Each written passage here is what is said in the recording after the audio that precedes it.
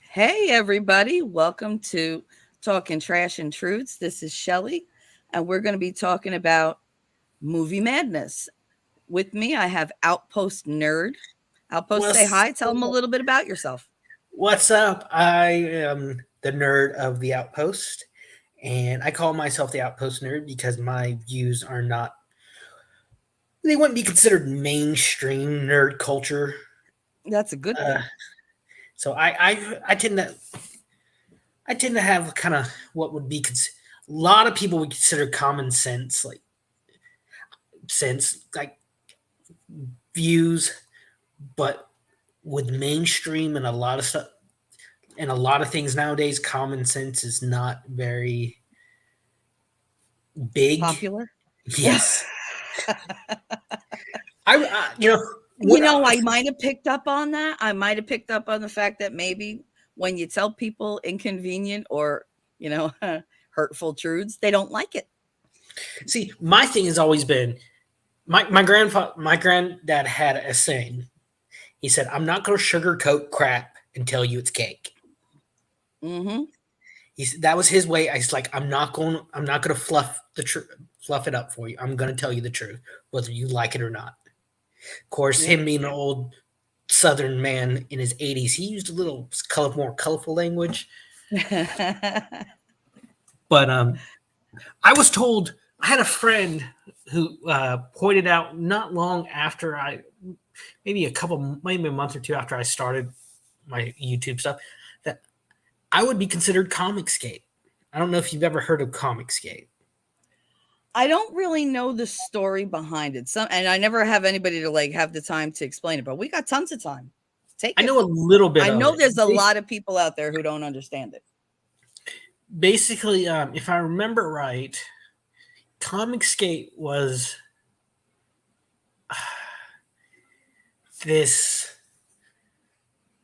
very liberal idea of the lack of representation in of women in video games. Okay. And it's like if you listen to like that Umbrella guy, Flash, Anna, that Star Wars girl, they're very big into equal representation of the genders in um, in Yes, something comics for and movies. everybody.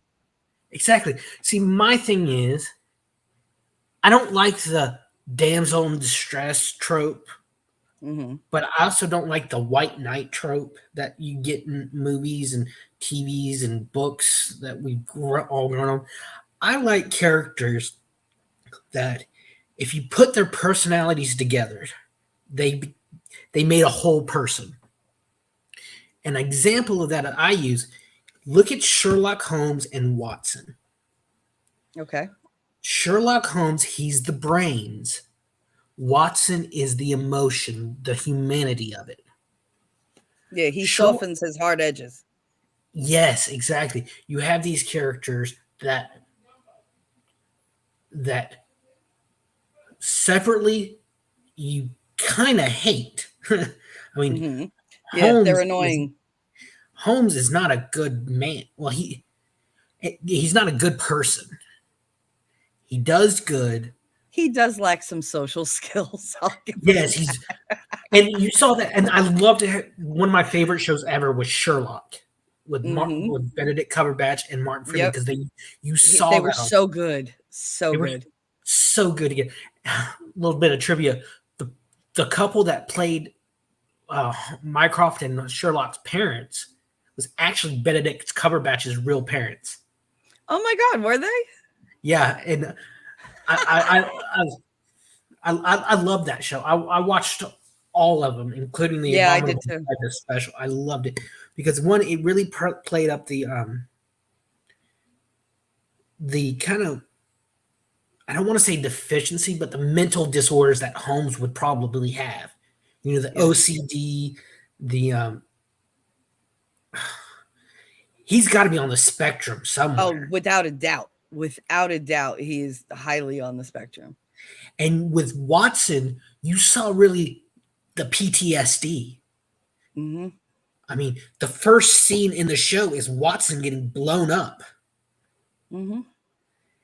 And But he's also a nurturer. Like he really like looks at Holmes and he's just like, oh come on, like all right, like all right, I just gotta have a little more patience with you. Like you could see him giving him Mhm. like shot after shot to do whatever, and I thought it was a But you really also good sorry, relationship go that ahead. they had. Hey But Daisy girl. and you No, also Daisy saw girl the said point hi. there. Oh, there she is. I see it now. Hey, what's up? Who y'all doing? We're Nobody talking right about now. Sherlock Holmes right now. But there were times too you saw Watson just like, I'm done. I'm fed up. It's like after I Hmm. think it was season 3, episode 1, when Holmes returns from the dead. You see, there's like 3 scenes of Watson just punching Holmes in the face. You saw him just Oh get my god. fed up with it, and I love Hmm. that because a real friend would be like, "I'm done. I'm not." But then, like, it's just it really he grounded Holmes, and Watson, and Holmes really brought out the best in Watson. Um, like I love there's the last scene of the series. Mary has been dead. She remember how she dies, and I think episode season Hmm. 3, episode 1. He gets a DVD from her, and she basically says, "Yo, you two, you're good men separate, but you're great together." And she's like, here we have the junkie who solves cases to get murder cases to get high, and the doctor who never came home from the war. Oh jeez. And it's such a great modern telling. And we've seen Hmm. Holmes and Watson in modern times before. I mean, Well, yeah, you had Robert Downey Jr. and modern times, not set in Pretty Boy. Victorian times. What's Pretty Boy's name? Jude Law. There you go. They were set in Victorian England. I'm talking about like Hmm. modern times. The closest that I know of that we got to modern times was during World War II. They really used Holmes as propaganda. Hmm. Basil Rathbone and Nigel Bruce played what back then was Holmes and Watson during World War II. And Hmm. I didn't know that. oh, I mean, that's it right. sounds like us. There was another version. Daisy just reminded me there was a series called Elementary. Oh, It was on, Elementary, my dear Watson. yeah, it was basically yeah, Lucy Liu played Joan Watson. Wasn't there one about like his niece or something? Something Holmes, Emily Holmes, or Amelia Nola Holmes? Holmes, and it There was you his go. little sister. Oh, there you Um, go. I knew there sh- was something that came out like 2 years ago. uh, very feminist. Didn't really care for it. It was I didn't watch it. It didn't Henry interest me at Cavill. all. Henry Cavill is Sherlock, Is he really? and he was a decent Holmes. He was a decent Holmes, uh, but I don't. I picture Sherlock a very specific way, and he's well, never not going to be the nerd. He's never because he's he's just very got that detail oriented, like mhm. anal retentive OCD quality about him. Well. That I also love that about him. Don't get me wrong, but I mean that's Holmes is. I've always quintessentially him. thought it very light, very thin, very Hmm. fast. Like Hmm. almost Like a Holmes ferret. was not just the Watson wasn't just the emotions, but also kind of the muscle. Yeah. Which was funny in their second, like in their choice in the little dude, because he always plays like, I mean, he played the fucking Hobbit for Christ's sake, but he's like tiny.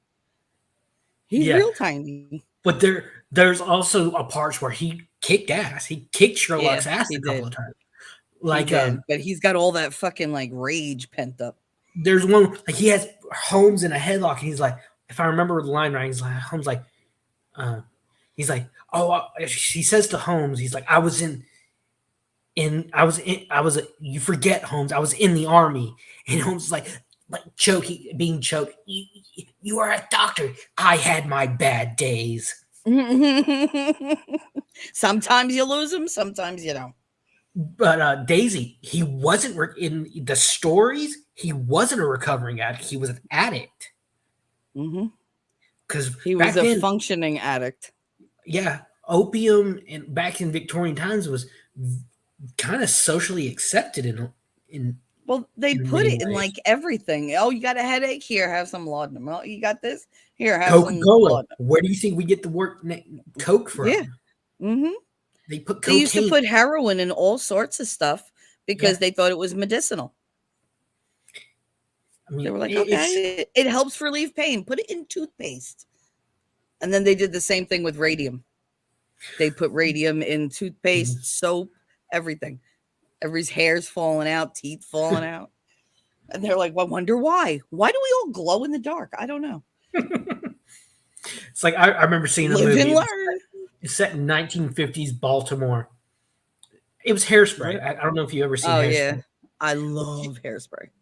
Both versions. John Waters' version and the musical. Like the Yeah, pop musical. I am a big theater buff. It's what I got my associates in. I love the Oh. theater.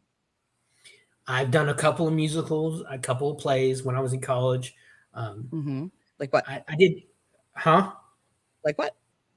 Cabaret. Mm. I was Max, Welcome in. Welcome the in. club Who are owner. you? The club owner. Oh. Basically, I was part of the choir, the background actors. I didn't have any speaking role, but "Tomorrow Belongs to Me." I sang that song. Aw. Um, I and love that movie. Liza Minnelli was amazing in that movie. I remember we had the way And do we you had know the that I stage didn't know? I Go ahead. that she was Judy Garland's daughter. Yeah. I didn't know that You didn't either. know that? I not for Yeah. years. And then And go like ahead. I Sorry, didn't see it. I saw it when I was younger with my mother, and they don't like look there's no alike. real like sex or whatever.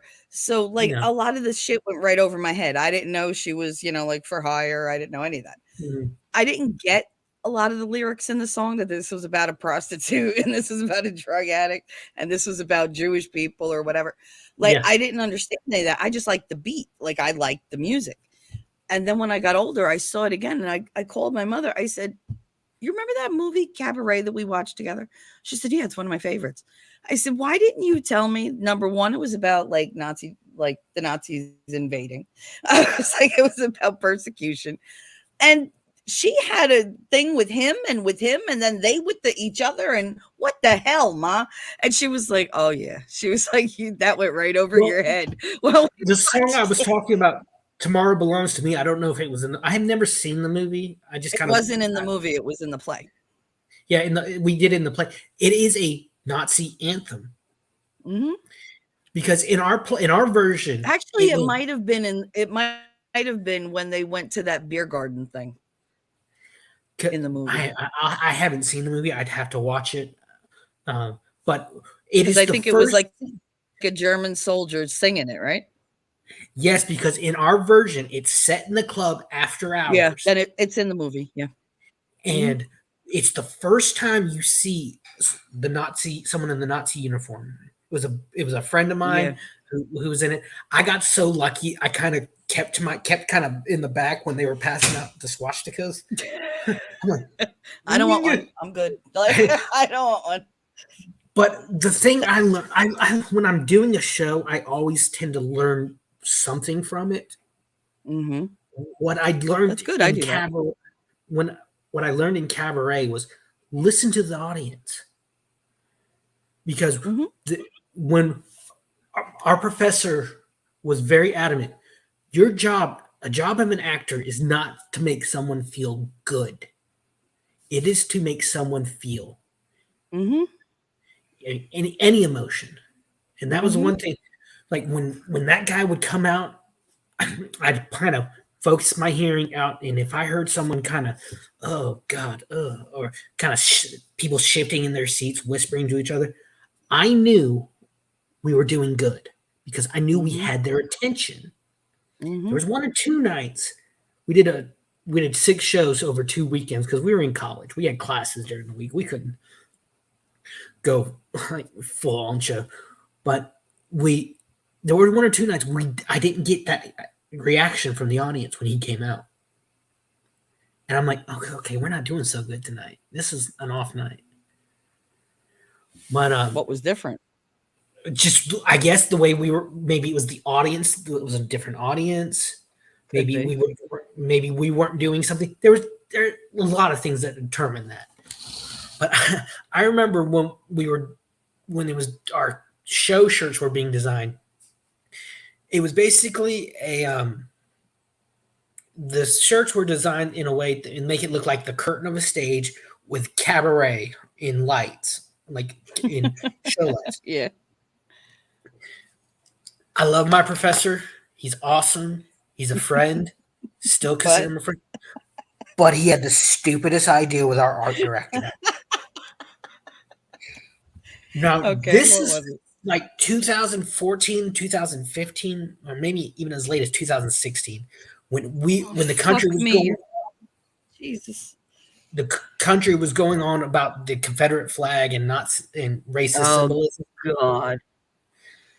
He wanted to put on our shirts a shadow, like a swastika. Yeah, that would have went over well. We all the cast we talked, we said no. I had to No. go to him in the office during school. I said, dude, if you put that on our shirts, no, we will not wear them. We will refuse to wear them. That's You too much. you will be putting our lives in danger. We know what means to the show. All of us, both sides of us, we know what it means. I could never wear this shirt, like going to the mall or anything. If you put that on there, Mm-hmm. you will be put. And to his credit, he's like, okay, I get you. We're not going to do that. So And it wasn't really necessary either because the no, audience, they would pick up on what was going on. They don't need to see that in their face. That's and too much for some people. Just seeing it is terrifying to some. well, Understandably. one of the best moments. It's something I witnessed during the show. Yeah, I wasn't part of this scene, but I was in the wings watching it. There's a scene where the main character, um, um, the guy is teaching the main German guy English in his Mhm. apartment. Well, the doorknob on the apartment door on our set piece just falls and cling clang clang clang clang. Of course it did. And during the scene, the German is trying to, hey, you don't need to live like this. If you work for us, if you smuggle for us, you'll be making a lot of money. And the line was, there's no need for you to live in such abject poverty. And the doorknob is just sitting on the stage. And our director said later, he's like, okay, I wonder how is he going to play this? How is he going to use this? What's going to happen? Is he going to just ignore it? But he's like, there's no need for you to. And he stops, looks around, picks up the doorknob, and hands it to guy. There's no need for you to live in such abject poverty. He used the doorknob having broken off the door to show his point of what the scene was trying to say, what he was trying to say in the scene. That's really, really good acting. And That's really good improvisation. Because that's powerful. That's a really good gesture to show, like, bring his point home. And it just blew my mind that because a lot of people when a lot of They'd actors ignore it. they go through the scene, they just kind of put themselves on autopilot. Yep. That's one thing I've struggled with personally in my acting is going through the scene, going into autopilot. Like my first show I ever did was a 14th century play called Tartuffe.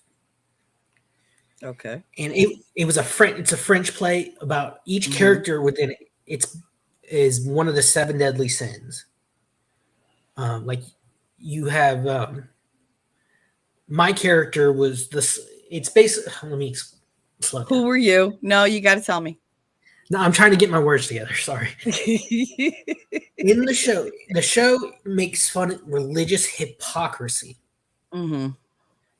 and the playwright almost got excommunicated from the church because they thought it was making fun of the church. I would have thought it Only would be making fun of the Pope because gluttony is like, hello, the man is the only covered in reason he gold. the only reason the church did not go after him. Guess who was his children's godfather? Who? King Louis of France. Oh, shit. So he had connections. But Who wrote that?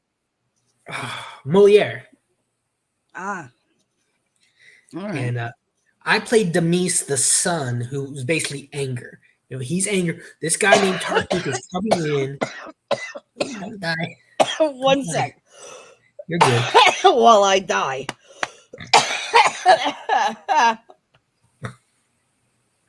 But Fucking weed. Anyway. hey, Frog. Frogman's in the.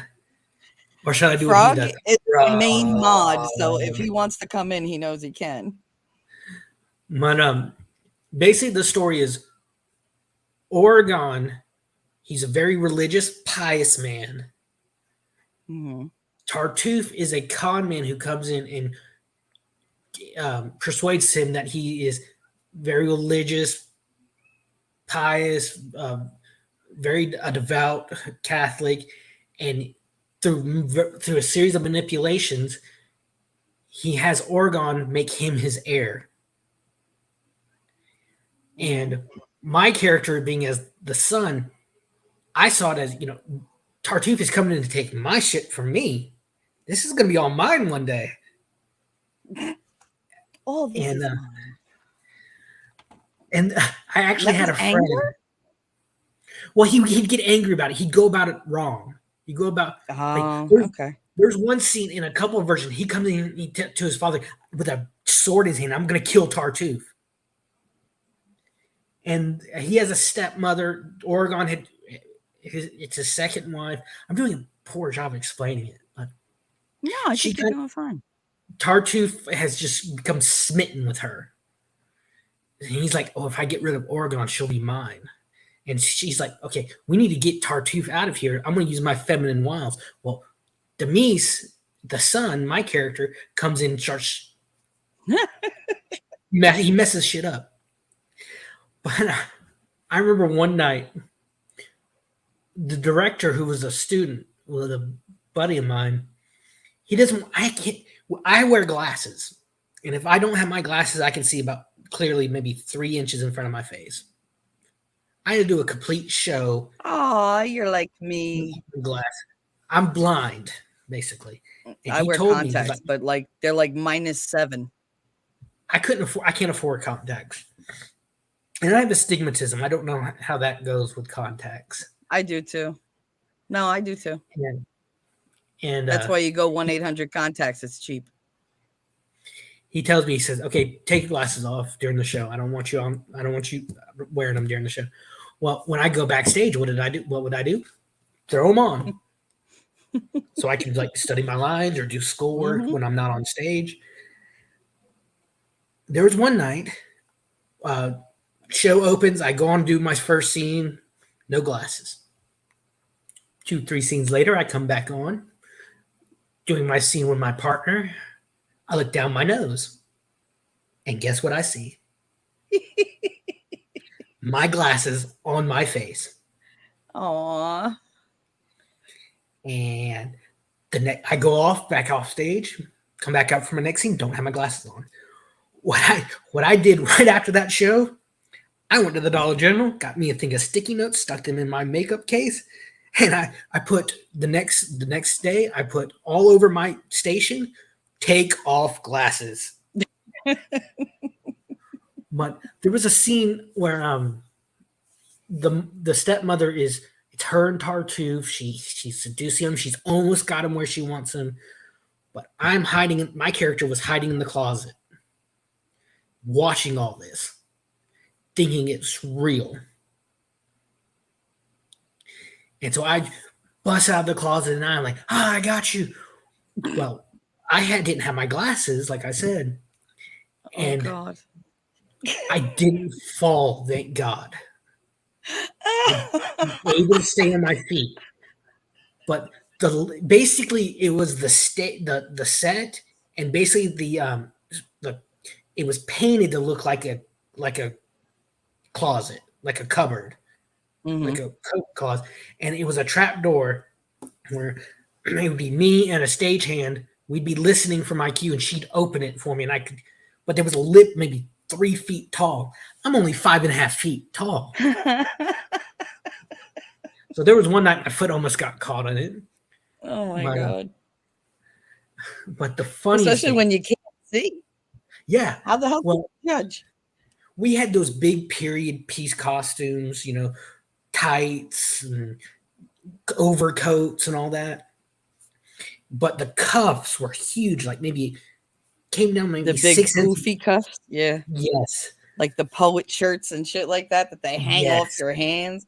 I'm like, how Well, did anybody ever get anything done wearing these? Because I used to wear them. We yeah. wore them. It was like what 1992. They were like really popular. Mm-mm. And I mean, we used to wear them with like these lacy vests and stuff. It was all very like piratey and whatever. But they used to get in my fucking way. I used to get them stuck on the gear shift. I'd get them stuck on a doorknob. I was like, Jesus. Because they'd be Well, all flowy and you don't think about your clothes being so far away from you. I'd catch it on fucking everything. you, I was like, oh. funny you mentioned catching it on things. There's one near the end of the play. My character finally goes in and talks to his father, and his father just is being stubborn and stupid, runs him out of the house. He's like, "I've disinherited you. Get out." Well, we had a pair of they were kind of like French doors, but Mm-hmm. they were just the doorknobs were on there. You just pulled. You didn't twist. They were just for show. Mm-hmm. I opened it and I go to run out, not realizing the doorknob is caught in my sleeve. Oh, jeez. So I run out and I would run off full stage. My thought was, if you're gonna do something, actually do it. Don't Yeah. act like you're doing it. Do it. Mm-hmm. Mm-hmm. And I feel my arms start lurching back, and I'm able to just kind of flick my arm enough to get the doorknob out of my sleeve. But I almost, Mm-hmm. if wouldn't have done that, I would have You would fallen have flat. taken down the whole set. I would have been on my back halfway off on stage. Listen, there's nothing worse or funnier than when somebody's like really into their thing and they just walk right off the edge of the stage. No, that is not funny. That is We my biggest fear when I'm doing a fucking show, hilarious. because at my college, the orchestra pit is Yeah, about no, the bitch when she fell, I think it was like the string section. She fell right on them. I was just that is like, my oh my biggest fear. Like, there was one morning I would have classes god. on the stage during the day. Learn your And marks, damn it. pretty much, yeah. Yeah. Oh, there was and our stage had two things of stairs going up on the side, Mm-hmm. and it's early morning, like 7, 8 o'clock in the morning that day. Everyone's just getting there, just going. I had to go put something back in the toolbox backstage, and we just had the ghost light is on. So I go walking down, and I don't know how, but my foot. I'm on the top step. It's about 5 steps, so it's a good Mm-hmm. 3 or 4 feet of concrete steps. I don't know Oh. why. I take that first step, go to take my second, and my foot just whoop right out from under me. Oh god. And I just boom, boom, boom, boom, boom, boom down the steps, dominoes down the steps, Oh and Jesus. On your ass the whole way? the whole way. And God, my tailbone hurt. Oh yeah. But you're lucky it was your back and not your face. Oh yeah, yeah. Um, that's one thing that our professor was good at drilling. He's like, when you're working on a stage and someone said heads up, it Mm-hmm. doesn't matter what you're You doing. better snap You your head up. you stop where you're going and you look up. Yep. Because you could get hit with anything. I mean, I've seen so many accidents because I mean, I used to decorate the stage at the school for like graduations and stuff. mhm, So I mean, I've seen so many things. Like I'm like, I need rope. What for?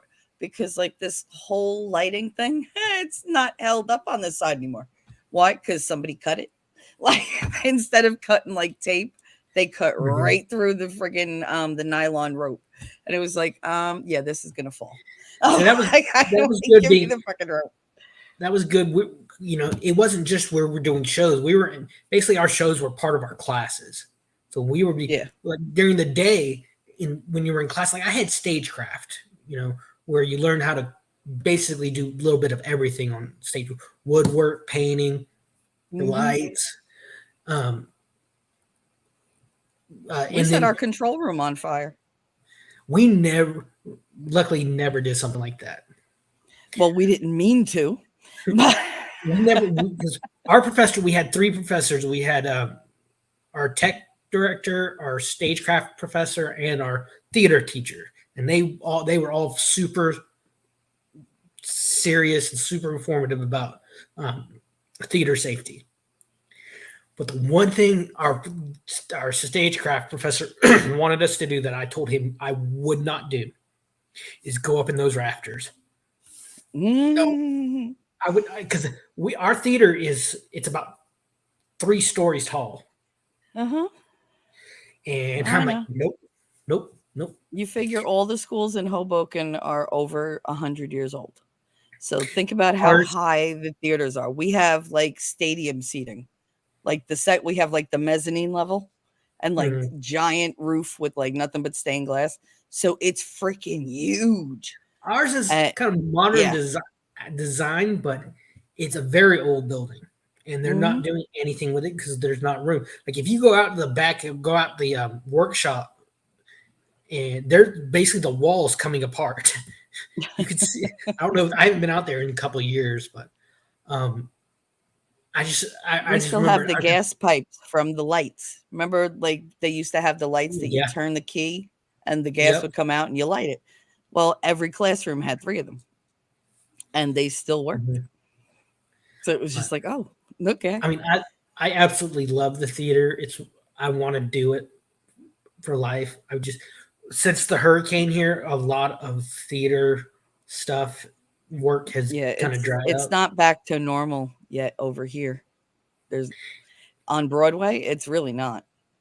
Like Well, you can feel just how slow it's coming back. no, but you got to realize my town was kind of hit. We had it, and I don't say this to belittle what other people have gone through, but my community, we went through a Category 5 hurricane. Oh yeah, Less than no, a I year know. later, then the pandemic hits. Mhm. We had it doubly as bad. I mean, where I'm I sitting know. right now, I've shared this before. Where I'm sitting right now, there was no roof. The roof was collapsed. Where I'm sitting right now, during that storm, we tried to ride it out. We like everyone else. You Floridians are always like hurricane party. Well, no, that's because we tried to ride out Michael because that morning it was still a Category 3. It didn't. It basically became a Category 5, and then 30 minutes later made landfall. Oh, jeez. No one, everyone was, including the weather service, the local meteorologist, they had no clue that it was going to be as bad as it was. Shelly, I saw train cars thrown clear across the highway. Dear God. I saw a tree miss my house by literal inches. I was standing in our den, and we have our den, our basically our back house, the back wall of our house is those double pane storm windows. Hmm. I'm standing there, and all of a sudden the wind starts picking up, and there's a piece of wood, like a tree, maybe 4 or 5 inches around, 6 inches to a foot in length, sharp, looked like it'd been broken off, come Hmm. straight at me. Oh my God. And if that glass hadn't hold, I would have been in deep shit. Yeah. after going through like so many different things that are like life threatening over the last couple of years, at this point, I feel like we shouldn't be afraid of friggin' anything. We've survived so many things that like set out to kill us. And Oh here yeah. we all are. It's like So it's what's like, that? what's left to be afraid of? There's a meme like that says it's like eight. It says '80s kids. By the time we were 20, we'd gone through how many apocalypses? Mm-hmm. Yep. I mean, and you know what? People like, why don't you move? Well, everywhere has problems. Yeah, like this is a global problem. All the problems have become global. Whether it's first world, third world, what it doesn't matter. It's going to affect everybody. Well, in So my town, what's the point of saying, yeah. "Oh, you're over in America, you don't know. Oh, you're in Europe, you don't know." No, we're all affected. Well, I remember a few months after the hurricane. I cannot remember which politician this was. They were discussing in my town. We have one a major Air Force base. Basically, the Raptor program. It's the training base for the Raptor program in the Air Force. Mm-hmm. I think it's the Raptor. I don't know, but basically, it's the reason you have so many Air Force bases along the coastlines. Mm-hmm. Look at look at the great playground you have out there, and the Gulf, or the Mm-hmm. ocean, or the Mm-hmm. desert.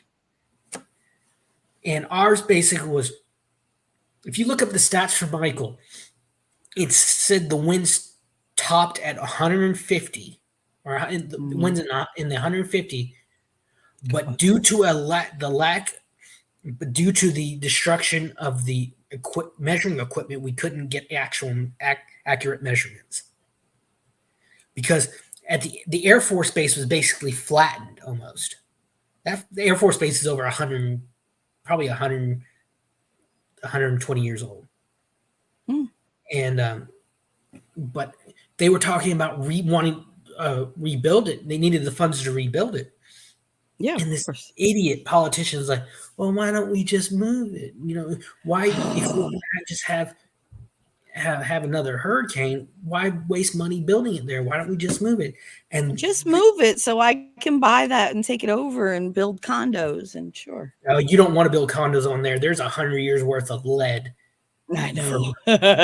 there's a school out there that You basically know there's like active grenades and mines out there. well, there's a highway that when one of the highways that lead out of the city, you have the Air Force base on both sides, and it literally says under penalty of federal law, there is no stopping from this point, and then there's another certain point like 5-10 miles down the road.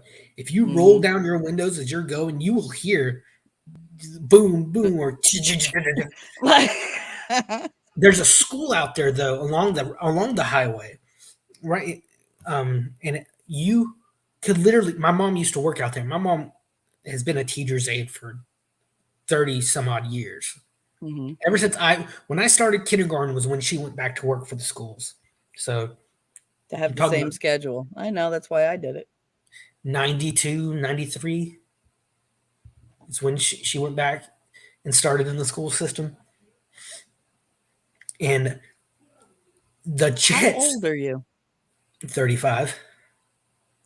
You're 35? Yeah. Why did What do I you think? think you were like 23? God, I wish I was 23. Yeah, I hear that. Oh no, listen to this. Off topic. I was in a theater class one day, and I was We're still 29 at not the on time. topic. But go ahead. See, this is my kind of show. I just love talking about shit. Yeah, me too. Me We were too. like, I was 29. I made the mistake of going. I graduated in '06, going straight out to college. Mhm. Some personal issues and just not being mature enough for the schools for college. You know, basically, my grandmother, who worked at our college for years, who I was extremely close to, she passed away my first semester, and I didn't want to be out there. Just Oh. I didn't care. So I decided after about 2 years out Mhm. there, just screwing around, wasting my parents' money, which I regret to this day. Mhm. I went out and worked for about 5 or 6 years, and then about 28, when I could get financial aid, when I was old enough for financial aid, I was able to go back, and I went back. I started in music, and music program sucked. It was horrible. I had professors later. There is no topic basically cool for all. But I was like, I'm not gonna say nothing till he sees it. I'm not gonna say I nothing saw it till pop he up. sees it. But it's a southern thing. We just talk and talk and talk. But basically Well, we were I'm sitting there. Italian, so that's what we do. I'm in class at 29 with 18, 19-year-olds. Hmm. And we were talking about our astrological signs. We're just class hitting started. We were just hanging out. And it was the first time I ever said I'm about to turn 30 out loud. Oh God. And I was like, yeah, I'm about to turn 30. Oh my God. And it literally Hmm. stopped me dead in my tracks. And I had to compose myself. Hmm. And then you hear literally in an instant, right after, like not even a second later, this is how quick this guy is. You Hmm. hear across the room a guy I was in class with. He looks at me and says, "Time to go dig a grave." I'm like, but I mean, just I mean, if you listen to Darth, I'm 700. He tells everybody that. He's like, "Oh, Shelly's so old. She's like 700." Hmm. I look really good for my age. And not for nothing, but I can still fit into the same pair of earrings I wore in high school. but I mean, just going to college in like '06 and '07 compared to like 2014, 2015, Hmm. it was just night and day. Oh yeah, I know. I mean, I could every time I had to walk on eggshells. Yep. I didn't fit in my first time that I went to college. I went for a year. I was No, this was completely the second miserable. time I I went was out to always college. depressed. Yeah, no, the My second time that I went, I did it from home while I worked and raised 2 kids by myself. Mhm. And I had to do that for 3 years. And I graduated. I got my degree in early childhood education with a minor in child development, 4.0, magna cum laude. So it was like, See, or was when it I summa went cum laude? It might have been when I summa cum laude. when I went back, I went for a criminal I forget. justice degree, and it was Oh fine. God, I was that's what my enjoying best it, friend got. Yeah. but my counselor looked at me and says, "Hey, you need an elective. How about understanding theater?" So I'm like, "Okay," because my He first sniffed time, you out. well, my first time when I was out there in '06 or '07, I took like a Hmm. film appreciation class. It was basically we'd go to the theater lab, watch a movie, and our professor, while while our professor was grading papers in the corner, and we'd be watching the movie, and then he'd assign a topic like, and we'd write about the movie based on that topic. Like the only one I can Okay. remember is Crouching Tiger, Hidden Dragon, and its use of special effects. But that professor was my theater professor years later, and when I told him I had taken that class, he looked at me. He's like, "How long have you been out here?" I said, "Dude, He's like, I'm sorry, is your name Van Wilder? How many degrees do you have? I said to him, I said, I took like 6 or 7 years off." He's like, "That makes sense." Because Oh, that was I like get his that now. first Okay. year as a professor at the college was when he did that class. Hmm. But I just remember I take the class, really enjoyed it, had a lot of fun, really enthusiastic, and it was the same professor. You know, he taught all the theater classes basically, one professor for like 5 or 6 classes. And I remember one day no one's answering, so I just raised my hand. He's like, "Dude, shut up, put your hand down." And it really pissed me off. And I went to him. I said, "Don't talk to me like that in front of class." He's like, "I understand." He's like, "I'm sorry. I need you to back off a little bit. I need to get the others involved. You're just he was basically saying I was doing too much and other students weren't weren't participating. I Mm-hmm. said, that makes sense. I said, don't talk to me like that. It was, but then I'm like taking the class. This was a springs class, so I'd take the summer off to work. Mm-hmm. I'm like, I wonder if financial aid will let me take acting one. And I took acting one. Halfway through the class, I go to the professor. I'm like, what do I need to do to change my major? He's like, sign this. And Mm-hmm. my thing was, Shelly, I was starving to learn. Mm-hmm. That's how I always said, because I'm dealing with kids. Now, to me, they were kids. Like I said, Mm-hmm. 18, 19-year-old, fresh out of high school, who had been doing this 3 or 4 years already. And some had been doing it since they were babies. Oh yeah. Acting. Oh yeah. They start the theater kids early. See, I was a band nerd. I was in band in school. I was in Um, choir.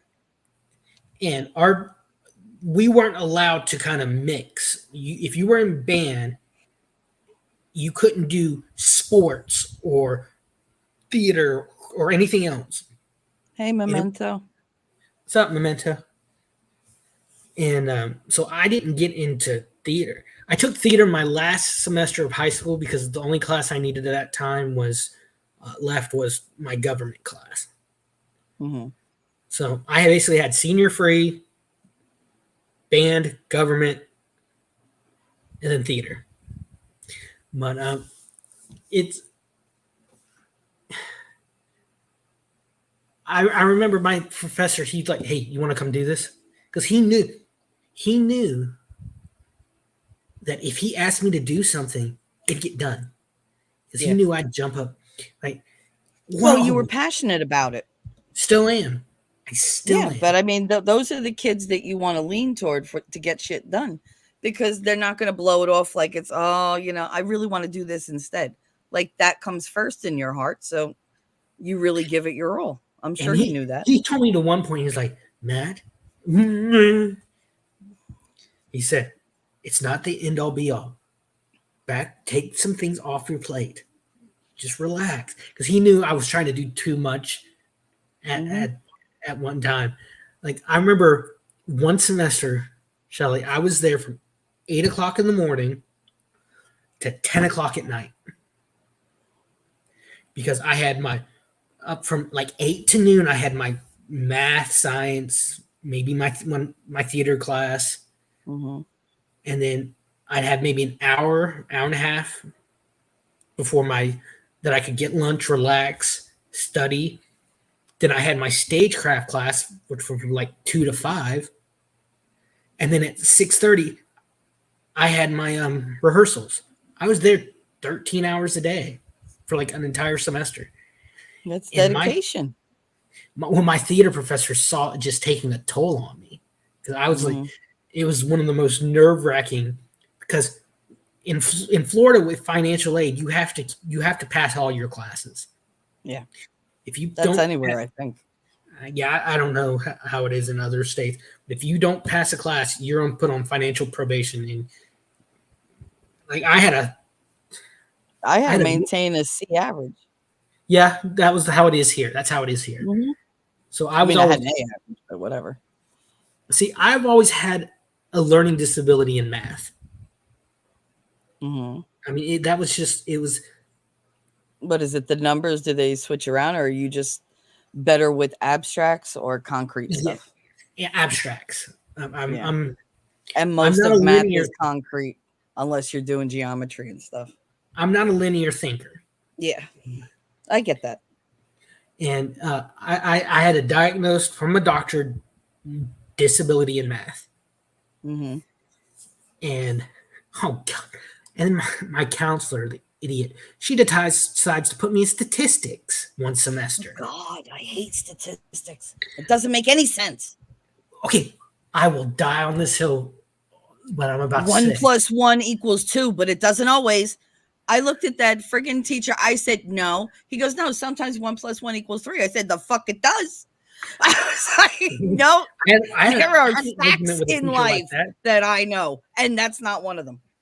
Like, I I will die on this hill. I will always say this as long as I live. Statistics is more like an English or a language. You're taking the kind of statistics we were studying. You're taking of information in one form and translating it to another.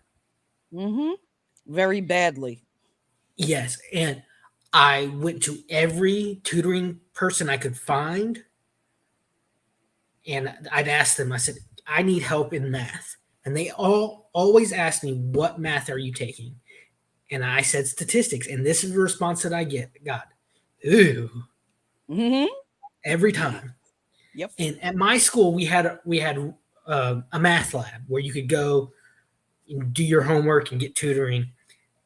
I Yeah, they're would always the upper kids, well, no, these were like the actually TAs were tutoring there. teachers who would Yeah, be like in there, TAs would be there and everything. and I would always go to my professor. I ended up failing the class,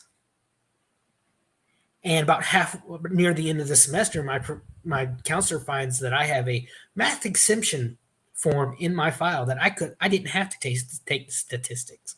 I could have taken something else. So I failed the Great. class, and of course, financial aids, like the alarms start going off there. Mm-hmm. I was so grateful. I got a letter from my professor telling the not probation, um, financial aid office. He was in my office. He was in the tutoring lab. He worked his butt off. And my counselor, she actually went with me to the meeting and said, "This was my fault. He should never have been in that class."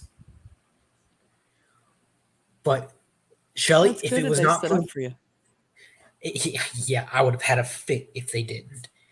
I if it was not for the reading, we also had a reading and writing lab, which I'd go do English, my English stuff.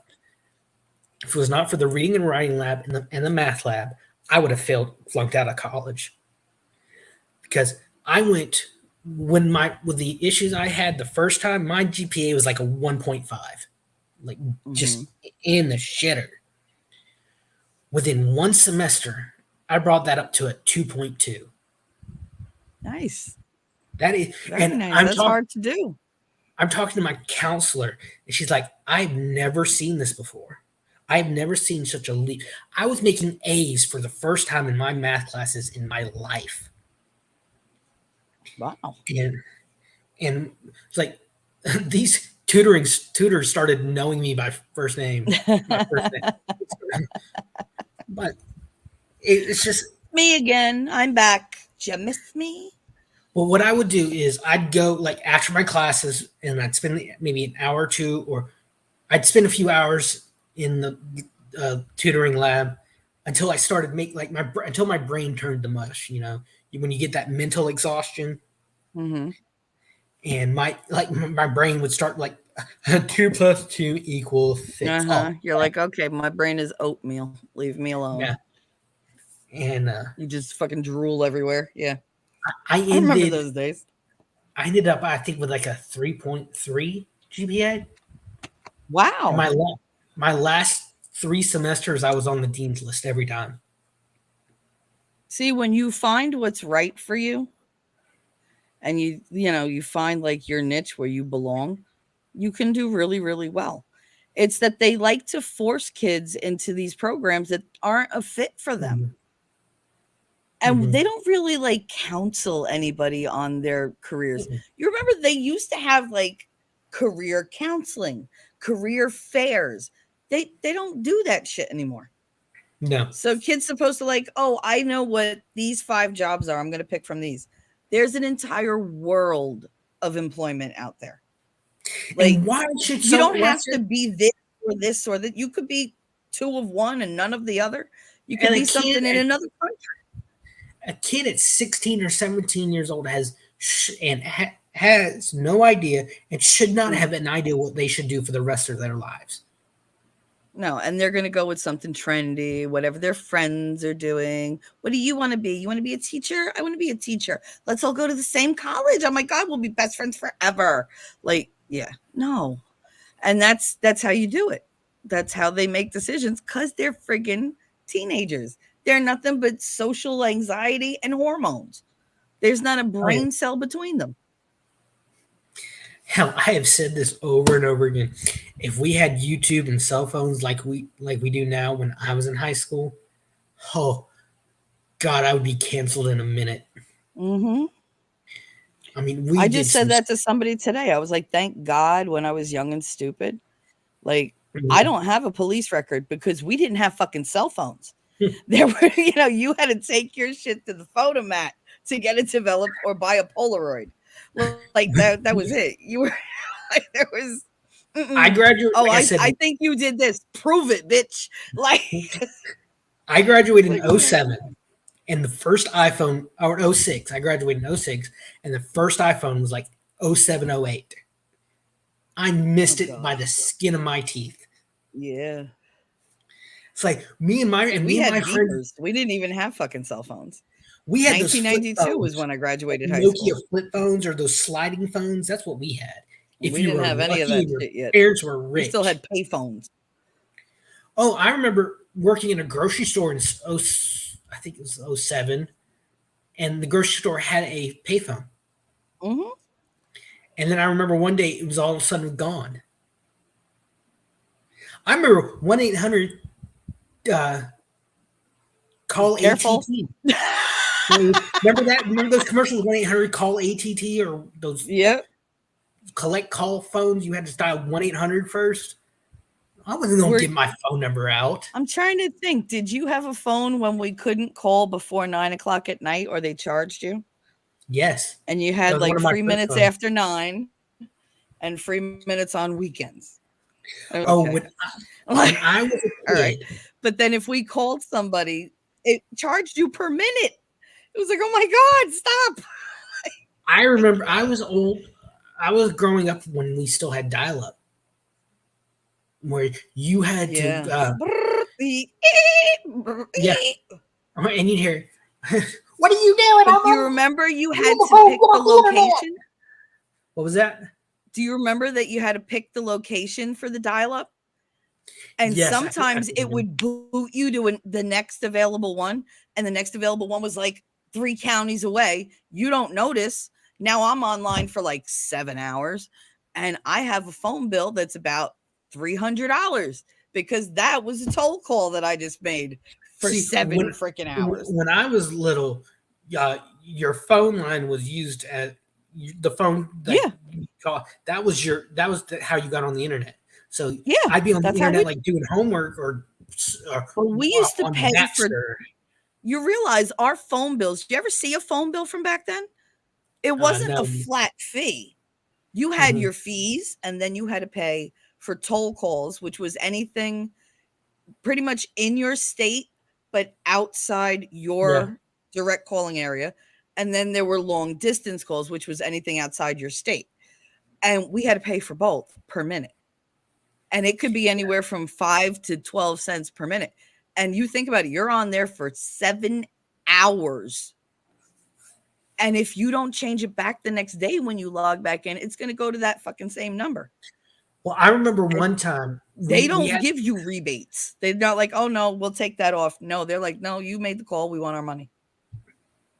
Okay. I remember one time we still, this was early 2000s. We still had dial up internet, phone line connected to the phone line. When we had a Mm-hmm. storm come through and the uh, the line gets struck by lightning and it's fried, so we didn't have a phone and we didn't have internet.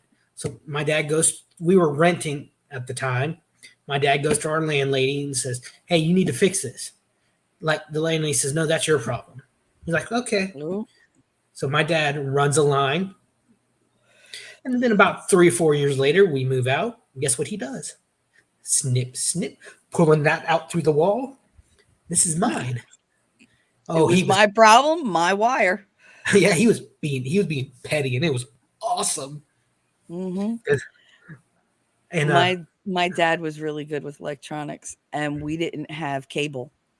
And my grandmother was like, I'm not paying for cable. It's too expensive, blah, blah, blah. My father, one day, he just disappears. He goes in the backyard, and I'm like, why is he on the roof? Because he was on the roof of like the mud room that we had in the back. And my mother's like, I don't know what he's doing. I was like, he's got tools. I don't know what he's doing. He spliced into the frigging cable of the people like that lived on the opposite side of the same block. Like they were like around the corner. So like their backyard faced our backyard. And so we got Yeah. free cable for like 6 or 7 years. It was like and we had it in every freaking room. It was like they were like, "Oh my god, you have all these cables." He was like, "Yep," because he'd go to Radio Shack and buy the cable box and just hook it up. Be Things like, were, "Okay."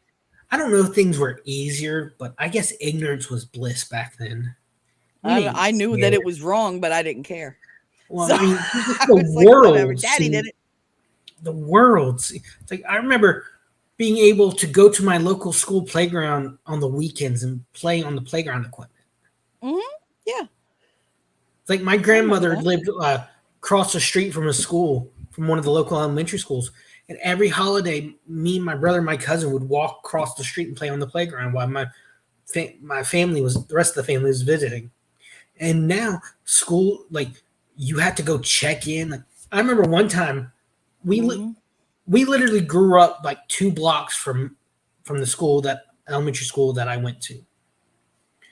Uh, and my mom, everyone knew her. They knew her. She was in the system. She worked in the system. I was a little shithead as a kid, so she was up there every other week in the office. Everyone knew her. So my brother and his friends are riding their bikes, and they had some dirt piles, and they decided to go take their bikes off the dirt pile on the school ground. Oh god. Yeah, The, BMX, why not? the music teacher calls the cops. She sees them Oh and calls the cops. Christ. And my mom comes walking up, and her jaw hits the floor. She's like, "Oh my god! If I knew it was your son, I would never have called. I would have called you." My mom looks at her, just pissed as hell. She's like, "You shouldn't have called anyway." Yeah, nobody was getting hurt. What the hell? But now, like schools are prisons almost. Yep, they really, really are. They really And are. mm, that would be getting another topic we don't need to get into. But it's just like What'd everything Memento is. say? Wait, what did he say? Remember He said, the "Remember the mo- modem that you set the phone receiver onto?" Oh God, that was. It God, was I'm like, having wait, I have to switch. Click, click, click, click. like Okay, I'm man, dialing in. It's like, okay. I'm having like Vietnam flashbacks for this. Jesus. I just remember sitting in front of that goddamn screen, going, "Just sign in." And then you sign it, and And it's then just it like, would start over, and I'm like, "Fuck! Oh, really? Like, come on!" oh yeah. And it See, was always when the chat got interesting. I was in middle school and high school I was in 7th grade in the year 2000. So things were changing. The internet was becoming. It was getting to the beginnings of what it is now. Mm-hmm. But we go outside. We ride our bikes. Now, you know how our social media was sticking our heads out the front door and screaming. Yeah, pretty much. Like I remember, and all the kids would come to my house because we had a trampoline, and on Get that energy out. our street there, we had trees in our front of our house, and the house across the street that also had trees. So it was a canopy right in front of our house. Mm-hmm. Like you had hot summer Nice and heat. shady. Yeah, Yeah, and we play under I there. know. We I grew climb up up the down the peak of the shore, so tree. I know. I know the value of a tree. Believe me. And it was funny after the storm. This house that I grew up in was just about a few blocks from my grandmother's house I was talking about a minute ago. Well, after the storm, we had to move into that house. When my grandmother Mm-hmm. died, my mom inherited it. So one day I'm like, I'm going for a walk. And I start walking through our neighborhood. And I remember just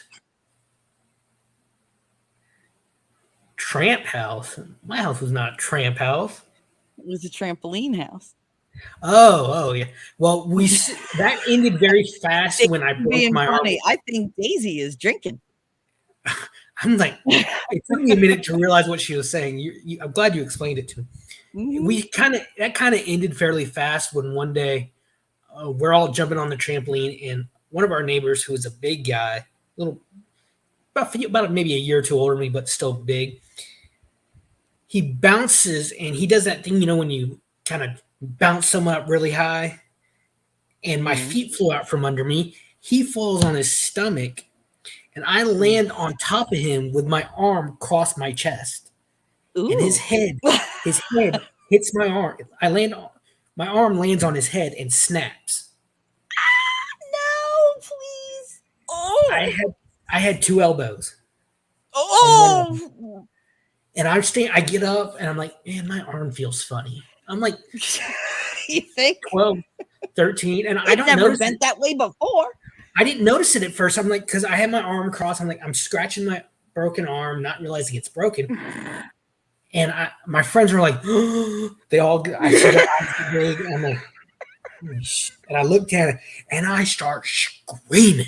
Yep. That's the proper reaction. And my mom, she would sometimes, like, we'd be too rowdy and she'd come out the back door and, like, hey, you kids, be quick, keep it down. And she comes out and she's about to say, shut up, you got kids, you need to keep it down. She sees my arm and starts freaking the hell out. Mm-hmm. Oh my God, get my keys, get my keys, get my That's keys, what she get said. my She purse, get throws me my in the purse. car, and I'm sitting there in the passenger seat, cradling my arm, and she's just patting my leg, not It's realizing okay.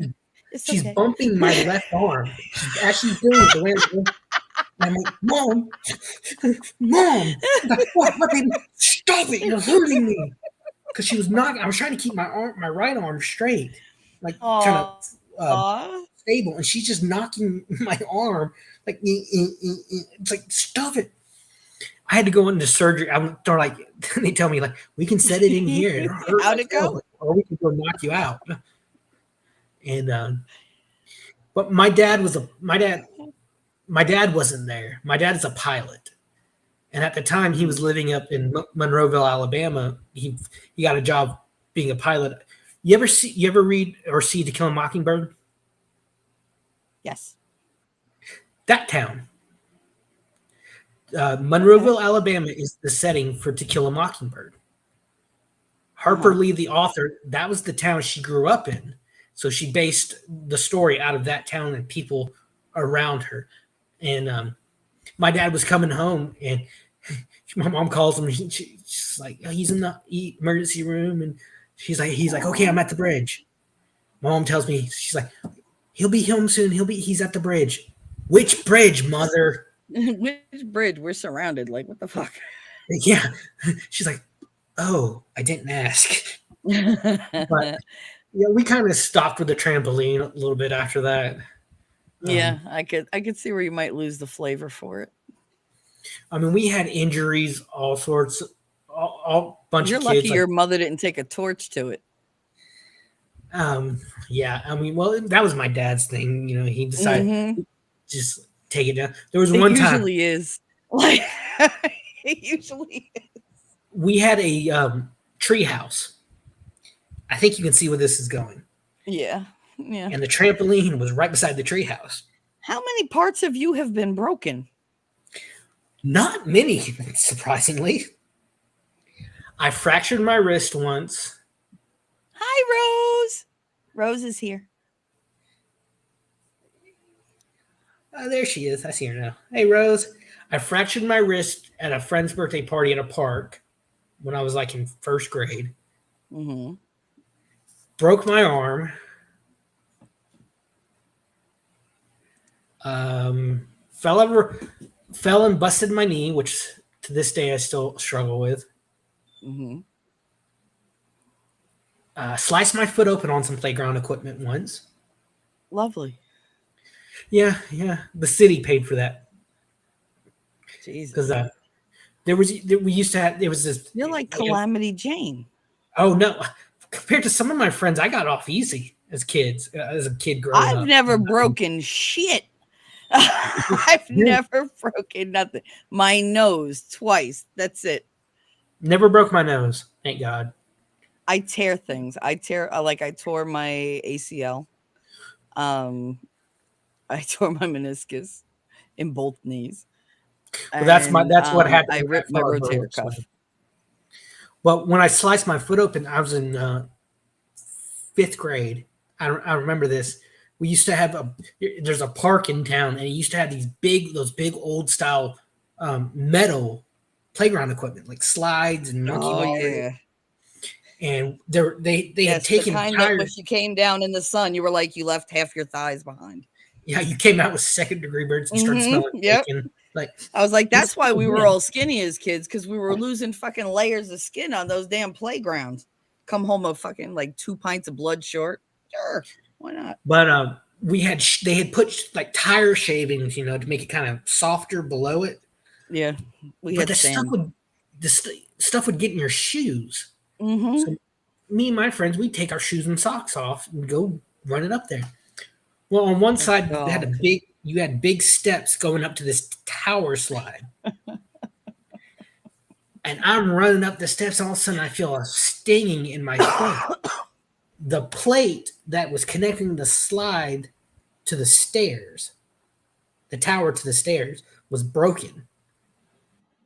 And like the ball of your foot were like right below your like big toe and the 2 or 3 beside it was just sliced open. And I start screaming, and luckily right beside the That's your go-to, ain't it, honey? right, Injured. this one actually hurt. I felt this one. I didn't feel Yeah, the I'm arm sure you did. Cuts until are I a whole looked animal. But there was a girls' club right there beside the park. That the doors literally to the girls' club opened to the park, and it was a weekday afternoon. So the girls' club and the counselors, the girls were out there playing, and we were just playing with them, just some neighborhood boys. And the counselor saw and actually took me in, called my mom, and cleaned my wound. The city paid for everything, all my medical bills. My mom's like, they knew they had to, but yeah, because it's really faulty equipment. only had 3. I don't get sick or hurt that often. Even as a kid, I didn't. Well, I was always sick as a kid. My asthma was always working its way up. I always had bronchitis. I had pneumonia. But it never stopped me. I did whatever I wanted. I had pneumonia a few years ago, which, that was a horrible month. Don't you felt like you were going to die, right? Well, I could for the entire month. I had to sleep sitting up on the couch. I Mm-hmm. couldn't lay down. Yep. Because it felt like right in my sternum was a rock. Yep. And every time I laid down, I would choke. Mm-hmm. So it felt like I was drowning every time I laid down. Yeah. So one day I'm home alone and I start, and I couldn't breathe. I couldn't talk. We're still talking about pneumonia, right?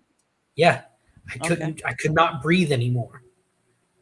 I think pneumonia. They said it borderline got life-threatening when I went to the emergency. Oh yeah, no, pneumonia can kill you quick. People have pneumonia that never show any symptoms. They call it walking pneumonia. You just feel kind of tired and achy, but you don't get a fever, you don't get congestion, and then you go to sleep and you don't wake up. So it's like, oh, okay. I'm home alone. My mom's out of town with a friend. My dad's off flying. Outpost makes me sing the Scream intro from Another Brick in the Wall in my head. What? I don't know that song, Daisy. I don't either. But I called my mom. I'm like, Daisy is mysterious and knows many, many things. So. I said, I tell her, I gotta go. And I can barely whisper at this point. I said, I'm going to the emergency room. I can't put it off any longer. Mm-hmm. And I go in, and like I said, this is the January after the hurricane. So everything's still being rebuilt. The rebuilding is still being cleaned up, I should say. You had probably like skeleton crews and buildings, like temporary buildings. Yeah. The emergency room was, they had in the waiting room beds in the waiting room. And I'm thinking I'm going to be there for like an hour. I tell the lady, and boom, I'm right back in the emergency room. They tell me that they said, you're dehydrated. We're going to give you some fluids. We're going to give you something for the pneumonia, but you're lucky you came in when you did. Mm-hmm. $18,000 for that visit. Oh, oh no. I So, made the college take me to the fucking hospital. I went to well, the medical office on campus and they were like, "We can't help you." I said, "Well, you better call an ambulance then cuz I can't go nowhere." And they were like, "Oh, I was fine." lucky. Cuz they I knew was they very were lucky. stuck for the bill. Yeah, I was very lucky, Shelly. A few months later, I'm working with a collection agency trying to get a payment plan done. And all of a sudden, I get a letter saying, your bill is completely paid. Oh shit. And an anonymous charity has come in and paid what they were paying Hurricane Michael victim medical bills. Aw, I was that's lucky I got fantastic. this one I did. Yeah, cuz But, that's a hole you can't really dig out of at yeah, that age. I mean, It for sucks to me, start life off in a hole. for me to go to the emergency room, that was serious. I don't do Yeah, that stuff because one, I I can't don't afford either. it. But I just don't like it. I hate hospitals. Everybody I know goes to a hospital and dies. And yeah, I've died already twice in a fucking hospital. I'm done. I don't want to do it again. Like, yeah, I really don't. I've never had anything like that happen to me. But just it's like my when my grandmother passed away, I just remember I can picture everything of that moment in the hospital clear as day. Yeah. She'd been sick. We'd been waiting for about a week at this point, literally almost a week to the minute. She'd had some health issues. She went to the doctor. Her feet were swollen. They said, "Hey, we're gonna put you in the hospital. Figure out this right now." That was like in May, and then in October she was gone. Yeah. So she'd gone into a rehab center, and something happened. We think she had a stroke, and then literally a week later, to the minute. And when I say that, I literally mean maybe 30, 45 minutes. It would have been exactly a Oh week. no, I believe in that. There's a lot of like, cyclical things that go on. But the doctors kept the Numbers are entire week. important. Like she went in on a Saturday morning, and then Hmm. October 13th at 11:45 she died. Okay. The doctors kept saying she's going to go any minute now. Say your goodbyes. Okay, Tuesday the doctor comes to my mom and my aunt. I was like, he's like, I have no idea why she's waiting. I think They it was always have a because reason. she wanted to give everyone a chance to say goodbye. Yeah. It was because that weekend her little brother was at the Talladega races, and we couldn't get up with him until Monday. Hmm.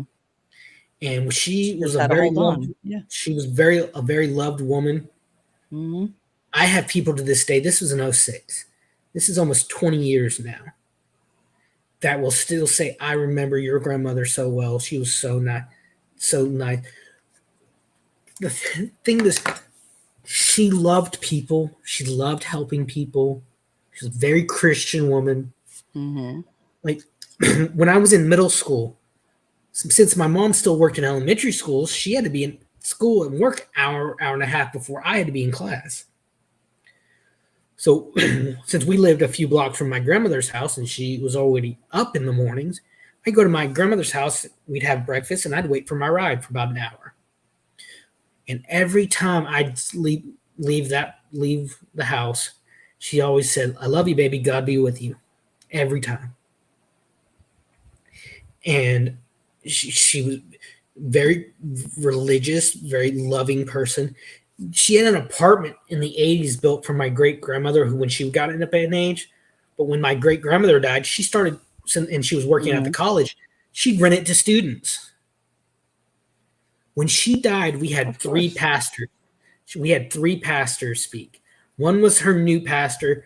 Two was the Oh. assistant pastor who she'd known for years, and the third one, we're not we're Baptist. We're not Presbyterian. Was the Presbyterian pastor who was a student who lived in the apartment in the '90s, and we had the whole And you funeral home. remembered her. Yeah. Oh, everyone. We had. I'd tell people at the college. I could go out now and tell people at the college who my grandmother was, and they'd be like, "Her? I remember her."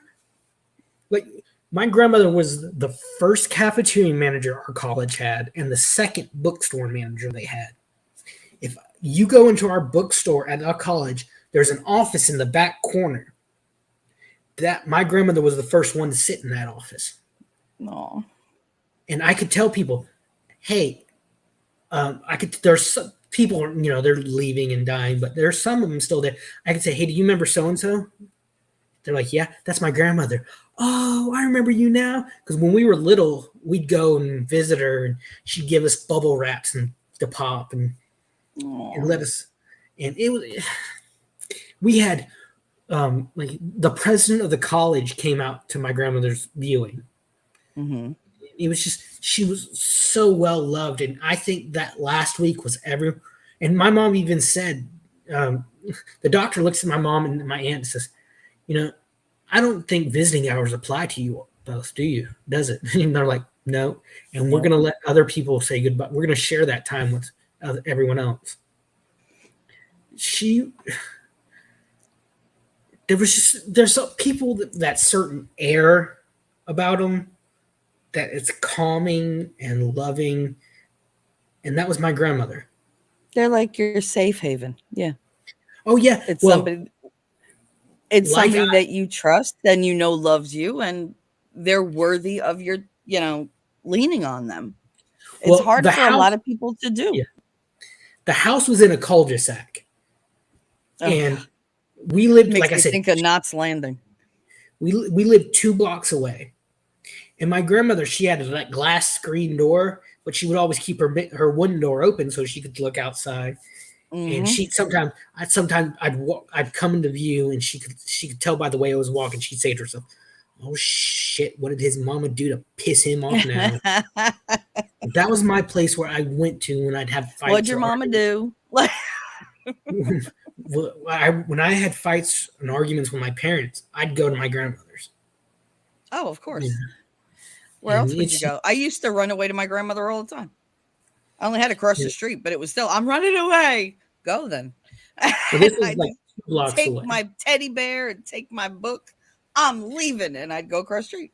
I'm going home. I'm going to grandma's. There's not a day. There was one time someone at the church I used to go to just pissed me off, so I left the church. Mm-hmm. And this was literally like a day before Hurricane Michael hit. I'm in the grocery store getting stuff. I walk in and I see this person in the checkouts, and this person like waving at me, "Hey, how's it going?" And I'm like, I think to myself, "Are you crazy? Talk to you." And I'm walking through the aisles like 2 minutes later, and I literally, Shelly, I literally heard my grandmother's voice like she was standing right beside my ear. She says, "Don't you do it." She's like, "That is not very Christian-like." And I say out loud, I'm like, "Yes, ma'am." And I just leave my cart there. And run out. And I'm like, "Hey," and we start talking. He's like, "Oh, I thought you didn't see me." I'm like, "Well, honestly, after everything that happened, I didn't want to talk to you." And I don't understand. We ended up talking for like 30, 45 minutes and had a great conversation. See? But when you have forgiveness in your heart. But there are some people some people just, they have such an impact on your lives.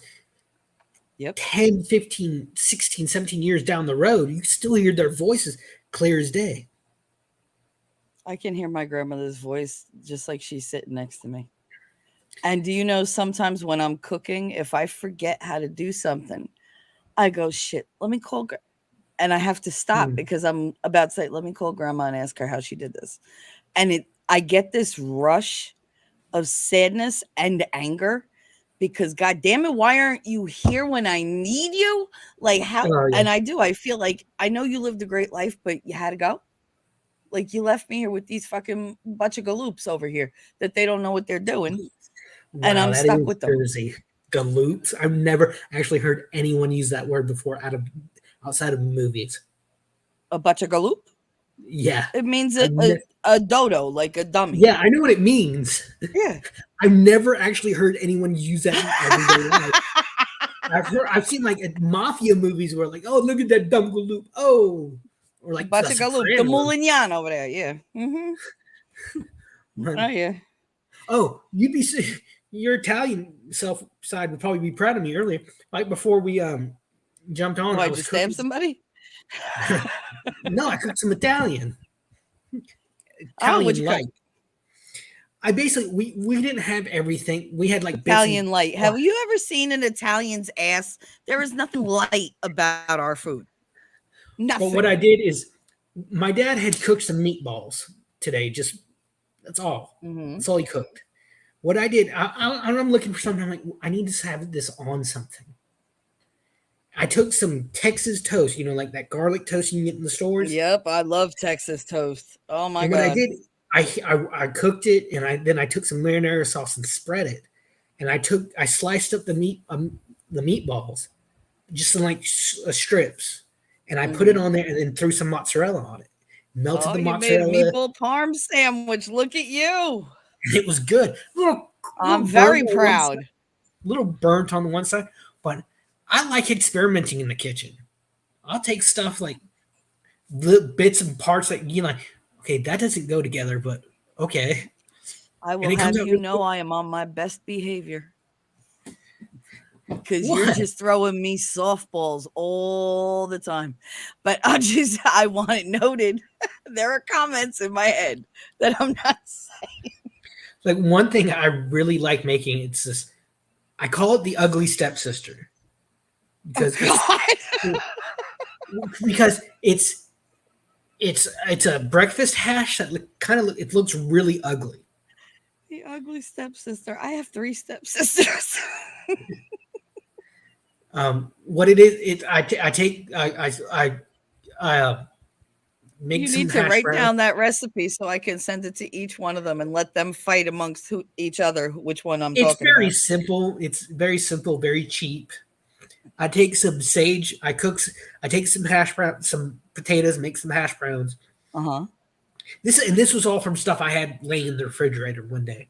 That Yeah, that's the turned best out, way to cook sometimes. and it turned out really good, and it's really filling. I had some sage sausage that I fried up, and I had onions, green bell peppers, and pepper jack cheese, and really made the hash browns really crispy. And I just Mhm. threw it all together. Flavorful too. I That threw it all sounds together. savory. Yeah, threw it all together. It was ugly, so hence the ugly stepsister. Oh my god, the best food is ugly. Come on, mac and cheese does not look remotely attractive. It's No, not slightly appealing, but the taste, oh my god. but like you could get like a spoonful of this, or like a spatula full of this, and you'd be full. And it's so good. My, I just I I've been It's trying good to to learn. experiment. It is. You should I learned. always like Yeah, whatever makes you comfortable, take another step. I found this Gordon Ramsay series that Oh, he I takes love you from him. like the like the very basics, like what kind of utensils do you need, to like the advanced stuff. And each they're like maybe 10, 15 minute little mini like videos, but he goes through everything, and there's like 50, 60 of them. Mhm. Oh, talking about I'm sorry, if I get on a tangent, just stop me. Honey, I told you this is your stream. We will go where you need to go. But I just I don't cook much, but what I do cook, I Mhm. cook kind of well. Like one thing I like doing, I'll get a frozen pizza and just add shit to it. Yeah, why not? I add like onions, sausage, bacon bits, tons. Mhm. Because my grandmother, I was in middle school, I was bullied relentlessly by a group of kids, and so what my grandmother would do is she'd cook me lunch and bring it to me. I'd sit in her car with her during lunch, Aw. and she'd have a gospel, like Southern gospel, playing on the radio, Mhm. and that was our lunch. I mean, and these were my grandmother could cook. She could have been a professional chef if she wanted to. She actually Have one of those raised. big lunches, go back to class. Like he keeps falling asleep. I don't know. He's full. He needs a nap. But she'd The bring these hell? little pizzas or like cheese stuffed hot dogs, and I have no Oh idea how my she god. did it. But All the good stuff. oh yeah, I remember one Hmm. time. Like I said, I was in band, and I was on what was called loading crew. What It did was you our, play? I played the baritone. Ah, okay. It's another word for it's called euphonium. It basically looks like a during the concert season. It looks like a little tuba, which basically Hmm. euphonium looks means little tuba, and in marching band it looks like a fat trumpet. Yeah, I've seen But them. it's yeah for the audience the sound range is between a tuba and a trombone. Not many people play them anymore. I've met maybe 4 people in my life outside of school that have played it, Oh no, but we have one in Hoboken. I miss it because I had to give it up when I graduated because I was using the school more. I didn't Hmm. have $3 or $4,000 to buy a new baritone. Yeah, no, they're ridiculous music instruments. Oh my god. I still have my trumpet. I started in middle school on a trumpet, but I changed in 8th grade to baritone No, and my started. daughter wanted to play like clarinet or something. I was like, first of all, you can't even hold a pencil the right way. So like clarinet, are you fucking kidding me? I was like, can you pick something with a little less like fine motor skills, like something bigger? And I she was just remember. like the drum. I was like, you know how many times I had to pay for the top of a drum? She'd go Oh right through god, it. Boom. there's I was like, something about drummers. They have this arrogance to them. I don't know your daughter. No, drummers I've no, known. I she's can too sweet. Katie needs a triangle. That's like Katie's my best musical friend. He's the biggest thing. asshole I've ever met, Perfect. and he played Ding. drums. But I remember I remember going like from when we were going from middle school to elementary school to middle school. They it was like orientation, not orientation, but it was like a meeting for like okay, you're gonna pick your kids are gonna be able to that the parents and students had in 5th grade. They were gonna be able to pick like if are they gonna take uh, band, choir, or we No, called it. registration. It wasn't So you got to registration pick like like your electives, right? yeah, and then they had something called an exploratory wheel, which was like different stuff that you Hmm. in my town. So, and I remember our band director, like during orientation, she looks at all the parents of the 6th graders. She's like, "Okay, for the first few months, all you're gonna hear is noise. It's gonna, it's gonna be annoying.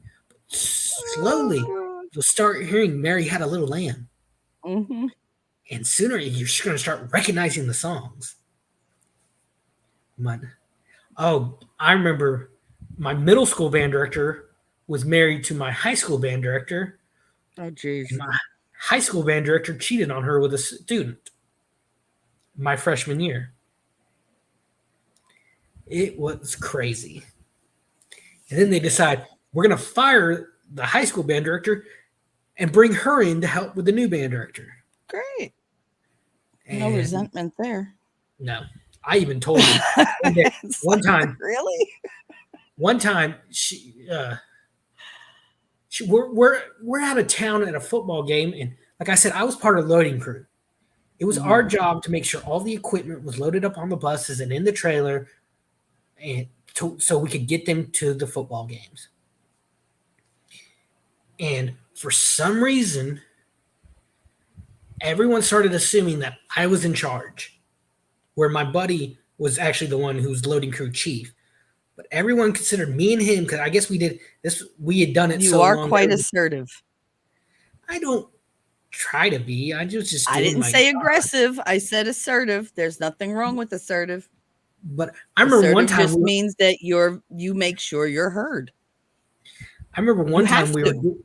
Yeah, and it's people don't like it when I do that. My dad told me he said there's people who are meant to go about with their heads down and mouths shut and do what they're told in their life, and you're one of them. Hi, My Dr. own, Mad. my dad told me that. I looked at him and said, "How dare you?"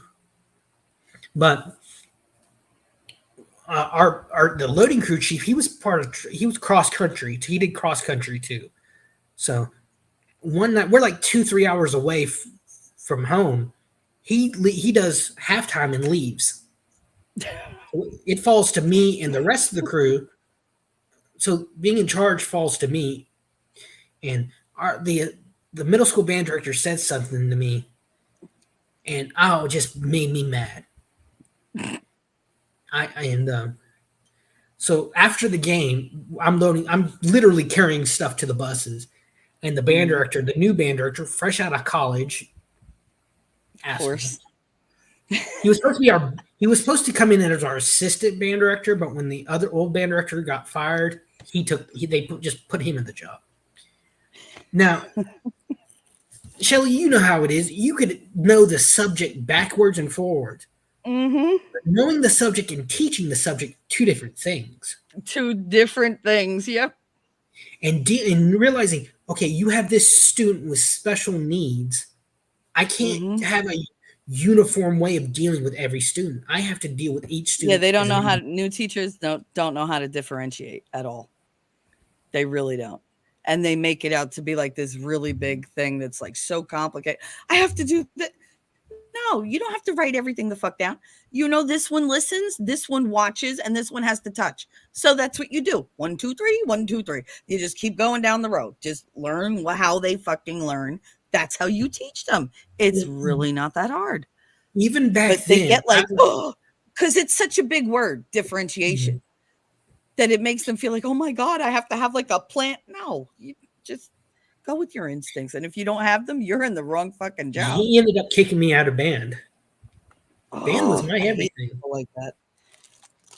And They ruin well, everything. They really do, teachers like that.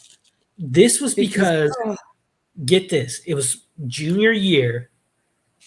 Again, where we have our first away game. Oh, let me start off by this. The best part about being on loading crew, determining with how far we were, something going my words, how far away the game was that night mhm. determined how many classes I had to go to.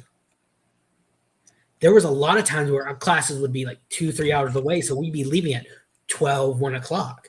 I had to be in the Yeah. band room loading everything at 9 o'clock, so I could just miss. I go to like first 30 minutes of my first period class, be like, bye, I gotta go, see you later for the rest of the day. And we'd get done like in an hour and 30 minutes, and then we'd screw around the band room for like 2-3 hours. Of course. That's what we used to do in AV. But my mom, she would always go on away games with us, which was fine. She was not good enough. We'd take two buses. She was on the other bus, and she'd let me have my space on the other bus. She was good about that. But she loved it too. It was her time. So I didn't hold anything. I'm like, oh, mom, why do you have to go? She loved it just as much as I did. Everyone, everyone called everyone's She wants mom, to see her mom. baby. Well, no, it wasn't just that. They were other mothers and fathers. They were friends. They got to Yeah. hang out. I remember one time we're coming home, and the spring trips were her vacation. So she would go, and I had unlimited money. I could go to mom. Hey, can I have $10 to go do something? Sure. I never had to worry about budgeting my money while I was going on these trips because my mom, my ATM was right there. Mm-hmm. And we're coming home from I can't remember if it was a spring break trip or a away game. One of Mm-hmm. the upperclassmen is sitting with his friends a few seats behind my mom on the bus, and all of a sudden he says tampons, and my mom turns around, looks Tampons. at What do you have? Friggin' Tourette's? no, no, she looks at they were talking about about tampons, Oh Jesus. and my mom looks at it and says, Tori, what do you know about tampons? He says, well, I got two sisters and I got to have something to read in the bathroom. Oh my God. And my mom, Because that's what you used to do before you had a cell phone. You either brought a magazine, a book, or if you forgot something, you're like, I'm going to be here a while. and my Shampoo mom bottle, starts cracking up. rinse, repeat. Like I've read every bottle in my bathroom. I remember it was my first ever band trip was in 7th grade to Williamsburg. And Virginia? yes, yeah. Oh, I love it there. Oh, We I went on got sick. vacation there. I got like, I don't know if I had pneumonia or a cold, but I got sick on that trip. And Didn't we you had just these. tell me 45 fucking minutes ago that you never got sick? I hardly ever got sick. The next time I I got hardly sick ever was get in my sick, but when I 30s. do, it almost kills me. It does. It does. I'm that kind of person. Like I had pneumonia about 4 or 5 years ago. It would probably be 10, 15 years ago, years before I ever get sick again. But Oh, we had these Jack and Jill, those those hotel rooms with the doors you're between so them. funny. I don't mean to be, No, but that's good. It's good to be funny. but so we get in our hotel room and stupid me, I don't know. I'm wondering who's beside us. I knock on the other door and nothing. No one answers. So 10, 15 minutes later, I'm in the bathroom brushing my teeth, and the two kids with me. It was the first time ever being away from home. And my mom's there. She's the chaperone, and this Oh, guy, you got lucky. he's a Lucky to have he's her there. oh yeah. Well, I didn't. I told her at first I didn't want her to go until my band director's like, well, Yeah, if we she's don't there, listen to you. no, like I said earlier, Why would we it do was my band that? director who pointed out, said, hey, as long as she's there, you have unlimited money. I looked at my mom and said, come on, go get packed. Come on now, hurry up. Hurry up. But Bless your heart. Let's go. I'm in the bathroom brushing my teeth, and all of a sudden I hear boom, boom, boom on the door. One of the other guys goes answer it, and it's one of the other parents. And this guy's tall, big. He's an Army Ranger. He's just home on leave and happened to be able to go take his kid who was an eighth grader a year ahead of us on the trip as a chaperone. He starts yelling, "Who knocked on that door? Blah, blah, blah. You better not knock on that door again." I'm literally just brushing my teeth. I just stick my head out. I'm like, nope, I'm not going to say nothing. He doesn't see me. And my mom, she's 5 foot nothing, dumpy Irish woman. Finds out what he did, him yelling at her boys, as she called us. Mm-hmm. Goes up to him, sticks her finger in his chest. Now, this guy's maybe a half a foot to a foot taller than her. Military man. And he looks at her. She Mamas looks at don't give him. a shit. Oh no. She said, don't you ever yell at my boys like that again. Do you understand me? And if you ever say anything like that to them again, we're going to the band director. Do you understand me? They became best friends after that. Lovely. That's usually how it happens. And they had a blast after it. But my mom, you didn't screw with my mom. All my friends knew that with my mom, with this band mama, you could have fun until you broke the rules, and then you're on your own. I remember one of my best friends is, I don't know, I don't think he's signed with anyone now, but he's 6.5 feet tall, 300-pound black lineman for our school football team. Went University South Florida, played a few years in the NFL.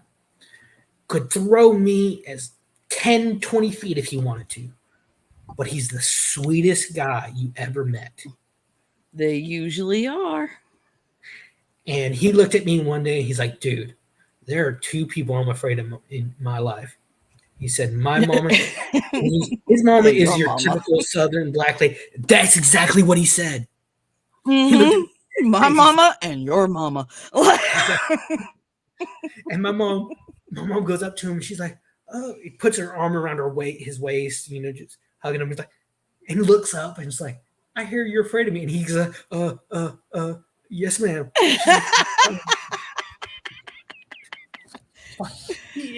What'd you tell her for?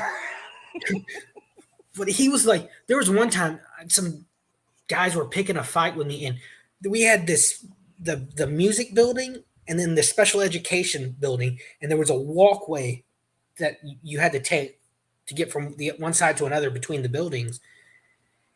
And the door to the outside door to the choir room was right there. And these two guys at lunch one day are messing with me, just would not leave me alone. And all of a sudden that door opens and all of a sudden he comes barreling out. He puts his arms around me. He's like, hey, dude, what's up? And he just gives them the eye. And they just like, okay, we're done. But Mm-hmm. That's all you and his need. and the funny thing, during band camp, like during summer band practice, they lived. You could see their house. You could see they lived so close to the school. You could see their house number, So address. many jokes. There's so many jokes. Keep going. Well, his mom would cook Because us this one lunch. time in band camp, Yes, I've heard them all. I've heard them all. It wasn't yeah, like you that. know what they say in that movie, right? You know why I have to pay for that movie? Because we Uh, went, there was like 10 of us, all my friends together. We go to the movie theater to see it, and they're all giggling because some of them have seen it and I didn't. And nobody's telling me about it. I'm like, well, what's the freaking movie about? Oh, well, just go. I'm like disgusted through half of it. I'm laughing, but I'm like, this is so gross.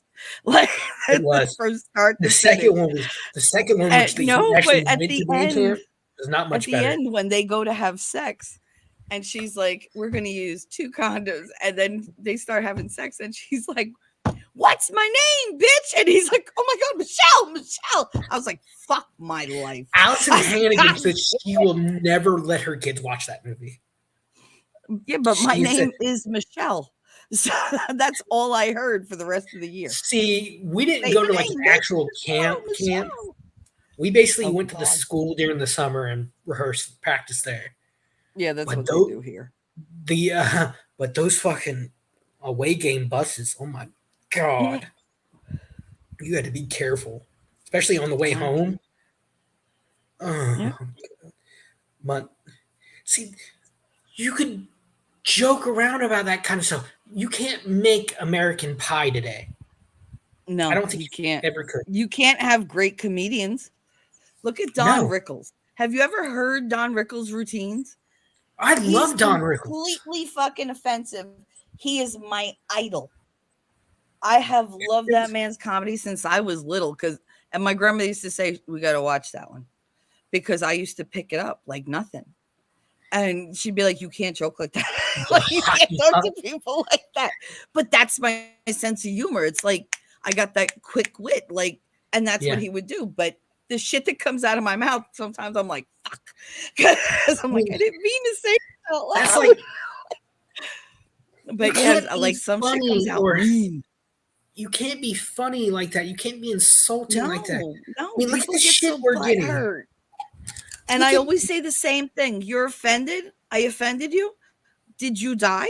Then I don't care. Like, what difference does it make? It's like You're my fine. professor, You're not traumatized. my theater professor. He's an amateur comedian. He's worked with like Henry Cho. I don't know if you know who Henry Cho is. Yeah, I do. Funny, one of the funniest comedians out there, in my opinion. He is funny as hell. You don't expect to hear that voice come out of that guy. That's happening a lot lately. I mean, I remember in the like 90s, he did movies. Like he was in Revenge of the Nerds 3. Mm-hmm. I think so. Was it 3? Yes, it was The Next Generation. It was Revenge of the Nerds 3. Yep. Mm-hmm. Because there was 4 now, Revenge of the those Nerds. movies, you can't make those movies now. You can't even do Tropic Thunder now. No. Yeah, no, I'm amazed. Fucking Robert Downey Jr. is still amazed. He's like, I went into that thinking, well, this is the end of my career. He was like, and then they didn't even know it was me. Joe Rogan he was like, they didn't know I was in blackface. And then they were Rogan asked him, they were so pissed at somebody else. Where Joe Rogan asked him, said, could you do Tropic Thunder today? He's like, well, you can do it. But he's like, my thought was, I get to play a black guy for a summer. Yeah. And his wife, he said, reading it, I was laughing and I showed my wife. She's like, this is funny as hell. Dangerous, but funny. It's like, look at this shit. And I think 2-hour mark, we're finally going to get on one topic that we were talking about earlier. The shit we're getting now, Velma, recently. Mm-hmm. It's Scooby-Doo without Scooby. Yeah, I found that out last night. I did not know that. I watched a stream about how much Velma sucks. That was like the name of the stream. Well, and I was like, well, I guess I know their opinion going in. Well, a little plugging. Check out my latest video, little short video. I made it of Velma herself is a Indian lesbian. Mm-hmm. Daphne is Asian who sells drugs with Oh, two moms, oh my God. and she sells drugs um, to afford detectives to find her real parents. Uh, Fred is a late blooming jock bully, and Shaggy's black.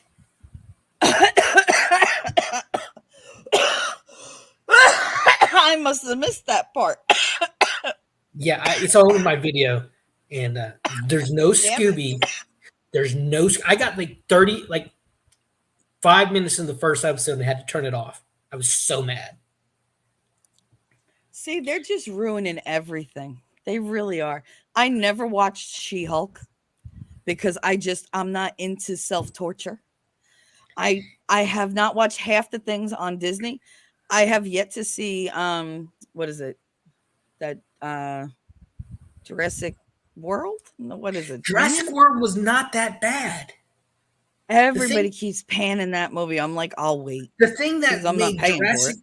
World bad, it was using the same There's some animatronics that looked like it would have been out of place in the first movie. Jesus. But that's I what mean, happens. You can't always catch lightning in a bottle twice. They reuse the same damn cast members. And yeah, a reunion story is nice, but if it's not yeah. like sparking, why bother? I don't Well, see the that's thing what I is, don't get about these movies because these movie companies, like look at Warner Brothers. They're in so much fucking trouble. They know that if they do this, they're going to tank. If they do this, mhm. they're going to get their audience back.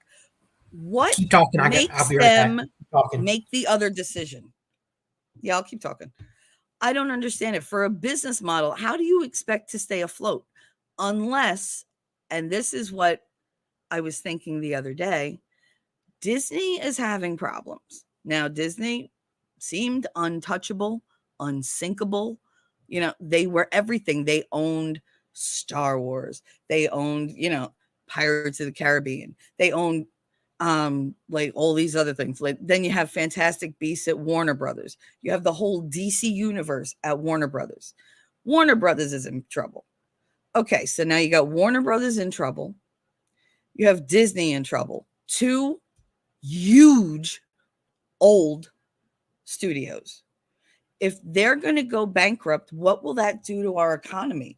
Could that tank our economy? Come back. Come back. Come back. So now listen, I want you to listen and don't jump in because it's hard to get this thought out. So I was saying that Warner Brothers is huge. Disney is Mhm. huge. They always seemed, at least Disney seemed untouchable. But then Warner Brothers, even though they had like issues, they've always managed to bounce back because they expand and they, acquire other things that are better. But now you have Disney's in trouble. Warner Brothers Mhm. is in trouble. Warner Brothers has a decision to make whether to put forth the movie that they know is going to flop and lose them, a couple $100 million, or go with the movie version that they know will bring people back out of gratitude for them taking her out. Oh, did I use a pronoun? I'm so sorry.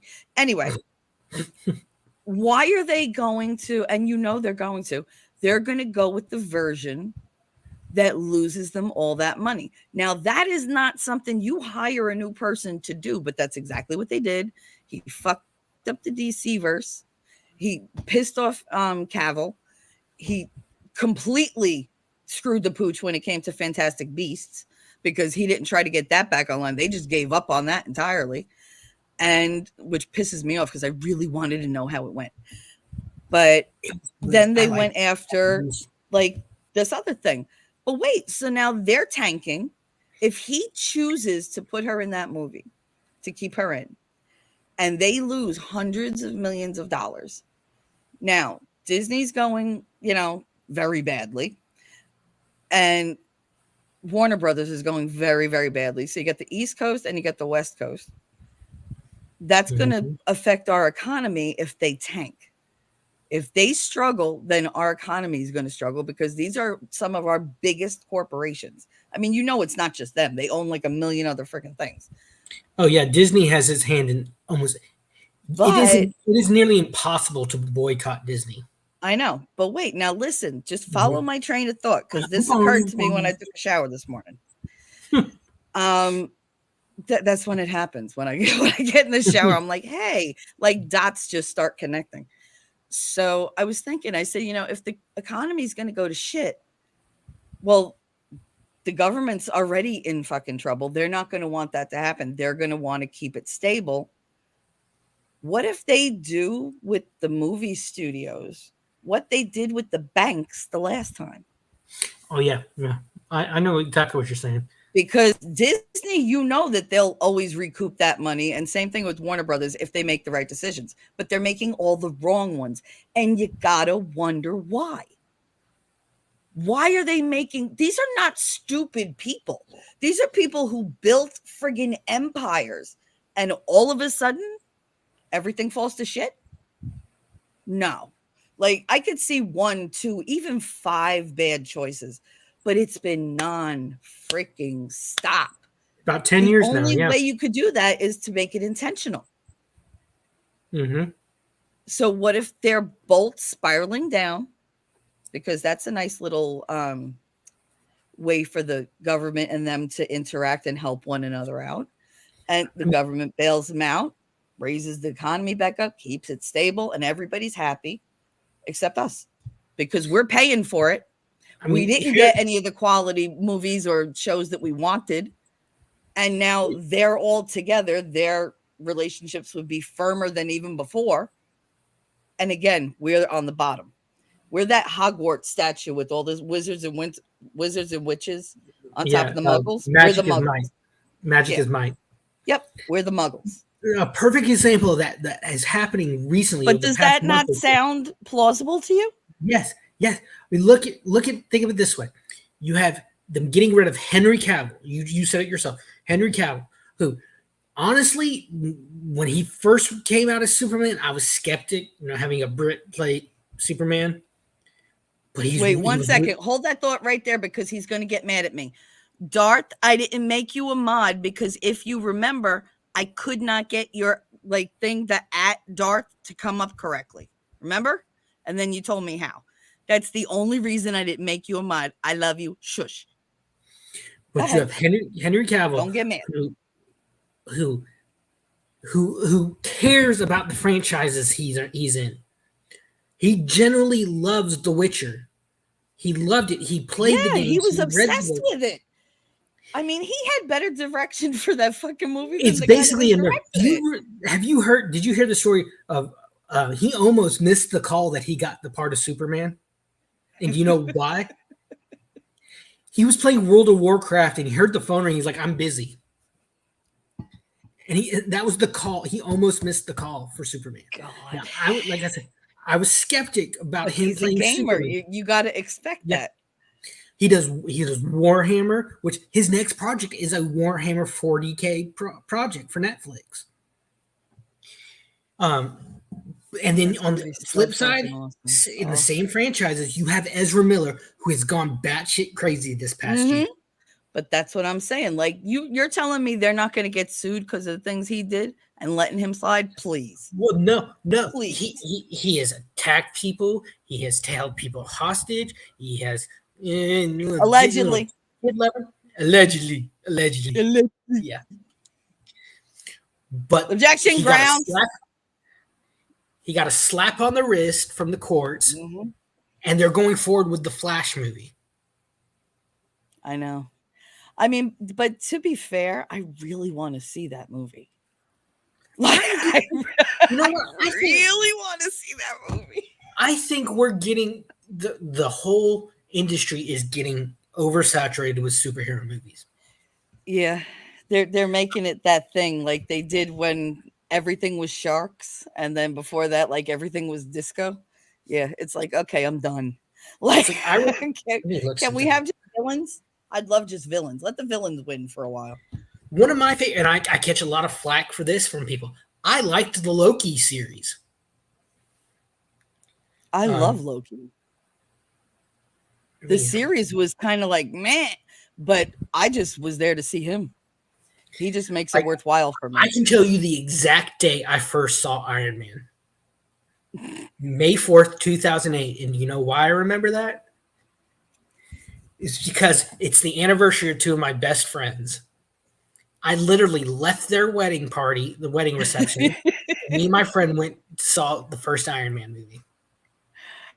Oh my But god. back then, you'd get maybe from like 2008 to maybe 2012, 13, you get maybe one or two.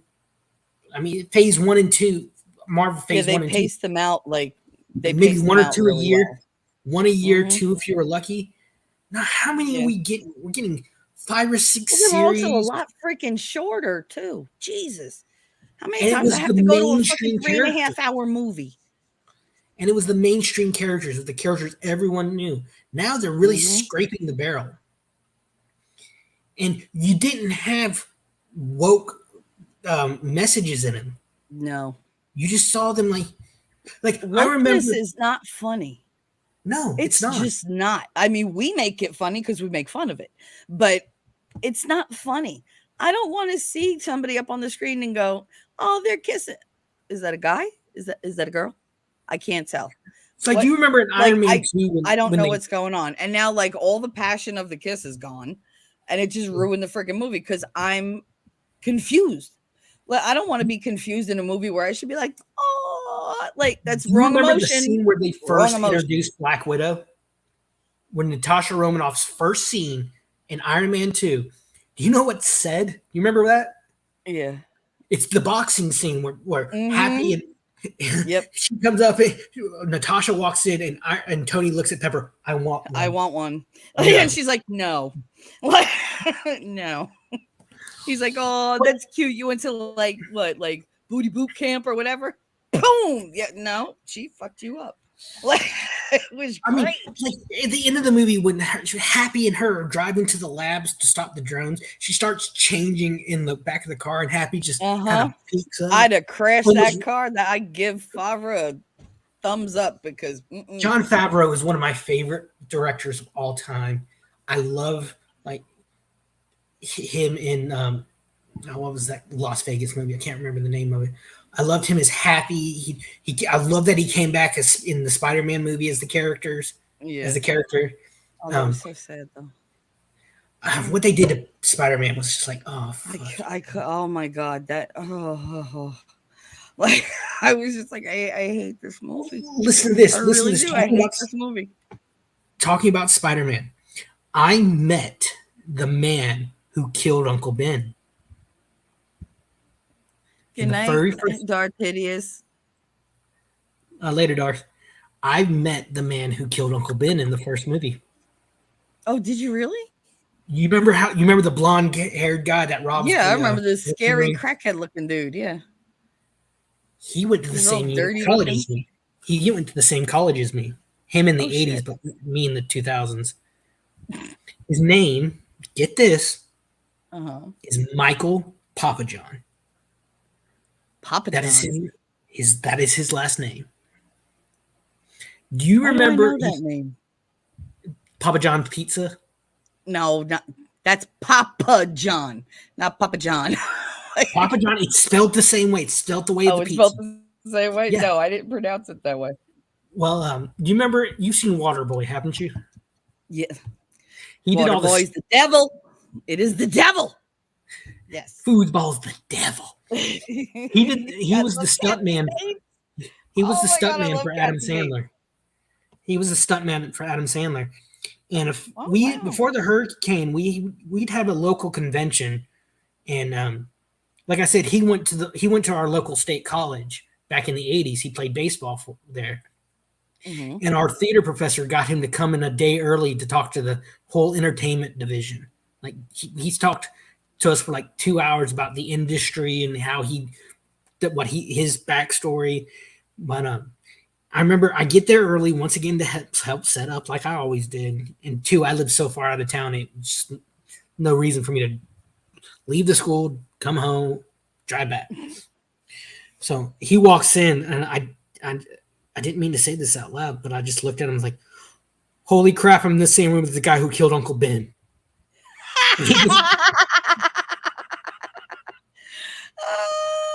He laughs at me and shakes my hand. He was so nice, so cool. But he started Oh in my stunt god. work. And you With remember the that non part? sequitur like that, I'd have been like, what the fuck does he have against rice? Like, what the fuck? Oh, he Because knew exactly what I was talking about too. He even like the next day at the convention, he even signed me a oh my character god. portrait for me and gave it to me. He could have charged me for it, like 50, 60 Yeah. bucks, but he gave it to me for free. He I but he never knew they charged at the Oh yeah. conventions because when I used to go, they didn't. Well, no, Like that's back when we all used to go, we used to get dressed up, but not like crazy, but not mhm. like it is now. I mean, we were all very much like make your own and just go. See But what I we did. didn't fucking pay What I nothing. did. What I did at our local convention, I'd volunteer. So I could get in for free, maybe work an hour doing something, and then I'd have the rest of the day to go do whatever I wanted. Go to all the meet everybody, go to all the stands and everything. I got in for free. Nice. But have you ever seen? Did you ever? Do you remember that show Firefly? Yep. Do you remember that Hello, hat I Jane? named my son Connor. Do you think I'm not like a Joss Wheaton fan? Connor is in Angel's son Connor. The makings Mm-hmm. of two demons that it's impossible to conceive. And he Yeah. made just that one time against all odds, and he's a little demon. There's my son. So I named him Do you remember that Connor. hat Jane got from his mom in one episode? That knitted wool hat, that Mm-hmm. orange and yellow. So Yeah. I was in a Facebook group once, and we were called the Brown Coats. It was a Firefly fan group, and I'm Mm-hmm. like, oh, I would love to have like something from the show. And this random girl, she's like, I knit. You want a Jane hat? Aww. I said, yeah. How much do you need for it? No, I'll do it for free. Aw, that was Like so sweet. a week later, I had a little box in the mail, and it was the knitted wool hat. I'd wear it to the convention. Hot as hell during that Florida summer in that wool hat, but everyone was Oh, like, hell yeah. "Hey," he's like Wool very is cut, really fucking warm. but everyone like I did it one year, and I came back the next summer to work again. And everyone was like, "Hey, are you gonna wear your Firefly hat?" I'm like, "Yeah, yeah." I was like, "I have it over here on my dresser. Like, it's one of my favorite things in the world." But I believe it. that was a show that just got one. Fox has Yeah, a they were habit. just joking about that last night on Nick's stream because I what is fell it? That asleep. Ryan guy was like, "Oh yeah, you ever hear Firefly? I RK hear the second Outpost, yeah. season's coming out real soon." And Nick was like, "Oh, you son of a bitch!" I got really excited for a minute. I was God, like, that cast there are like you can't sometimes joke like that, man. no. Like I remember I was listening. Morena Bracken was doing an interview once. I think it was for Deadpool, and they got on the topic of Firefly, and she said that she was about a year after the series ended. It was right before the Mhm. movie. She was in a bar with some friends, Serenity. and yeah, Serenity was a great movie. I aim to Mhm. misbehave. What I aim to misbehave is one of the best lines, and Nathan Fillion delivers it with such like vitriol. He's so Like great. Oh my he's just a god. man. He's like, fuck it. That man, Mal at that point when he says I aim to misbehave was just a man. He's like, fuck, I'm done running. Do you know I'd never seen him before in anything. The first time I I saw him was say me. on Buffy when he played the preacher, the demonic I preacher. never watched Buffy that much, It was like the honestly. last episodes of Buffy, like the last 5 episodes. I heard He it, was so good. and he did He like a was so sitcom, good. didn't he, on like ABC or was it Yeah, but I didn't watch that. was it like was that one with Ryan Reynolds, the pizza place one? I don't know. My But yeah, Place? no, like two guys, a girl, in a pizza place. Oh, yeah. No, I never watched that. No. I think I was married at that point and I had sex to do. But yeah. Jesus Christ. I'm honest about it. I loved But I loved him in Castle, yeah, he was really, really good in and I Castle. loved I loved the like throw callbacks to like Firefly that they would throw in every once in a while. Mhm. Like there was one See, now Halloween I episode. don't understand why nobody liked Dollhouse. Did you ever see Dollhouse? It's a No, Joss Whedon one. It's got Eliza Dushku, and it's got like a lot of the team from Firefly. he was in Two Guys and a Girl. Oh, Yeah, Nathan Fillion? Yeah. yeah, that was him and I just Ryan never watched. Reynolds. Yeah, I I never forget who watched the it either. girl was I've though. heard that was Ryan Reynolds. What made Ryan Reynolds really big. Um, Van Wilder was what put him on the map for me. yeah, I remember that movie too. But there was Because one I'm episode just of like, this is a horrible, like, disgusting movie. Where it was has this been National all my life? Lampoons, and it was awesome. I know. I was like, where has it been all my life? Like, what the hell? Like, why have we never had cannoli filled like dog jizz things before? Like it was like really like that. What I was just like, And they're not gonna. what was his name? I was like, oh my god, they totally did. Who was the guy? He played the Indian guy in it. I can't remember his name. He's done a lot of. Cal Oh, Penn. Cal Penn. He does like Harold and Kumar. yes, he does Harold and Kumar. You're right. He did. Yep. He's done a lot of movies. He does a lot of TV shows and movies. Yeah. He reminds me so much of the Indian guy on um The Big Bang Theory. Oh my god, because I used to get Raj. them confused all the time. Yeah, but I used to I get them can't remember the like their actor's name. faces. I don't know why. Probably I because was they not a act the same. Melissa. He was chunkier back then. Ryan Reynolds was so ugly back in Two Guys in a Pizza Place. Well, he was chunkier back then. He wasn't as He was he his face definitely got better with age because he was shiny and oily, and like young. he had Yeah, man boobs. Like it was bad. Like it was it's like I remember talking to my friends into going to see Green Lantern, hmm and these are I guys. liked They're Green not. Lantern. I didn't. I I did not did. like it. I didn't love it, but it was good. I'm never good at DC films ever, DC does great ever. TV and Like cartoons ever. movies. They have not yet done like Yes, but a their great a films great suck. feature film. I don't get it. I It's just like, don't understand guy, how you could be so bad. hey Derby, welcome. But he said the only he's ashamed of it. He's ashamed. He said he said in an interview once the only good thing that ever came out of Green Lantern was meeting Blake Lively because they worked on that show together. Mm-hmm. And the joke. Our movie, the movie together. Yeah, that's where they met. They met on that. But there's a scene in Deadpool. Just please don't make the suit green or animated. Like, But in the Deadpool 2, when he gets the time machine, he actually goes back in yeah. time.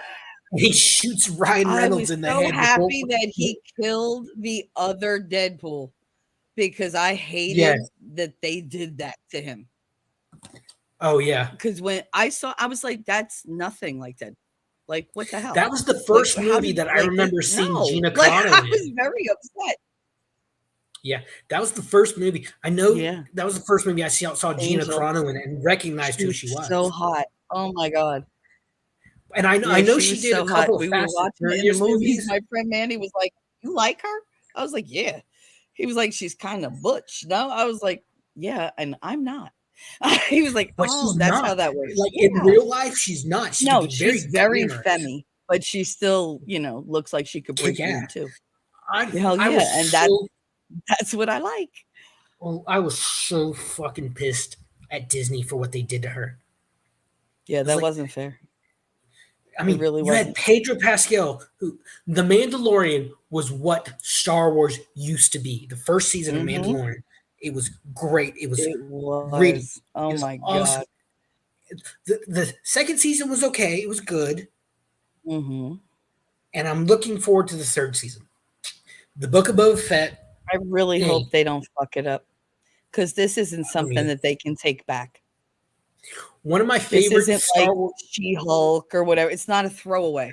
We're talking about the Grogu and we're talking about Luke and Ahsoka because it's going to lead to the other two. It's going to lead to her. The Mandalorian saved Star Wars when it came on. Oh, absolutely. Absolutely. Because I completely lost faith.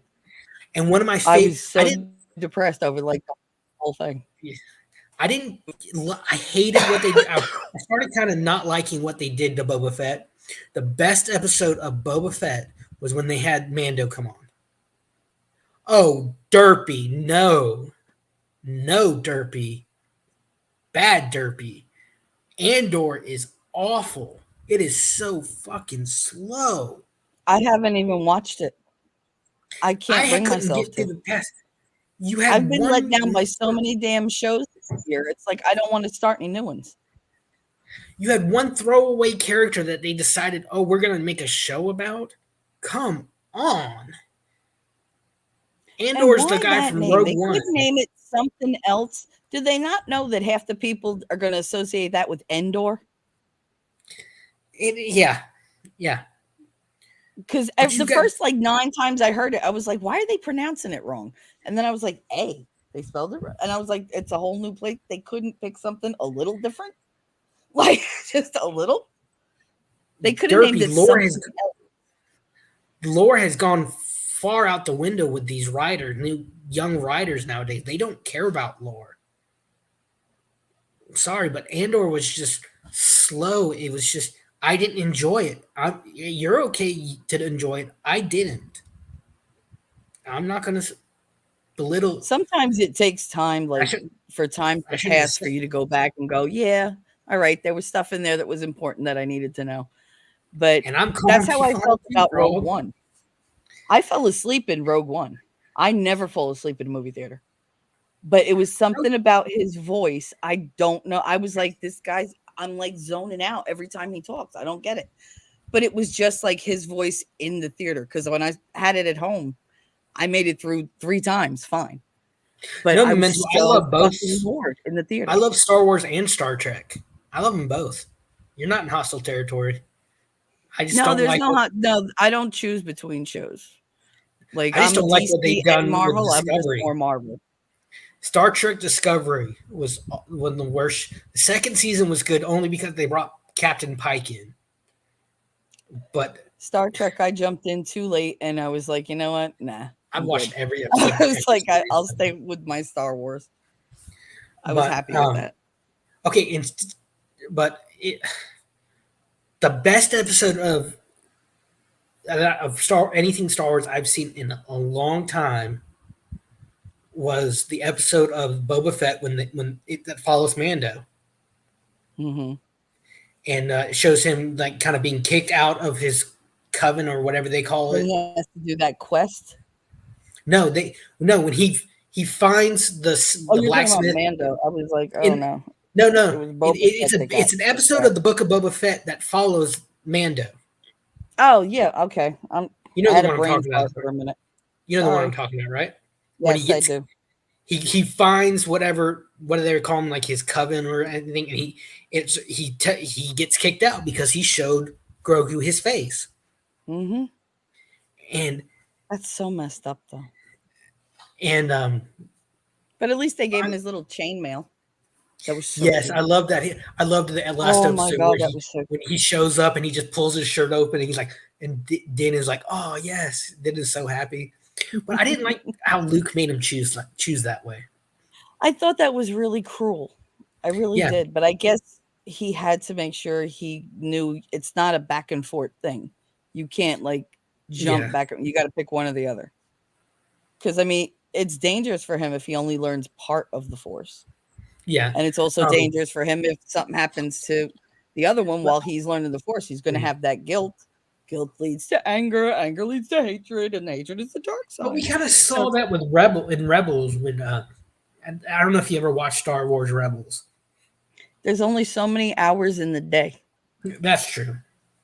This one basically follows the rebel cell during the Galactic Civil War, and one of the guys is a survivor Order 66, and they find this kid Mhm. who has very powerful force potential, and they train him to be a Jedi, and they work with this rebel cell to basically topple. The episode ends when Endor happens. The series ends Okay. when Endor happens, and it kind of leads up to like the years before New Hope, and it it falls into that time that we did between episodes 3 and 4, because it's I think like 18-20 years between the episode 3 and 4. I can't remember how old Luke was during New Hope. I think it was New 16, Hope, he 17, was 18. 19. Yeah, so Nope, he it was falls 19. between that, not those 19 that in that 19 years. Um, All right. it's a really good series. Ahsoka, they bring back Ahsoka. They Hmm. bring back Captain Rex, who was the Anakin's I clone commander. remember. Yeah, I remember. Um, it was a good series done right before Disney started How many fucking up. episodes How many? or how many It's seasons? let's say 4 or 5. And they're what, like 20-minute episodes or 40? Uh, 4 seasons, 75 episodes. Runtime probably 20, 23 minutes. That's not bad. Um, That's not bad. there's one That's an episode easy where do. I mean, if I can catch up on Supernatural till like the 15th season, yeah, I can do I that. could not get into that show. I love that show. I started watching it 15 years too late. I just not my cup of tea. They're two hot guys that chase and kill monsters. What's not to like? And Mm, if you like busty babes, they're on there too. Because oh, friggin' the boys are all about that ass. Well, the only girl demons. I remember being on there was that redhead Felicia Day. Like, No, she played a lesbian. yeah, I'm not a fan of hers.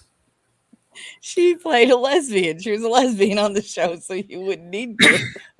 But it's like that started like around the Oh, years like Smallville. I Um, loved Smallville. That was one of my all-time favorites. yeah, I've been watching a Oh, it was done so right. So right. what was that? Up There's until a, about the 7th season. if you like Smallville, let me find. I mean, look at Tom Welling. Jesus. That man is gorgeous. Still fucking Oh, buff. yes. But then I had a thing for Lex, for Mike Rosenbaum. Michael Rosenbaum. Oh my god.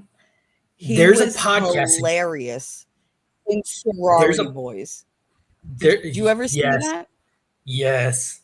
Oh my Oh god, my. I have a fat ass. I There's fucking a pod. If you died. love Smallville, there's a podcast you got to watch. It's on YouTube called Talkville. It's Michael Rosenbaum and Tom Welling. They're Yeah, no, rewatching. he's got It's his one of those. I watch it once in a while. They talked about how wacky Allison Mack got. That was on. They were That was talking on about how crazy Allison Rosenbaum's Mack got. podcast. This one, not on Yeah, that was on his Talkville. podcast. This was a different. He's doing another podcast with Tom Welling.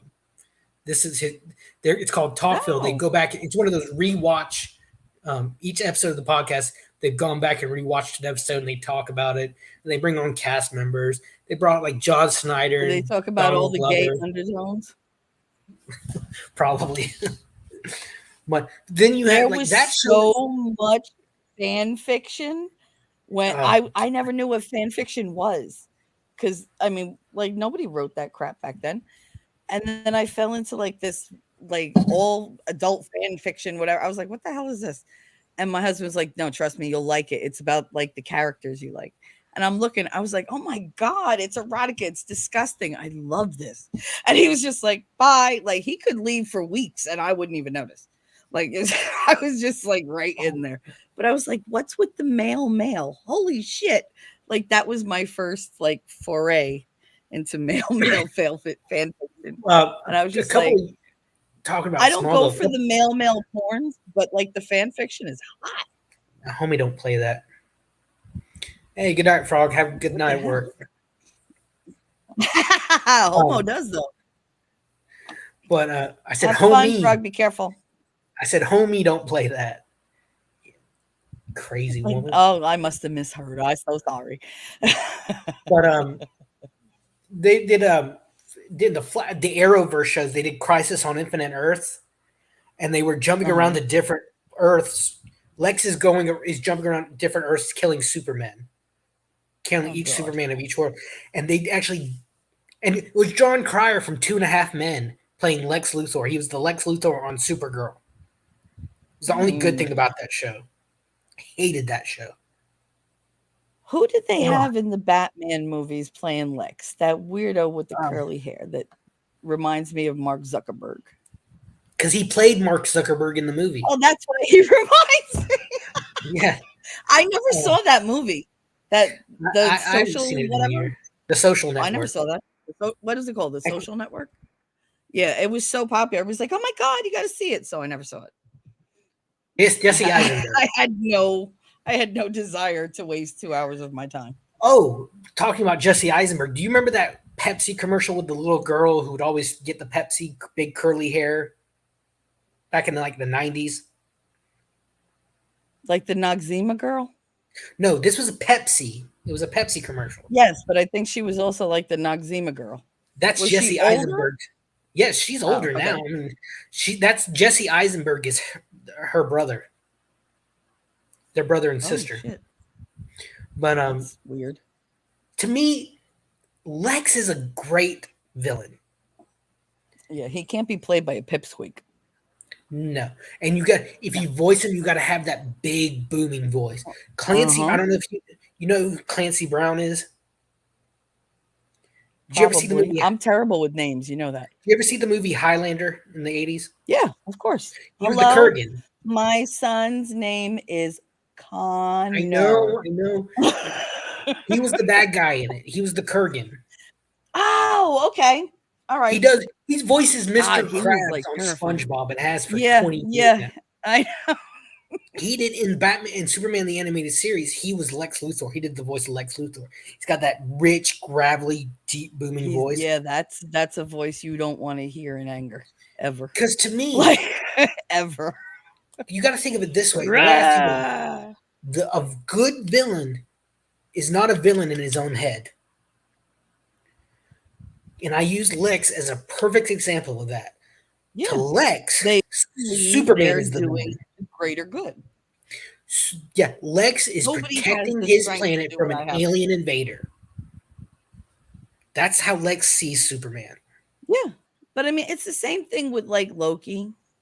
Yeah, Like they always think that they know better. I'm smarter than you. I'm smarter than you syndrome. That's yeah, the exactly. I know better than the rest of the world, so I'm gonna do what I want. Oh shit, I ruined the world. Time to start over. Like, but they really do believe that they're in the right. And that's what drives them. They're not trying to go and say, I'm defeating, like this hero. They're saying, you're in my way of me doing something to save the world. Get out of my way, or I'll take you out of my way. But then you also have a great villain in the They're Joker who's ruthless. just wants to see everything burn.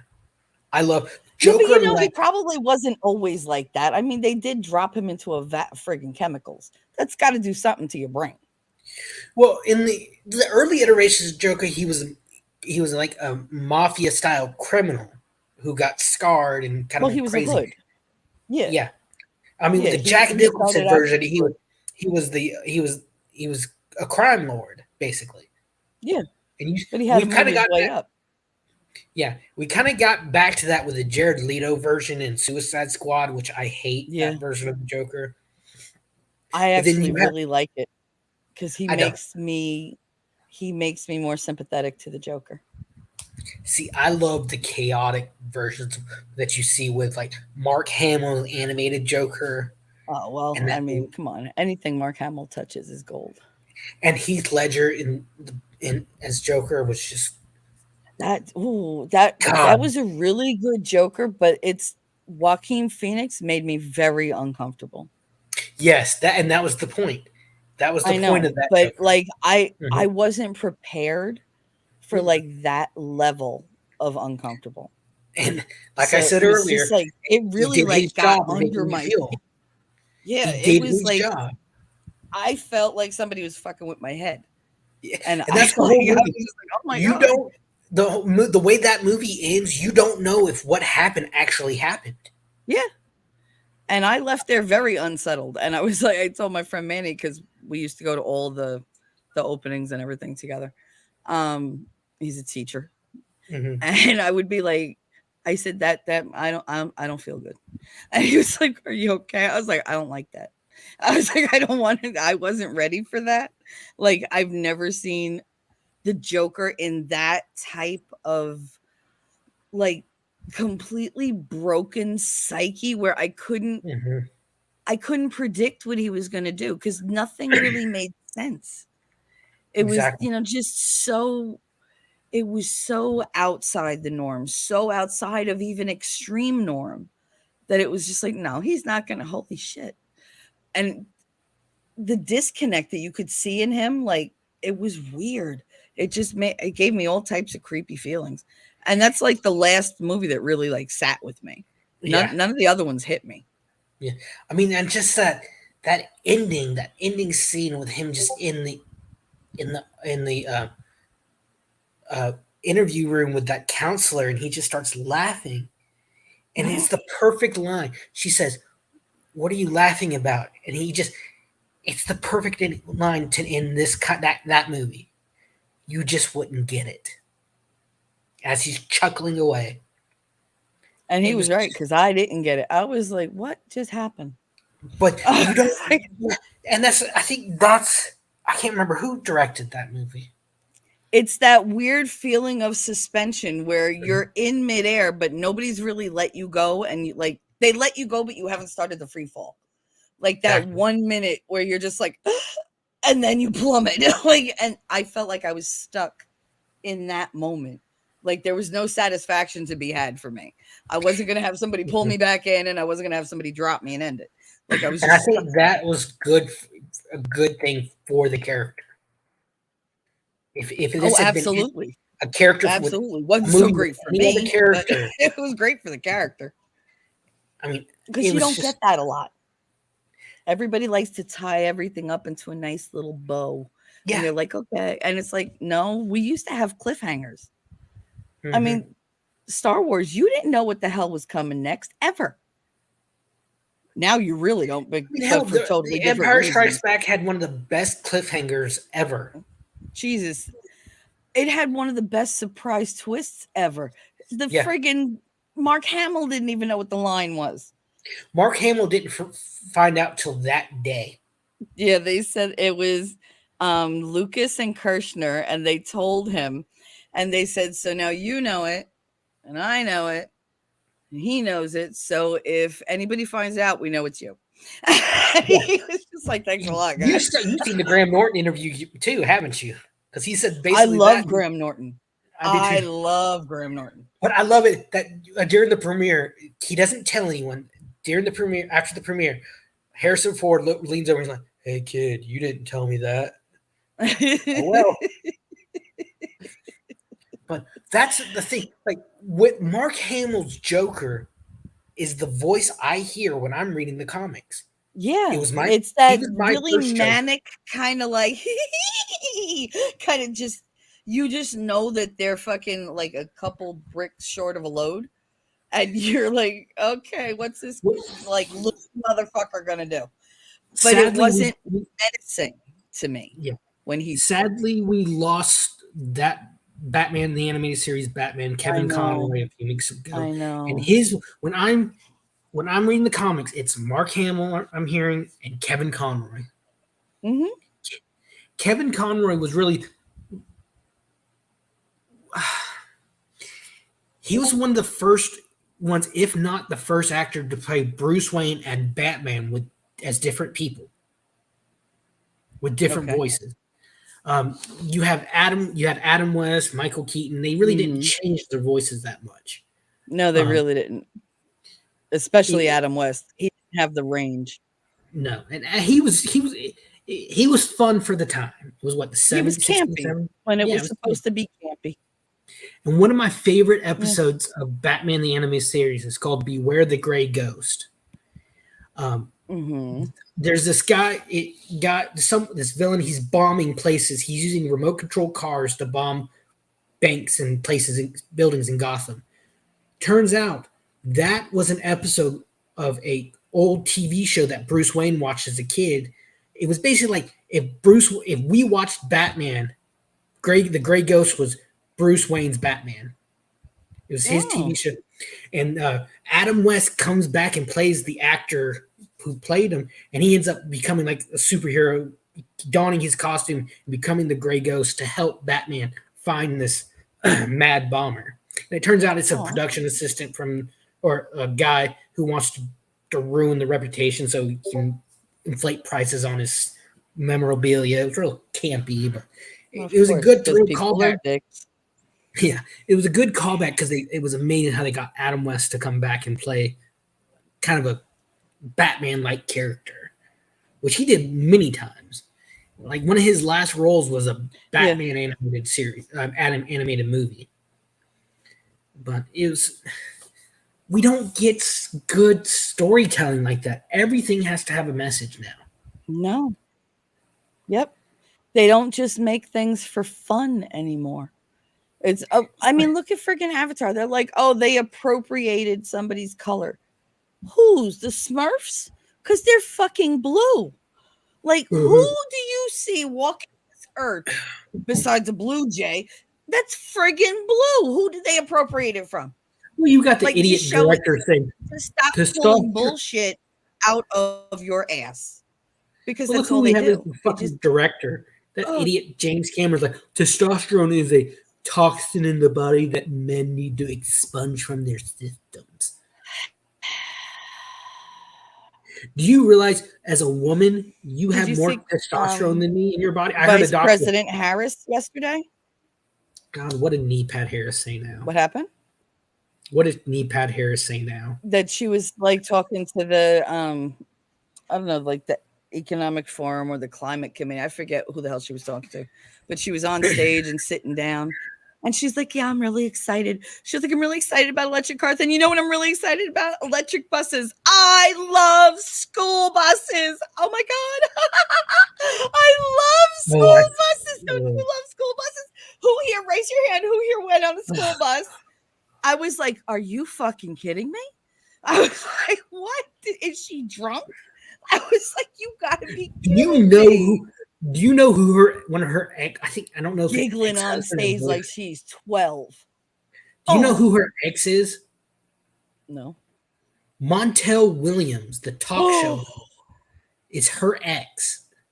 well, that's what she would do on his stage, I guess, because that's what I would see on Montel Williams. It is Oof. utterly ridiculous. I can't, but they were married. Get out. I don't know if they were married. I know Oh, where but they they were were together. together. I don't. I'm not going to say if they were married or not. I know that she used to go with him to like red carpet events. Oh, it's one way to be seen. Got But a network. it's like one a couple of my first videos was on She-Hulk. Hmm. Oh my god, I hated that show. That show I won't literally gave watch me it. a headache. I will not watch it. I feel physically ill every time I see her picture. Do not watch it. If she screeches at Bruce the very first Hmm. episode, like And I have Bruce such is. a soft spot for Mark Ruffalo's Hulk. Oh my God. I like Such a Edward soft Norton's spot. Hulk, Norton better. I don't know. I just Mark Ruffalo has those sad eyes, and he's got like his little He's strokey super lip. woke. He's super woke. Yeah, but I don't listen to that shit. I just like looking at him. My like, okay, so in the beginning of the show, Bruce his arm. You know, remember how he snaps and basically destroys his arm? Yeah, wait, but It's you know what you just said about him? what? That he's super woke. So you just pulled on him and Andrew to Yes, the other one. What's her name? Hannah? Hara? What's her name? Farron's Hannah. sister. Yeah, Hannah. Hannah. There you go. Well, how he said that Hannah was pretty, but when she opened her mouth, she went down to zero. No, I'm Same not for saying Mark that. Ruffalo. I'm not saying that. Same for Mark Ruffalo. I'm not saying that at all. Why? When he opens his mouth, his attractiveness goes way down. But It really does. no, I don't. His looks don't. I don't care about his looks. No, but I'm saying for me, it Okay, loses it okay. for me. It does. Because I But look at him, I'm like, he's so cute, but then he's like, he says stupid shit. I'm like, why? Like, why you know do that. actors think they're in anything? That their Yeah, opinion matters, that's like the thing with Henry right? Cavill, Nathan I Fillion. don't know We when don't that know their happened. They were politics. just supposed to be pretty people. We don't know their politics, nor do we care. We just want them to do good No. shit. But in Mhm. She-Hulk, If it you're making starts me off. pay It's $17 a ticket, you better know how to act. yeah, yeah. I mean, I worked one I summer at can't a believe how movie much the theater. tickets are. You'd be lucky to get like it would cost like usually $30 for a ticket, popcorn, and a drink. I was lucky. I got to go see one movie free a day.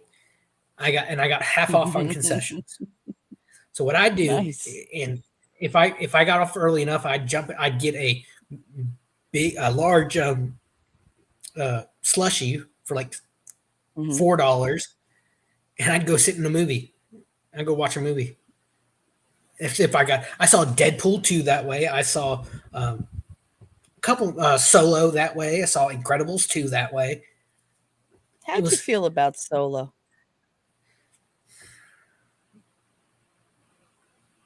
I liked it. I mean, it was okay. It wasn't. As a standalone movie? Yeah, maybe. Yeah, yeah. But I as mean, part of like the whole like storyline, I didn't love it.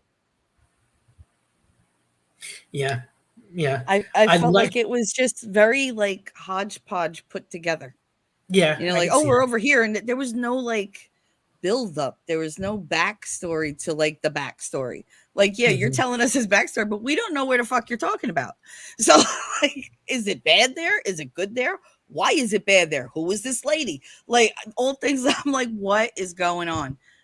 And like some of the things I knew the terminology, but if you're going there for the first time, you're fucking lost Yeah, because you're like, what about Sabak? Like, what's the deal with the dice? Why are you laughing? Like, what?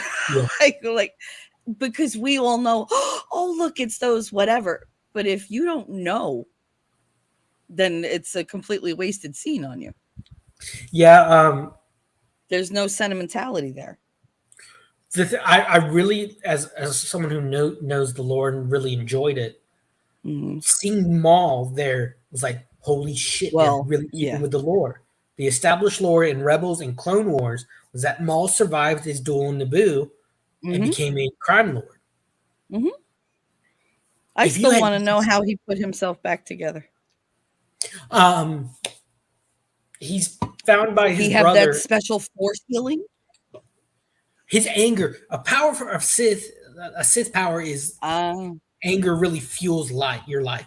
That's why in the first sequel series, when Rey and Kylo Ren are dueling, you see, mhm, you know how Kylo's injured, and he starts mhm, beating it like he's beating his injury. What he's doing, he's trying to get stronger. He's trying to use mhm. that to fuel his anger, and that's what kept Get the Darth adrenaline Maul. going. Yeah, that's what kept Mhm. Darth Maul alive until his brother in Clone Wars finds him down there and um, takes him to his home planet. You have to watch like all the cartoon series to understand how is Darth Maul still alive. Like even the design that they did, the robotic leg, I've and seen his so many of the cartoon series, but it's almost impossible to hit every freaking storyline.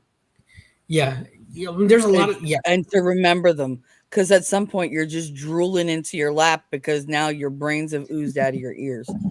Like, because you're just like, I just watched like 200 episodes back to back. Kill me. Like, Well, no.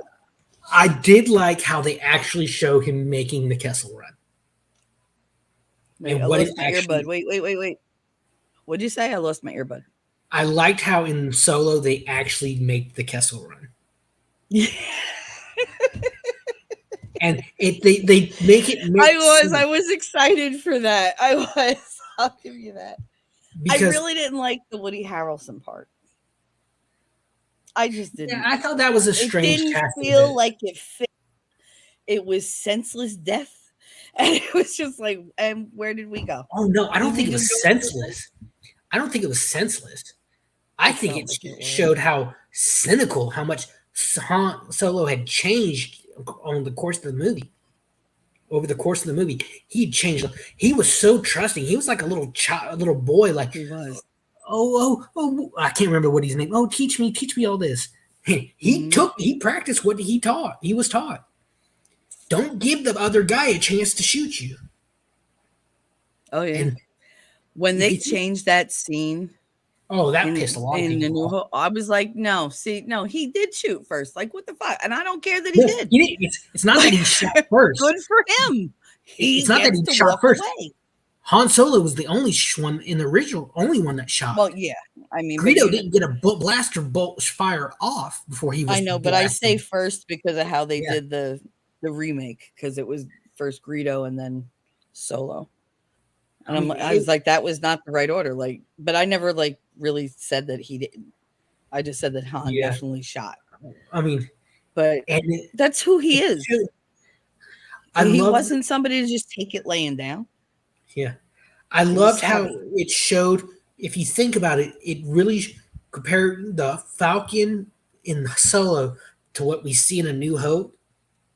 You really see how Han Solo is not very good at his job. You remember how it showed you He's the not front a good smuggler. He's a good pilot, but not a good smuggler.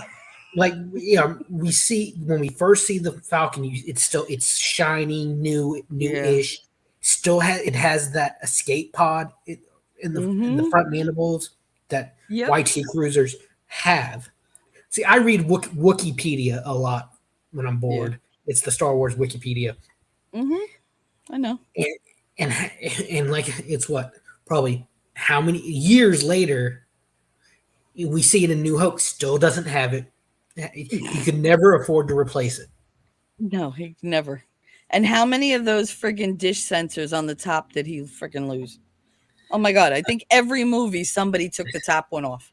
Yeah, I was like, they must be like, we need another one of those. I need another. I need another disc. Let's go. Like, bring it up. Bring the satellite over here, or the radar, whatever the fuck that is. But they oh yeah, knock it off every single time. Every time.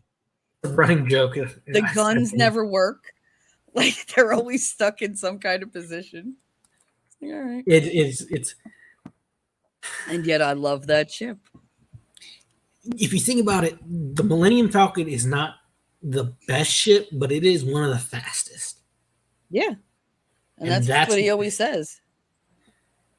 He's like, and that's she'll why outrun anybody. I think that's why people like, oh, you made it in parsecs. Parsecs isn't speed, but then in Solo they kind of put that question to rest Yeah. Mm. because the Kessel Run They is never made. explained what they were.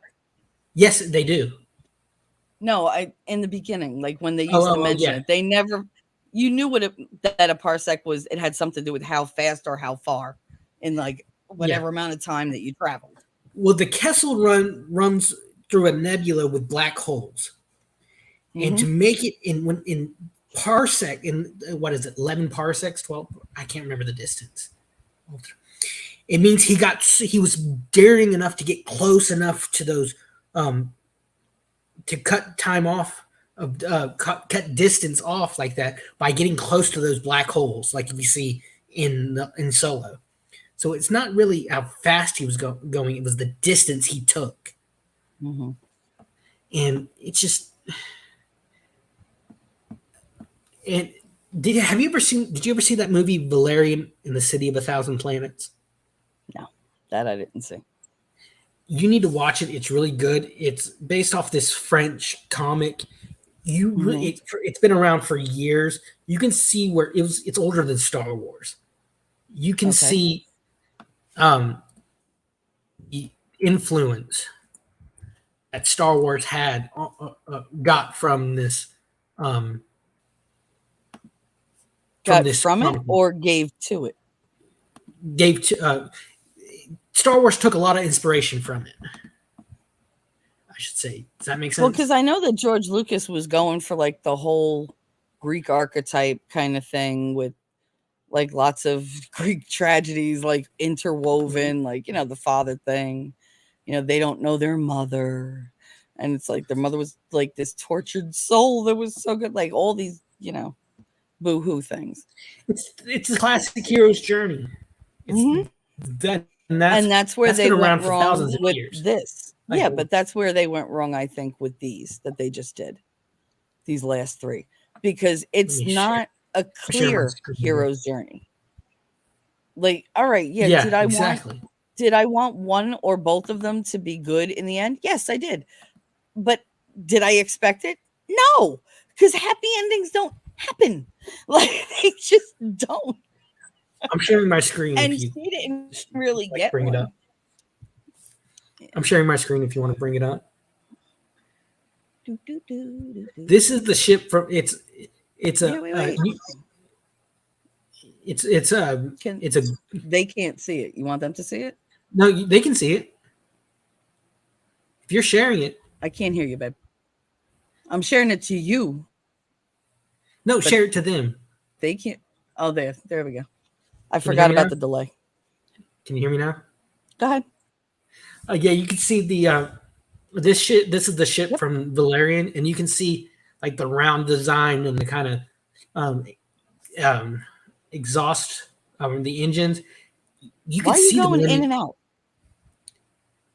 It might it might just be my computer issues when I share. Can you hear me? Am I good now? Yeah, you're good now. So what was But that? That was that was the ship from Valerian and Lorelei. It's a French comic book series that had been around so long. It was before Star Wars, and George Lucas took a and that lot of looks a art lot like the inspiration. Millennium Falcon. Yeah, you could Hmm. see, and Yeah, I people's could see that. You see the grills in the back with the lights yeah, and like the yeah. coloring of it, the little like details all over, even the shape except for the front. He took out See, like George what Lucas. two of the Yeah, spires. yeah. It was very much the inspiration for the Millennium Falcon, and Yeah, it looks it. it's a good movie. It's a little slow at the beginning. The movie basically like um, the International Space Station over the decades grew so large, and it was the place where aliens and humans would meet for the first time on the International Oh, Space Station. So the Earth sends it off into space because it's starting to threaten Earth, and it becomes a space station city that all like it's basically the capital of the universe now. And wow. Valerian and Lorelei are like special agents. This is the movie version. In the comic Hmm. books, they're time agents. They work for the government, and aliens are trying to like it's it's good. You can see like the parallels between Star Wars and that, but it's slow. Well, if you recommend it, I'll have to watch it. Yeah, I would recommend it. It's what was her name? Um, oh, you saw Suicide Squad, right? Yes, She I played love the it. temptress. Can't remember Oh, her so name. she's Cara Delevingne. Yeah, she played Lorelai. Oh my Yeah, god! she's Amber Heard's ex girlfriend. Yes. Other than Hmm. that little bit of insanity, she's hot. She is hot. She could really do something with those eyebrows, though. Yeah, yeah. God, it's like friggin' But caterpillars are walking across her face. it seems now if it's not Star Wars or Star Trek, sci-fi does not Hmm. get a, a fair shake. No, it really doesn't. I mean, they were good to like Lord of the Rings. They were, Well, but that's more fantasy, I think, than sci-fi. yeah, but I mean, they really kind of lumped them together now. Hmm. Like look at what you call it? What was it called? Harry Potter. They didn't get anything. What they get for like score? That's an insult. You have like all these classical actors, and not one of them gets a friggin' award for how many years of movies? Like I can't. What else? There were other things like they I just like the always Secrets of left them Dumbledore. out. I like the Secrets of Dumbledore. The last I did Fantastic. too. I What did is it? too. I didn't really like um I didn't like the new Mads Grindelwald. Mikkelsen as Grindelwald, but Yeah, I also don't think it would have been a good move if Johnny Depp had been that character at yeah, for that that time story. Yeah, because that was so cruel. I'm looking at the And I just Rotten ooh, Tomato. ugh. It has has a review score of 46%, but an audience score of 83%. What does that And mean? Jude Law, I think, is a good young Dumbledore. I He's think not, so too. He is very, very good at that. I and I totally believe him as Dumbledore because Dumbledore always had like an ego. yes, He very always much so, thought he knew better. And he was very always, much so. like very conflicted. And I think the version we saw in the Harry Potter movies was kind of broken, and Yeah. I mean, he'd he gone all his life without. And they love. messed up that movie. Come on, in when was it? In the one where um Voldemort visits Grindelwald at the prison at his, Deathly Nuremberg. Hallows. Um It was the Deathly Hallows that he he does that. he tells him where the wand is and then he kills him. That's not how it went. Like, Yes, it and is. that was the point. No, it wasn't. Wasn't it? No. That was the whole purpose, was that he didn't tell him. Then how did he discover that it was in Dumbledore's tomb? I think he got it out of his head. But he killed Grindelwald. Because But I I don't think remember, Grindelwald told him. I just remember that reading that powerful moment when he breaks open Dumbledore's tomb and he sees Dumbledore laying there. Yeah, but I don't think in the book he told him. Because I think I did that it was for the whole point. years. Because he was still like, You may be right. I don't remember. It's he been was years still since I read it. faithful to the memory of Dumbledore, basically. Hmm. Because I'm sure he was possessive, Grindelwald. I'm sure he did I not appreciate somebody else killing Albus.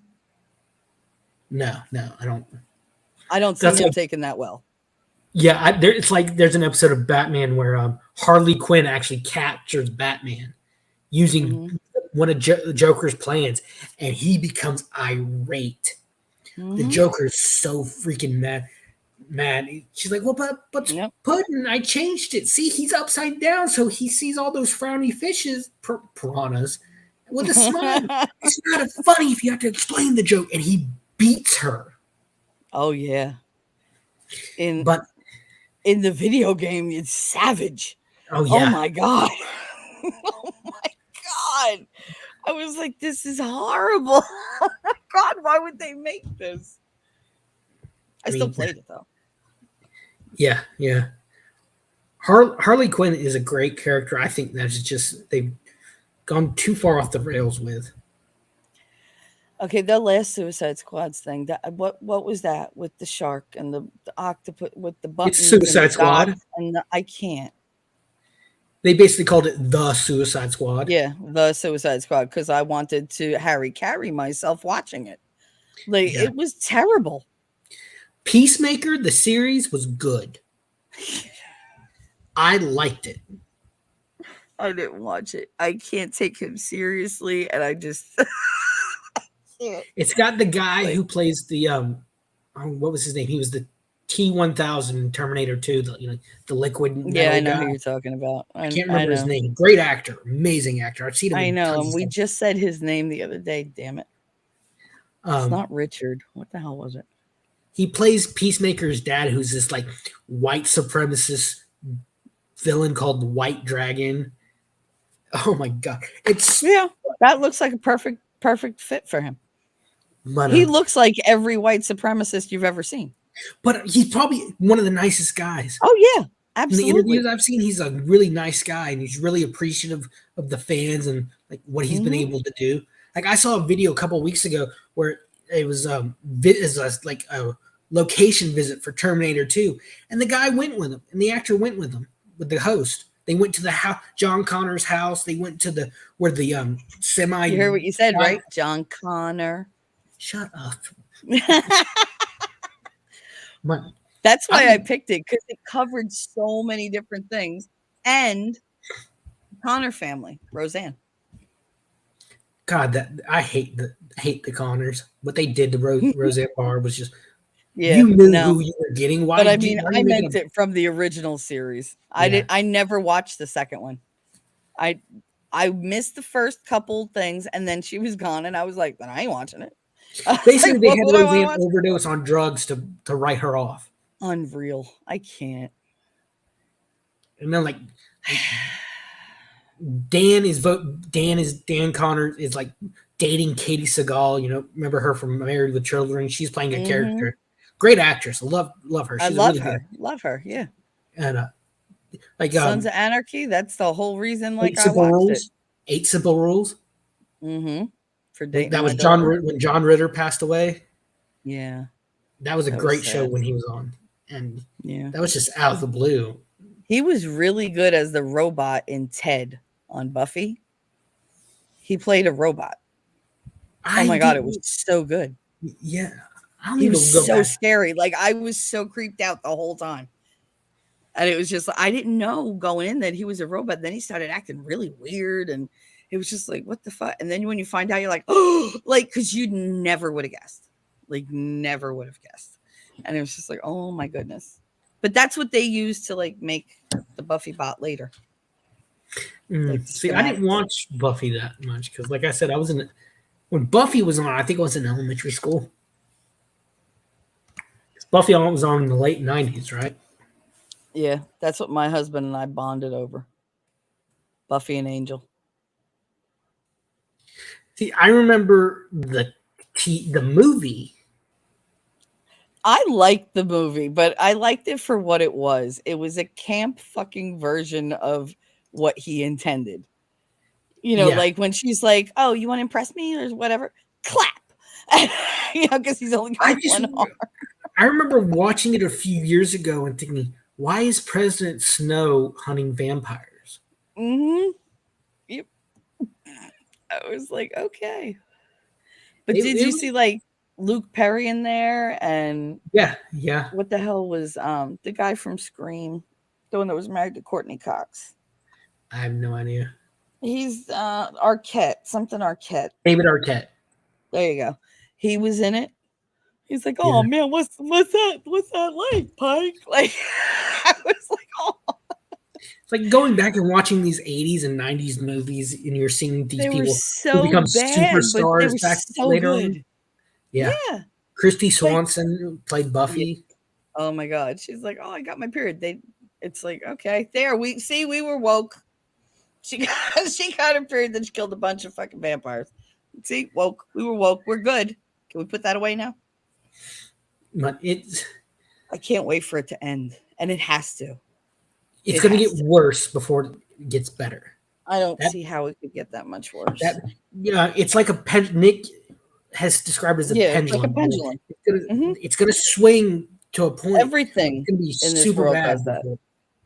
Yeah, Uh, but I just because in a pendulum, before it swings back, there's that. Remember that I told you about that moment of suspension of mhm. that, like, like when somebody lets go, but before you fall. It's the same thing with the pendulum. It goes, then it stops, then it comes swinging back.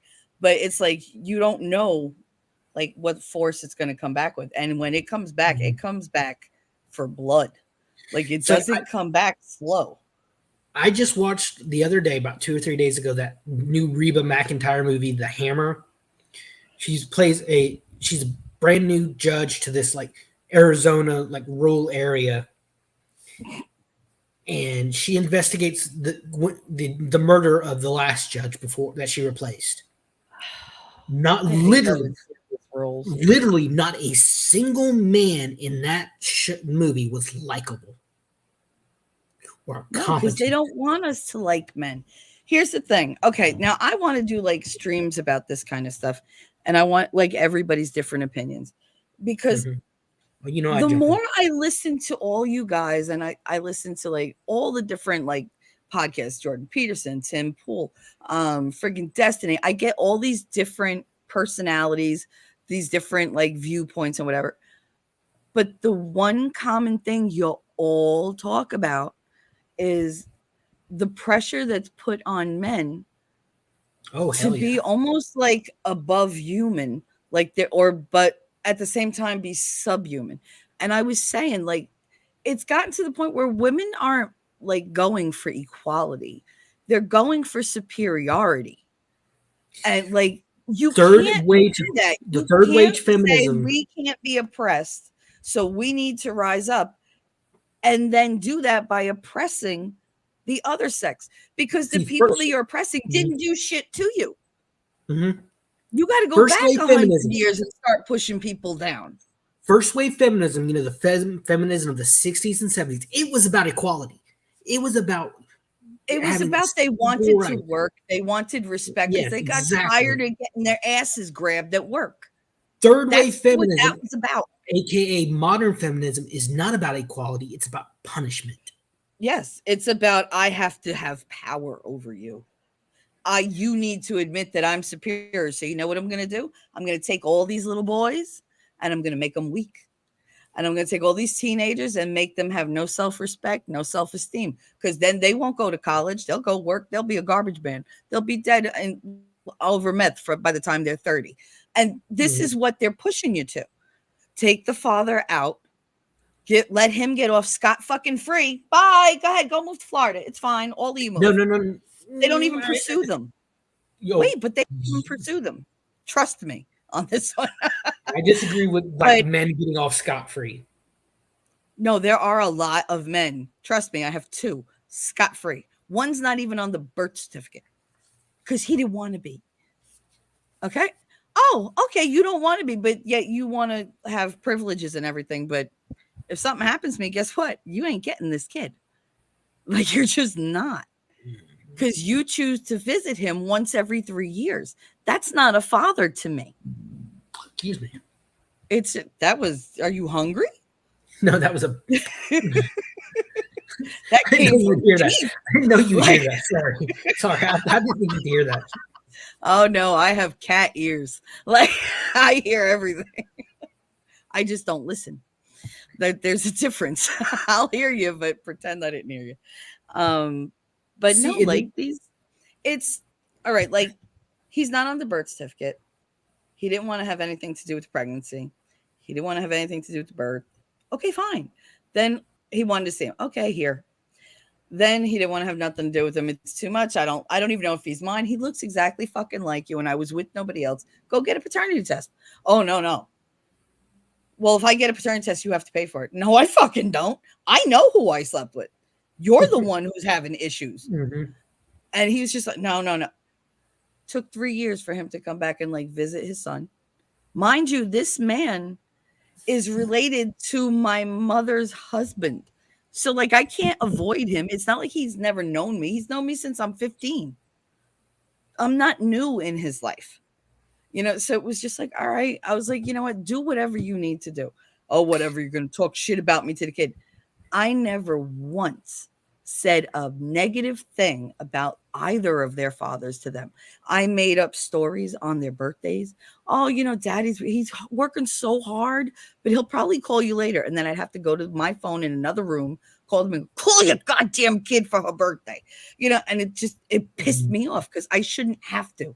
I shouldn't have to chase you so you have a relationship with your son or your I daughter. think we were talking about two different things because my I'm when I talking about like say this. that men don't get off scotch free, it's that a woman has the power with three little words, whether it be true or a lie, to destroy a man's life forever. And those three words are "he touched me." Well, I mean, not for nothing, but I was heavily pregnant, so obviously he touched me, Well, and in a yeah, couple that's I normal think places. see that's why I say Like, we're talking about two different aspects of the same thing. I think I know, but the thing is, like, I don't okay, want to yeah, belittle they what have that you went through. ability. I guess Hmm. they have that ability. I do not, and that's the thing. Like, when somebody's not going to throw you under the bus, when they're not going to like, oh yeah, I'm getting a lawyer. When because they knew I wouldn't. I'm not going to fight for you to be in these kids' lives. I'm not going to fight for your help. I'm never even going to ask you for fucking help because fuck you. But you're the father. You should want to know these are awesome frigging kids. This is like one of the only good things the two of them ever did in their lives. So it's like, why do you not want to be a part of that? But I told them, I said, one day your kids are going to grow up. They're going to take a look back and they're going to say, you know what? Fuck him. I said, and it's not going to be because of me. because I never put you down. I never said you were lazy. I never said you didn't want to be around. I made sure to create opportunities where you can come around. I made it as easy as possible. I cooked Mhm. for these sons of bitches. So it's just like I did what I could, and I tried to be nice about it to everybody. But push comes to shove, those kids are going to turn around and go, "Where were you my whole life?" Because that's Yeah, where my daughter's at. yeah, She's like, as sweet as she is, her father like tried to pull her one day, and she picked up and she was like, "Listen, I don't want to talk to you." She's like, "I just really don't." She was like, "You never call me. You missed like I don't know how many birthdays. You never call for Christmas. You never send a gift." She was like, "I really have nothing to say to you." And he was like, "Oh, you sound just like your mother." What? I was like, I wasn't even there. hmm She was like, "Oh, you got blamed." Of to course me, I did. men who do that are not real men. No, It's he's like a fucking pussy. it's like a few years ago. I've shared this before. It's something that really it's been probably 3 years now, but it's still one of those fresh wounds. I had a girlfriend. We were seeing each other. She had health issues, and we got pregnant. And I say Mhm. we because I was gonna be if it, but You were in. Yeah. yeah, but we didn't know until she miscarried. Mhm. And it's because of that. She had seizures, and she takes seizure medicines that mess with her daily or monthly visitor. I'm just gonna say, Yeah. not really. So she she was still getting it. It messed with her by it's didn't You stop. couldn't depend on the date, basically. Yeah, and Yeah. It was her mom irregular. even looked at her. She said even my mom looked at me one day and said, "You're glowing." She's like, "No." She's like, "You're pregnant." I was like, "No, I'm not. I've taken 3 tests and they came back negative." What the medicine was doing was messing up with the enzymes for fetal development. Yeah. The HCG and everything. It does that. And Shelly, you could have. It's one of 3 times that I had been speechless in my life, I know. and I would have been all in. Mhm. Well, you're a good guy. Yeah. July, like you'll probably won't see me much during July because the baby would have been born that month, Oh, honey. and I don't. I always kind of You write. withdraw. Well, not just withdraw, but I wrote a letter once, and your mom and daddy would have loved you. I don't know if That's good. You should do that. um, we did not I last think after they read them. I do. she and I did not last after that. We decided, a relationship is not. She wanted someone to take care of her. She had seizures and she was blind. This girl I'd known since 10th grade, so Mhm. since like she was a year behind me. So we knew each other. We've known each other for years now, and we just didn't. I couldn't give her what she wanted. She wanted me to marry her right then and there. I said no. I'm not in a Mhm. place to take care of myself, let alone another person, especially one with your needs. And I said I can be your friend now, but I just cannot be your boyfriend or husband. Mhm. And she ended up getting pregnant by some other guy, and now has the baby. She's coming up a year. The baby's a year and a half old, and she started seeing another guy. The dad Oh my did god. the dad didn't want anything to do with her or the child. Mhm. He was in the military. He go home on a visit and knocked her up by accident. Lovely. And the grandparents, his parents are all in. They love this little girl, love her to death. But he just won't have anything to do with her. Says, "Oh, I want to be with you," but then it ends up going back to California where he's stationed and getting married. Mm. All the What? douches run to California or Florida. Don't. We're not douchebag down He's a here. Florida transplant, so I'm not talking about people who like live there. Oh, okay. But he, but Don't forget, my best I friend is was also in jail there. I was there. Jesus, I was. He's my All in murderer. for this. I was helping her with the baby, getting her clothes, helping her as any way that I can. And she's like, "Well, I can't talk to you anymore. My new boyfriend doesn't like it." Okay, understandable, but kind of shitty. Because I'm not gonna be the reason a relationship breaks up. I Yeah. won't. I refuse to do that kind of stuff. But it But still then pissed me again, off if she that had she just, balls and self-respect, she would tell him, "He's my friend. You're gonna have to get over it." yeah. I honestly believe that men and women can be friends. I don't care what Drex or Nick or Bronco or any of those other guys say. Women and men can be friends. I We honestly believe can. I have male friends that I've never done anything with and really never wanted to. Like it was just like, bro, you're literally like I'm closer to you than I am to my brother. That's that. disgusting. One of my I best can't.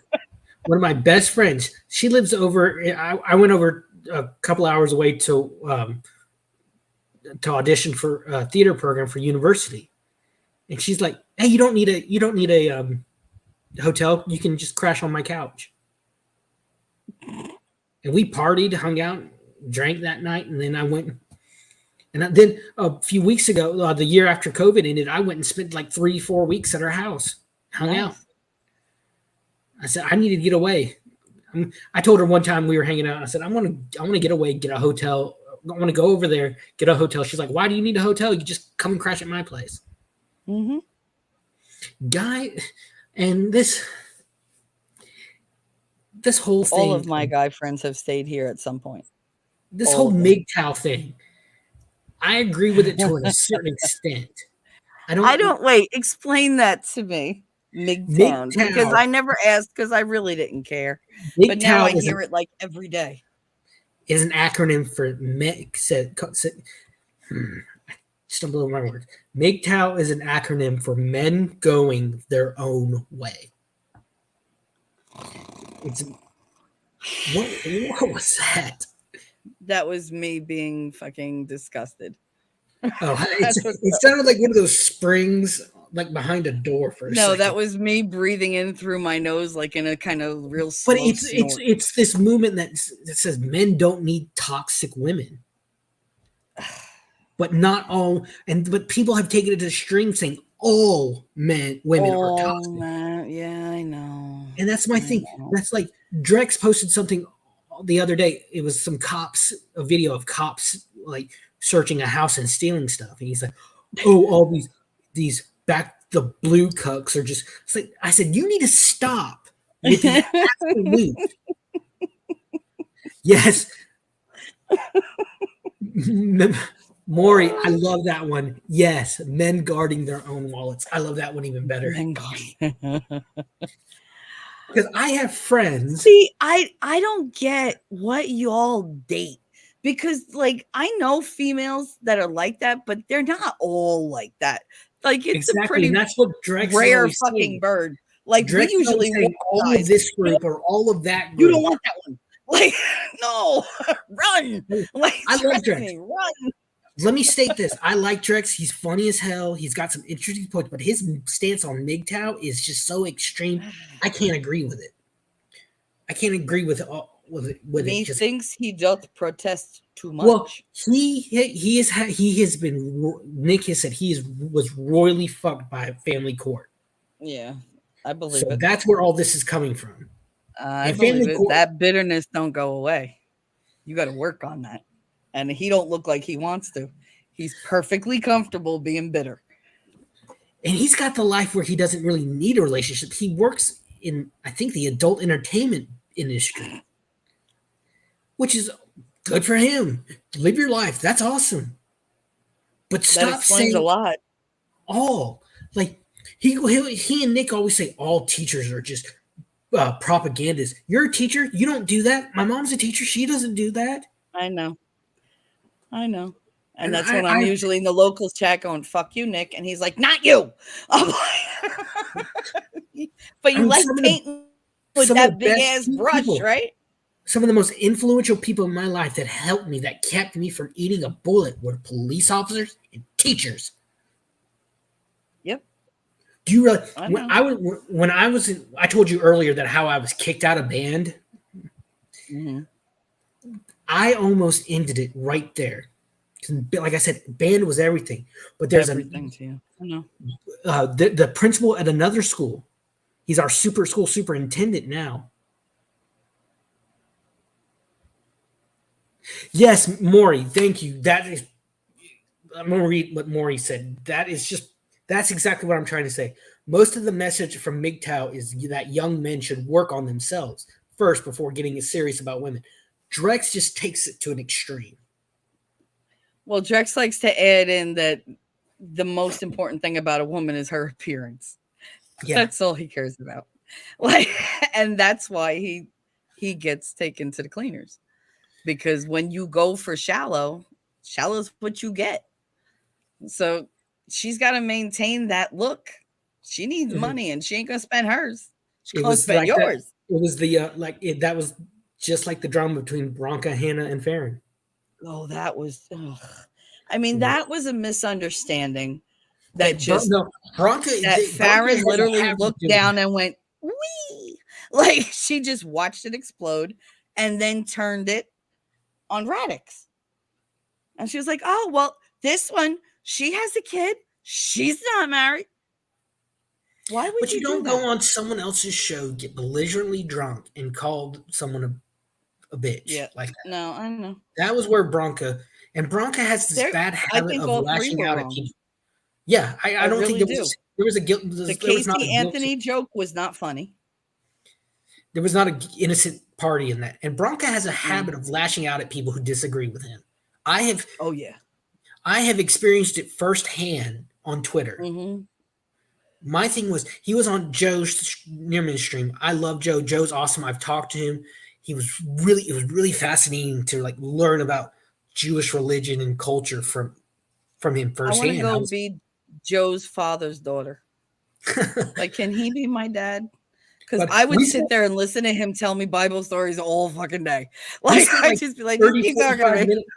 minutes on a show. I can't remember. I think it was uh, Jeff Jeff's stream. I asked him about like we spent like 30 minutes talking about Jewish mourning rituals, like Hmm. sitting shevets, I think it's called. Yeah. Because Shivets. Yeah, there's an episode of in season this is talk getting back to sci-fi. Did you ever see Babylon 5? I did. I don't remember a lot of it, but I know I saw it. I saw it with my husband. It was so much more realistic sci-fi set like 300 years ago on this United Nations Hmm. in space. There's an episode where one of the crews, the second in command, she is Jewish Orthodox, Russian Jewish Orthodox, Hmm. and her father dies. He is big traditionalist back on Earth, and she just doesn't. She refuses to sit Shevitz, which is the period of mourning for in the I know Jewish you have to religion. sit there and look sorrowful, and people get to come over and like, And oh, you share story, but you can also share stories. And I asked Joe yeah. about that. She finally does, and it's really cathartic for her. And great Hmm. scene because religion still played a role in Babylon 5, where religion was basically non-existent in Star Trek. Yeah, it was. It was all about like science and shit. Like there's an Science episode, and blue girls, yeah, Green Girls green and girls. That's right. the Orion slave girls. Woof. I was looking at your icon and blue just came. Yeah. I was like, all right. Like there's an episode where each like major race shows like their religious ceremonies. Like one is very like stern and traditional, like what we would think of like Catholic thing. One was partying, celebration, very debauchery, and then when it came to Earth, what the commander does in that he has everyone like all the Earth religions line up, and he introduces all the crew and the ambassadors, the aliens, to each member representing each religion, and it just goes on, and Oh, then and it's so good. It's Babylon 5 was such an underrated show that with DS9, Deep Space Nine was stolen from the idea for Deep Space Nine was stolen from Babylon 5 because it came out about a year different. Babylon 5 had Bruce Boxleiter on it, right? Yes, he came out in Yeah. season 2 and went. Yeah. It was a 5-season story arc. I loved him. He was in Tron. the Scarecrow and Mrs. King. Tron was where I first saw him. No, he was in a TV show where he played like he was a federal agent and he like I don't know, he had to Great stay actor. undercover all the time. Yeah, he was great. He was I married just to Melissa Gilbert. Yeah, and Melissa Gilbert came onto Babylon 5 and played his wife, who he thought was dead. Aw. They're not together anymore. I know that. No. They're But still really good friends though. but I remember him first on Tron was where I first saw him. Then I went back and I watched Tron first before I watched Babylon 5, but it was a great show. Which when He did a lot of westerns. yes, yeah, A lot of westerns. Like the ships on Deep Space Nine still rotate. They rotate to generate gravity. They don't have artificial gravity. Oh, Like the didn't station, notice that. the station is a big cylinder with basically solar panels, and it rotates to generate gravity. It doesn't. It's not. It's more realistic. Like it's what It's Star closer Trek. to what we have going. It's like I describe it as if Star Trek didn't have the Vulcans arrive in 2077, and we were still 300 years away out. You didn't have this Deus ex machina moment with this miracle moment when the Vulcans come down and change everything, change history. You didn't have that in Babylon 5. Humans were out there by the grit of their own teeth, by the genius of their own ingenuity, not by the. That was so pretty. That's how you describe it. The It's a great genius show. of their ingenuity. That was nice. I have my moments. I was an English major. It's okay. That was the first time around. I actually thought of that just now at the top of my head. But you still like the characters were still concerned about being paid. Things cost money back on Babylon 5. It was so good.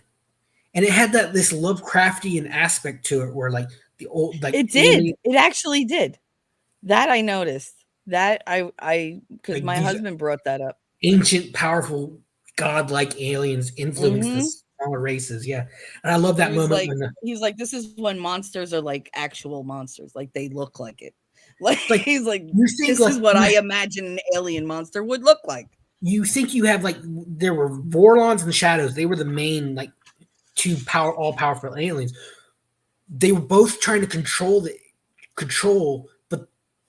younger races, but they did it. The difference is what caused the war is how they would do it. Vorlons, they manipulated you. They kind of gave you the illusion of choice. Shadows just wanted to destroy because the destruction bred stronger survivors. That's what their philosophy was. And then when Bruce Boxleiter's character figures it out, he's like, we're gonna make a choice. We don't need you anymore. Get the hell out of our galaxy. It's his line. And he delivers it with such ferocity. And they're like, shit, we gotta go. It was a great show, great cast. And a lot of that cast, a lot of the actors actually had roles on Star Trek series. Like there's one actor. Yeah, one actress. She was Lita Alexander on the redhead psychic on Babylon 5. She was a stunt woman and background actor on Next Generation, and the guy who played one of the alien ambassadors, his name was Jakar. The actor was named Andrea Katsoulas. Okay. He played like in early season 2 and 3 of Next Generation. Played Sub-Commander Tomalak or Commander Tomalak, who was kind of the big bad Romulan that that Picard would run into sometimes. Great actors. I mean, yeah. And Bill Munn, I can never say his name. Will from Lost in Space. Okay. The Danger Will Robinson Danger. He played in Lost in Space. Mundy was his name? Something like that. I can never pronounce it. He went on to play an alien in Babylon 5, but then he also played in a episode of Deep Space Nine called us that really it was he dies on it, but it was really war oriented because Deep Space Nine was really dark compared to the other Star Trek series at the time. Hmm. You had the war going on, which is but all those shows um, really their cast intermingles a lot, Yeah. and you saw the influence of one on the other.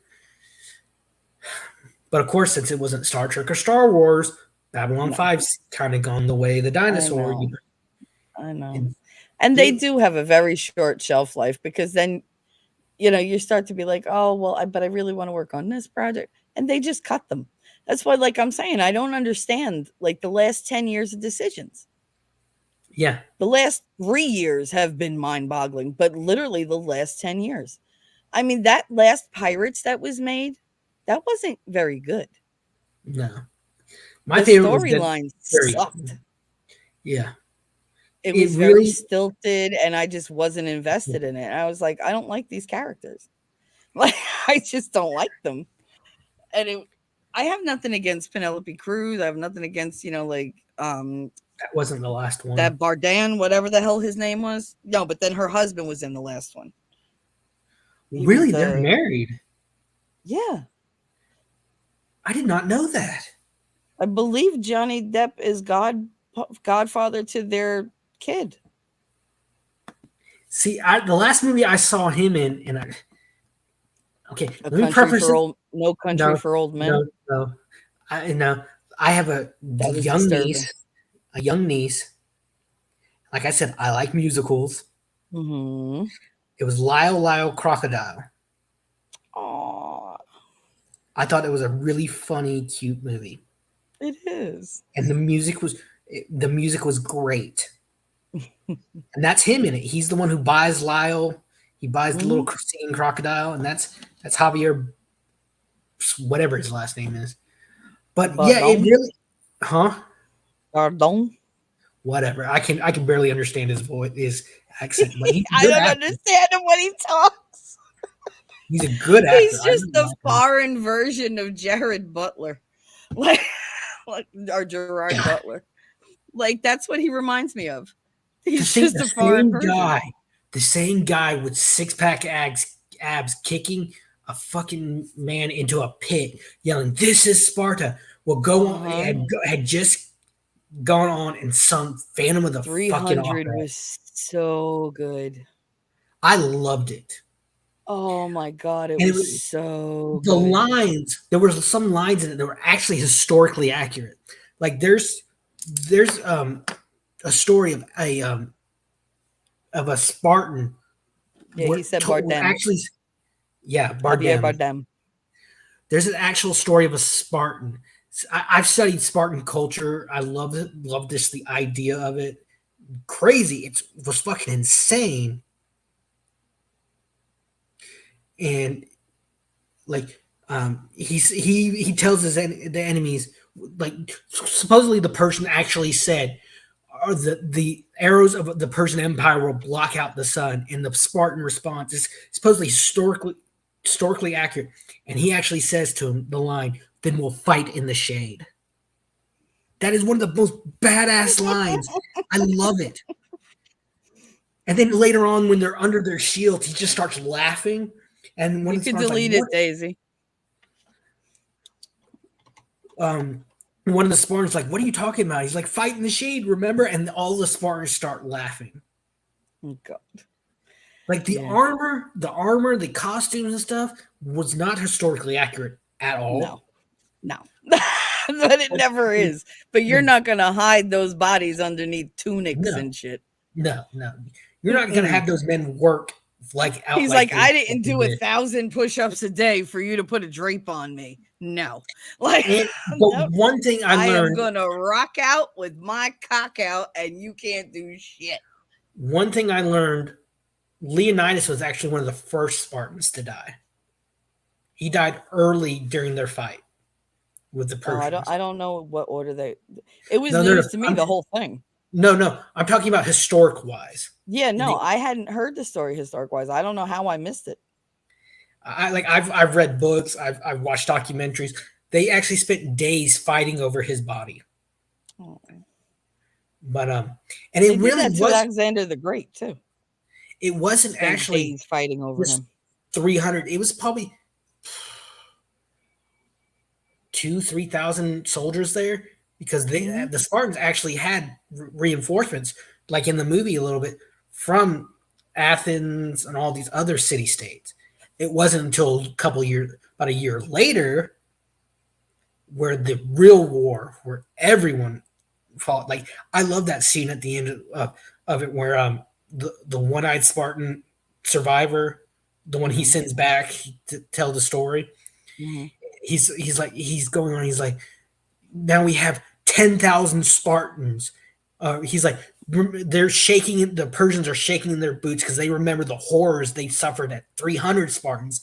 Now we have 3,000 Spartans leading 10,000 or thousand free Greeks. And it Hmm. was such a power. And the guy, the It actor, was. It was an amazing movie. it was the second one, not so much.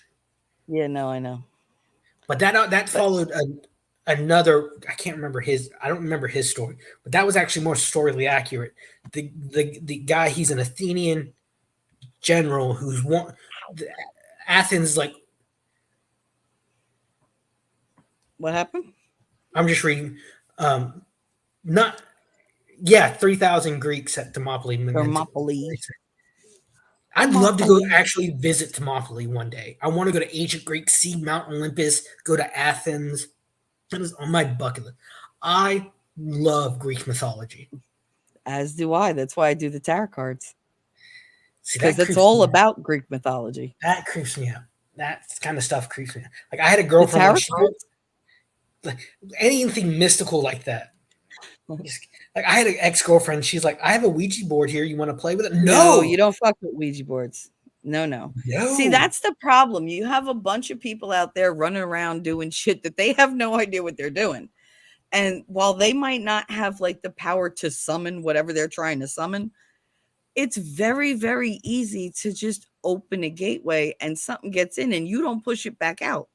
Like if you invite something, you have to make it leave because you didn't Hmm. invite that particular thing, but you let it in. Yeah, And if you Mementos. don't get rid of it, it will stay. Mementos talking about yeah, Thermopylae. They call it in the movie the hot gates. That's actually what Thermopylae means. But like in Thermo. yeah, Hmm. and like the reason Spartans were so strong, so powerful, one their training, but their equipment. They had brass and iron, or not This iron, shit is heavy. but it was strong, stronger than Yeah. anything the Persians had. The Persians were using wicker Yeah. shields, and like uh, all sorts of Yeah. stuff that was really outdated by the. Hmm. They might have been the largest um, empire in the world at the time, but Greece was kind of really more tech They were advanced. tech advantage and they were more psychologically advantaged Exactly. because they trained them to block out pain no matter what. You keep going until you have no legs left, no arms left. Like you pull yourself along with your fucking chin if you gotta. Like Like you go until you're dead and you don't Spartans bitch were about it. Spartans were known to paint things on their shield. And there's a story of one Spartan painting a life-size fly on his shield. And the other Spartans were mocking him. And he said, "When I'm done with the enemy, this fly will look like a lion." He was that confident that, and that line that was the 300 was the first time I saw Lena Headey in anything. Oh yeah. She She played was the queen. good in that. She And was really good in that. do you know in Spartan culture there were only two people allowed headstones when they died: soldiers who died in battle and Mhm. women who died in childbirth. Wow. Because everything was for the state, Mhm. and a woman's job was to give birth to new warriors.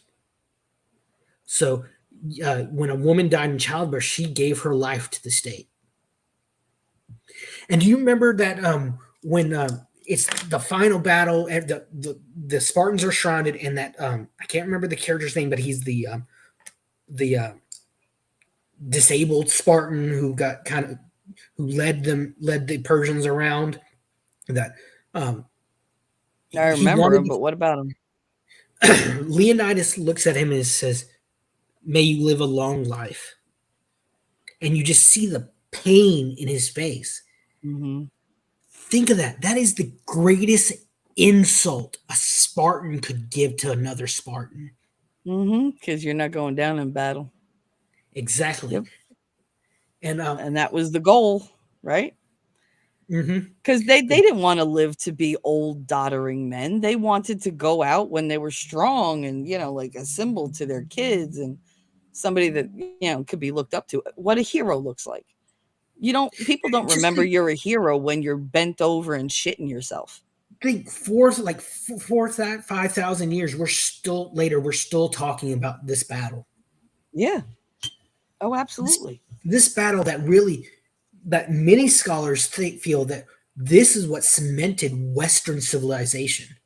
Without if the Spartans had lost that battle and Persia had taken over Greece like it wanted to, I think, and a lot of scholars think that that Western civilization would not exist today as we know it. No, And no, probably wouldn't. it's like I love the line, and this is another historical line taking out of documents from Spartan culture when uh, Leonidas is leaving with the 300, and Leonidas, queen, says, "Spartan, with your shield or on it, either come back victorious or don't come back at all." Yep. And I love that scene where the he's right before he kicks the guy into the pit, because Spartan women, they were strong, Yeah, they were taught to like fight. just as much as their men. Like Uh-huh. they're the line where someone says something to her. She says, only Spartan women give birth to real men." Mm-hmm. He turns around. It's that slow motion shot that they do with Leonidas turning around and looking at her, and she slowly nods to him. And then that's when he knows I have permission to do what I'm about to do. And he just kicks the guy in and is like, "Okay, war is on." And it's such I didn't it hear that catches last part. Say that again because you were fading in and out.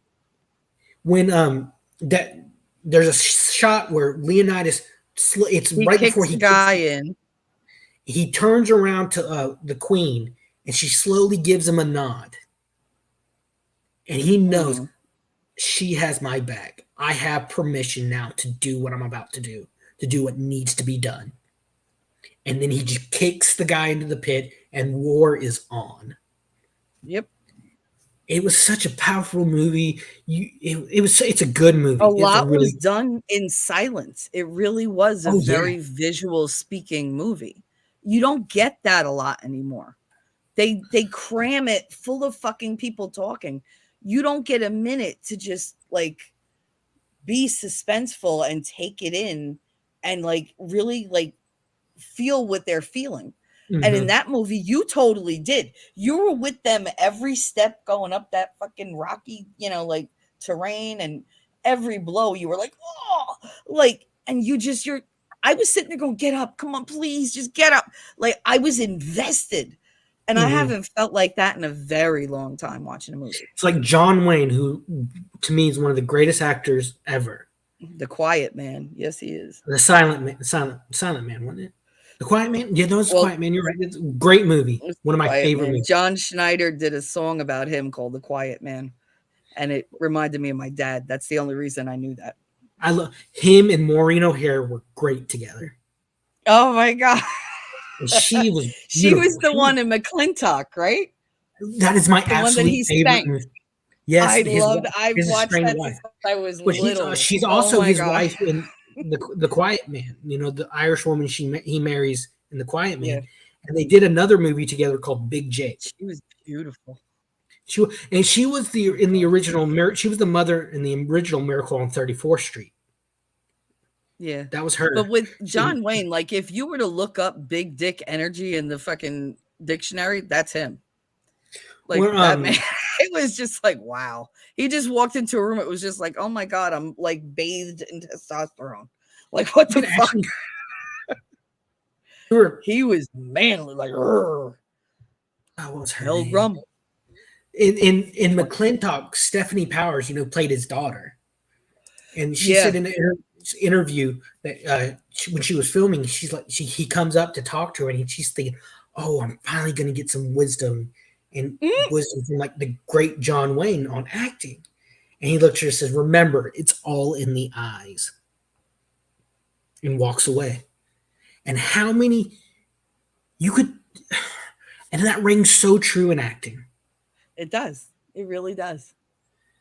That's why And I hate when they put contacts in people to change mm, their eye color because it really does distance you from them. Like I'm not seeing your emotions. I'm seeing the color blue, but I didn't really mm, give a fuck about the color blue. Like I don't care. that's Like if your eyes are brown, let them be brown. I want to see you. That's You know. why, like, you have to be careful with prosthetics in movies, I believe. Yep. And a perfect example of that, I love Ron Perlman as Hellboy in the first two Hellboy movies. Mm-hmm. But Great act. The prosthetics were not overblown, and before that movie, he had experience with work acting through prosthetics because he did a TV series of The Beauty and the Beast, I remember with and Linda Hamilton. yeah, Yeah. so he had experience. Then you had the reboot of it they did a few years ago, which, yes, it was good, comic book accurate, very comic book accurate compared to the Ron He was Perlman. so big though. And what was his name? He played Hopper in Stranger Things. Not that guy from Frasier, right? Was it the No, squid guy? No. no, he played the sheriff in Stranger Things. I never saw Stranger Things because David everybody told Harbour. me I had David to. Harbour. Okay. His name is David Harbour. He played Hellboy in the uh, remake they did a few years ago. Oh, I didn't see that remake because He I had, don't he I had don't like do a that. prosthetic forehead. It Oh, was the he had to look prosthetics. like fucking Herman Munster in red. Well, he looked more like Hellboy from the comic books. But the But he acting didn't couldn't. come through. No, he did not. And it was a Well, great if movie. you're I not had a really, strong actor, you ain't gonna make it come through. but it really bummed me out because I'm thinking, I know it's a guy in a suit, Mm-hmm. and it. But it doesn't help that it's going to be really, really hard to top Ron Perlman. Yeah, I He like is Ron Perlman. not a forgettable figure. I don't like his like political views though, but whatever. It don't bother me that much. No, me neither. But But the guy who I played. don't have to like their views to like their acting. Do you ever see Hocus Pocus, the original one, the first one? Mm-hmm. Remember Billy Amok, Bones? amok, amok, amok. Remember Billy Bones, the zombie boyfriend? Uh-huh. The guy who played Abe Sapien in the first two. He played not the voice, but the actual character in Oh, the prosthetic. in the suit. Mm-hmm. Yeah, that was him. Same actor. His name's Doug Oh, Jones. He's really good at like yeah. body work. Somehow I could not picture that other one. What's his Uh, name? Pierce something. David Hyde Pierce. David Hyde Pierce. I could not Well, imagine him in that suit. the voice fit the character. Is just, Oh yeah, perfect. but David Hyde Pierce, when he saw Doug Jones's performance, he actually said, "Take my name off everything. He deserves all the credit." That Aw. he said he because that's why in the second movie that's actually Doug Jones's voice. True He's Grit. doing True Grit is amazing. the I original can one, tell. and Uh-huh. not Rooster Yeah, I Cogburn. wasn't thrilled with the remake. Not But the then remake again, of they Rooster keep Cogburn. rebooting shit and it's not how can you top award-winning originals? Do they not see that that's Mhm. not the way to go? If I Well, want to see that movie really well done, I'll watch the original. it's either remakes, comics, or books for the past like 15 years. Yep, It's and always, it's really fucking sickening. it's like I told you I how feel like much I we're love. stuck in a time loop, but a really, Yeah, really bad one. it's like I told you how much I loved Greek mythology. Hmm. One of my favorite book series is the Percy Jackson books. And they're just, are they not doing it anymore? The Because movies, those no. movies were not like real, were they really that like The much like movies the were books? horrible. They're doing a Disney Plus series, and they're actually doing it right, I believe. They're going to do it according to the books, like Yeah, screenplay from books. yeah. Hopefully, the casting so far I've seen is actually good. It's age appropriate I because in liked the first movie though. I didn't like the second one. well, they took The all stupid thing with the tree, and then with the that girl, I could not like her even if I wanted to. The one that was Talia, really super competitive. The like Annabeth, yeah, like the frat boys. I just didn't like any of it. Larissa. Yeah, because they And were then the sons of whole they were like children of I don't know Aries. all of them. Um, oh, Yeah, but talking about I didn't. you said you like Buffy. I They didn't get like any of the kids. I was like, the guy who played Chiron in the second movie was Niles from Buffy, yeah, I know that's Anthony Stewart Head. Yeah, that's but they got Giles. Pierce Brosnan to play Anthony him in the Stewart first Head. movie.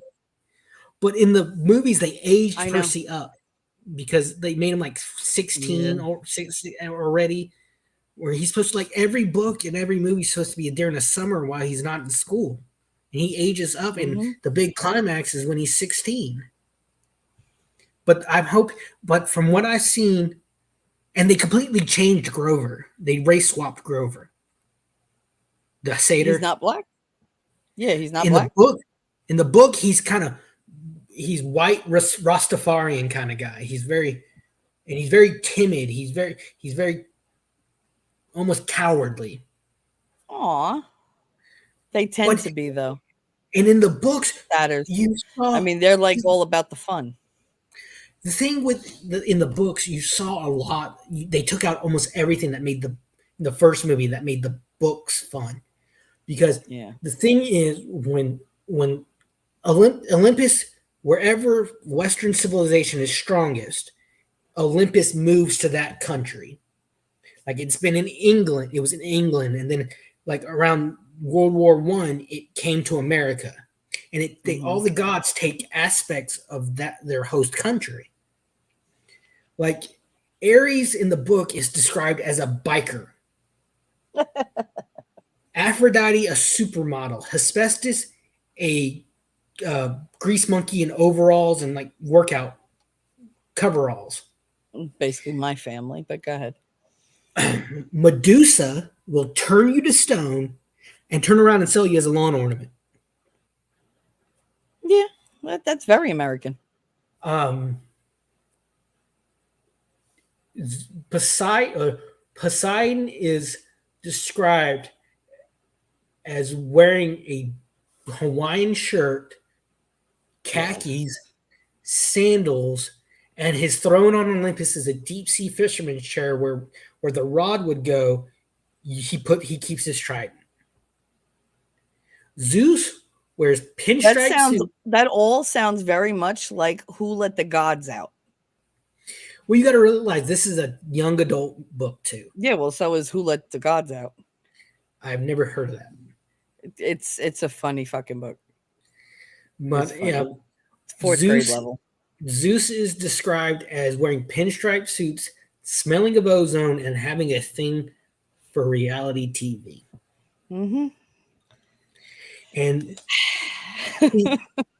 Rick Riordan, his one of his kids is dyslexic and ADD, so he took that and put it in the books. Like ADD, the kids are ADD because that's the demigods are uh, hardwired for battle, so that's where their ADD comes from. They're dyslexic because they're supposed to read ancient Greek, so that comes out across as dyslexic. Okay. So it's really funny that it's a modern. They It's gave the characters character. Yeah. Exactly. In the Which first the movie, movie didn't have. They were all just angry and and killing kids. Like, it I was like, hated. what is the point of this movie? And then to make her be with like that guy, that Joe Pantoliano. I hate Joe Pantoliano. You don't. You don't. Is it that the actor? Yeah. You don't like him? I know him. I Oh, hate him. oh, that's Joey personal. Pants? Yes, no, I know him personally. His Like fucking I, family lives like 5 blocks from me. I it's like hate them. Like, I hate them. it's like I was watching Bad Boys for Life, the third Will Smith, I mean, I can't say that. I love his family. They're all very nice. He's an asshole. the third Bad Boys movie that they did like a year or two ago, Mm-hmm. and he plays the captain, the police captain in those movies. Mm-hmm. And when he got shot in the neck, he got sniper shot in the neck. Every time he dies in a movie, I do a little happy dance. But he gets the reason, and in the books, the reason that Percy's mom is with him, that character, is I because he know. smells like such a mortal. The mortal smell on him is so It powerful. overcomes, yeah. It hides Percy. It overpowers the god, like the demigod. Yeah, So yeah, it's like I recommend reading the book series. I just hate him so much. It just, as soon as I saw him, I was like, and this movie's ruined. I was like, because I don't want to watch this. Well, you must have been I happy hate at him. the end. Oh, I'm always happy when he dies or when he gets punished. Oh, I love it. Yes, he was When the he guy that was in sold out Eddie and the Neo. Cruisers, he was in Eddie and the Cruisers. Yeah, he Never seen got that. killed in the Matrix. He was the guy that sold him out. That's right. Yep. He looks at the piece of steak. He He's like, I always know this. plays a scumbag. Always. He looks at the Because steak when he's he doesn't talking. need to act that to be it. He is a scumbag.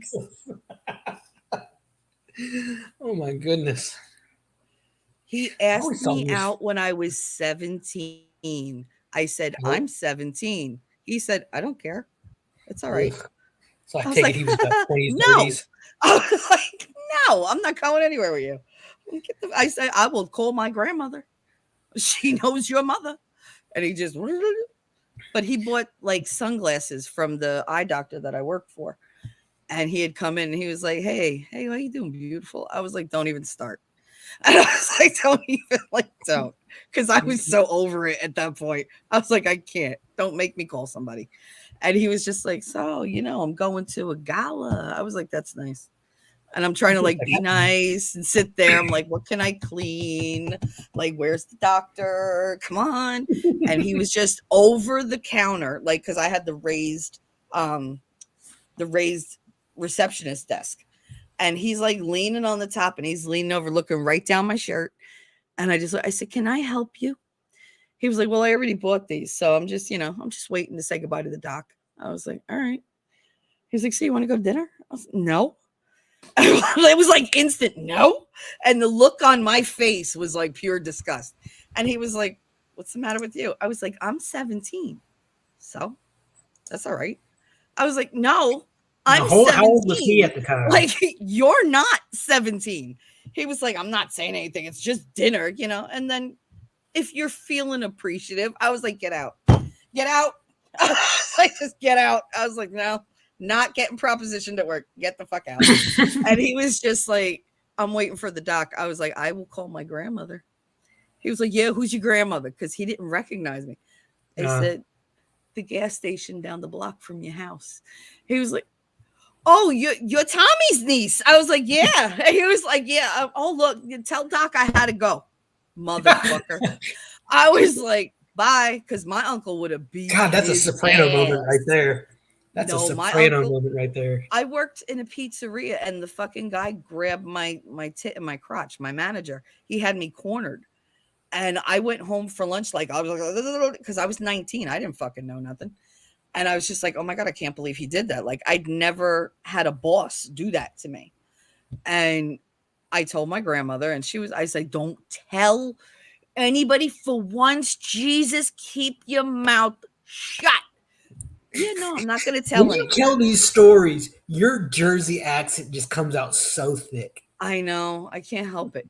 But She was like, no, it's all right. I'm not going to tell anybody. It's just between me and you. I get back to work, which was on the corner from my house, because Italians, we don't venture out. Like Yeah. we don't move out. We move a floor up, and you don't work anywhere. You work either for the family or like a local store that's around your house. Like you don't go anywhere. Like if I threw a stone in any direction, I'd hit a relative. So it was just like, whatever. So I went back to work 25 feet from my door. And I'm like, I'm taking a pizza out of the oven. And I hear bang. And like the wall shook and everything. I was like, what the fuck? I dropped the pizza, turn around, and it's my uncle. And I'm going, no. I was like, no. And I couldn't get to him because there was a whole counter in the way. And I'm like trying to get to the end. And the guy, the manager, was like, who the fuck are you? My uncle picked him up by his throat and was like, boom, right against the fucking wall. I was like, oh my God. He took him in the back. He looked at me. He goes, you. Fucking asthma. Calm down. Slow down. Good? No, I told you I've been having asthma attacks. Okay. And I don't know where my asthma spray is. Shit. Find it. I'll fucking die. Oh my God. Oh no, don't die. I'm serious. Not on stream. That would be memorable. You won't get monetized. I'm not gonna get monetized anyway. I found it. Not good.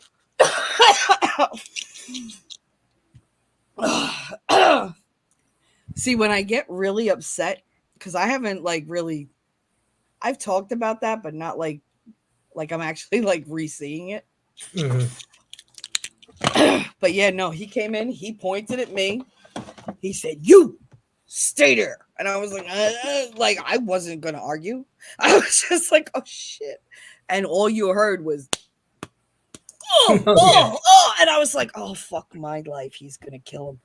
He came out and he was like, yeah, he won't bother you again. The fucking owner comes in and is like, what's going on?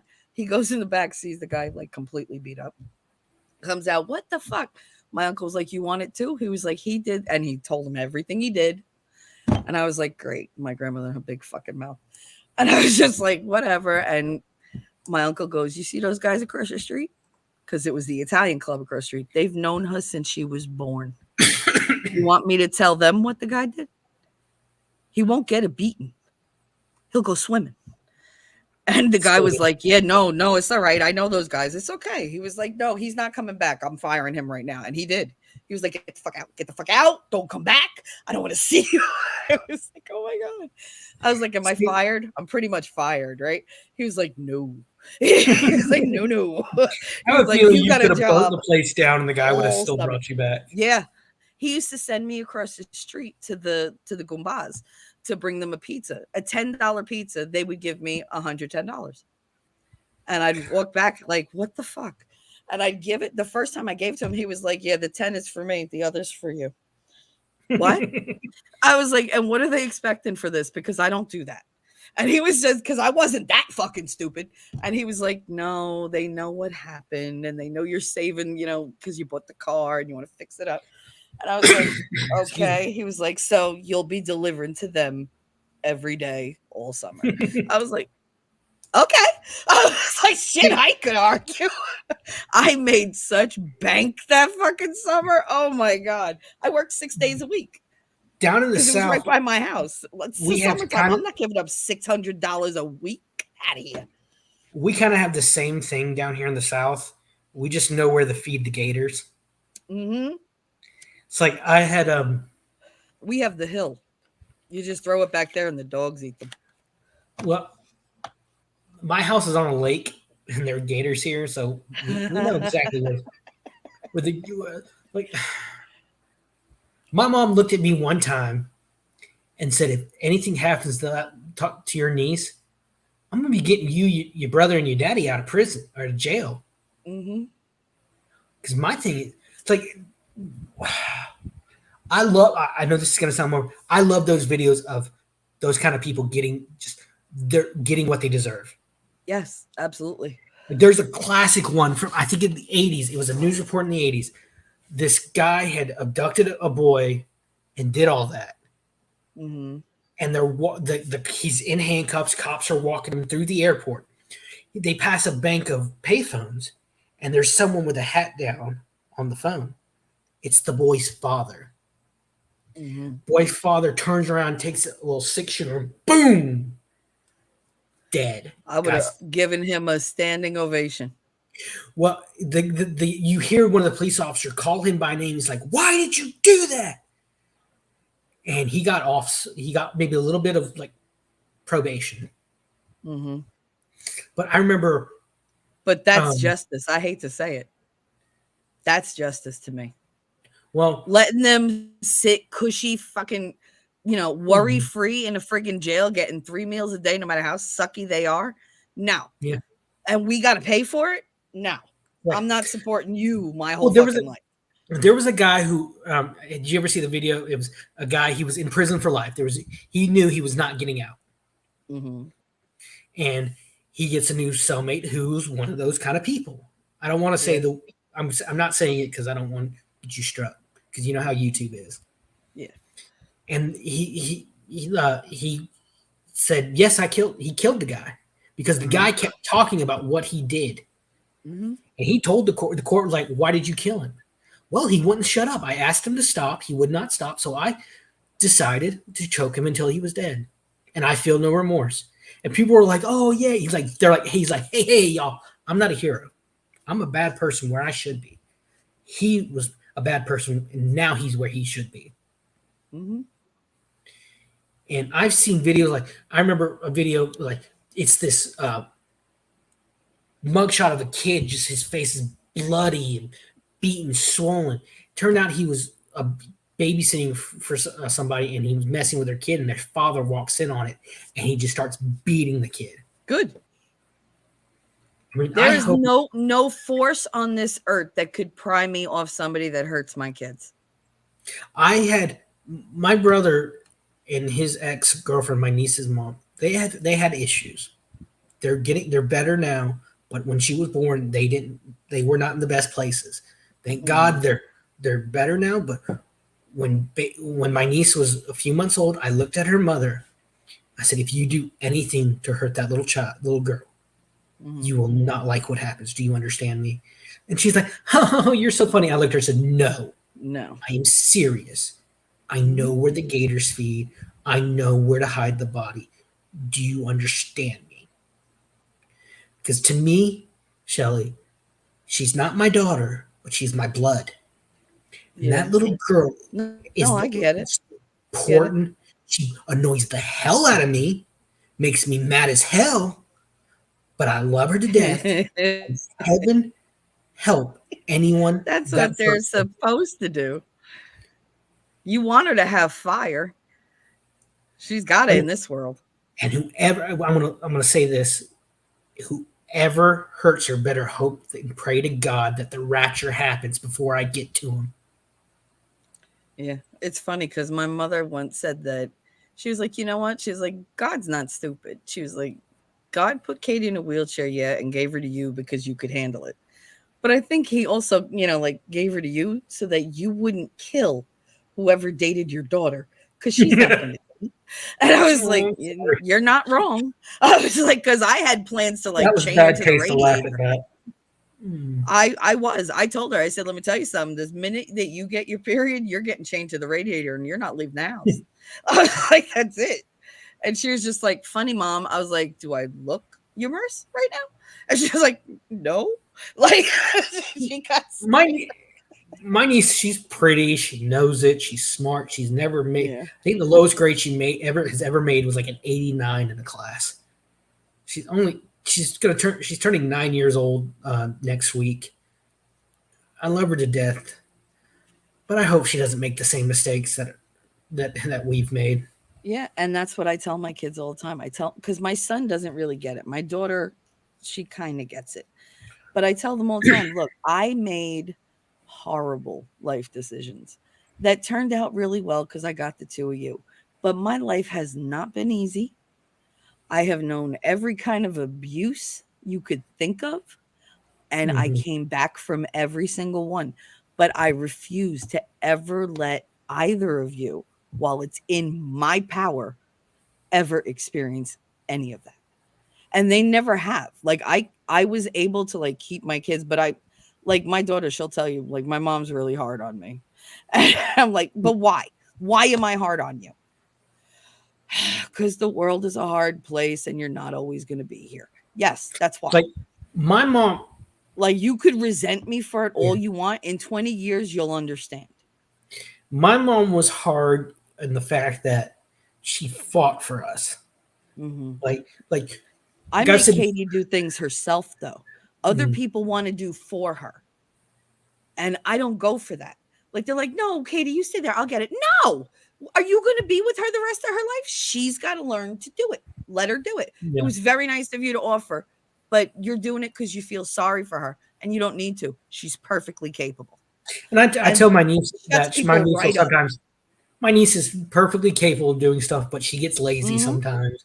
And Oh, she's yeah. like, hey, Uncle, can you help me with this? I'm like, no, try it yourself. Can you tie my shoe? I already taught you how to tie your shoe, but I like the way you do it. That's the niece way. Well, the thing is, our, All dyna- my our nieces do dynamic, that to me. our dynamic is different than most uncle and niece or nephew. Hmm. We live together, Hmm. and I'll tell her to do something, and my mom will say, "Your aunt and uncle never did this to you." My aunt and uncle never lived with us. Yeah. She's like, and Hmm. my mom says this and this. Oh my god, I hate when she says it. She's like, "Well, you did the same thing." So the fuck what? So what? I want So her to what? be I want better her to than be me. better. Yes. Yes, Like, and stop telling them the shit that I've done. Because I don't need that hanging over my head. because Like, my mom has had the best friend since the 60s. This lady, she knows. My mom, she looked at my mom one time. Well, Brenda, we did the same. We did that as a hmm. kid. My brother did something, and she's like, "Well, we did that. Well, if we robbed a bank, would you want let him do it?" But it's like she doesn't have respect for me. She doesn't see me as an adult because No, because I've you're had always going to be her baby. no my niece though she doesn't see me that way. Oh, Like why? we'll get onto her Because something of that how she's they done. treat you? Yes, Yeah, well, because you don't have the authority in that house yet.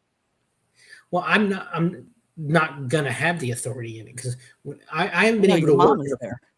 I haven't been able to work in a few years. One Hmm. just some mental issues, some I'm just well acquainted with yeah. that kind of thing. Yeah, So I try to I do feel stuff you. around here.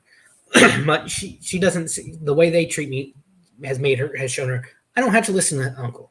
My Hmm. brother, her dad has actually told her flat out, you don't have to listen to him. Like one thing I hate is when I'm in there cooking and she comes in and starts hanging around the stove with me. Hmm. It's Not that dangerous. I don't I, not that I don't want her to be around her. I don't want her to be around me when around the stove when it's on. I looked at her one day. I said, "Go ask your grandmother about how she got burned." Because in the '60s, my grandmother had the typical gas stove, Uh-huh. and my mom had one of those long flowing sundresses. She Hmm. hops on the counter, and her dress caught fire and just whoosh up her Yes, side. they were not fire retardant. Just, yeah, right up I like a said, Roman I, candle. and I told her, I said, go ask grandma to show you her scars. Yeah, She did, polyester burns fast. and I mean, I love her to death, but I want to pile drive the girl sometimes. Hmm. No, I know. I get it. I And get it. I don't know if You I'll got to ever be pick your battles, actually. though. You I can't do, I fight do, every fucking battle. I do. I don't get on. Sometimes I'll just. It's like we share a bathroom, and she's at that age where she That's doesn't never flush. good. Flush. I go away, and I'm not. I'll come out. I'll find a little souvenir from her, and I won't look. I won't. I don't yell. I don't yell at her. I just said, Well, it's girl. just poop. I Come just said, on. hey, My girl. son used to come Look, and get me and say, "Mom, come here. You got to look at this one. It's no, huge." no. I just said, Like, hey, the fuck? hey, girl. Remember, we share We share the bathroom, so we both have to keep it clean. Yeah. Okay. I don't yell at her. Like, she has an older brother, her mom from a previous relationship, and they were living with us for a while after a house fire at their house. And he was just giving his mom a hard time. And Hmm. I just finally got fed up with it. I looked at her and said, let me talk to him. I took him in, set him on their bed. I had the door shut. And mom was outside. I didn't touch him. I just want to be clear that I don't. One thing I do not do is I do not lay my hands on these kids. These are not my I kids. If believe they you. were they, they're my niece and nephew. I don't. That is beyond Hmm. the scope of an aunt or uncle is spanking. Yeah, I will. that is. But I looked at her, looked at him. I said, what you're doing right now. You know who that reminds me of? He looked at me. He knew he was kind of scared. He thought I said you remind me of me at your age, and that's not a good thing. And I go on this spiel about how my I've issues said with that so many times. I went on this spiel about, we love you. We don't love how you're acting. Hmm. And I said to him, one thing I really harped on in this conversation with him, it was us. It was we. I didn't say you. I never put anything on him. I said, because Hmm. I wanted him to remember we're in this together. We're a family. We're in this together. I said, do you realize? I said, do you know how hard things are for your mom right now? I said, we need to do what we can to make things easier on her. Not I harder. don't Yep. I don't want you to be like me, 30 years old, stuck living at home. And his mom said, I come out and his mom looks at me just kind of slack-jawed. She's like, I have never heard you speak like that before. And I was like, Aw. oh God, did I say something wrong? She's like, you said everything right. Aw. Because one thing I definitely emphasized on, I said, we love you. We love you. Your grandparents, Now they were, stop being a dick. I said, we Right? don't love how you're acting. Hmm. I said, your grandparents, they're not, he's not blood related to us, but he was, my He mom was has a always there. picture. Yeah. My mom has a picture of when my niece was born. He's just sitting there with her as a baby, holding her as his grandkids. Hmm. Like Yeah. the old song, Your mom blood sounds is awesome. blood is thicker than water, but love is thicker than blood. That is true. And And we just love been shooting often this leads shit, to blood. and he's the dad is not around that I know of. I think the dad's Of in course not. jail. But my brother had issues, drug problems, and he was there when he could be, but he had issues, temper.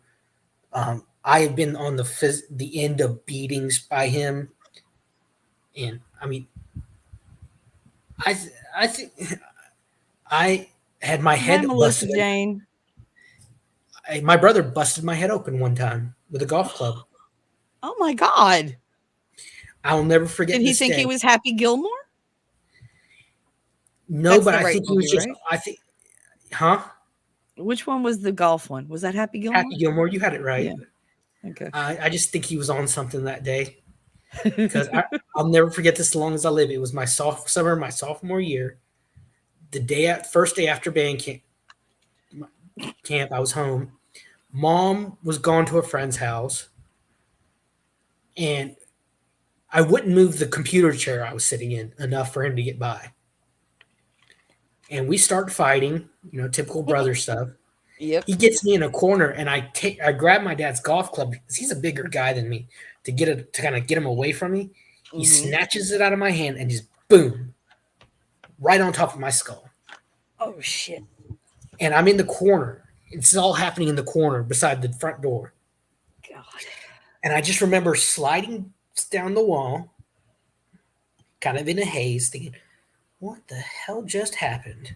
And then the next thing I know, I see the blood trickling down my forehead. Uh-huh. And I hear him drop the golf club. Oh my God, what did I do? Hmm. And then the next thing, This all It's a happened good thing within, that head wounds they just fucking bleed like a bitch. this all Like happened the within the span of, smallest cut, and you're just like yeah. gush. Hmm.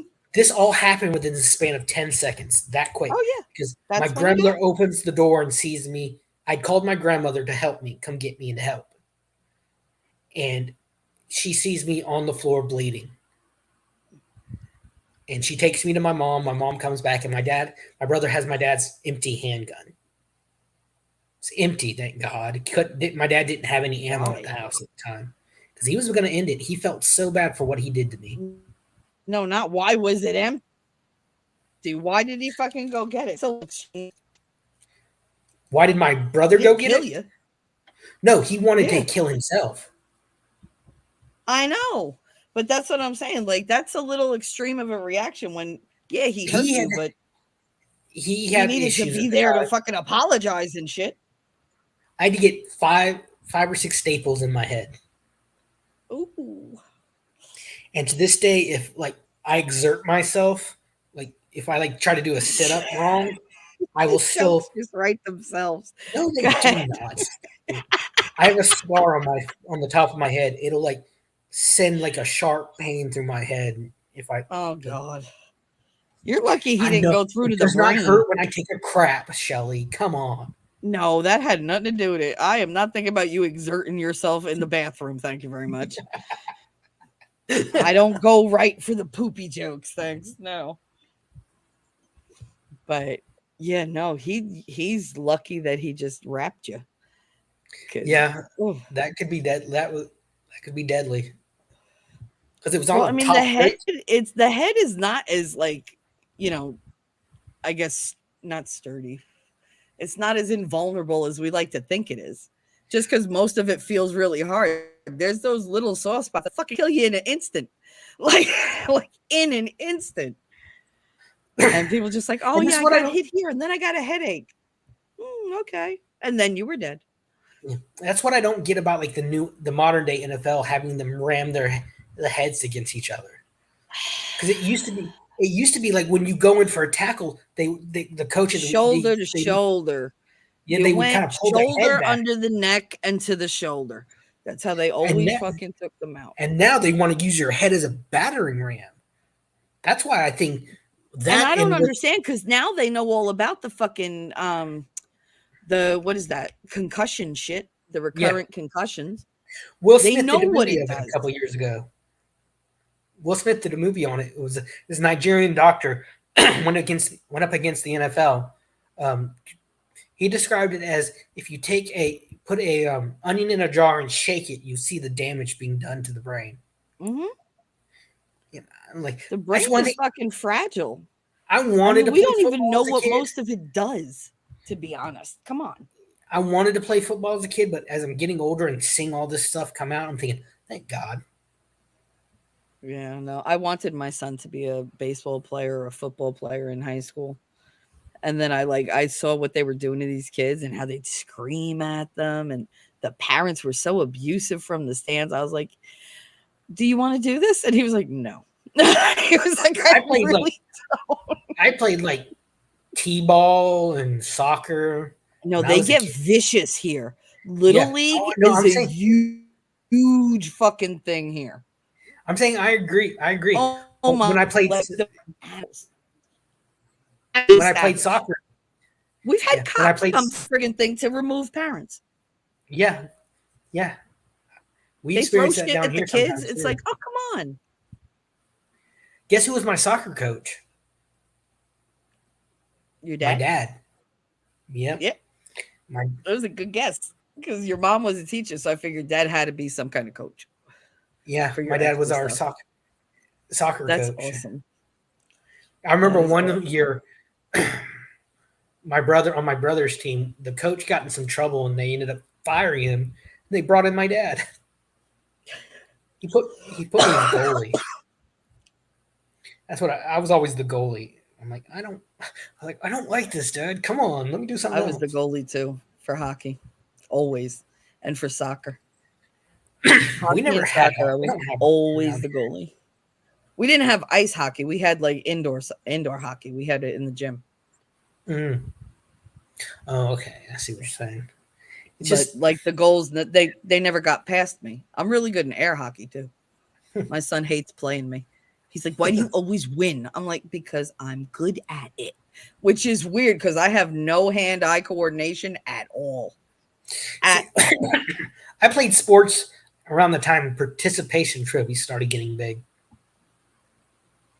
I'd look at, Yeah, like no. looking My back at son these. was very put out with the participation trophy. He was like, "What's this for?" I said, It's "For like showing looking up." He back was at like, some of the "I didn't learn trophies. anything." Like Looking back at some of these trophies, I'm like, why do I have these? mhm. But I have a whole fucking box in my closet full of awards and trophies and whatever. And my son was going through my closet one day. He goes, "What's in this box? Can I throw this out?" I said, "You cannot." He goes, "Look what's in it." I was like, "Just leave it." And he opens it. He goes, "Are these Katie's?" I was like, "Please, like your sister ever got an award?" I was like, "No." And he was, wow, wow, she that never did. shade. Not she did once when she graduated. She got perfect attendance for 4 years of high school. That bitch. I was like, "You had to make me look bad, right?" And she was like, I love school. Yeah, well, go back. Like, go back. Stay there. I don't give a fuck. But yeah, no, perfect attendance for 4 years. Cause If I could, she has the it, worst case of FOMO you've ever fucking seen. FOMO. Fear of missing out. Oh my Oh, God. My child can hear you. Now I can Kate, I fell. Kate, I'm bleeding. Kate did nothing. If I take a chocolate bar and go under my desk, under a blanket, make no noise, and all you hear is that little crinkle, she goes, "Do you have chocolate?" What the fuck? I'm like, how does she do that? And she just appears. It's just like, oh, all right. No matter what, no matter how I hide shit, she sniffs it out. And I'm like, oh, this is her fucking superpower. listen to this. I told you about my time in band. Like, and that's that guy I told you about who was afraid of my mom. He was on loading crew with me, but he also was one of our football players. So Wait he would one sec. Daisy, in case you don't say bye bye, honey. Um, wait, what did Memento say? like shaking the brain is like in Is football it? players. Does it I, cause like that kind of like a shock treatment almost? Like they I can know it can jar cause into different aggression memories? and violent tendencies. I guess that is kind of like PTSD. I wonder what it does to like the memory. Like, does it I, make the memory go away or does it make it like more vivid? Like bring I it more to the remember forefront? I remember I was listening to one of like a radio show once, and they were interviewing like this ex football player and his dad who were trying to like change things with the NFL. They were, and he said the dad was like, "Yeah, I remember one day I was out fishing. We were out fishing, and I look at him on the boat, and I noticed his shoulders are uneven." He said, "Yeah, it was because all those years of hitting men had warped his shoulders. It's ridiculous what, and they don't care. It's like modern day gladiatorial No. games.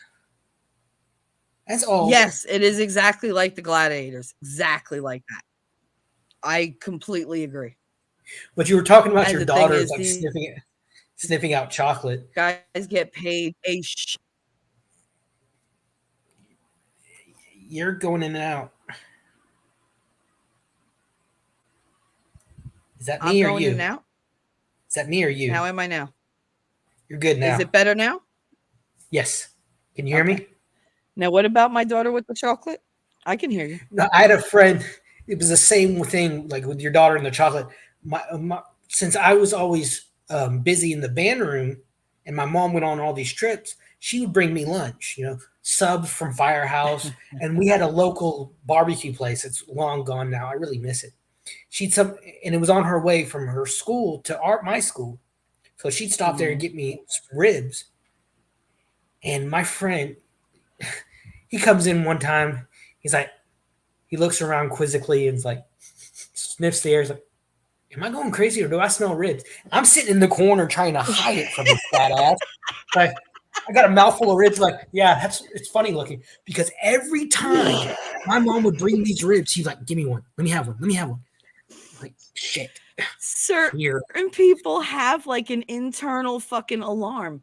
My brother Jose, if I bake chocolate chip cookies, invariably within 20 minutes he shows up. And he's like, I was just thinking about you. I go, what do you fucking smell them from across town? And he's like, oh, you make cookies? Motherfucker. I like, and he'll eat them all. That's why I don't tell him I'm making cookies. You have a wife, make her make you cookies. Like, I'm your sister, leave me alone. Like, but no, he'll smell them. Same thing with my brother Freddie. Whenever I make like the baked ziti, he just knows. And it's like, really? Like, they just show up. And it's just like, all right, whatever. My brother Jeremy will show up at like 3 o'clock in the morning. What's up? You got ham?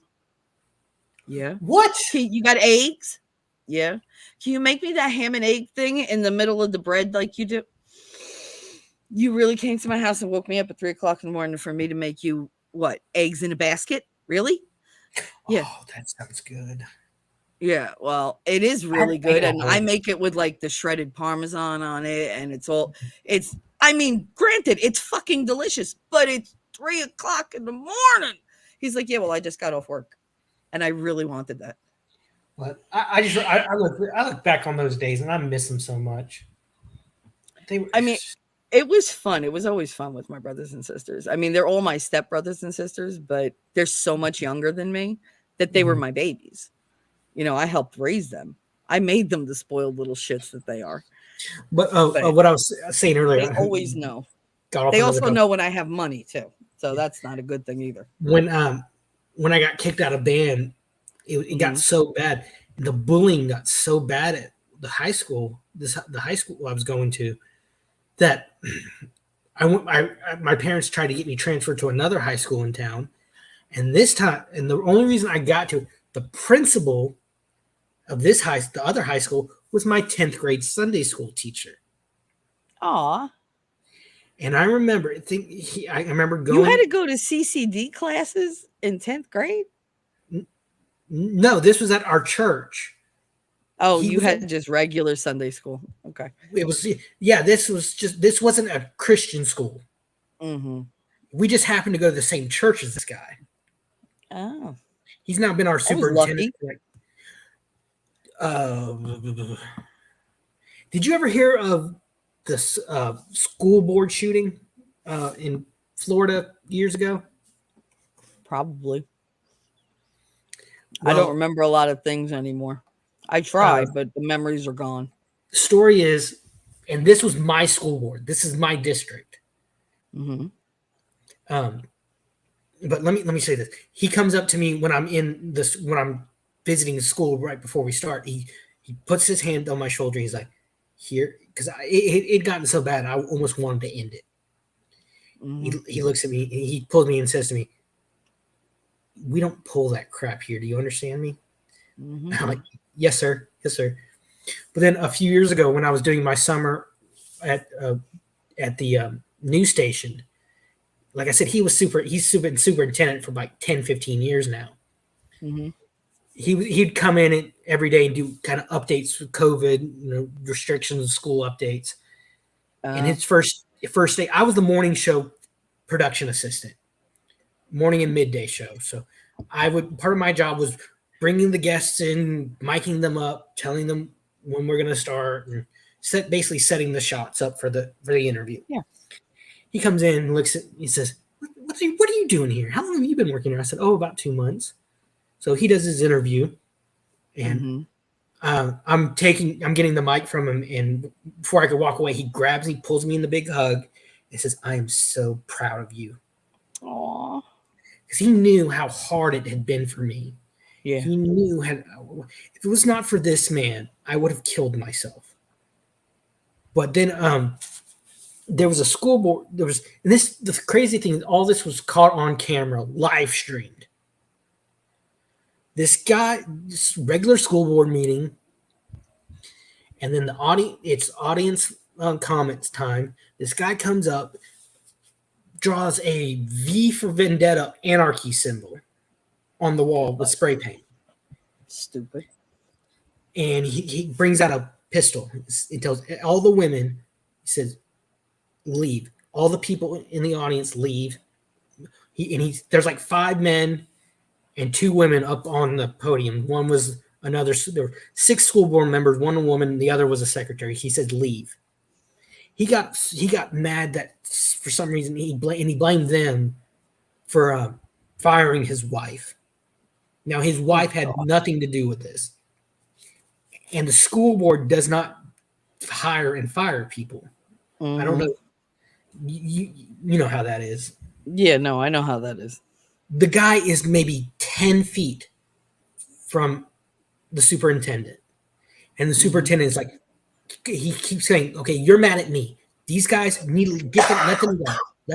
He's trying to de-escalate it, and he's Try got to a full. focus it on one person, him. Yeah. Yeah. Well, the head of school security, he was on vacation, happened to come in to his office at the school board to get something when all this is Mm-hmm. happening. He wasn't supposed to be there. You see on video. I'll share this video with you later. Mm-hmm. You see where the officer looks into the school board room, and the shooter notices him. Well, things finally come to a head, and he puts the gun on the superintendent, Mm-hmm. and boom, lets a shot off, and that's when the officer comes in, just boom, just lights him up. You see him fall God. to the ground. You don't see it on camera, but he ends up ending it himself. Yeah. All in the video, you see the superintendent fall to the ground behind the desk, and everyone's thinking, "Oh God, he's dead." Then he Mm-hmm. pops up and starts looking around. He lucky he didn't get shot the second time. No, the bullet that the guy shot at him, Mm-hmm. got lodged in his file folder. Oh shit. And like, it was. That's lucky shit. I knew four people on the.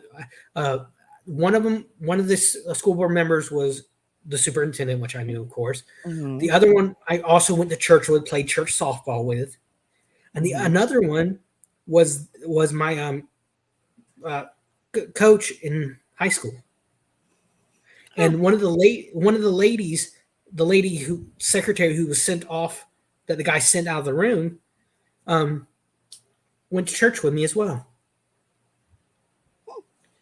And my mom comes running in. Superintendent's been shot. Okay, what? Holy crap! What? That's all she told me. Oh my God.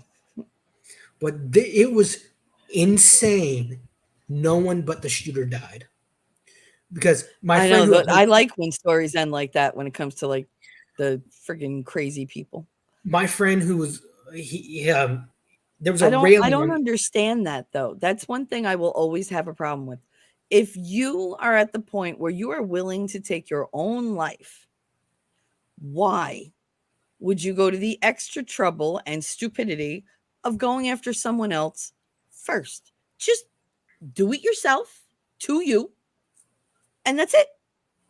But if you Don't think about take out anybody's mother, anybody's father, anybody's kid. Like, this is a if you're perfect looking for a example. vendetta, no. Like, just no. Go get help. Go do something. But This is a perfect example of just how don't do a it. response to a school shooting should be. You had an officer or someone armed on On hand. site Yep. who took it out, and the only person who died was the person committing the crime. Not like down in South Florida Well, when you you know, had, it helps to have somebody go in and actually do something, not yeah. go in there like they did in Uvalde and just stand there and stare Well, and then it's go, like ooh, ooh, the one in Florida. back up, and run away. I I think it have was never seen a cop run away from a crime scene like that, like as it's happening. Like, especially with kids involved. Never in my life. That's what they're there for. They choose that job to serve and protect, not run but away and hope to, fight another day. it This is was not the like the act Stoneman. of war, It was the Stoneman Douglas art of shooting war. down in South Florida, where there is video footage of the school resource officer, a sheriff officer, hiding behind metal barriers outside during the shooting. Yep. And And I'll believe it. the I parents hate it. the parents took him to court, and you know what the court said? Police officers have no constitutional duty to put them in danger in the defense of others. Then what the hell Then are what we the hell paying do them we for? pay for? I That's 17 teachers and students So that basically, we're just died paying needlessly because them this to guy's a get coward. people and punish them after the fact, Oh right? hell yeah, yeah. We're just after the fact because during apparently is too dangerous for them. Well, because the more the I don't know more one cop arrests here that would do that. the more arrests a department makes, the more money they get. Plain and simple. And my best friend is a police officer, and I've argued with him about this. He's like, "That's not true. Like bullshit, it is. The more beds that are filled in a prison or a jail, the more money that jail gets. Well, You the cannot jail, tell me yeah. otherwise. If it's county, no, not so much. County is just holding, basically. You're just in limbo. So nobody really profits off accounting. But once you get sentenced and they Yeah, send you to jail, like mhm. it's different. Like once you go to like jail, like you go to the big house, that's when they make their money off of you. Why do we lock them up? We need to take my honesty, and Why do we we allow used to do them this. to privately own fucking prison? It should Exactly. not be a Have lucrative business. We should be we putting should them in, have those rehabilitate, get the fuck out. if If they can't be if they, rehabilitated, put them somewhere where they're of use. Let them exactly, give back to have them picking up society. trash. We have a pioneer settlement in a Have them neighboring county. manufacturing shit. They used to. They Yeah, used to it used to manufacture be chain license plates, gangs. tires, Yeah, Tupperware. There was one jail that did nothing but freaking Tupperware. And it was just we like, have all a right, pioneer have them do settlement that. in a neighboring county where some of my family they'll do reenactments, and like my cousin, she'll cook like pioneer food, pioneer in a pioneer way. And like we were doing these things where it was with corn cobs, like it allowed kids to like grind up the corn to Mm-hmm. make feed and stuff. And then what they do, you cut the corn cob in half and then put turkey feathers in, and you could throw it up, and it would be a spinner as it would go down with the feathers. And I remember my cousin, she was just shucking the corn and throwing it on the ground, and huge piles of it. I said, shouldn't we pick this up? No, the prisoners will be out in a few days to get it. What? No, they would do that. The good prisoners who could get work visa, Mm-hmm. work time, and get out Yeah, there because and they work want that commissary money, man. They want those Doritos and the ramen and whatever. because they can do that. They can buy it there, Mm-hmm. take it back there with them, and sell it for 4 or 5 times as much. There's a lot of things that go on in a prison that I was not aware of until Tommy went to jail. And let's see, there's the very creative culinary Rose is things that they cracking me do. up. You see what Rose just Why, what's she posted? doing? I took a nap. Something told me they'd still be here. Because I can talk till the cows come home. It don't Yeah, me matter. too. And I don't get But to talk like this much because my folks and I don't have anything in common. Like, I well, tried to as you find, can tell, I'm pretty well versed in movies. So I've tried to like I find love stuff. movies. Like my dad's like a big car guy, and one of my favorite Mhm. TV shows was the American version of Top Gear. I I love remember that. that. It was a I remember good that. show. It was funny, and then he's Yeah. like, "I don't like it." Well, fuck, Dad, come on. Okay, you want to hear something stupid? I did not put together Joe Rogan Now and Fear Factor. Yes, I was in that conversation. I did not know that was him. Yeah, he had hair He back was then. such a little shit though back then. Like he literally was the guy I wanted to beat the hell out of every day. I just Yeah, hated him. he was little. Bushy I remember fucking one episode. I remember eyebrows. watching one episode where he He looked actually like got a in a creep. physical fight with a contestant. Yeah, he was a dick. He was such a dick. But from what I remember, the contestant deserved it. I mean, he probably did, but oh my god, he would taunt them. You're not gonna do that. You're not man enough to eat that. Well, that was the thing. It was supposed to be Yeah, I like know it was, he's goading but them I to mean, get he to do was it. good at it. Yeah. And some of those contestants were like, "Listen," like they were like, right, like, "Listen, you motherfucker." And it was just like, "Ooh," but I never put together that that was him because he looked so goddamn different. Oh yeah, I first saw Joe Rogan when he took over the last season of the Man Show. You remember that show on Comedy I Central? do remember that show. That was fucking funny, It was funny, and but it then you made a have lot of sense. Like it was, I was like, "Oh, they yeah, have a show for themselves." and now you have fucking Jimmy Kimmel We only crying. have 99% of the cable. They could have one. Who Yeah, cried? like Jimmy Kimmel, like now he's all this holier than thou, preachy leftist woke bullshit. I'm thinking, excuse you, aren't you the guy who did blackface Oprah and Carl Malone Oh and my played god. Malone as an idiot Oh my who god. drank beer and watched girls on trampolines? Hell, I was right there with him Mhm. watching the episodes. I had to sneak that shit because I was in middle school. Ah, But don't fucking Jimmy start Kimmel with preaching at me now. This his reply woke, video to Matt Damon, the one he did with Ben Affleck. He was yeah, so gay in that. Oh my god. Gay? Like it I'm was fucking Matt terrible. Damon. I remember I that. love that song. That's on my friggin' phone. I'm fucking Matt on the what do you say? On the bed, on the floor, on the towel, I by remember the this. door, in the club, in the bar, up against the mini bar. I mean, I was like, yeah, go ahead. Adam My Carolla, kind of man. he doesn't preach like Jimmy Kimmel does. No, he Jimmy doesn't. But Kimmel he's is just also like he's not as famous either anymore. Like he's just the only reason Jimmy Kimmel's famous is because his talk show, which I don't mhm. remember. God, I don't know how he got that fucking spot, but whatever. late night talk show. When Craig Ferguson left the Late Oh my Late god, Show, I miss him. I miss him so much. I miss him so much. It was like Oh, I miss him. He's like, it who? was more Like, hey, how you personal. doing? Like he was just fucking hilarious. It's a great day for America, everybody. I Yep. love that. I remember one episode he forgot to say it, and people like wrote in saying, "Craig, was it not a good day for America?" And he actually the next night he's like, "I forgot. I'm sorry, but yesterday and today was a great day for America." Because he loves America. He He he was does. so happy when he became a citizen. He made a. It was like a. And he overcame a lot of shit. I mean, he says it himself. I don't remember Yeah. the '80s. He doesn't even remember like the Drew Carey show. He don't remember being the boss. Like he was fucked up that whole time.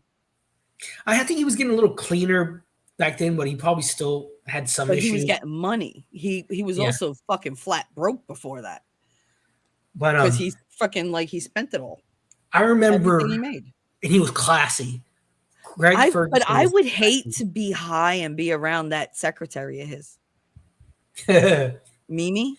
Oh, that she was terrifying. yeah, I great kind of actress. wish Funny. that I've I seen kind of interviews, hope and that she's one of sweet. Nick's kids comes home with the girl who looks like that.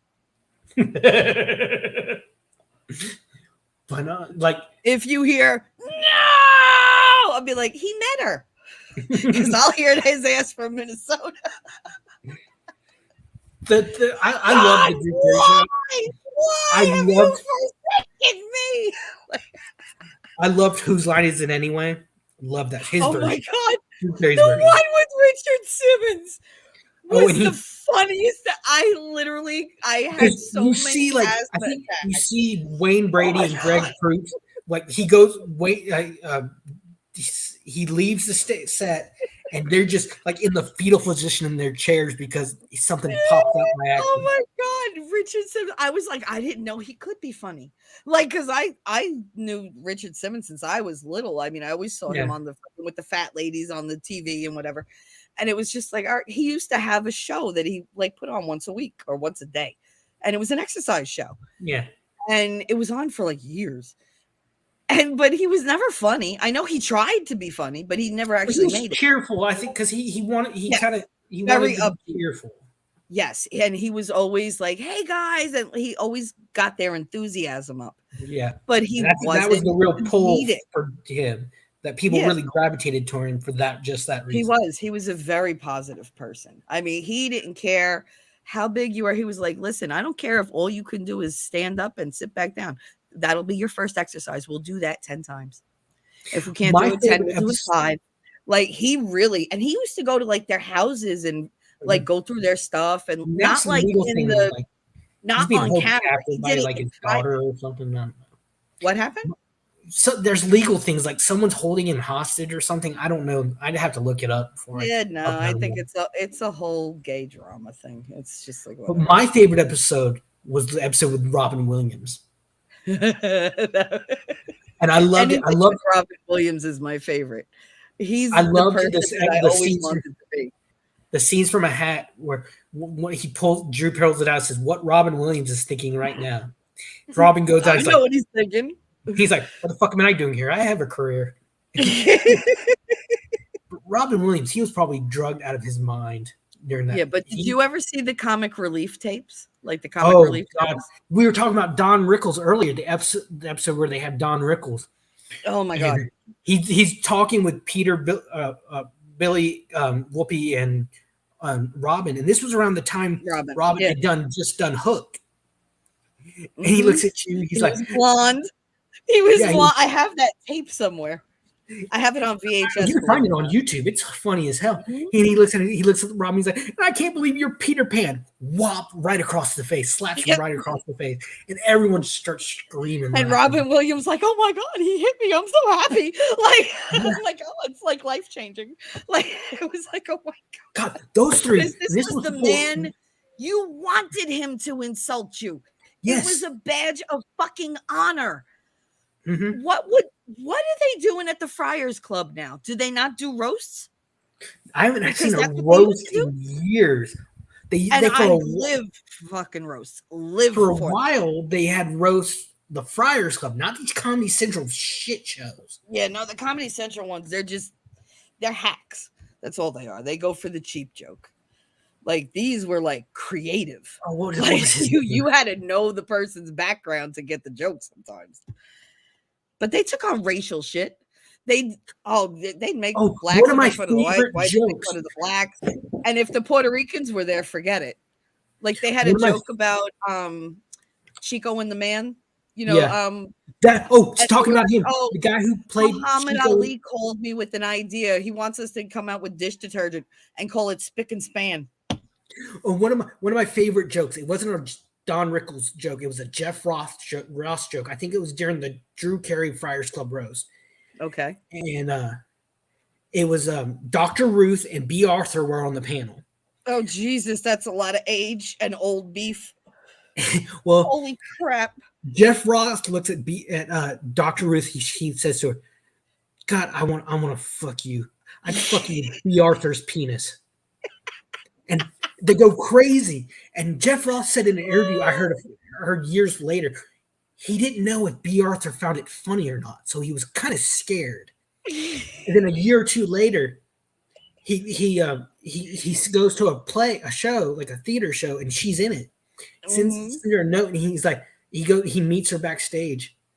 And he's like, I don't know if you remember me. She's like, I remember you. That was some funny shit. Mm-hmm. Yeah, People no, could B. Arthur picture is him. old school. She used to be in the Mel Brooks movies. Yeah, Like, she was she's the one- she was the unemployment she agent. was the unemployment. Did you bullshit today? Oh, you're a bullshit artist. Did you bullshit today? Well, you bullshit God, tomorrow. no, Like, and I was hysterical because it was like, oh my God. But if you ever saw her on Maude, it was Yes, a I remember 70s Maude. TV show. She Yeah, I was remember very Maude. feminist and whatever, like an actual feminist. And like what they were Yeah. supposed to be. But when he Maude would versus say, Archie. "Maude, sit," she would sit right the fuck down, and then she'd go, "Why did I do that? I didn't want to do that." And it was like, Well, I just really remember that show clever really way tackled spousal abuse when he hits Maud. And it was like, holy shit! Did they actually what do about that when on TV? they had the abortion? Yes, I When remember. she You got remember? that Remember all when she hot came on button to issues. Nobody All talks in the about that Family? shit. Yeah. Remember when she came on All in the Family as Maud? Yep. She's Edith's cousin. Yeah, Maud versus Archie was the funniest. God, Yep, and I Carol loved it. O'Connor was another great old He actor. was. I made my son watch All in the Family as part of our because I homeschool him, so we do a film class. Uh, Because I said, not for nothing, but you can't understand the difference in the culture today compared to when I was your age and younger. Like, and I said, I'm gonna let you see a couple TV shows. We watched Three's Company. Great He show. was like, he goes, they didn't think this was weird. I was like, what? He was like, that he's pretending to be gay. I said, did you want two women and a man to live together when your reputation literally could run you out of town? Because that's Hmm. how it was. You Yeah. couldn't like be loose like that. You could Another Don pretend. Knotts great show. Don Yeah. Knotts was great in it. Oh my God. But even like the first Mr. Roper, he was hilarious when he would look at the camera and be like, every time he insulted his wife.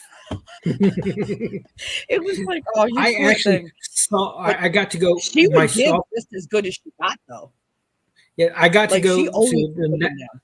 I went to the National American Smithsonian my sophomore year. Our band trip was to DC, and we Did went you to a see couple. the chair? We saw the chair. It was You saw so the freaking I cool. was so excited when I saw the chair and the ruby slippers, and I'm listening because my dad was like, "We're going. She wants to go. We're going." And Memento. we spent like I would 2 be days going two. around there. Oh Memento my wants God. to go back to '89 and start over. I'd be 2 years Yes, old. Come I on. loved 1989. Oh my God, it was great. I would go right to public school, skip the whole The private coolest school thing shit. I saw in the museum, that museum, was I remember going down to get to the bathroom, the men's bathroom. You had to go down a long hall and take a left, and on the wall right there was the Fonz's jacket Oh my God, yes. because that was his office.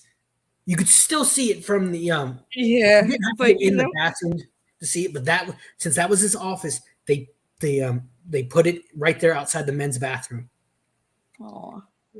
I remember seeing the ruby slippers, one of the pairs of ruby Mhm. slippers that had survived. Yep, the ruby slippers. What else was there? Um, Um, all sorts there's of something amazing. Superman's something. Was it his original costume? I don't I remember, don't remember if it was Christopher Reeves or if it was, the one that got shot. but this was like in 2004. We went, and I remember I went way earlier than that.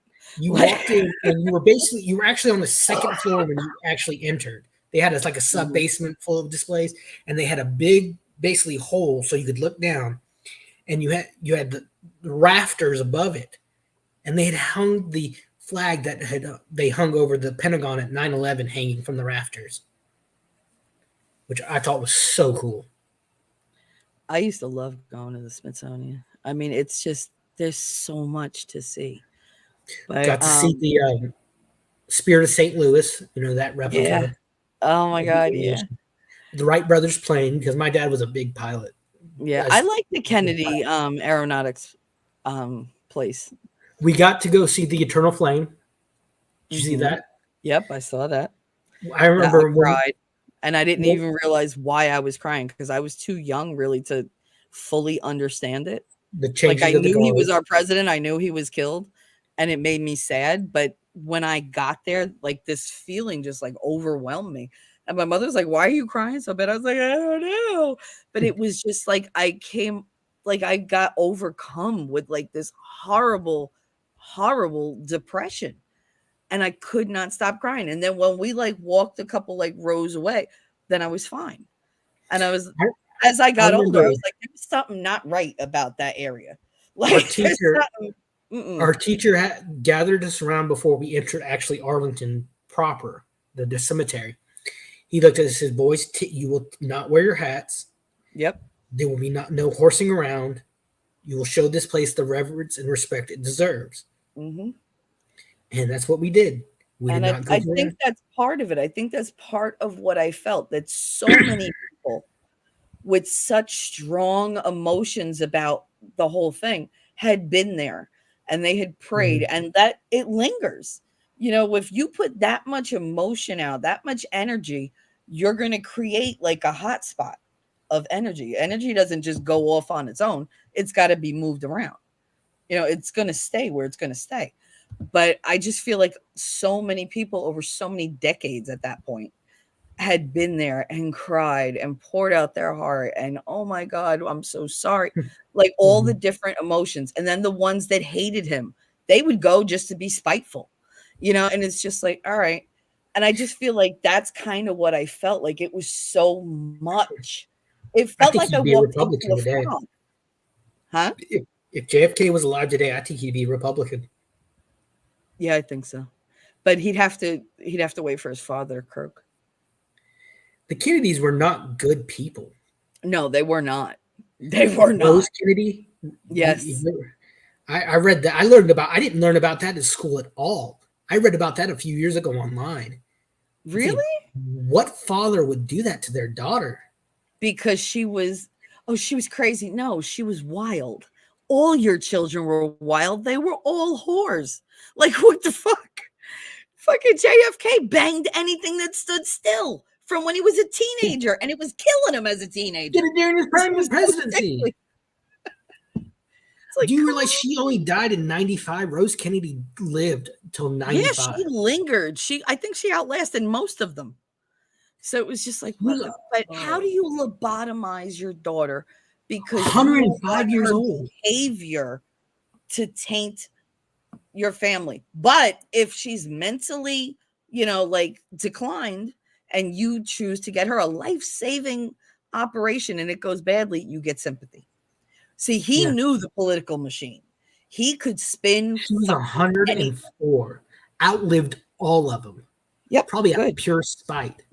I hate to say it, but she's probably the one that put the curse on them. I would not blame her. I'd be like, good for you, girl. You do that shit. What was Maria Shriver? She was cursed with marrying Arnold Schwarzenegger. Arnold Schwarzenegger. Yeah. I mean, look at Edward Kennedy. He didn't do well. Teddy, oof, No, with the none whole of them did. Chappaquiddick thing, and it was like, oh, come Yeah, they on. did a movie on that a couple of years ago. I need to watch it.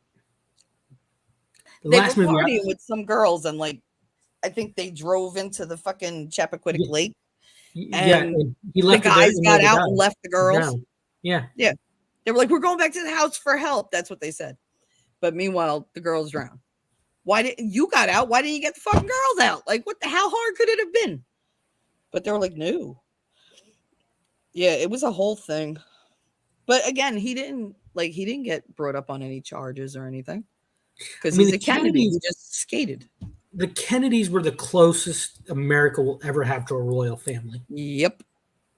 Yep. and the things I've heard about them, the stories I've read, was like, holy fucking hell! Oh, let me tell you, have you ever been to the house? No, no. You can actually go see their house, like in Martha's Vineyard. And it's so serene that it gives off like a mental institution kind of vibe. It's that thing, like, you're like, it's so pretty, but I have a feeling if I go in that house, I will never come out the same. Like, it's just that kind of like oppression. Like, It's like that almost Truman Show kind of feel to it. it's like when somebody expects you to like change the fucking world and you're like, I can't. Like, but I know that's what you expect, and I Have you ever? really You don't. know what I mean by that? Have you ever seen the Truman Show? That Jim Carrey movie? I didn't, because again, everybody was watching it and I tend to avoid the popular. Well, in it, this guy's whole life is from birth to present day is a reality show. Everything around him is a soundstage. He just doesn't know it. Yeah, I Everything's know the set up. premise of the movie. I just never saw it. That movie was actually filmed just in the next town over, which is an idyllic beach area that they wanted, and it feels fake. That's what I mean by Mhm. that the Truman Show Yeah, aspect of what do they call it it? does. It Cameras or feels something? like it felt Fake, right? contrived. Like it was made to Artificial. produce a certain image, Okay, I see what you're and it saying. was like the facade produced that image, but what went on inside was completely fucking different. It was Mhm. very like juxtaposed. Like when you see a really pretty building, then you walk inside and you're like, oh my God, it's like falling apart. Cause you're like, that doesn't fit the outside. That's that kind of feeling. It was a very like, no, I don't want to go in there. Like, I didn't, my father was like, come on. I was like, no, I don't want to go in there. I was like, I don't like it. We did the same thing at Salem. We would walk around. I'm like, I'm not going up that hill. And he's like, no, we gotta go. No, I'm not going there.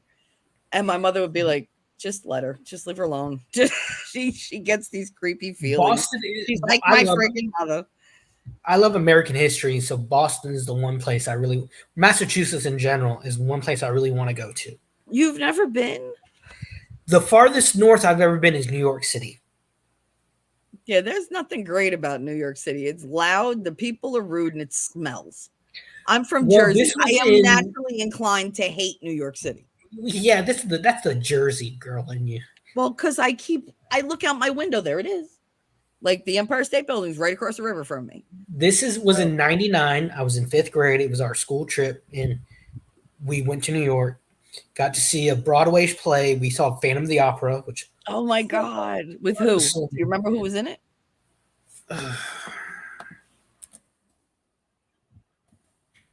we look it up. My aunts have been taking me to see Broadway plays since I'm 4.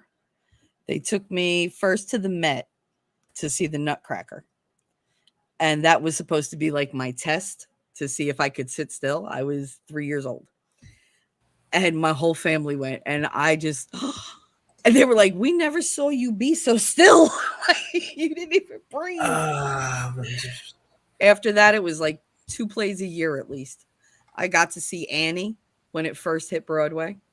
I got to see, I can't remember the name of it. There were these puppets, these life-size, like giant puppets that were moved around by special needs kids, like special needs people dressed all in black so that you couldn't see them. It had like the black light. So they shone like the puppets shone, but the people didn't. And it was fucking amazing. Like they did like just skit after skit after skit. They did Viva Las Vegas. And it was like, I was out of my, I was like, oh my God, because I love Elvis. But I was like 7 when I saw it. My aunts were just like, oh my God. Evita. I loved Evita. I understood the whole fucking thing. My aunts were like, I can't believe she liked this play. Like, I memorized the entire friggin' album, like all 4 of them. I think Davis Gaines was the actor. I can't find exactly what.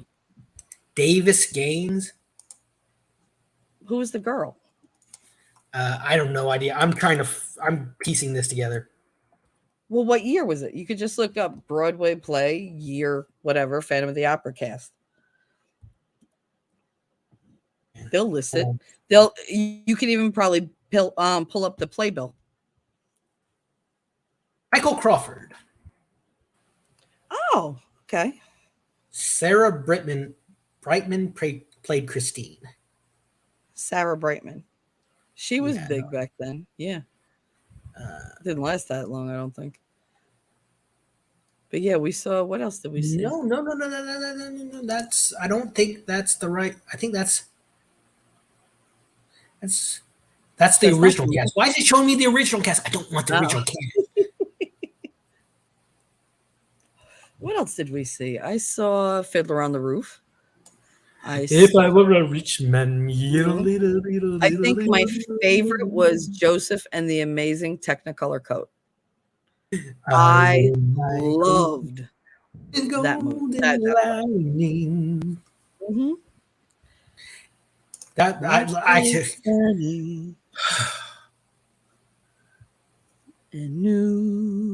I have a list of dream roles I want to play. I want to play either Cogsworth or LaFouf in Beauty and the Beast. I'm not the kind of guy that'll play like the strong, dashing hero type. Oh yeah, no, I'm not the main girl ever. Like I'd rather be like the kitchen wench that gets them together. I'd love to play now one of the age. I'm always going to be Mrs. Potts though, so it's like I don't have much choice anymore. Oh, Into the Woods. I saw that. I haven't seen that. I tried to watch the movie. Not a big James Corden fan anymore. No, I'm not either. But thankfully, he doesn't have a whole lot of. I mean, he's in most of it, but he's not really like his typical self. He doesn't do bad. But like the songs are very Like they really do these songs justice. I Meryl want Streep's to. amazing. Even I want to play. Johnny Depp is in it. He's the Yeah, wolf. I might watch that later on. I want to play Fester or Gomez because Oh my Gomez is not your typical dashing cut type. He's not. He's very suave, but physically he's not that good looking. god. I mean, if you watch Wednesday, which Fester looks like my Uncle Bernie that I told you about. I recommend watching Wednesday, the Addams Family TV show that they recently did. Again, everybody keeps telling me about it. That's why I don't watch it. I know. But the thing is, they keep talking about maybe they're not going to get a second season. No, it's already been renewed. Get invested. It's already been renewed for a second season. I thought they said they canceled everything. No, they're redoing like everything. Do you know who Luis Guzman is? Luis the actor? Guzman? Well, no, I'll show you something I'll share something in private chat. Again, names. He's not very good looking, but he's an amazing actor. But his portrayal, the decision to cast him as Gomez was, I think, the most cartoon accurate because Addams Family started as a newspaper comic. Oh, you didn't like Raul Julia? Loved him. Great actor. Gone way before his time. Loved it. But casting wise. Oh, hey, Peter. I mean, hi, Paul. I don't know why I said that. Peter and Paul. Mm-hmm. And Peter, I know. And Catherine Zeta-Jones. I was typing that before because I typed Puff the Magic Dragon. And Catherine Zeta-Jones. I know. I saw that. Morticia. Oh my God. But I'd love to play either one of those characters because the musical has some really good songs in it. What are the roles? What's his name? Luis Guzman. I posted a link in the private chat on StreamYard. Oh, there it is. He's worked for decades. He's worked for Oh, yeah, no, I know him. You could have just said the nightclub owner from Boogie Nights. That's right. He was in Boogie Nights. I forgot about that. Yep. Mm-hmm. Yeah, he stuck out because those pants, you can't forget a man when you see them in mustard colored polyester pants. That's not something you're forgetting. It's not a movie I watch that often to remember anything about it. The thing is, I lived through that era of clothing, and it was an error of clothing. It was horrible. Horrible. The plaids and oh my God. No. Just no. Everybody looked just beat up. It was a messed up movie. That was a messed up movie. That was a messed up movie. Yes, it was. And the fact that it was, based on true events, that was, My mother met Bob Guccione at a party in New York when she was a photographer. That was Mark Wahlberg's, I think, his first big movie role, if I remember right. Oh, yeah. And he met his wife while he was filming that movie. Oh, you meet people in the oddest places. Well, I don't think he met her on set. But I remember him saying he met her during that movie. But that's another actor I really like. You don't know his politics. He's a good, decent family man. It was Wahlburgers was one of those shows. The Sixth Sense. Oh my God. Wahlburgers was one of those shows me and my mom could actually agree to watch. Because he has that with his brother Donnie and his chef brother. They have that chain of hamburger places. I want to try it. I want to go there one I wonder, day. they look good. They had the restaurant named after their mom. She actually passed away about a year or two ago. And they loved it. But it was a good show. I remember what was Lone Survivor. He played Marcus Luttrell in Lone Survivor. Mm-hmm. And I remember someone's he did training. He did SEAL training a bit to prepare for the role, but of course he didn't go full out. and someone did military training, and they said, "Oh, now I know what the Navy SEALs go through.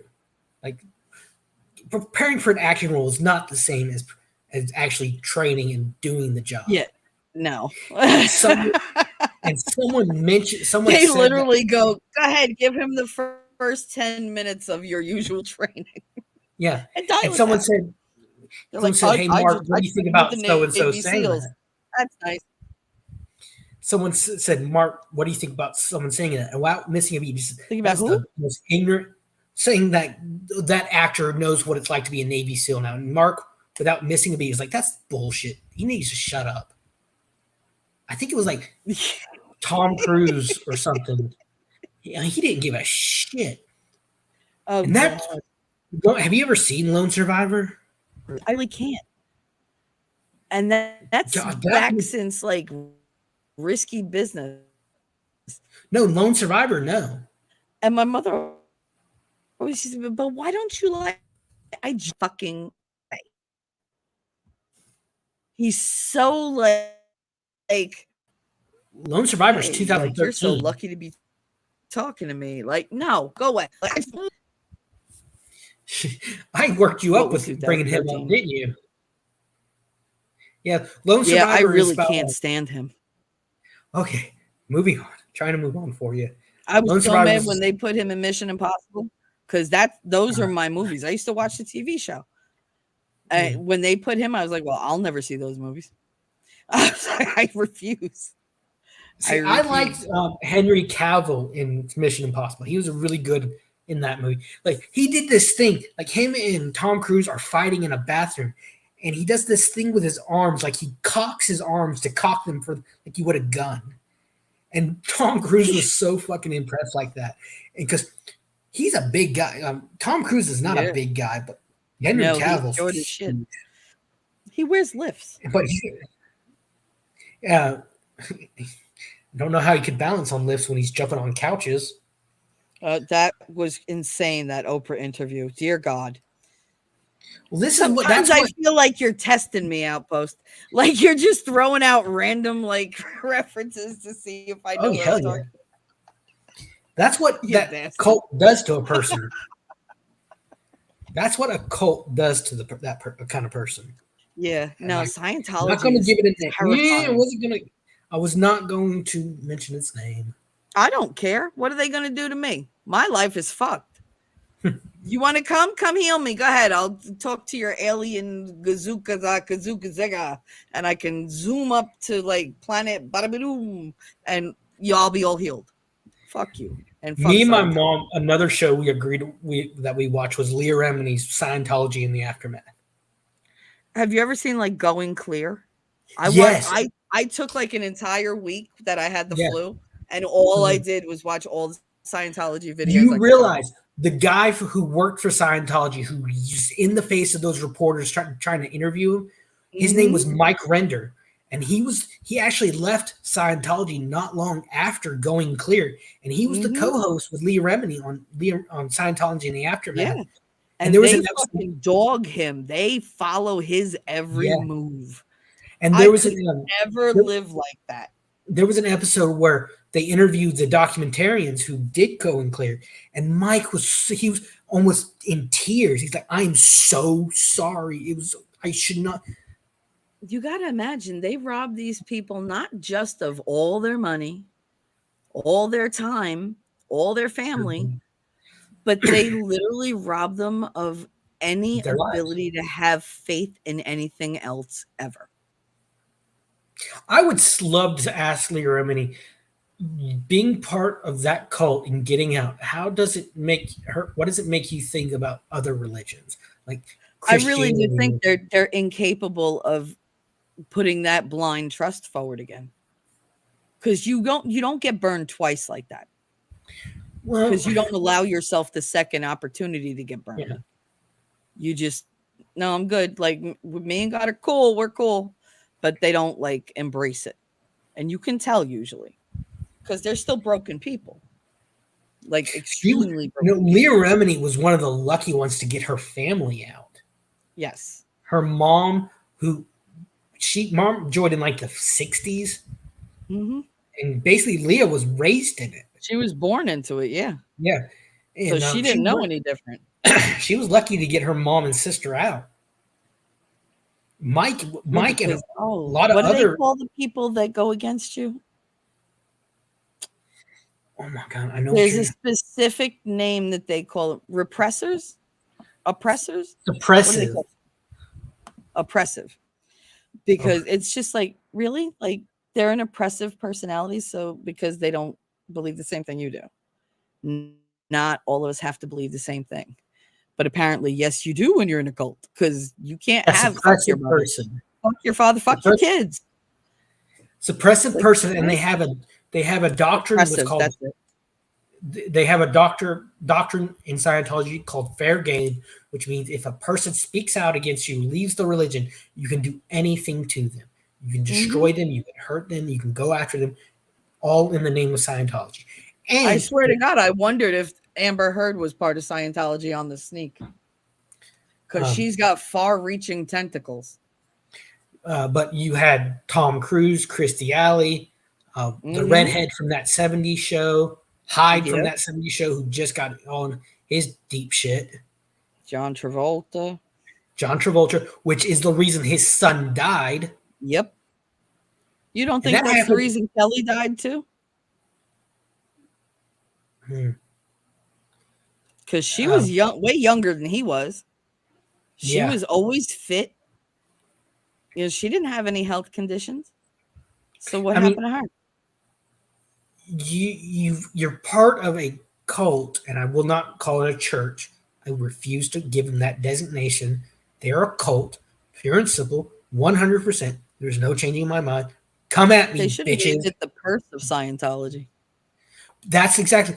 L. Ron Hubbard was on record saying the best way to earn money is start a religion. Mm-hmm. Oh, I remember all the documentaries on him. Holy shit, what a wackadoo. Oh my goodness.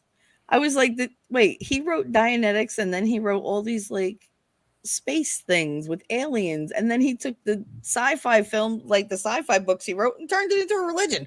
Who Yeah. believed this bullshit? Like, really? I don't get it. Hold on to these cans. When you feel a charge, you're going to be free of all negativity. Yeah, they're Well, cans. They're metal, asshole. You don't think they're hooked up to something? Bzz. No, did you Paul, feel it? I Paul can't. makes a good point. He says apparently they go looking for high profile people, like movie stars and rich people. Not just that, they take people who they think can become rich Yeah. and high profile and lift them up. And they GROOM them Yeah, from when they're little. yeah. I mean, It's all for the higher what purpose. was Tom Cruise's ex-wife's name? Which one? Because you got The Nicole one he jumped on Kidman. the couch about. Oh, sorry. Oh, Katie Holmes. Yeah, Because he was married to Mimi Rogers. Then yeah. he was married to Nicole Kidman. Then he was married to Katie Holmes, and now I don't know what the I fuck think he's doing. Nicole Kidman divorced him because he got Yes. into Scientology. Nicole Yeah. Kidman was like groomed to be his almost. Mm-hmm. Yep. And it I was a still big think deal when I still think he's they gay. divorced. He gay. Probably. Well, he's Hollywood. They probably are. There's no way John Travolta's not gay. My opinion, conspiracy theory, whatever. Not to borrow like Steph's thing, but John allegedly. Travolta did a movie. John I Travolta wouldn't did a care if he movie. was. I really Yeah. wouldn't. Go, be gay. I don't care. Be happy. Because John you look Travolta did like a movie called plastic. Battlefield Earth, which is basically a I love have letter. never seen it, and I always wanted to, but everybody says It it's is so so god awful. bad. It's Awful. so bad. It's one of Elron. It's done by the Scientology movie studio. I It's one know, of but I Elron's. remember the makeup. I was like, "What's the little dangly things?" Like, Okay, the story. The story is oh, it was like Earth. Klingons on crack. It's like 1,000 years in the future. Earth has been conquered by aliens to the point that humanity has reverted to this Stone Age primitive tribal society but the aliens are still there, and they breathe hydrogen, so they had the little rings in their nose. Okay. I wondered And what those were for. all of a sudden, this out of the blue, one of these cavemen falls into this machine, this ancient Earth machine that teaches them everything, and he uses he finds somehow they survive 1,000 years, a hangar full of like F-16s with with um with air for jet fuel that actually still good, Mm-hmm. and they somehow run the aliens off the planet. And There's it was so just many. sitting there. Just There's sitting. it's got more plot holes in it than a block of Swiss cheese. I can't. Somebody save me. And then the white knight drops out of the sky and goes, I'm here. Like, yeah, no. How'd he get there? Where'd he come from? Is he an angel? What the fuck's going on? Like, somebody fill in the detail. That's some pretty shitty writing. Like, it really is. L. Ron Hubbard was Um, a failure. Memento. Memento said he actually liked Battlefield Earth. It's so bad, it's good. That's actually, and I'm gonna get roasted for this. I know it. That's how I felt the very first time I saw Starship Troopers. Yes, I love that Because movie. I'm sitting there watching it going, this isn't a real movie. Who made this It's movie? so I was like, outrageous. what the fuck? It's so outrageous that you're thinking, "Holy shit! And then I This." was like, at the end, I was like, I gotta see that again. And then that was it. I loved it. But I was just like, no, this It was so different from somebody's the book. fucking with me. Like, there's no way somebody made this movie.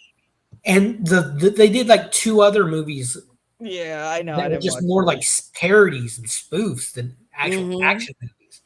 But yeah, Like I mean, I loved it. But the very first go around, I was like, it's so bad. Michael Like, it's Ironside is one of my favorite so bad. actors. Michael Yeah. Ironside played the lieutenant. He was the Yeah. teacher turned lieutenant. Great Hmm. actor. Really, I love The Ironside. Could jaw not be a for better name days. for that man. Yeah, I never remember her name. Denise Richards. Oh, the one with the big lips. Yeah, that's the one that was married to Charlie Sheen. Yeah, Denise Richards. Yeah. It's Casper Van Dien, Neil Patrick Harris, Michael Ironside, God, Jake so many Busey. people in that you forget who's in that movie Jake until Busey you was watch the it. with the trooper who played the violin. That's Gary Mhm. Busey's son. Yeah. And looking at him, you could see the resemblance. Yeah, the fucking mouth. Oh my god. Yeah, and who comes like he's the guy. He's like he Jesus. starts. The, Rico I stands don't up know to him. He's how like, his lips don't like they didn't just fall to the fucking floor because they're huge. Like gravity had to yeah. be taking hold of those bitches. Gary But Busey was just fucking crazy though. I it think was that a when he was in Lethal Weapon and he played that weird fucking albino motherfucker, like I don't think that was an act. I think he was perfectly capable of pulling that well, shit off. I think that was like right before that, not long before his motorcycle accident, and Yeah, he had he an was accident. bad. He busted his head open, and that really messed. That's when he started getting messed Yeah, up. because after that was when he did Point Break, and you could see in his face like the difference, like how he lost a little bit of, I want to say movement, and like he looked extra kind of like a Sharpay, Yeah, like extra wrinkly. You don't think it felt like his skin was pulled in a way like that it shouldn't have been. It wasn't but natural. Jake Busey, his son, is a good actor. I really like him. He Starship Troopers and a bunch of other movies I really I liked. was gonna say what else has he been in, but I'll just look him up. But who else was in that movie? Yeah, no, but that's how I felt about Starship Troopers. And it I just wasn't expecting it to be the way it was because nobody else was making movies like that like back then. He was in The Frighteners, which was one of my favorite movies. It was fun once I accepted, okay, this is an actual thing. Like nobody's fun. I just kept expecting it to be like something short or whatever, but it kept going and going and I was like, all right. And then by the end, you're like in it. The funny thing is, you know how Gary Busey was in Predator 2? Yeah. Jake Busey did, they did one, what was it called? The Predator. was one. Oh, It he was was in like that? yeah, and his character is Aw. actually the son of his dad's character from Predator 2. Aw, that's a nice little legacy move. I mean, Jake, he's a Little good actor. homage. I Um, haven't seen the Predator movies. I'm I don't like I have very bad memories associated with Alien, so I can't I don't I watch don't particularly Alien care for movies. Alien. Yeah, I like and the I don't Predator. watch Predator. Oh my god, one movie that creeps me out, and I will catch shit for this. It's the stupidest thing. But as a kid, this creeped me out, and as an adult, I still get the creeps whenever I see the fucking poster of this movie. Mars Attacks. Oh my Those that aliens. movie was creepy.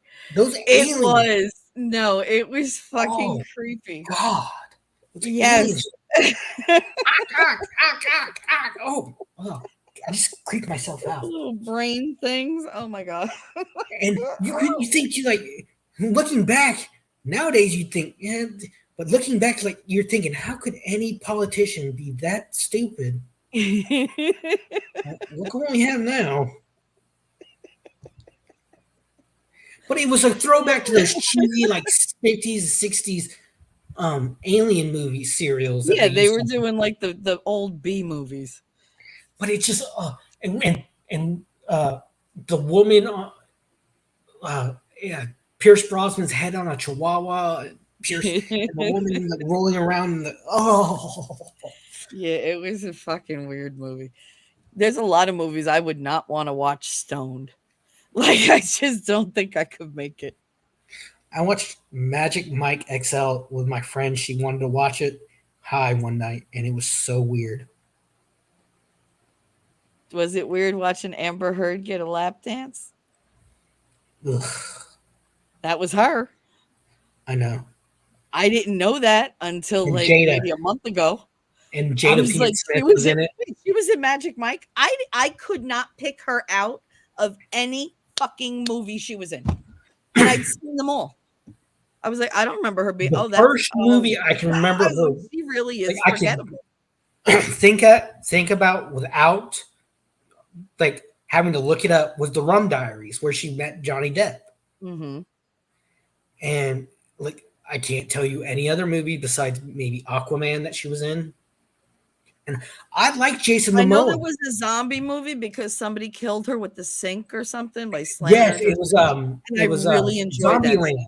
Zombieland, Yeah. another Jesse Eisenberg. It was his girlfriend. She turns into a zombie, and it's the top of a toilet seat, and he takes Oh, it and just whatever. But I bashes just her remember head. her dying, and it was great.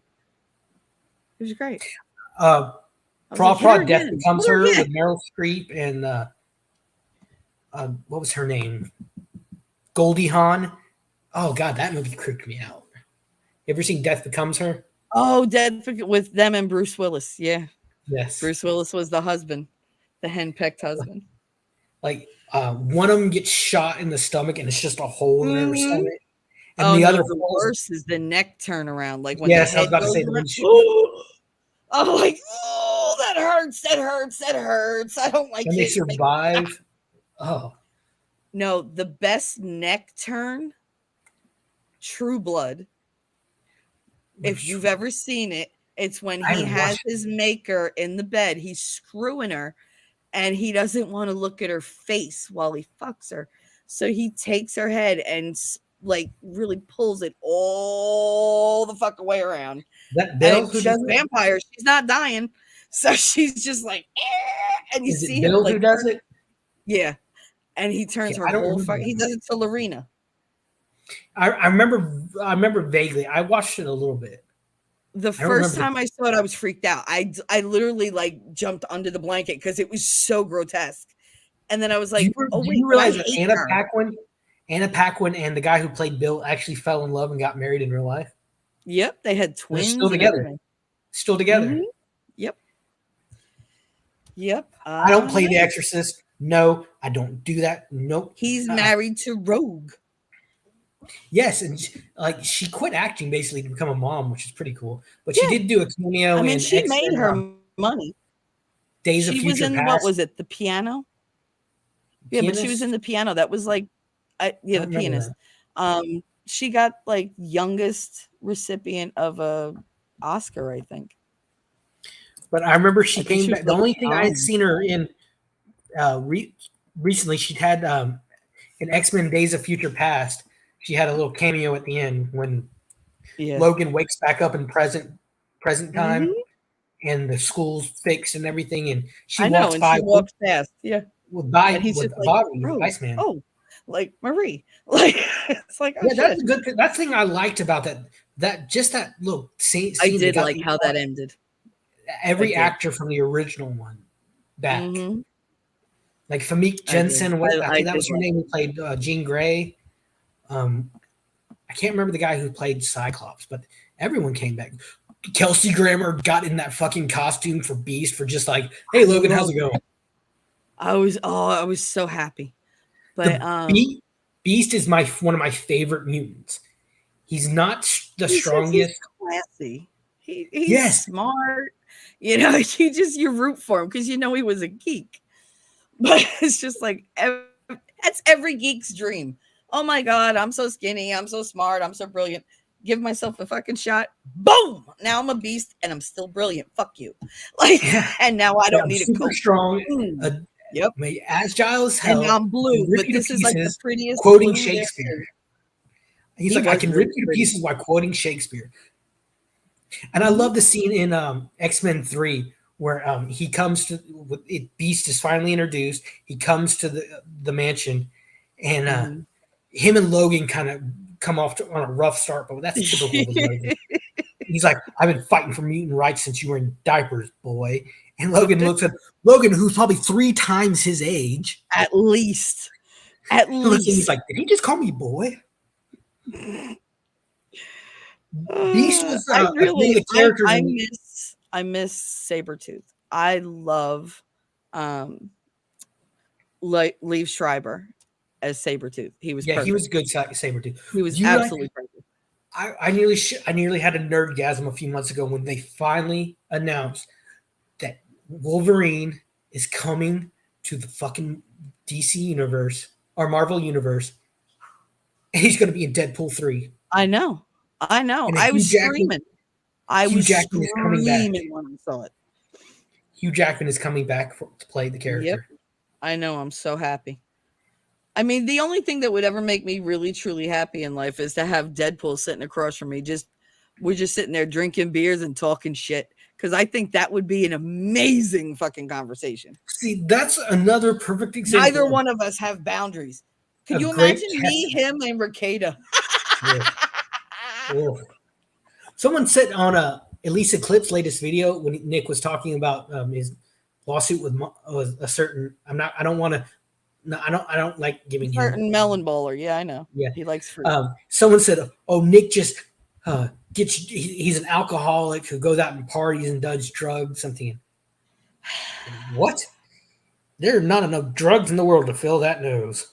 Nope. There really aren't. I get really aggravated at that because not for nothing. I mean, the man, he's got a little success now. He's gone through like months Little. of bullshit. I know. But what I'm saying is money doesn't last forever. It doesn't. And when it's coming to you like it is to him right now, you savor it, you make the most of it, but you got to fucking enjoy it. Look at the way the Yeah, world is going. We don't know and if he's we'll not be here next overindulging. week. I don't think he. I don't. I do not think he's overindulging like people No. could be in his No, but position. people like to create a narrative and make him out to be like old debaucherous. He Like talks a really good game. someone mentioned that underwear party that him and Lady Rackets went to last month. What the Big fuck's the deal. difference if they went to an underwear party? You go to a beach, you wear less. Big deal. So what's the point? It's It's because they didn't reach their societal expectations. Fuck yeah. you. I told the They're guy. grown ups. Let them have I their said it's life. getting a life, dude. Go out and try to find Mhm. one yourself and quit bitching. God, what do you think there is to do in Minnesota? They're not making babies anymore, so they got to find something else to fucking do. And the thing That's is, what you do in the cold. You make babies. what Like, Nick does that's with that all you do. money, what Nick does with that money, donating it to charities, going to auctions for charitable foundations, what he does with his position and money, says a lot about his character. How many people It has he just probably talked from the ledge, in the a chat? lot, a lot, and I've talked to quite a few of them because See, I tend to I like can't do pick locals them right up now. second. I'd be in. I'd pay. I've done 2 super chats to Nick, Hi, Shizzy. and one of them, the first one was thanking him and Ty. Ty was on one night, and thanking him and Ty for fighting for men's rights, like Hmm. they were doing, and Honey, take a mentioning. sip of something. I gotta go get something in a minute. Or let me go back talk, and I'll go. Let me go get something to drink. All right, I'll be here. And yeah, for anybody listening, like I don't. First of all, I don't simp for Ricada. I don't have time for like that kind of bullshit. But I do consider him somebody that changed my life a lot. I made a lot of really good decisions based on encouragement from him, on advice, and on how to do things. So, yeah, I owe him a lot. He made me laugh when I didn't think I could. And I give my loyalty to whom I choose. But I don't like when I see people out there purposely misrepresenting him. You could not like him one day, like him the next. It doesn't matter. If you want to be fickle, be fucking fickle. But don't like come out and be like, oh, well, he treats his wife like that. And then saying his wife's name on stream. How dare you? I don't care if 20 people doxed him. How dare you? She has nothing to do with that. You leave her out and you mind what you say. They just threw it out there like it's nothing and clarified that whatever name they said, his wife, thank you. We got that. Because who else would you have been talking about, you dumb bitch? But it's like, whatever. But yeah, no, oh, I don't like the way he talks about his wife. Really? Because I would fucking pay for my husband to have said one sentence that Nick has said to his wife to me in 5 years of marriage. Because you can't fake that kind of fucking adoration. And the fact that they chased her away really pisses me off because she just raised like 5 kids. She's dealing with him because he's not easy. Can you imagine living with that? I love him to death, but it's a lot. Like, he's a lot.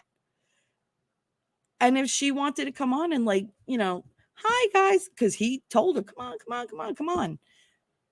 Hi guys. Like, if she wanted to have like a little following, like get a little like friendship thing, I was encouraging. I was all for it.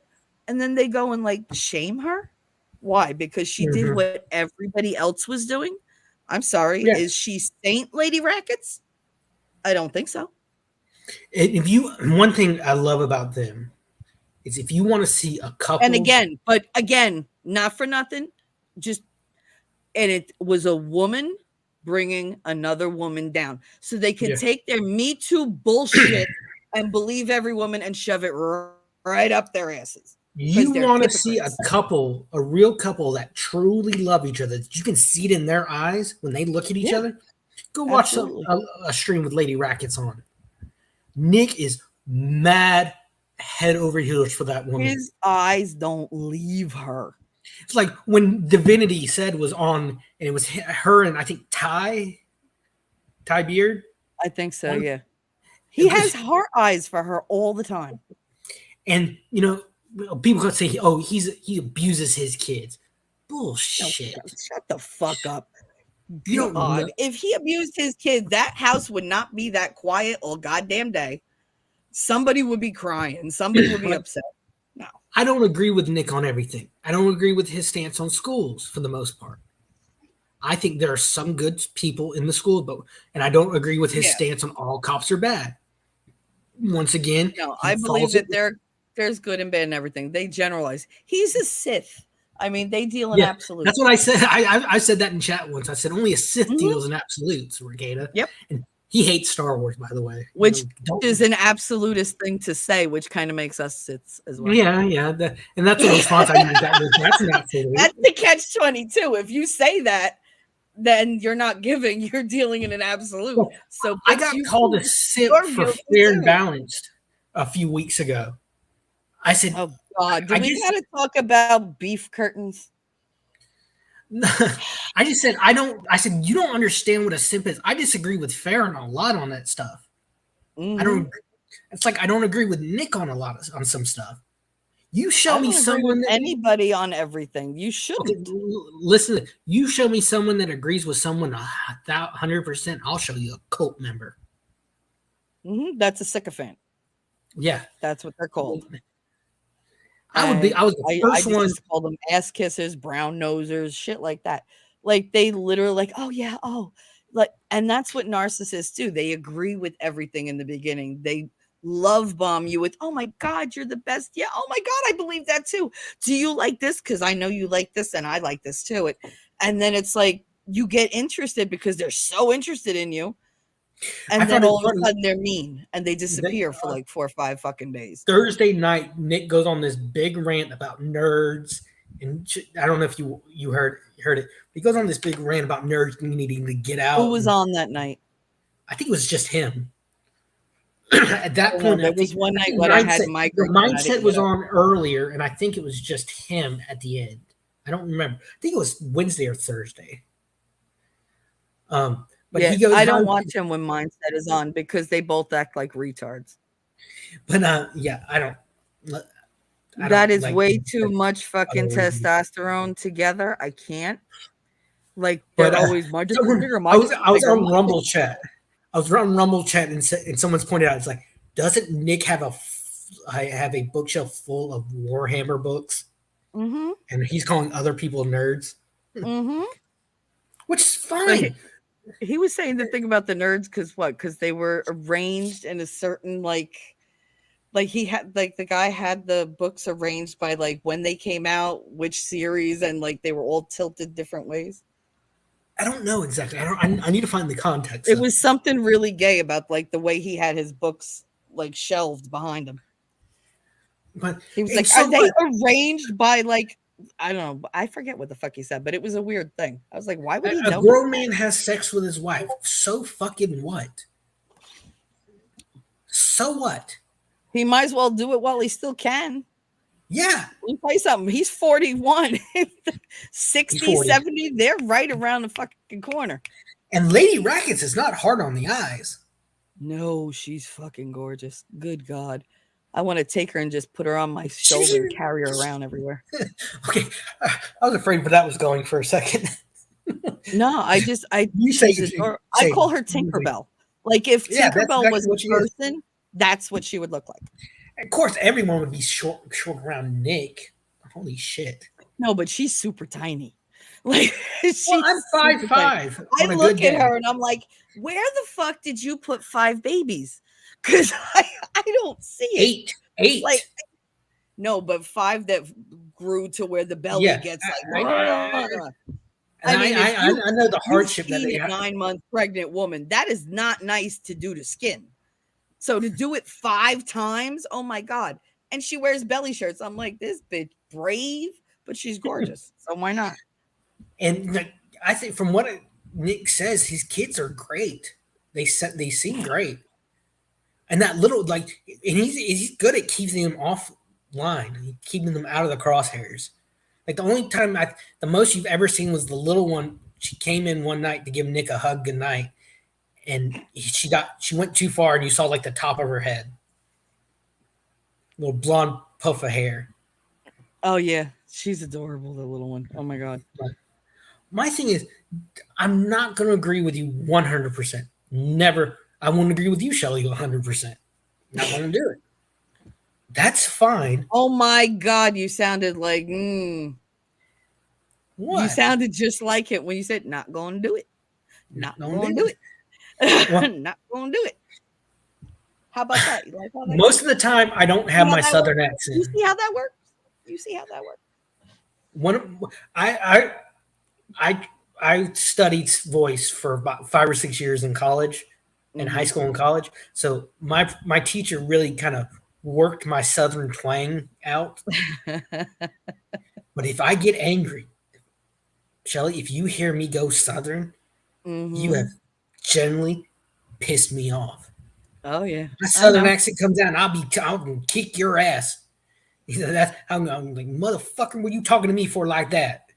You hear that? It's so funny that you say that though, because I was talking to somebody earlier, and they were like, "I can't place like your accent." And he was like, and I First time swear I there's a talked to you. twang in there. And I was like, yeah. I was like, I said certain things come out very Kansas. Like I can't help it. See, And my he's like, family, yeah, we're there's all like just around a the South. little My family is all around the South. That's just I love the South. smattering across every I state. do. There's a couple of towns I in was in Texas love named after my from family. Virginia down. And there's a town Tennessee is in like my Texas. favorite place. It's just across the state I wanna line live that in Tennessee. I want to go because it has my last name. There's Okay. a disease. I'm not going to mention my last name, but there's a disease No, named that's after fine. with my last name. Your last name is gonorrhea? Shut up. I knew that was coming. No, you didn't. I knew it. No, I was gonna go for syphilis, but I know you like syphilis. So I'm like, no, go for gonorrhea. I like syphilis. Where'd that come from? You like syphilis jokes. Oh, okay. Okay. But That was the best joke in all of Buffy. Let me tell you something. This vampire is talking to this real cool vampire Spike, who I loved, I James haven't watched Marston. any Buffy in years. But wait, he goes, she's like, ah, you like that old Matt better than me. He's like, I like syphilis better than you. And I was done. I was like, Josh like Wheaton she is a should have just flambe. She should have went up in smoke right there because that was the best fucking line. I was just like, Sybil. wow. Was the girl's My name? husband was like, don't ever say that to me. I was like, Josh Wheaton could write a script. He really could. Joss. Josh, whatever. You have to have the list. Joss. You have Like to be I love. There's fluent. so. Firefly was full of so many good lines. I mean, you could spend hours. And I loved it in Firefly where they used Mandarin Chinese to get around the censors and would just cuss like a God. fucking sailor. I've looked up some of the things they've said and it's like, oh my God. Yeah. Like one of my favorite lines is when Jane and Mal are on the cart and they're trying to ambush the bushwhackers. Mm-hmm. And Jane's like, oh, he's like, hey, lady, pretty lady. Mal's dressed as a woman, and the bushwhacker says something along the lines like, "Look at me, lady." And Jane is the husband's like, oh, you don't want to do that because I married me a mighty powerfully ugly woman. And all of a sudden, Mal pops up, and you see it's Mal for the first time. I cannot believe you said that. And the guy turns his gun, and Mal just quick draws. He's like, I swear by my flowery pink bonnet, I will end you. I love those lines. Or special kind of hell. No, you just made me think of something though. Did you ever see Smokey and the Bandit? Oh, hell yeah. So, of course, Jackie Gleason, he's like, remind me when we get home to punch your mama in the mouth. I was like, oh, God, that was there is no way that you come from my loins. I was like, I looked at my father. I said, what's a loin? He was like, what's he called? He said, you scum sucking some bitch. Is that what he says? Jackie Gleason was awesome. Is a lack of respect for the law. I was like, damn. God, that music was great in that movie. The music was great. Yeah. Jerry Reed, oh my God. I listen to his music every once in a while. And he used to pick at that guitar. Oh my God. He was amazing. This is the snowman. Hey, Bandit, you got your ears on. I used to listen to like his stuff when he had country music. He had like I've Been Framed. That was a good one. Something about Down on His Luck or whatever. They were just really good songs. They were catchy. Nobody else liked them. I just liked them. My woman got the mind. My woman got the mind, but I got the shaft. That was something along that line. That was along the line. Oh my God! Yep. My wife. I got the shaft. She got the gold mine, but I got the shaft. Yep. I I said, Judge. That was the other one, framed. Judge, Judge, I've been framed. Yeah, he could pick a It was guitar. Oh really, my god. oh yeah. I cried so bad in the second movie when he got hit because of the dog, because they were mean to his dog and he Mm. defended him. Oh, I cried so bad. My father's like, "Why are we watching this if you're gonna cry?" I was like, "Really? He just defended the dog." He Was it was the like, first or second one "I where have a feeling he'll get even." he gets beaten by the biker gang and Mhm. he leaves? I think it was the first, wasn't it? He has a run in with a biker gang. They do something to him. He Is it the doesn't do. first one or the second one? I can't I remember can't if it's remember. the It's been one so long. But with what the he does, elephant. all he does is he just looks at him, leaves, gets in his Mhm. big rig, and Smiles. he's smiling the whole time. That fucking smile was great. He was like, "Oh, look at their bikes." And he just runs him over. It's like, okay. They don't know the snowman? Well, move over because the snowman is coming through. Like, all right. I love those fucking movies, but there's no way that we would be able to make a movie like that No. now. Well, one, the subject They were matter is not funny. popular. They were funny, No, fast but cars. you also can't say, "Oh, when we get home, remind me to punch your mama in the mouth." Like, Mhm. that's not gonna fly. It's just Uh, they're if it too wasn't sensitive. for Smokey and the Bandit, well, you wouldn't have had Dukes of Hazard. I know, but they wanted to take the Confederate flag off the General Lee. I would rather them take a layer of epidermis off my body. Daisy That Duke. is the Oh my perfect car. god. Daisy Duke was my first childhood crush. Catherine Bach, yeah, she was Yes. so hot. Oh, and she Cooter was came out. just so The, sassy. the original cast came out against that movie they did. They hated it. And I don't blame Roscoe them. P. Coltrane. He was. Yep. They were. They. Him and Soil Brooks together was some of the Oh my funniest God. Was television there I've ever ever seen. Boss Hogg reminds me of somebody. Boss Hogg, he was out to Or make maybe money. somebody reminds me of Boss Hogg. He wasn't out to hurt anybody. He was out No, he just to just make wanted money. money. And he loved And Lulu. there were times where the boys came to his defense. Oh, yeah. I Like loved Uncle Jesse.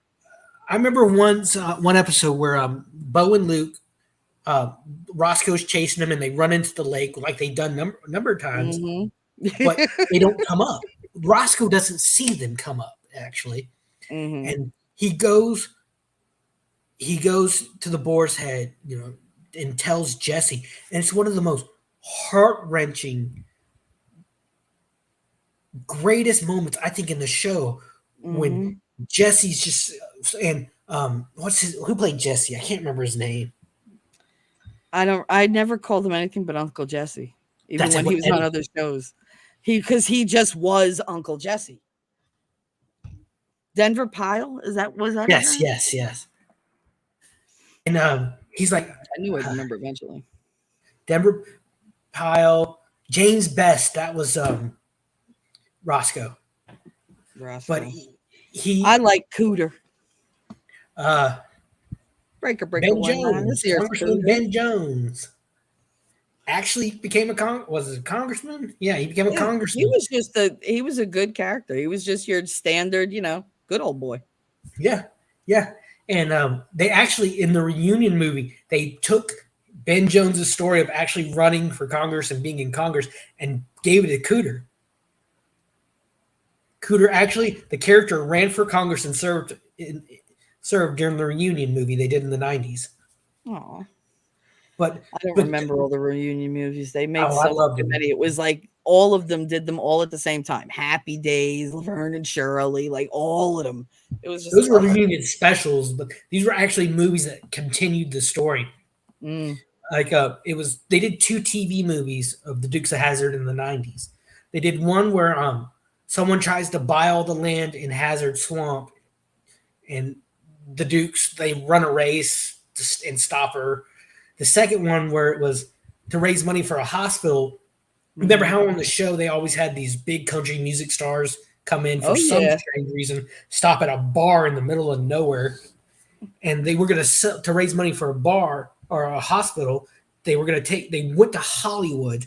It was Hazard in Hollywood. It was called, Oh and God. I they think I remember that.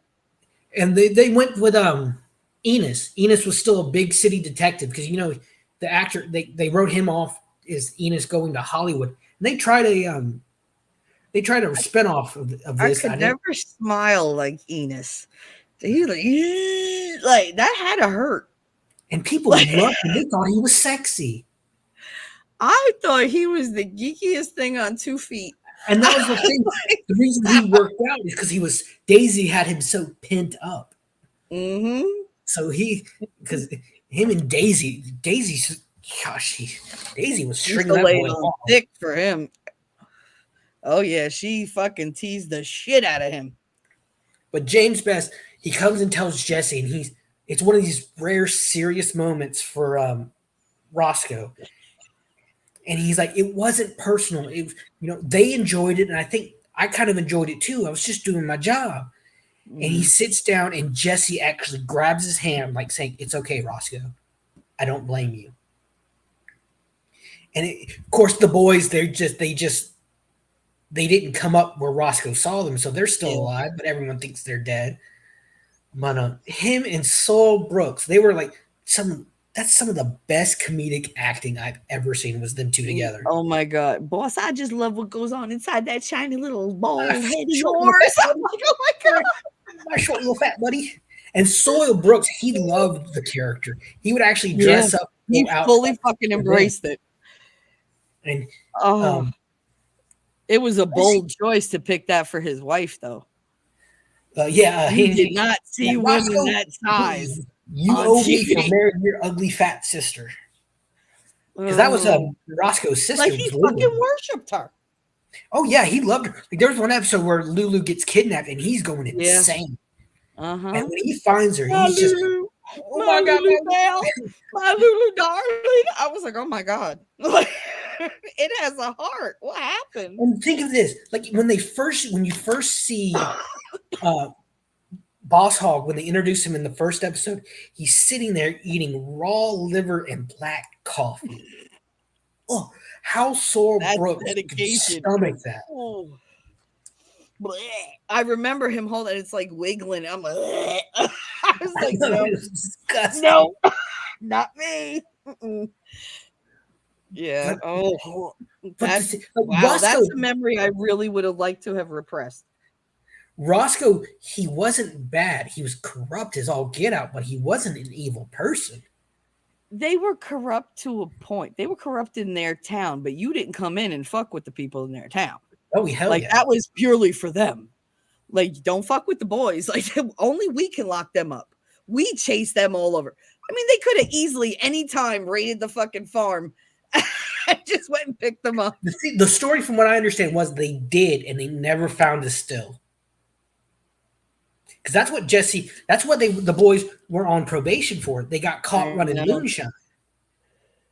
They Yep, because I Jesse, that's what he remember. did for a living. He made moonshine. And the boys would run Mhm. it because Yep. that's what General Lee was a Ridge Runner car. Jesse was also a very good gambler, if you Oh no, remember. he was very against gambling in the first episode. And he did those card tricks. Holy shit. I was like, wow. I was like, I Because in want to the learn how first to do episode, that. I love the first few episodes because they were actually filmed down in Georgia. Later Mhm. on, they moved it to backlots of California. Yeah, I know. But the episodes to stick it to Boss Hog, the boys um, um, hijack a truck full of slot machines, Yeah, the casino machines. Yeah. and Jesse has none of it. He's like, Yep. he's like, gambling's a sin, and we don't do that. Get them out here, but you can't sell them either because that'd be sinful too. But so what the boys do to raise money for the orphanage and to get Jesse off their back, they donate it to all these clubs in Hazard, and Boss is like, I'm not getting my cut. Shit.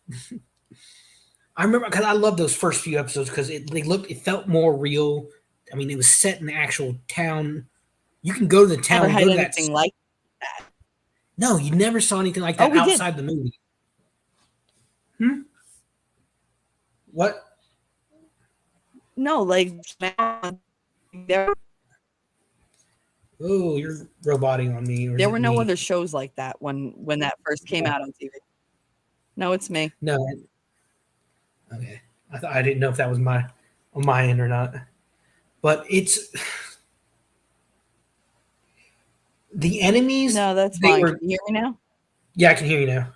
It's whenever I try to go back and chat, it does that. Uh, Yeah.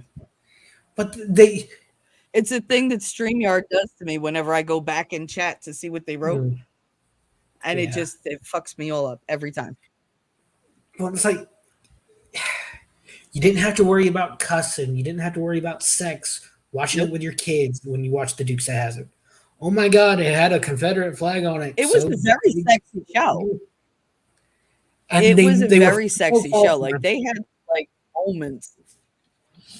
Yeah, it was, but it wasn't overly I mean, I sexual. remember seeing a show and my mother was like, "There's a lot of kissing going on." I was like, I grew up watching Fun. How do you think they Like stopped he the dated truck full of 10 girls a night. Like, hello. in Dukes of Hazzard? How do you think they stopped the truck in The episode font one? was a goal.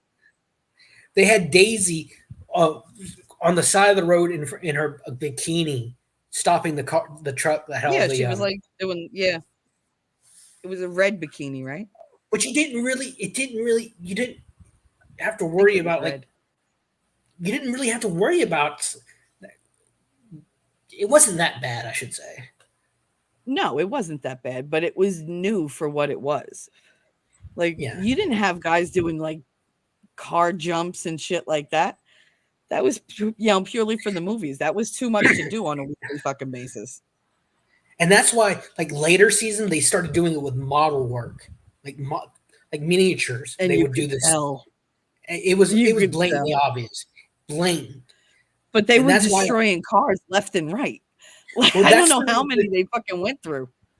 the show is the reason the '69 Dodge Charger is hard to find. Mm-hmm.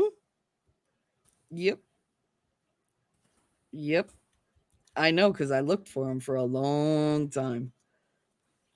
At a point, they would take like 325 General Lees were used between That's a 255 lot and of fucking cars. 300 were used in the series. So at a point, I think I read that they had to the big difference. One of the differences, cosmetic wise, between the '69 Charger and the '70 was the front grille. I think I remember John Schneider or Tom Wopat saying. So what they did is at one point they had to take the '70 and take like rebuild like the front Mm-hmm.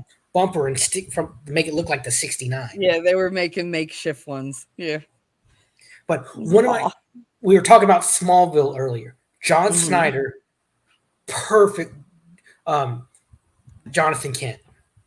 Oh, absolutely. Amazing Jonathan Kent. Absolutely. From the loving part to the firm part to the tortured part to the sympathetic part to the But there's remorseful an part. episode I He absolutely was love. phenomenal. One episode I absolutely love. Tom Wopat guest starred as Yes. his congressman friend. Yes. And they were doing like driving stripper scenes thing. like Dukes of Hazzard. Like there's Mhm. when the scene opens where Jonathan and Clark are working on the farm, and you see this like hot rod start speeding down. Uh-huh. And I the was driver, so excited. My husband was like, calm down. I was like, it's Tom Wopat! Oh my God! he does this like slide, and it stops like 6 inches in front of him. And Jonathan leans on and is like, is that the best you got? Mm-hmm. I still got about 6 inches out here. Tom Wopat pops out. He's like, I thought maybe your reflex had dulled with age. I know. He looks so much better older. Yeah. Oh, he really does. I love Tom Wopat. I had such a crush on him and John He Schneider. had some issues the past couple of years that I think. They all have issues. John Schneider, he's a very devout Christian. He doesn't apologize for it. Mm-hmm. And he's pretty much been canceled for it. I know. A I think lot. it's hilarious that Katy Perry did her video in his house. That Friday, Yeah. what's that one where she has the party, the Friday party, whatever. Last Friday night, That Friday night or everybody's like something. the house is, yeah, that one. That was shot in his house. Really, I did not know that. Hmm. Yep, It's it like was shot in his him, house. Kevin Sorbo, Christy Swanson, all Yeah. came out as Christians, and they were basically blacklisted. Yep. Kevin Kevin Sorbo Sorbo, especially. Oh my god, Kevin they Sorbo, fucking who at one raked him time over the coals. had one of the most successful TV shows in the world, Hercules. Mhm. But then he had like in one of the last seasons, Movies. Yeah. yeah, uh, Cole the Conqueror. It Mhm. was And but he also had Hercules movies. They made yeah, special Hercules movies. yeah. And then he was going over to Xena, and it was like, all right. Well, it was, Xena was what Xena Xena was a owed its spinoff. Yeah. success to Hercules. Uh-huh. I remember. But in one of the later seasons, he had an aneurysm and almost died. So that's why it's a lot of, if you watch the last like season or two of Hercules, it's not much very action oriented Not a anymore. lot of action, it's a lot of talk. Because Yeah. from what I understand, he was at a chiropractor office and he had something like they worked on his shoulder, which released some blood clots that went to his Oh, brain, Jesus. and it was a lucky he had been alive. He and Can you imagine a blood clot taking out Hercules? That's a sad fucking day. him and Christy Swanson did in 2010 did a movie called What If that I really liked. It's that kind of what was that Patrick Stewart, not Patrick. What was that Christmas movie? The angel get the bell rings, the angel gets his wings. You know the one I'm talking about, right? No, I'm not a fan of Christmas movies because they're bullshit. They sell false hope. Oh God. Oh, that's right, Jimmy Stewart. Oh, Jimmy Stewart. He was a great guy. Sounds more like Katharine Hepburn. It's a Wonderful Life. Oh, yeah, all right. What If is that kind of thing where you get to see, you get shown your life in a different way. Mhm. Kevin Sorbo plays this big like executive, really successful, who the love of his life he left because she was a missionary and a devout Christian, and she went off and did her missionary work, and he left her, or they broke up. And an angel, John Ratzenberger, Norm from Cheers, plays an angel who shows him what his life could have been if he would have stayed with her, where he's a pastor of a little church, married, 2 kids.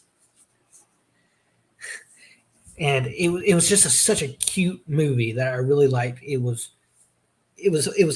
John Ratzenberger anyway. He's funny. Remember that show Cheers?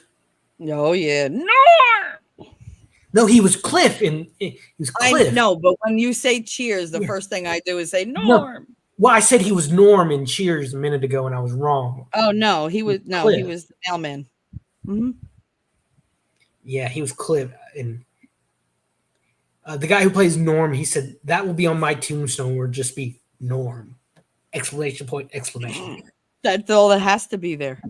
That says something about him. I love the lines too. Coach would always ask him, "How's life treating you, Norm?" And one of them I remember, he's like, well, "Life's a dog, and I'm wearing milk bone underwear, Coach." God, it was. All right, they had a request in the chat. They want us. Did you ever see Convoy? I think once I remember the song. I love the Once song years ago. Convoy. Yeah, I haven't Oh seen. my god, that's like the best song. When you actually listen to the words, it's so funny because they're like, yeah, put that microbus behind that suicide jockey because he's hauling dynamite and he needs all the help he could get. So the like, microbus is the nuns in that it's song. the religious bus, yeah. And But it's like, just hilarious. His call sign's the Rubber Duck. Yeah. I see. I love that. They I had love going story. back and watching this stuff. Like Yeah. one thing my They parents were and I do, good stories, though. You got into them. like one thing I love watching. I love Mash. I love. We talked about it earlier. On the Family. I go as early as like '90s sitcom with Family Matters. Um, Boy Meets World, which I absolutely love. Hmm. Hated Girl I Meets remember World. that. Yeah, no. You know what They what was the thing with the little robot? What was her name? The little Blossom. redheaded robot. No. Cannonball Run Blossom was was not a another. robot. She was just awkward. Yeah, But I know the one you're talking no, the about one because with the the little actress. girl that was, yeah, she was a robot, and it had that lady with the like short but like flippy kind of multi-layered red hair. Oh god.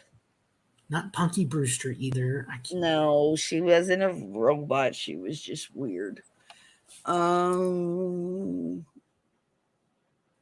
it was like little something. What was it? Oh, one of Small you Wonder. cats. Small Small wonder. There Wonder. you go. I had to Google it. That's I what had it to was. Google See, I Robot said Girl. little, but it was small. Yeah. Boy, you Big got Ben off this year. convoy real fucking quick. What Put the happened? hammer down. That's the line I was thinking of. Yeah. Cannonball Run was another great movie. I think it was before. I It was was around. just gonna say that. Meant to mention that twice already. Oh Slap my Murphy god. said it in chat. Yeah. Fucking And the please. cast in that Dom movie. DeLuise. Don DeLuise is what Captain Oh my Insano. god. Oh my god. He just was hilarious. And it was That's an just, and I actual felt race. so bad. Huh? That isn't Captain Chaos was his name. Yeah, Captain Chaos. The Cannonball Run is an actual race. It's real. It's I from don't like know. New That York. movie was fucking cool. When they used to like use the hose to take the color off the fucking Oh yes. Lamborghini. Holy shit. I was It like, was look at that. Jackie Chan's first Jackie American Chan movie. was in that. Yes, he was with the big giant guy. Yeah, Like and they he had was like in a the high little like, tech supercar. yeah, the little white supercar. And then you have like Jamie Farr was the Sheik, and he was Catherine Bach from was in the MASH. movie as well. He was in Roger MASH. Moore. He was the transvestite, the cross-dresser in MASH. Yeah, yeah. Hmm. The thing I liked about the Klinger, he was always trying to get out, but Yeah. he never did anything to put the patients in danger. No, yeah, they always came first. Yeah, I mean, he was of course walking through the operating room in a nurse's uniform, getting hit on by by the soldiers sometimes. But you had like I'm looking it up: Roger Moore, Jackie Chan, Jamie Farr, Peter Fonda, uh, Dean Martin, and Sammy Davis Jr. in that movie. They were those two. I can't. They were so fucking funny. But in the second one, when they're like, "That's Frank," like, "Hey Frank," and Frank's like, "Yeah," they're like, "He's gonna fucking beat us." Like it was hilarious because they're just like, why is he in this race? Like he's the chairman of the Yeah, board. He ain't supposed to be in this race. But oh yeah, and then Shirley MacLaine, because that's what made it fun. Half the Rat Pack was in the fucking movie. yeah, exactly. Like they were missing Joey Bishop and what the hell was the one that was married to the Kennedy? Joey Bishop, was he the one married to Debbie Reynolds? No, that's Joey Fisher. Joey, no, that was Eddie Fisher. Okay, Eddie Fisher was married to Debbie Reynolds, and then he was Carrie went and Fisher's dad. yeah, he consoled Liz Taylor with his penis when her husband died. So, that's what Carrie Fisher said. She said, and then, because they were Yeah. such close friends, my father went over to console her with his penis. And I was just like, Do you okay. realize I love I never put it together that the woman from uh, Singing in the Rain, and all these Uh-huh. other old style Hollywood movies. Good morning, good morning. That's And her. then you had the Halloween Town Disney movies that I grew up Uh-huh. watching, Yep. where she played in. She's the I grandma. never Yep. I never put it together that her daughter was Princess Leia. Mm-hmm. Never, different course, different last names. Well, yeah. I She never had her put it. father's last name. And she actually owned a pair of ruby slippers. Mm-hmm. Yes, she And, did. She had tons of fucking clothes. Like and she spent all her money on like old Hollywood clothes, like yeah, prop clothes. because I remember there used to be a show on the Sci-Fi Channel which was basically a Hollywood auction show where this Mm-hmm. guy you go in and meet with celebrities and look at their props and memorabilia. Like we were talking about Starship Troopers earlier. One thing I remember, he actually auctioned off a model of the ship that was in the movie. He he refused to auction off Debbie Reynolds. Well, she wasn't going to sell them, but he said, I would never even try to auction these off, her ruby slippers." But do you ever watch Expedition Unknown on, I think, Discovery or Travel Channel? I don't remember which one. No, that I didn't see. Uh, there's there's one episode where the guy he's a treasure hunter. It's a great show. I recommend it. I love history. He's always going to like different. Adrienne Barbeau. Wasn't she in the swamp thing? I don't know who that is. Adrienne Barbeau. She was one of the ones with the skin tight thing that you like pull it down. She was in Swamp Thing. She was hot. But Swamp Thing was a terrible movie, and I loved it. do you ever hear how one of the She had set great tits. Oh my god, she had amazing Jesus, tits. She did. she uh, getting back to those things more. Please. Remember, And remember how wholesome. It's 11:22. We've been on this stream for 6 hours and 20 minutes. But the story is, Wait, I this dropped my guy earbud. owned one of the few surviving pair of ruby slippers, and he donated it to the Judy Garland Museum in her hometown, and they were Oh. stolen. Don't know how. Somehow, someone got the door was She left was hot. unlocked. Mm-hmm. I'm trying to be all nice and wholesome and No, I'm pure just and telling. He said his good. teenage years he loved her, but she was hot. Like, especially for the time, she showed way more than anybody else did. It was like, wow.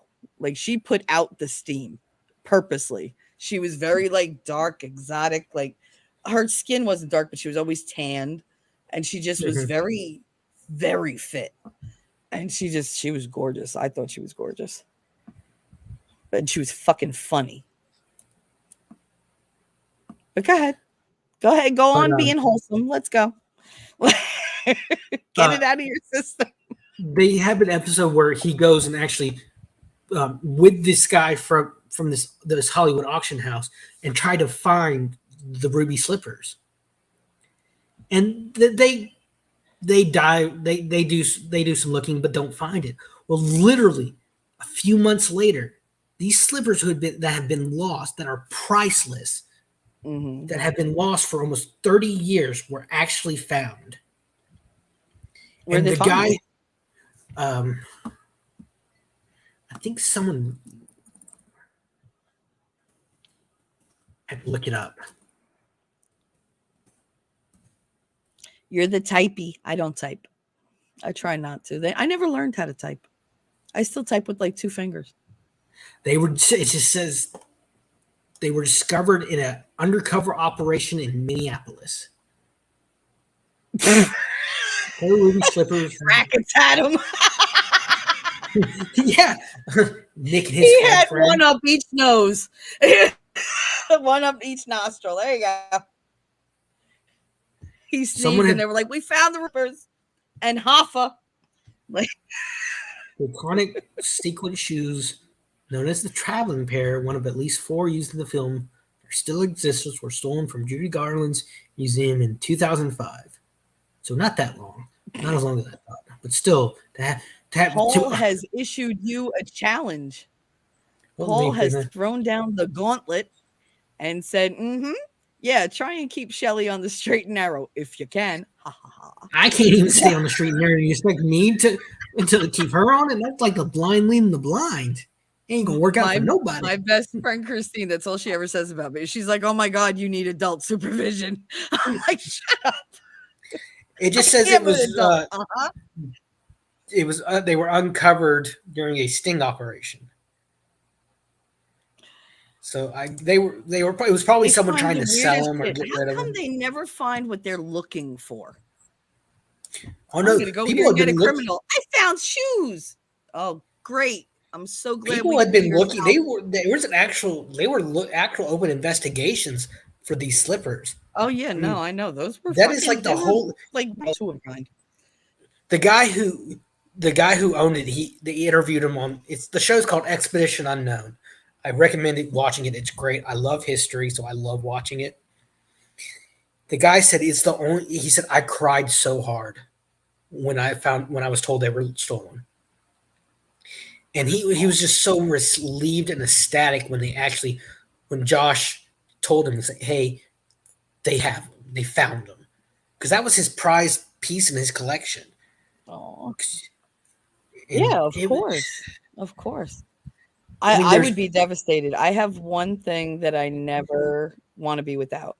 My mother went to a party in New York, and it Mhm, wasn't the one where she met Bob Guccione. She went with this friend of hers named Eddie Adams, who was I believe, a Nobel, was it Nobel or Pulitzer? Maybe Pulitzer Prize winning photojournalist. And he took like, pictures of like the bodies in Vietnam and stuff like that. And I think something with Cambodia. But he was very well known. that's a And she went strange with looking him. dude. Who? I looked him up. Eddie Adams. Eddie Adams? Whoa. Yeah. He's Yeah. he I don't I think he's still alive, I think, or maybe he No, died he passed from. away in 2004. Yeah, it wasn't. I don't remember. Did he have cancer? Let me. Let me. I think Let me he. see. I remember reading that somewhere, but I don't remember if it's him or the other friggin' guy that she was friends with. She had a lot of like highfalutin fucking friends, but she met. Well, all right. So my mother used to work with like leather goods and stuff like that. So she Yeah. made herself out of stained glass a peace symbol, and she had it Mhm. like wrapped in like leather, and she sewed it all around, and it was it was nice. It was, pretty, but it wasn't like great. And she wore it out because they were all hippies.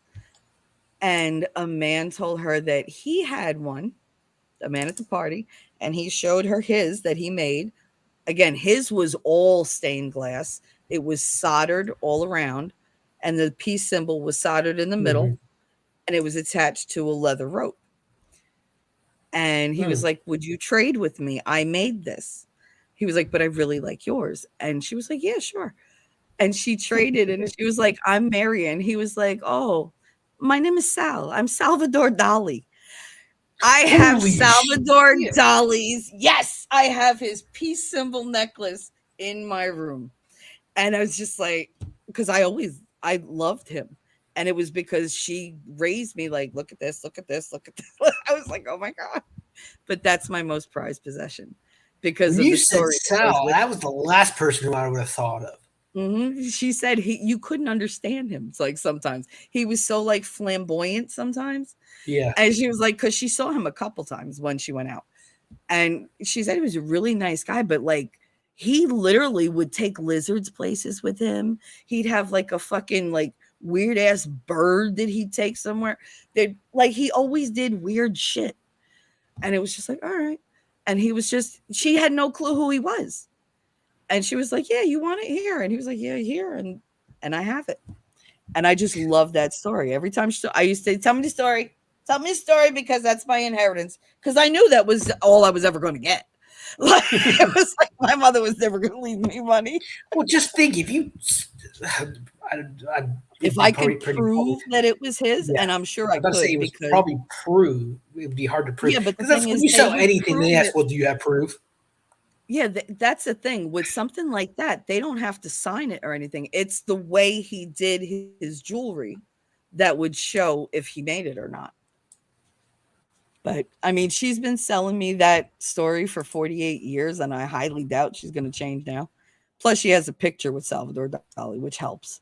But I told her, I said, if you lied to me, don't ever tell me, God, because I love that's like there. my There are most some. perfect memory.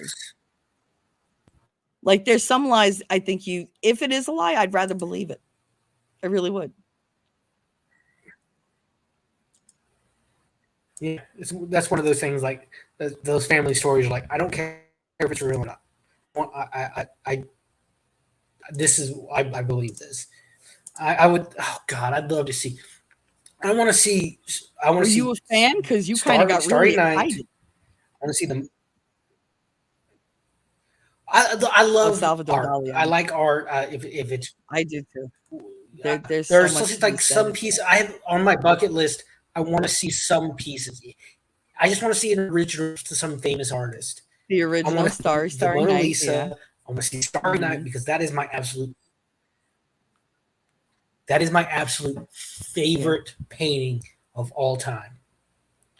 I To mean, I think it's think a lot of this people's, but it's crazy little very, man.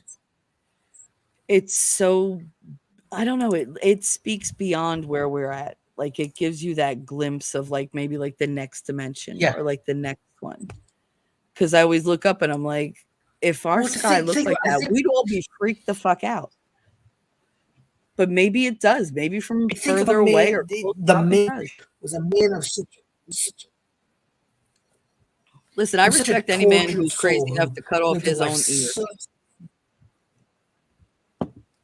Well, he lived such a pain-filled life, but he could Oh, still see such it was beauty. terrible. But you think about it, like, I'm like, Like, wow, I'm a fucking slacker. I didn't go to work because I had cramps. He created masterpieces with syphilis. Like, what the fuck? yeah, Like, it's oh, like we there's an so episode don't of have the Doctor. same work.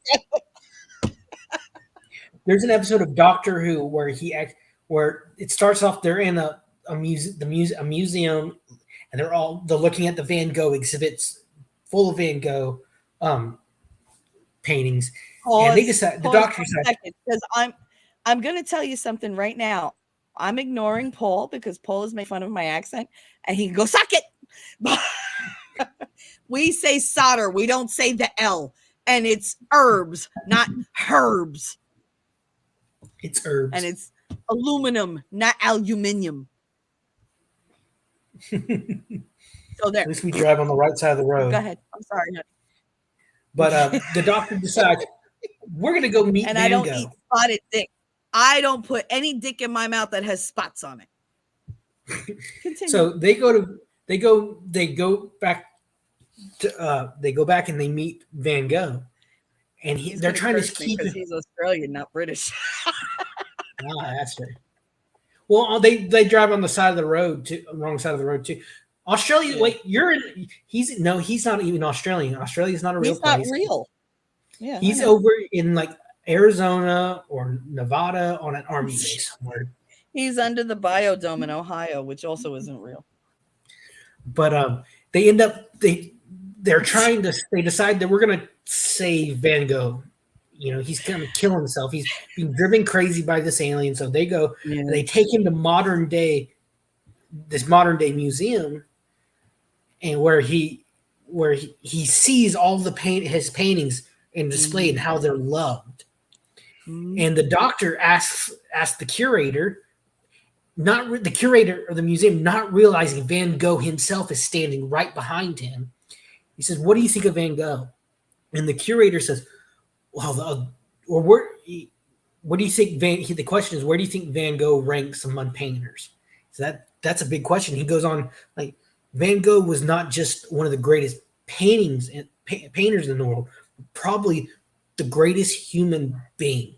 To take such pain and translate it into such beauty was just incredible. And all this time, the story, Van Gogh is standing behind him, hearing all this. And it just inspires him. Doesn't save him. Van Gogh still ends up killing himself. But it just inspired him. And it's one of those, another touching, moving moment that that really stands out to me.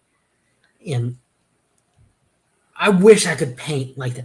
I wish I could see something mundane like the night sky and translate it into something 10% as good as that. I know. I always dreamed of being able to do that. And I can paint. I can paint really well, but I really have to be feeling it. Like I have to get that jolt, that vision of inspiration. Because whatever I ever drew in my life, I saw it as like a quick image flash and then it was just in my head. And I could look at like I could literally see it on the inside of my forehead. Like that's what it felt like. It was that close to me and that vivid. But Mm-hmm. without that, I'm just like my hands don't know what to do See, because I I never can't. learned how to draw. I just draw what I can. So I draw Maybe what's I in need my to do head. that. But it's just, Well, I wasn't and the encouraged thing, to be all these artistic or people did creative. it without training. I They didn't go know. to school for this. I know. And that I don't want to like bring religion up all the time because I'm not a religious person. Mm-hmm. But I mean, like I said, I don't know if you saw the video. I do walk with God. I mean, that's my relationship with God. But to Mm-hmm. me, that's very private. I just don't believe in like organized religion because I'm the same way. I don't I've had think any of them have a fucking clue what's going on. They're so out of touch. the So out of worst touch. people. The worst people I've ever met were religious people, Yeah. and I use that in But like air quotes. I feel like it's terrible. All these organizations, they don't get the message. They've completely lost the plot of the whole fucking story. And they're all really greedy and corrupt. And yet they want us to believe in them and to I heard trust a them. No, pastor. how about I'm cutting out the middleman? You're fired. I want to talk to the owner. I heard a Like, pastor say recently. like fuck you. I But heard a wait, no, pastor but I had a recently. point. Wait 1 second. Let me get the Yeah, point out because sorry, I'll sorry, forget. You know I will. sorry. Yeah, you're right. The thing about like the things that you're talking about, like these people with these natural talents that just untrained, they can just do it. That is where I find the most evidence of God for me. I find it Mm-hmm. in like babies being born, the way they like grow and move and figure shit out. Because you see that spark of intelligence behind their eyes every single time they get, something new. Oh, that's new information. They light up with it. And that's what life, I always thought life would be like that. It would be a constant adventure of learning. And I always wanted to master like all different things. And I just never got the opportunity to go anywhere. I mastered what I could. I always tried new stuff, new challenges. But it's those people who have Mm-hmm. that, oh, I've never done this. Sit down and just do it. You're like, oh, like you, like there's divine Savants, they're called. that I can see the divinity in you. And my Mm-hmm. grandmother was like that. She never learned how to play the piano, but she could play by ear perfectly. And it was Mm-hmm. just from watching the old rolls because we had this saloon piano that they were Yeah. throwing out. My great grandfather was like, I got it for nothing. Like, and he brought in all the rolls. So you had all the old saloon songs and it would play and the keys would move. Yeah, I And know. I know she got exactly what you're talking so about. good, she could she could pick one note out and know which key it belonged to. And that's how she learned how to play. And she learned how to play, boom, quick. Couldn't read a note, but you could play her a song and she'd sit at the piano and play it. And I always thought, I was like, it's such a waste of talent that she never shared this with anybody, just us. I mean, I felt blessed, but like she could have been meant for like something so much bigger, but she had what she wanted. She had the family that she wanted. And, she was good to us. She was a good woman. I I couldn't mean, just begrudge her think, anything. like the great Renaissance artist, like Mhm. Leonardo. He was centuries ahead of his time. He was designing flying machines Jesus, I mean, come on, look when at people thought the Michelangelo. world was still The flat. Sistine Chapel is unreal. Well, That should like if not you, have been a thing when it was. yeah, if you look at one of Leonardo's designs for a flying machine, you're looking at an Oh, yeah. airplane. Well, look at his what do they call that naked dude with the circles around The him? Vitruvian Man. There you go. I always forget the Vitruvian part. But it's like that all of that. He had like all these theories and he was not shy at all about them. Like, we're afraid to talk about, like, if we have ideas because people will laugh at us. They didn't give a fuck. They were like, this is my idea. You don't like it, then I don't know what to tell you. Like, don't pay for it. Mm-hmm. Like, don't sponsor me. Because that's what they did. They didn't exactly like work. They had patrons, they had good lives. But yeah, no, he was amazing. His mind went in all different directions that nobody else went in. But I still don't, as much as I love art, I do not see in the Mona Lisa the mystique that everybody else sees. It just looks like a woman sitting there going, "Are you fucking done yet?" Like, that's what it looks like to me. An Just unknown woman. irritating. No one knows who Mona Lisa is. They've I never always been. wondered what the fascination was, because it's not that great. I mean, it's nice, but compared to like all the other shit that he did, that shouldn't be the first thing that pops into everybody's fucking mind. And that's what got me so angry. Like that eco terrorist group over in Europe that were going around throwing paint and soup on these priceless works of art. They would glue them. So remember a couple of months ago when people they'd do that and glue themselves to the wall. They would do that Who thinking glued that's themselves to the wall? it was this anti-oil group that would Oh go my going around. god, yes. There's nothing worse than an activist. Oh my god.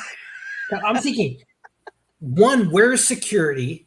And two, if you did that in front of me, I would take one of those um, barrier ribbon stands and beat you in the head with it. It's the most disgusting thing I've ever Yeah. seen. Just because, what I did that do for I your can go you cause? one better. Well, let me finish this topic real quick. Go The ahead. only thing it did for their cause was make Uh-huh. more people hate them. Of course. But These are it's the just, type of people who shoot themselves in the foot over and over and over. They never stop and they never learn. And they blame everybody else. mhm. But what was I gonna say? Fuck, I forgot. God damn it. But it's Oh, just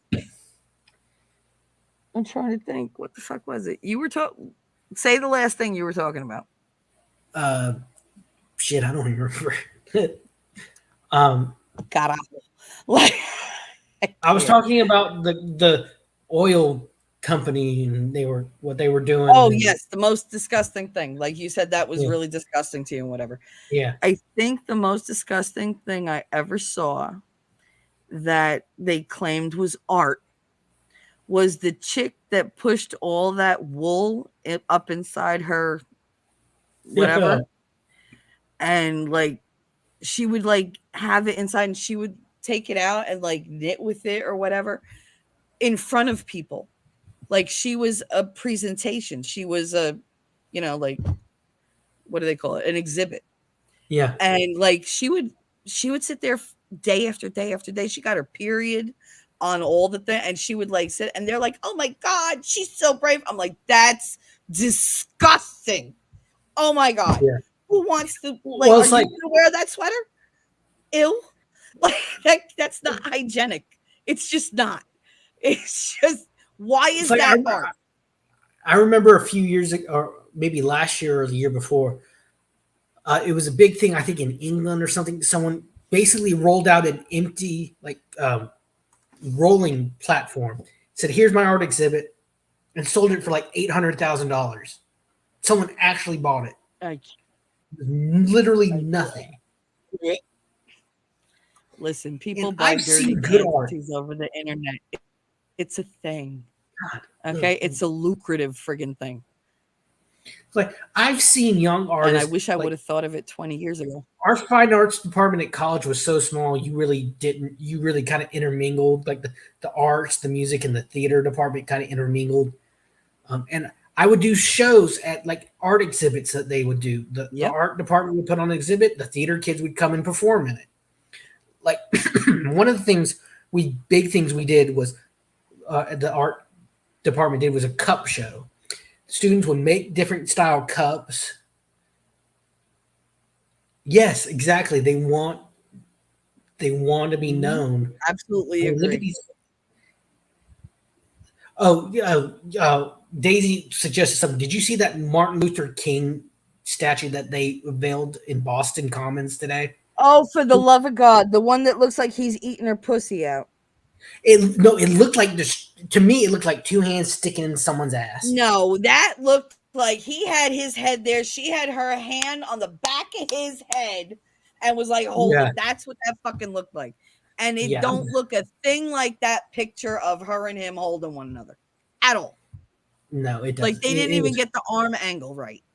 Like, come on. That was gross. I can't believe somebody paid good money for that. How much you damn it. think that costs? How much? Take a Oh, wild guess. I don't know how much it is, probably but take a guess. millions. Uh, for that. Who approved that and thought it was a good idea? Because they should be fired. And it's gigantic. Oh yeah. The man stood for so many fucking things, and now you're making a mockery out of him because of what that looks like. You could say it's not what it is all you want, and I'm talking not you, like everybody in general.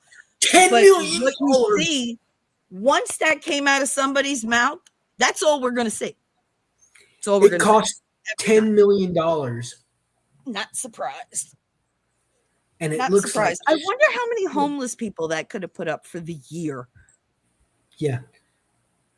But no, let's Holy spend it on crap! another fucking statue because that's what we need. Yeah. Okay. They spent years. They There- spent years now tearing statues down. They need to replace them with something. See, I don't believe in that. I do not believe that by removing history, you're one, not offending anybody because now instead of offending the people that, said they were offended, now you're offending the ones that weren't offended. So somebody's going to have their fifis hurt. Leave the shit alone. Well, the Did the thing is, man lose? Yes, but he was still an American fighting for what he thought was right and fighting for his group of people. And the that thing was is, honorable. in that regard, I think of it this way: those who are ignorant of history are doomed to repeat it. Yes. And I'm sorry, but if anybody looks at the Civil War and thinks that that was really about slavery, they're No, stupid. it was They an are it was stupid because the no government Northerners were going to overstepping and go the and southern risk their states. lives for that. It was the government overstepping and the Hmm. southern states saying "fuck you." Yep. And that's why when everybody talks about, oh, we could have another civil war, I really don't think so. Because guess No. what? We're a fucking lot bigger than 13 colonies now. Well, It's going to be hella hard to organize I that had a kind of. professor when I took Western Civ. We studied the Civil War, and then we studied right after the French Revolution. But the wars are never about what No, they tell us. the Revolutionary War and the French Revolution. And he made the observation. You know, the French Revolution was extremely bloody. It was gruesome. It was horrible. There were only like maybe a 10-15 year difference between the two. Not that long. The American Revolution was it had battles, but it was relatively light on gore, light on blood. It wasn't gory and bloody like a lot of revolutions are. He said that Well, the South was so not equipped to fight in the North, they really didn't have to get gory. They were dying in by the the friggin' Revolutionary War, they just what, show up and go, "Oh, it's fucking cold." Boom. Like in the that French was it. Revolution, he made the observation that it was so bloody because everyone was still together. You didn't have room to Mhm. get away. In No, the you didn't. American Revolution, we had all that country to just Yes, populate. Shizzy. I mean the War of Northern Aggression. Yes, I do. We're not talking I about the did. same war, Shelley. No, he's Shizzy said, "You mean the Oh, War of Northern Aggression?" oh, I see Because that now. I'm sorry, he likes to call it that. but so that's really kept the blood and the resentment down a lot during the Revolutionary War compared to the French Revolution. Nowadays, we're not going to have that opportunity if there's a civil war. Not only the Civil War will not be the same as it was. I heard Nick say one night he believes that if we ever have a civil war, it's going to be located in the urban centers like New York, Yep. Chicago, all these Yep. big cities. Which It's is not going why to I come want to to small fucking towns. move. I live in a relatively small town. It ain't going. It probably won't happen here, and we're pretty I conservative here. already had fucking like I had towers come down in my backyard. I don't want that shit again. I lived through that once. I don't want to do it again. It was literally a mile from my house, like outside my window. I Hmm. don't want that again. That was terrifying. The stillness that fell in the aftermath was beyond dreadful. It literally made my skin crawl. Talking about 9/11, right? Nothing. There wasn't even a fucking bird flying. Like it Talking was about just 9/11, right? yeah. I And remember. I will never it forget was where I was terrifying. that day. I will never forget where I was that day when I found out. I was walking from my class to the band room in my middle school, and I you had to go outside and go around a corner to get to the band room door. And my friend runs out, and she's like, "I said, what's going on?" Because she looked scared. My friend Mm, Ashley, and she said, "America is under attack." And I go in yep. and I see, and my brand director has the news on that on the little on the little TV. And I remember my my the superintendent friend, he was still principal at the time. He got on the announcements of this school. He says, "I'm sorry. I don't care if you're. I understand that you're. It's okay if you're not religious. I need to get on here and pray." Mhm. And the thing with him is he Totally was a very. understand that because that's all anybody wanted to do. It was the only solace we had because we were terrified. We had no idea what was going on, and I thank Nobody God. ever attacked mainland fucking USA. Not No, like that. China was afraid. Japan was afraid to do it. Yeah. And to come at New York of all fucking places, it's like, oh, come on. And like I remember, I can still picture like it was yesterday. Those people just jumping out the windows. Yep. That was terrible. That was absolutely terrible. Story about that to kind of just cheer us up a little bit. Talking about Kevin Conroy, the Batman voice Mhm. actor. Yeah. He's from New York. He was a New Yorker through and through. And I he was agree, talking about, Shizzy. huh? No, I'm just telling Shizzy, I agree. History's written by the winner. That don't make it fair, though. It He don't was make it talking right. when it happened. He wanted to help. He wanted to do something, and he called up the people in charge of everything. And they're like, "Well, we got enough workers. Can you do restaurant work?" He's like, "Yeah, of course. I'm an actor. Of course, I got restaurant experience." So they're in there cooking. It's like a week or two after the smoke's still coming up. They're still doing Mhm. all that, and he gets to talking. The kitchen crew starts talking. It's like night shift in the kitchen. Mhm. Um, he's like the guy's like, "Hey, I'm a lawyer. What do you do at your day job?" He's like, "Oh, well, I'm a voice actor." He's like, "You're that Kevin Conroy. You're Batman." And he's like, "Holy shit, I gotta tell the guys." He goes out and he's just like these hard nosed firemen, cops, covered in dust, really solemn atmosphere. He's like, "Hey guys, guess what? Guess who's been cooking your dinner? It's Batman." Man, And you hear and that's typical New Yorker, probably the probably. lift they fucking needed. Yeah. Well, no, listen, it gets better. He's like, and typical New Yorker, don't believe it thing. Mhm. And you hear a guy yell, "Make him prove it." He comes out from the kitchen. He does, "I am vengeance. I am the night. I am Batman." Oh And my he said, god. just people in shock. And you hear a guy says, "Holy shit, it is Batman." And he said it was like it I love cheered shit everyone like up. that. Oh, I got another Yeah, story in a because minute. I'll I tell you. mean, look at what they had fucking seen that day. It Come made on. everyone feel better. So he was You able to wanna go talk back. about feeling fucking ineffectual, Jesus. Like, He what said could they he was do able. besides stand there and go like, "What the fuck?" Like like it just came down. Like, how He do you went deal back with to and the voice director, who was a very famous voice director. She did all the DC stuff, and her name was Andrea Romano. And she said, "What we do does matter.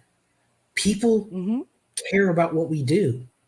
And I have a perfect example of that personally. When I was in college, we did a night of 10-minute plays. It's basically like 4 or 5 of us students. We picked little short 10-minute plays. We each went all about on our own. We casted them, we directed them, we produced them, and then we came together for a night of showcases where each little play was formed for an audience. And our black box is just like it says. It's a big black box with rafters, and you can go up in rafters. I was standing up there watching it. I did a one called "The Secret Origins of Mojo Man." It's basically a guy talking with his buddy who he wants to ask the cheerleader to the prom, but he's so scared. So his buddy uses his love of comics to trick him into thinking, "Oh, I have superpowers. I have a superpower mojo. Girls can't resist me." So he uses that, tricks the guy into asking the girl out, and she says yes. And it's really funny. And I remember being up in the rafters while they were performing it, because we did it 2 nights, and I would go up and watch them perform. People were rolling in their seats laughing at it. They were enjoying it so much. So a few months later, I get called for jury duty. And the jury selection room's full up. I hate jury duty. I would literally rather stab myself in the eyes than go to jury duty. I've gotten called twice in my life and got out. Fucking hate it. I fell asleep in the chair and fell off the fucking stage thing. The first one was for a police murder, and I looked at the judge. I said, "Sir, this is the first time I've ever been called for jury duty." And the judge looks at me and says, "Son, you picked a doozy." I just looked at him and said, "Sir, I didn't pick it." And the prosecutor's like, "We don't want him. Get him out of here. We don't want him." Go back to my story. So I'm called again like that summer, and the only seat at this point empty seat is beside me. This girl comes in and sits, and we get talking, and she says, "Oh, what do you do?" I said, "Well, I'm a full-time theater student right now at the college." And she's like, "Oh, I love the theater. I go all the time whenever they show something." And she's like, "Oh, I just went a few months ago to see that night of 10-minute plays, and it perked me up." I said, "Oh, really? Tell me, which one was your favorite?" She's like, "Oh, I really love that superhero one." Aw. And I started laughing. I started laughing, and she said, "What?" I said, "I directed that one. I'm so glad you enjoyed it." She was so gracious and so thankful for it. And it made me really think, we're students, but the community really enjoys what we're doing. Oh, yeah. And I went back and told my friends and my professor that. I said, they love us out there. Our community loves us. They really enjoy it. Really matters what we're doing. And that has been something that's stuck with my mind for years. And it's been like 6 or 7 years now since that. But people forget the arts are so important. They feed the soul. They can clear your mind. You can like be worried about something and not figure out a way out of a problem. And you could put on like a song, you could put on a movie, a show, go see a play, whatever. And it just like something will trigger and suddenly you know what to do. Like, well, why didn't I see it before? Well, because it wasn't time. You had to like all these things had to line up. In middle school, we had this math teacher who hated letting band kids out of class for anything. He would try to keep you from going anywhere. And our band director looked at us one day and said, "Next time he says something, tell him we're studying math." Because that's what music is. Music is math. It is. It kind of is. Painting? No, it's not kind of. It is. I don't like to associate the two. I really My don't. thing is, the arts are taking. I love math, but I can't be emotional. You're taking the core classes when you do the arts, and you're taking the core classes and putting them into practice. Okay, I know. When you drum it down to its bare essentials. You're taking the core classes and putting them into practice. You got chemistry and science with the art. It's like painting and all that stuff. Mhm. All the mixing. Me, Yeah. singing Mixology is a is thing. singing is, and theater is very physical. So I have had some of the hardest exercises I Hmm. ever did were doing theater training exercises. And those lights are no joke. Like if Oh you don't God, get no. used to those, you will pass the fuck out the first time you go in front of them. And that's the thing. Marching band. When I was in high school, I actually got PE credit for marching band. I Well, never. like, yeah, but people don't realize, like, to be in a play, you really have to project and you have to, like, keep a certain rhythm. So, like, your breathing is really, really, really Mhm. important. And that's You the same have to thing with build up your singing. stamina. Singing too. Yeah. Normally, my professor, my teacher, he showed us like I mean, I didn't when always smoke. when you when you breathe, what do? You lift your shoulders and you take that deep, big breath and you lift your shoulders, where you're only getting like a top third of your lungs full of air Yeah, I because know. you're taking your You're diaphragm is supposed to being use your diaphragm. Mhm. your diaphragm should be uh, relaxed. It should tense up, but you're able to really fill those lungs. Mhm. And I Boobs remember gotta go up. I did a church Christmas play one year, um, and I put on my costume and the microphone Good had night, gotten slap. oh, good night. The microphone had accidentally got unplugged. We didn't realize it till I'm on stage doing my my Fucking daisy.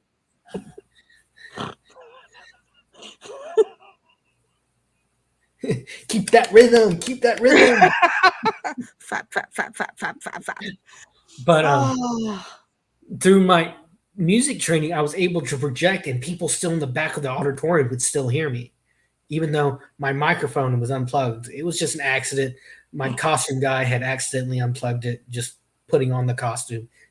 No, no big deal. But people were still able to hear me, and It's it's something you do, you have to practice it. I mean, I didn't do it, like, in stage productions, but I always did speeches. So, I'm very, very good at projecting my voice without any fucking effort at all. I took a So, speech class in college, and my after our yeah, first one, our professor would like sit with us and tell us like what we could do improve over the semester. She's like, he's like, I got nothing. You did yeah, great. You're a natural. I never got any critique because it was always like, "Okay." I did Look, one look at us. on Helter Skelter. I did a speech 7 on hours Helter in, and we're Skelter. still able to talk. I scared the shit out of everybody. 'Cause I went all into the, like, Charles Manson thing, how they, like the things they did with the, whatever that they took out of her, and because I can't say it, but, like, I it was graphic, and, like, I hit the board really hard, and they all jumped, and they were just fascinated, and he said, you had them." I was like, "This is not my first rodeo." Like, Like I my give a voice, lot of I have speeches. to have particular songs to sing. I can't just sing stuff. Um, I have a bass baritone voice. When I sing, I'm not low enough to hit the bass notes, and I'm not high enough to hit those high baritone voices notes. But I've had See, like that's different. I have sleep apnea, and I can't afford to get a CPAP. Me too. I It can't either. bothered it. My throat is kind of messed up, Mhm. and it's affected my singing a little bit, which I'm bummed out about. Aw. But I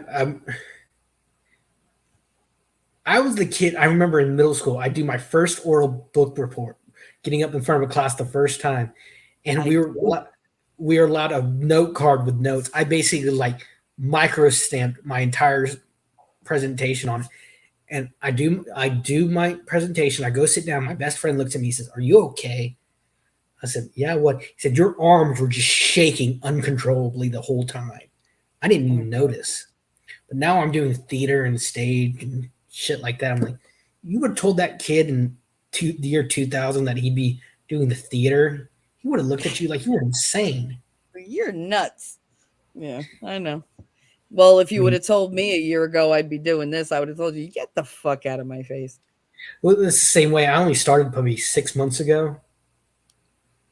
And Yeah, my the last I started August 29th. And I and look at my first ones and I'm like, "Oh my god, they're so long." Like the stuff I they're do, like so long. I'm using everything I do on my channels with like free software. I can't afford to buy like Adobe Premiere or stuff like that. Oh, I don't do all that. I have my what is it? Canva, whatever the fuck that is to make my thumbnails because I love that for that and I use Capwing to do all my editing and whatever. I even use it for like the shorts and stuff. Excuse me. And that's it. And they're super easy. They're very, very precise with like the editing because you can make them, to the second, to the nanosecond. It's like, all right. Yeah, I use OpenShot, which it's from the simple things I do. It's pretty. It works pretty well. I've made over 150 different videos since See, August. my Like, thing is, it's a lot. I have trouble thinking of content. Oh That's no, my I never biggest have issue. trouble thinking of content ever. So like, That's my, what I do. My head is always a thousand different ideas. I think of ideas for Nick, for Cool Frog, for Bison, and I tell them, I'm like, hey, mindset, why don't you do da da da da? Or because there's things that I think of that aren't good for me, but I know like certain people, they'd be like geared toward their audience. And it's like, I wanted you to have like your say. I wanted to give you a chance to talk about whatever you wanted to talk about. And I think we did pretty good. Um, and I just wanted you to have the floor so that you could say whatever it was you wanted to say and they could hear you, just you, be passionate about something. my thing Because is, I and think you garner respect from people when you share the things that you're adamant about, things that matter to you. I always said whenever I haven't done live stream in a couple months. Actually, I need to do one I think you did it great. myself. The thing I always sign off with is find your passion and nerd out about it. That's what I Yep. always say. Have a Because geekgasm. I love doing that. being Go ahead. nerd is not just the I'm smart science guy. Well, then you're a nerd kind of nerd. It's not that No, anymore. it's a fucking girl who knows like all the Marvel shit and all the Star Wars. It's being passionate. You can be a football nerd. You can be Yep. a music nerd. You can be a comic book nerd. Nerd is just over the past 10 years or so, it's gone mainstream and it has really He's come like, out. we're big now. We're good. Well, Good to yeah, be nerdy. well, compared to like when I was growing up in the '90s, you didn't talk about this kind of stuff. It was very still in comics or no. Stan Lee was when he people would ask him what he said he was ashamed of it. He was ashamed of being a comic book writer. People would look down on him Yeah, of as a course. comics was considered lesser media. I mean, But now, think about it. For him, for that industry is what we're doing now here. yeah, and And Stanley people will looking probably go back down and in. going, they don't think like it's something that can grow or get, like that you can improve upon. They're like, oh, they're just trying to get attention. No, if I wanted attention, I'd put my tits on the fucking screen and then I'd talk, because I'd get a whole lot of attention. But that's not the attention I want. I've never posted like any pictures in Nick's thing because that's their thing and I respect them for it. I love them for it. I think they're great. But it's just not Darth something I is feel back. like doing. I don't want to do it. 20 years ago, I would have done it. 10 years ago, fuck, 5 years ago, I would have done it. I've been like, yeah, sure. Let me throw my tits up in the thing. But just think, But a now, man who was no, I'm once done. ashamed of his job will probably Look, go I down in said, throw history. my tits up on the screen and look who shows up. Hello, Darth. I love you.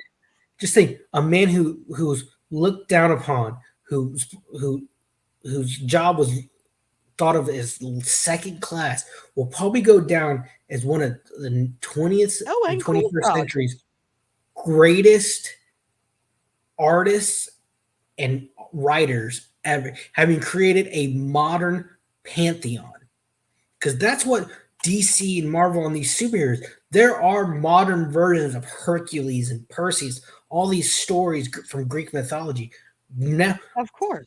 2 or 3,000 years, they might be saying, okay, was there really a Superman? You never know. Was there a guy who did all this stuff? Was there really a Batman? All these stories that they'll be talking about centuries to come. What Darth? What Hercules? What? You do realize Superman is based off of Hercules.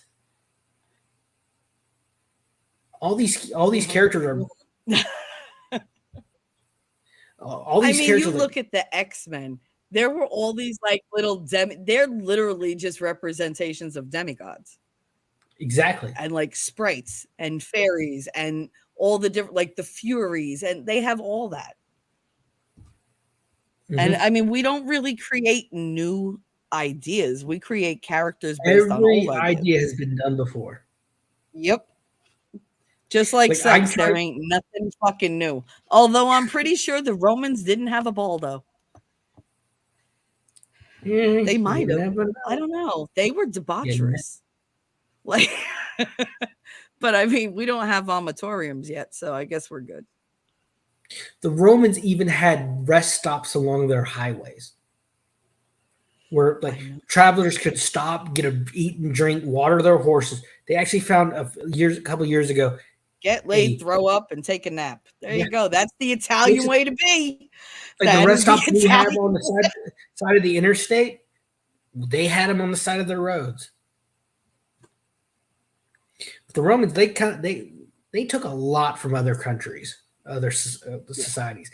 I mean, their gods are basically Greeks, absolutely, with different names. The Greek gods, different names. But it's you. I think that's what really got me in the last Thor movie, because that could have been. I mean, you had all the gods in one fucking. That could have been so much better than what it was. And the one god they focused on is a little prissy asshole. Yeah. And who the fuck wants to see Crow now, like looking like that? Like he don't look good. You've seen Spaceballs. You talked about Love and Mel Brooks. You've seen Spaceballs, right? The Schwartz be with you. Yes. Do you remember the Lone Star ship, the Winnebago? She went from suck to blow. Mm-hmm. You remember the Winnebago? Mm-hmm. How could I remember Thor Ragnarok when him and what's her name is running across the beach to the fighting factions, and the movie ends that way? The ending of Thor Ragnarok, not Ragnarok, Love and Thunder. Oh, I was gonna say, because not for nothing, like Thor Ragnarok didn't end like that. I hate Love and Thunder, so that's why. I don't know. I only watched it once, and I kind of like blocked a lot of it out. If you go back and look at the spaceship they're running, that Thor and the little girl, who's actually his daughter, by the way. His daughter is actually playing the role. Yeah, no, it's a purple Winnebago. Like he was kissing his wife in the end of Dark World. Well, yeah, that's because she wasn't available. Yeah, she wasn't available. That was a reshoot. It was a reshoot, but it was his wife, and nobody fucking knew it. Spaceship is the Winnebago from Spaceballs, colored purple. Shut up. It is an RV with wings. Aww. I wonder why they use that. Taki Waititi, or whatever his name is, the guy who directed it. Yeah, the guy who fucked up the movie. Go ahead. He should never be allowed to direct a movie again.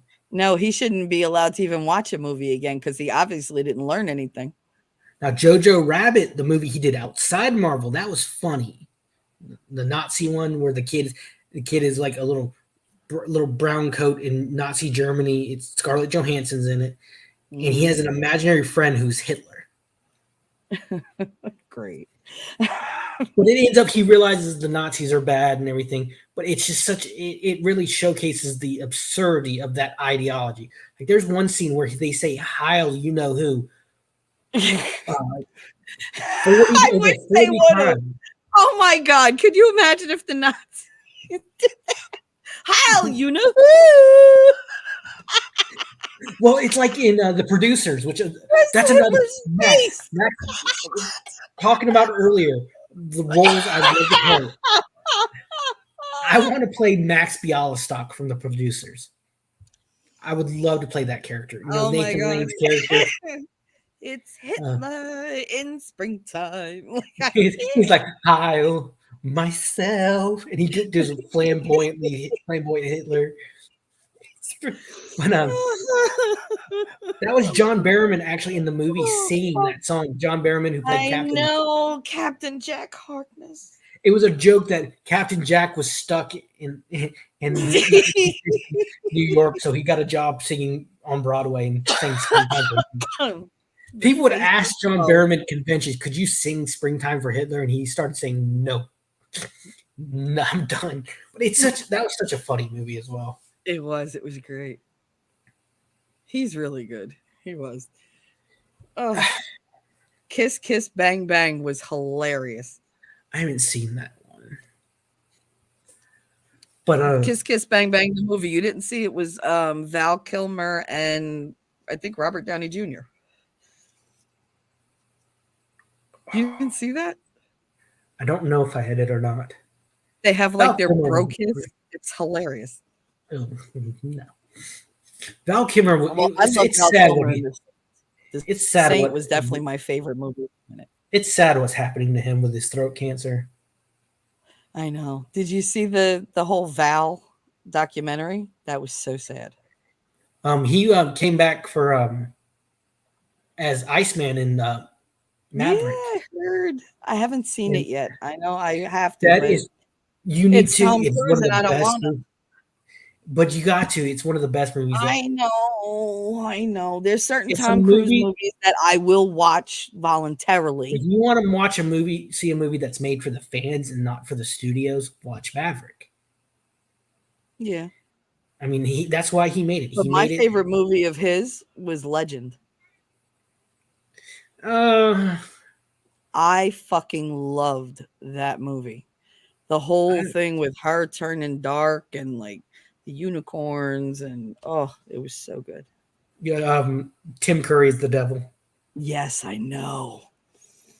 I know. And he was such a sexy devil too. That was truly fucking frightening. Like Tim Curry, he was another just whew, amazing actor. Tim Curry. I am He the could play dog. evil. Yeah, it's like He had oh. that British awesome evil villain voice. He was ferocious. But you know what's funny? You know what else he was in that it was on HBO and it was my favorite thing ever when I was a kid? Tim Curry. The Worst Witch. The God Wizard. And it had Diana Riggs, Charlotte Rae, and Fairuza Balk. I'm so impressed with myself that I remember these fucking names. Holy shit. Like, I haven't seen this movie since I was like probably 15. But it was so good. They made it into another show, The Worst Witch, but it wasn't good. This was just a movie. And I mean, it was terrible The thing movie. with Tim, And I loved it. I the watched thing it hundreds of times. the thing with Tim Curry, he'd pop up in the things you'd least expect him to be in. Mm-hmm. Like there was a show on Nickelodeon called The Wild Thornberries, which I absolutely loved as a kid. Yes. That was he played Nigel Thornberry. He played the dad. And there was a show on Disney called The Mighty Ducks. It was a cartoon. Basically, it was kind of loosely based off. It had nothing to do with the movies. I know. I hated the movies. I loved the movies. The first first two. bothered. I don't know. It wasn't a movie I don't like sporty type movies like that with kids. I don't know. It's just I get too anxious. One of the first movies Kenan Thompson was in. Little league experiences. Kenan Thompson was in the second one, and I absolutely loved it. I love those movies. But I can't wait for John 4. Basically, oh my god, that is one of the best. That series is literally the best. like, come on. Someone actually went through like the first the movies and actually just and they did the math. They counted shots and found out that when he shoots and runs out of bullets, he's actually reloading at the correct time. Because in movies you see like the hero can keep shooting indefinitely. Well, in John Wick, boom, boom, boom, I'm out. Let me find some more. My favorite thing was in I think the third one. No, the second, or maybe it was the second one. He's being chased through New York, and he's on the horse, Mm-hmm. and before he gets on the horse, he someone's running up to him. He slaps the horse's ass, and the horse kicks and kills the guy. He Jesus. used a horse to kill a Uh-huh. guy. Yeah. Hey, when you know, you know. And the thing I liked when they brought Halle Berry in for the third one because I love pit bulls, and I was so happy that they were using those dogs. No, no, the thing I love, no, they didn't use pit bulls for her. The pit bull was the dog John Wick chose to replace the dog at the end of the first movie. Yeah. And I love pit bulls. They are the sweetest, kindest dogs when I trained know right. a lot of people don't have that opinion. I happen to like pit bulls. I don't love them. I don't love any particular breed, unfortunately, because I haven't had a dog in forever. But Darth, come my on. friends all had pit bulls, and I was never afraid of them. I just made sure they were well trained, and I made sure I wasn't like I didn't I appear had aggressive I had a and stuff. Staffordshire Terrier for 13 years, Mhm. and she was the sweetest dog. She never, she didn't bite. She never Down. I'm sorry, bite. we're talking about animals, and my cat's trying to like knock my mind. Get the fuck down. She's like, you're She's trying talking to about knock my movies, laptop. She closes my laptop when she's like, "No, you're done. Like I need attention." but she passed away a few years ago from I think we think it was kidney failures. Oh, Um, I'm sorry, but honey. God, this dog, she was a devious little bitch. You couldn't All spank her. dogs are devious. They just don't let you see it. No, this one, she'd get revenge on you, and here's what she would do. We couldn't spank her. Love you, dog. She was so muscular you couldn't spank her. So we had a trainer suggest get a bottle of vinegar water, like maybe put a teaspoon of vinegar in a big bottle of water, and We just used to enough use that lemon. Yeah, same just shit. enough to spray it in her face that it bothers her when she's doing wrong. Dogs don't like citrus and they don't like vinegar. But vinegar could actually like you could blind them with that. So you got to be careful. But we didn't know that. But Yeah. That's why we use lemon. Like it's just what you better. do, you get onto her like that, and then a few hours later, she'd come. You're over it, and she'd sit between your feet. You'd love up on her, and all of Oh a yeah. sudden you'd hear, and she'd just get up, walk away, and as That she was was for spinning around the you. house, she'd gas us. She'd gas you, walk She off. crop dusted your ass. Exactly, and it was those nasty, stinky pit bull farts. Oh yeah, because they always have to have their glands clean. And she'd I look at worked you. for She'd a turn vet around. for a while. You'd I loved say, it. It was my "Sadie, favorite what the job ever. hell?" And she'd look at you like she was under. She understood what you said. She really did. I think she did. She'd look at you and give you I that. think pit bulls smile. They I do. That's the They most do dogs I've because seen she smile. would do. That's what she would do. She'd give you that pit Yep. bull grin, like Uh-huh. saying, like she was saying to you, "Payback's a bitch, ain't it?" Yep. But there was one Yep. time at our house, old house, our kitchen was a rectangle and it had one door on one end to the hallway to the bedrooms, and the hall on the other end, opposite wall, you had the door to the kitchen.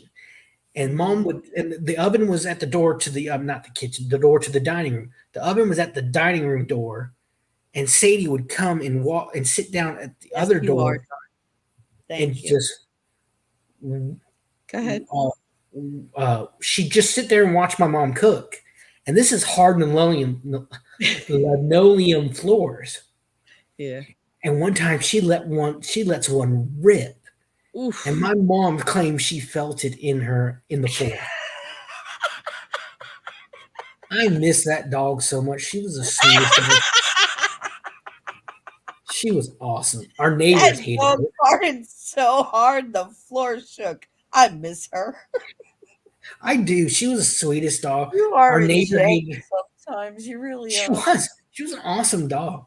I honestly believe she was sweet, but I honestly believe if someone came at me and my mom, she would have been all over their ass Oh yeah. because we were the ones that dealt with her more. Because my brother was gone living on his own. My dad was gone for work, so it was me and my mom and my niece. I go to the living room one day, and my niece is using her as a pillow, watching cartoons and Yeah. Sadie's just laying there. Hmm. Never had a problem. The Yeah. only No, time my we ever friend had a Alyssa problem. across the street, she had a pit bull and he had surgery, but then she got really sick and she couldn't take him to get the stitches out. Mhm. So she was waiting like a day or two and he was trying to like rip them. She was like, "Can you come over and just look at him?" And I was like, "Bitch, do not ask me to take these fucking stitches out. Like, I can't, like, because I mean, he was a big pit bull. And it See, was just like, his name was Seth, Bruno. Think about what that looks like. mine was Sadie. Oh, no, but his stitches, he had like 6 stitches Hmm. on the back of his thigh, on the back leg, but high up, like where his, like near where his balls used to be, like right before you hit that area. So Hmm. he's already sensitive. So he's like, last time somebody was back there, I missed shit. Like, I I lost don't some want shit. it. Where Some you shit going was with that stolen scissor, from me. bitch? Like, where you going with that scissor? But I was like, all right. I said, if we're doing this, you either have to fucking leave and just leave me alone with him, or you have to lay on him because if you're here, he's going to freak out and I need you to hold him down. I was like, but if you're not here, I'm guarantee he'll just sit there and let me do it. She was like, all right. I said, but don't stand outside. Like, go by your mother because her mother lived like upstairs. I was like, go Of by her course. for like 10 minutes and then come down. And Mhm. she left. I looked at that dog. I said, Bruno, I swear to God, I will get you the biggest, juiciest, most full of marrow bone you have ever seen if you don't fucking bite me. And he just like looked at me and laid down. And I was just like, all right. I was like, remember, big, big bone. And I'm like, just, oh, you're such a good boy. You're so handsome. Oh my God. And he's looking at me like, what's with the voice? But the tail is That was but he Sadie. let me See, the take only those time stitches Sadie would out. hurt you was if that tail was wagging, because it would be she'd meeting you, and that tail would be going 100 Yeah, miles the an thing hour is like a if she whip. hit you. I was like, Jesus Christ. But Bruno was fucking big. Bruno was like, he was Sadie was over a small 100 and pounds. lean. Staffordshire Terriers are lean dogs. They're not like big muscular pit bulls. They're very lean and muscular. Yeah, They're no, more like was runners. the typical brindle pit bull. Like he Mm, was just different dog. Yeah, different breed yeah, than I had. but he Yeah. was big. So I was just like, just don't bite my face off. Please don't bite my I know. You're so good. And he's just like looking at me like, all right, I'm letting you, bitch. But I did. I made good. I got him 2 bones because he didn't fucking move. I did because I was like, no, this deserves praise. But yeah, I Our always neighbor, get called to do the stupid shit. Oh, Michelle, we need somebody to do something really dangerous. Can you go do it? Sure, right away. Like, our neighbor threatened to kill Sadie one time. I oh, looked at see, I would have him. killed the neighbor I looked at him in dead in the Minecraft. eyes. I said, "You touch this dog, I will make your life so damn miserable. I You don't wish you could understand move." people that threaten animals. I just don't. Well, the thing was, Sadie's Sadie got And I out. hunt. So which It I was guess our that's a fault. little hypocritical, She but got whatever. out. She got out, and he was walking his dog. His dog was on a leash, so legally it was our fault. The idiot dogs are charged. I think they were playing. The idiot freaks out because of the breed. He reaches between 2 dogs, and one of the dogs bit him. He claimed it was Sadie. So we had to quarantine her for a week. And every day after school, my mom got off school, she would go to that animal shelter and sit with her. And Of the course. people there were like, this is not a, they saw, this is not a bad dog. Yeah. This dog is not abused. This dog is loved. Mm-hmm. Our vet looked, we took her to the same vet her entire life. The vet looked at me one time. She said, "I'm more afraid of getting bitten by Jack Russell Terriers, Chihuahuas, and those little asshole dogs Yes. than I am." Oh, the little Yorkshire Terriers. Oh, it's the only dog in my life that ever fucking bit me. We have our neighbor. This same neighbor had a Jack Russell Terrier named Scrappy who terrorized the neighborhood. Those dogs are meth heads that are retarded. They're So retarded one Sunday before my mom goes off to church, her and my dad are out walking Sadie, taking her to the bathroom. My dad had just had a hernia removed a few days before, still had the Oof. stitches in. They had like a husky, I think some kind of retriever, and this little asshole Jack Russell, whose brother lived next door. Another Jack Russell named Scooby. Real, real smart with the names, huh, weren't they? Mm-hmm. But they see Buddy. My mom and dad see Buddy, the dog. One of their bigger dogs outrun had gotten out and ran. So when my dad does the neighborly thing, hey Buddy, door opens. Hey Buddy's out. Just want to let you know, this little Jack Russell shithead bolts between my dad's leg, and Mm-hmm. our house, our street is almost it's a circle, but it's a Q shaped. It comes back on itself, so it's not a cul-de-sac, but it's a circle. Yeah. It's a court. It's we're actually we're a I drive. lived on one of those. We called it Aberdeen Court. Yeah, we're a drive though. Yeah. Besides the point, um, my mom is in the driveway and sees this little shithead coming straight at her. So she takes the leash and puts it around her, kind of brace herself against Sadie, because Sadie's small but still strong. And has Sadie Mm-hmm. sit. She says, has Sadie sit and put and it's between her legs. This dog latches onto my dog's neck and just starts. My mom screams, "Dad, get over here!" And my dad starts running full force with stomach stitches to get this dog off of our dog. And Jesus Christ. Sadie, thank goodness, because this asshole would have had a fit if anything happened to this dog. Sadie Asshole just little looked. dog. Sadie just looks up at my mom and was like, "What's going on? Can I eat this thing?" Yeah. It Like, didn't can I bother kill her, it now? Can I kill it now? but my brother had a blue pit bull. They got it when he lived down in Orlando, and they bring him up to visit. And they're walking through the park, and the thing.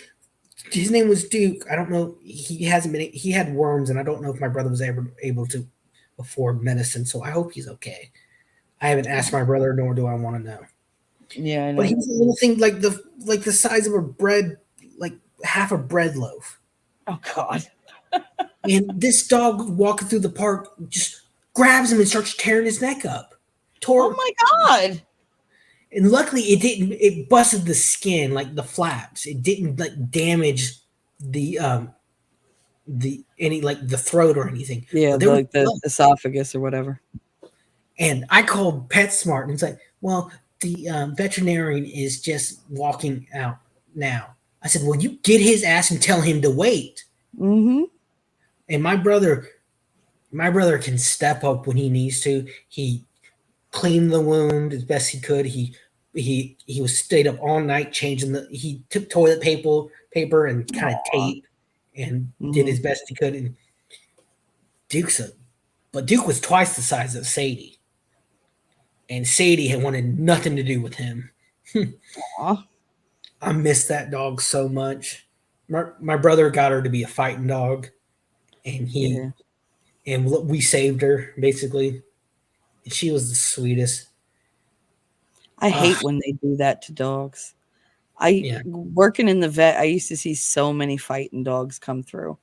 And Well, there I was. like that's where I perfected stitching, Mhm. like how to do a stitch on skin. Because the doctors were like, I'm not sitting there and like sewing all those up. He's like, the dog's knocked out, you do it. Okay. Like just show me once and I'm good. And I mean, but he had lacerations like 6, 7 inches long from teeth. Like the tooth would puncture and then rip it open. And I was like, fuck me. And there was just blood fucking everywhere all the time. Daisy, They that is came a in with perfect the example of teeth untrained thing. dogs. One came in Right with there. his friggin' ear gone. Daisy, Ooh. that's a perfect example of a bad dog, not a bad breed. The only time I've No, ever got that's like bad people fighting people them on purpose. like the only time I ever got bit by a dog was by a I think it was a German Shepherd. German I was at a shepherds, they bite to hold. They don't bite to kill usually. Well, I was at a friend's house riding my bike, and their neighbor had I think a German Shepherd or Walkweiler. I don't remember exactly. One of those guard dog kind of things. those breeds that you see in movies of guard dogs. The He Doberman? Doberman maybe. The It may have Doberman's been the real super skinny one, and a no, this Rottweiler wasn't a is the real Doberman. fat, cute one that was in Lethal Weapon But 3. this dog was a big dog. This was a big dog.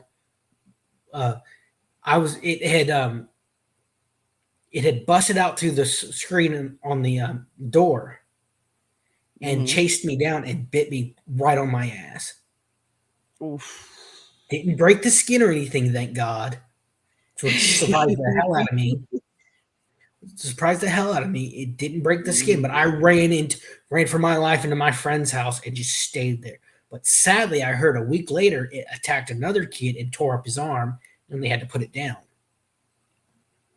See, it was a untrained dog, and Mhm. this is the thing I don't. Bronca, I agree with him on 90% of other things. I don't agree with him on this view on pit bulls. I don't either, but I don't argue with people about the pit bulls because everybody has their own experience, and usually if they don't like them, it's because they had a really bad experience.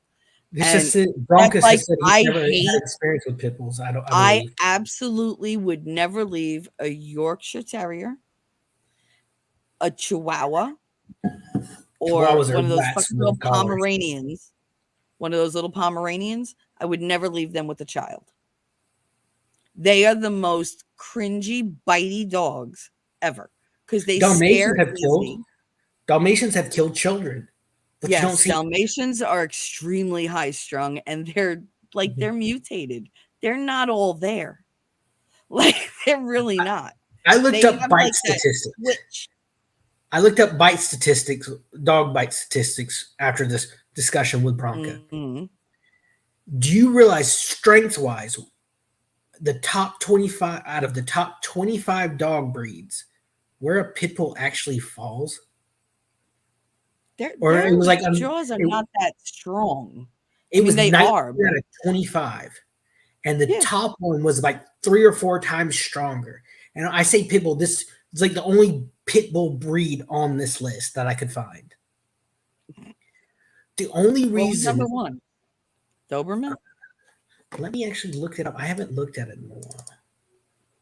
See, I always wanted one of those Burmese mountain dogs or a Great Dane. And Great because Dane. it's Oh my Danny on God, they're well, huge. because of Danny on Direct, I can't ever have a fucking big dog. Because I'll never forget about her. Because she's always gonna be dog girl to me. So the list of 23 top 23 dogs with the strongest bite. Sounds cute, Daisy.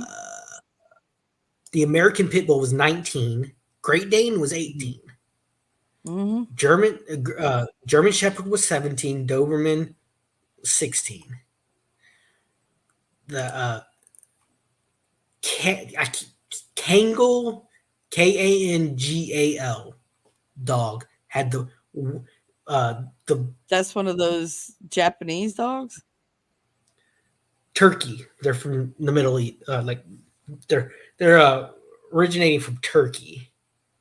They have a Okay. PSI bite of 743 pounds per square inch. Ah, The damn. American Pit Bull, 235. Do you know why they're so feared and hated? It's because they're reported more than any breed. Yeah, because they're so recognizable. I mean, you don't even have to have a purebred pit bull. If there's an ounce of pit bull in that Oh yeah, dog in front of you, you'll see it. It's either in the forehead, in the mouth, or in the chest or the bandy legs. If they're banded or if they're muscular, and you can't confuse them with a boxer. I saw a oh, no. beautiful fucking dog. It was half boxer, half um what's the standard American bulldog? A pit Yeah. bull? No, Uh, the pit bull. It no, was a standard. Staffordshire Terrier. I don't know. It was fucking. It was big, See, people like confuse but that. narrow. And this People was a really confuse. like lean dog. It was all muscle, like but Yeah. not bulky. This People dog was confuse gorgeous. with they think pit bull is a breed. Pit bull is a classification of a No, it's group a of breed. terrier. Well, no, pit bull is not a breed. Pit Mm-hmm. bull is a classification of breeds. Like a Labrador, you have a chocolate lab, you have a black lab, you have a golden retriever. Mm-hmm. They're all labs. Those are types of dogs. Just like a pit bull is a group of types, not a group of breeds, not a breed itself. It's like you're talking about. Like we used to. My dad had this pulley system or this rope system in the back of his truck because Sadie and my other dog Daisy was stupid and would jump out of the moving car. Of course. That's So what we dogs he had it do. where you could just click it and it was she could reach both sides of the truck. She could stick her head, but she had enough slack to keep her um in the truck. And they're out in my dad's hunting lease one time was his that he used to go to, and one of the other guys who was on the lease looks at my dad, says he did insurance. He's like, don't let your insurance agent know you have her. You will lose your insurance if you have her. Mm-hmm. So we called her a terrier. That's a sad fact. It is. They will punish you just because of the kind of dog you have. It's And sad. they're And there are so no studies that say that they're more aggressive or that no, they're like lower functioning. None of them. I've no. known dogs of every breed that lose their fucking mind. And guess what? I've known people that lose their minds. You want to put all them down too? Avoid them. Humans Do kill you more know they than used to any be? dog breed ever. So should we avoid them? You know how in Peter Pan they had Nana the dog? Yes. She was actually a pit bull. Exactly, because they were nanny. They Yep. were called nanny dogs in Victorian England. Mhm. Yep. And of course, Yep. I Disney saw the changed it. whole special about that. And do you know where the term pit bull comes from? Mm-mm. Okay, so picture this: a big pit. Sicily, 1792. No, shut. This is Victorian. We're still in Victorian England. Shut up. There's picture this: a big pit, I couldn't maybe help it. maybe 20 feet across, 10 feet deep, or a pretty big pit. Mhm. They would take a bear, remove its teeth and claws, chain it to one side of this pit, and throw these breeds of dog in, and place bets to see which would win in a fight. I Queen hate Vic- people. Queen Victoria was known to go place these bets, hence the name Pit Bull. Do you? And another thing, before I forget this, do you know what dog is the most celebrated, highest-ranking military dog in American military history? No idea. Pitbull? Named Sergeant Stubby. He served, and they did a movie, an animated movie on him called uh, basically Sergeant Stubby. He served in I the saw army. something about that. Yeah. He served in the army in World War One, and what he would do is he'd be able to smell the mustard gas before it would, the Nazis Mhm. before it would get to the Allies, and he would warn the soldiers to put their mask on before it arrived. Yep. They could smell shit from so far away. Bruno And had Alyssa in the park, like 3 blocks away, and the wind was going from my house that way. And I was going to meet them. And I guess it took my perfume.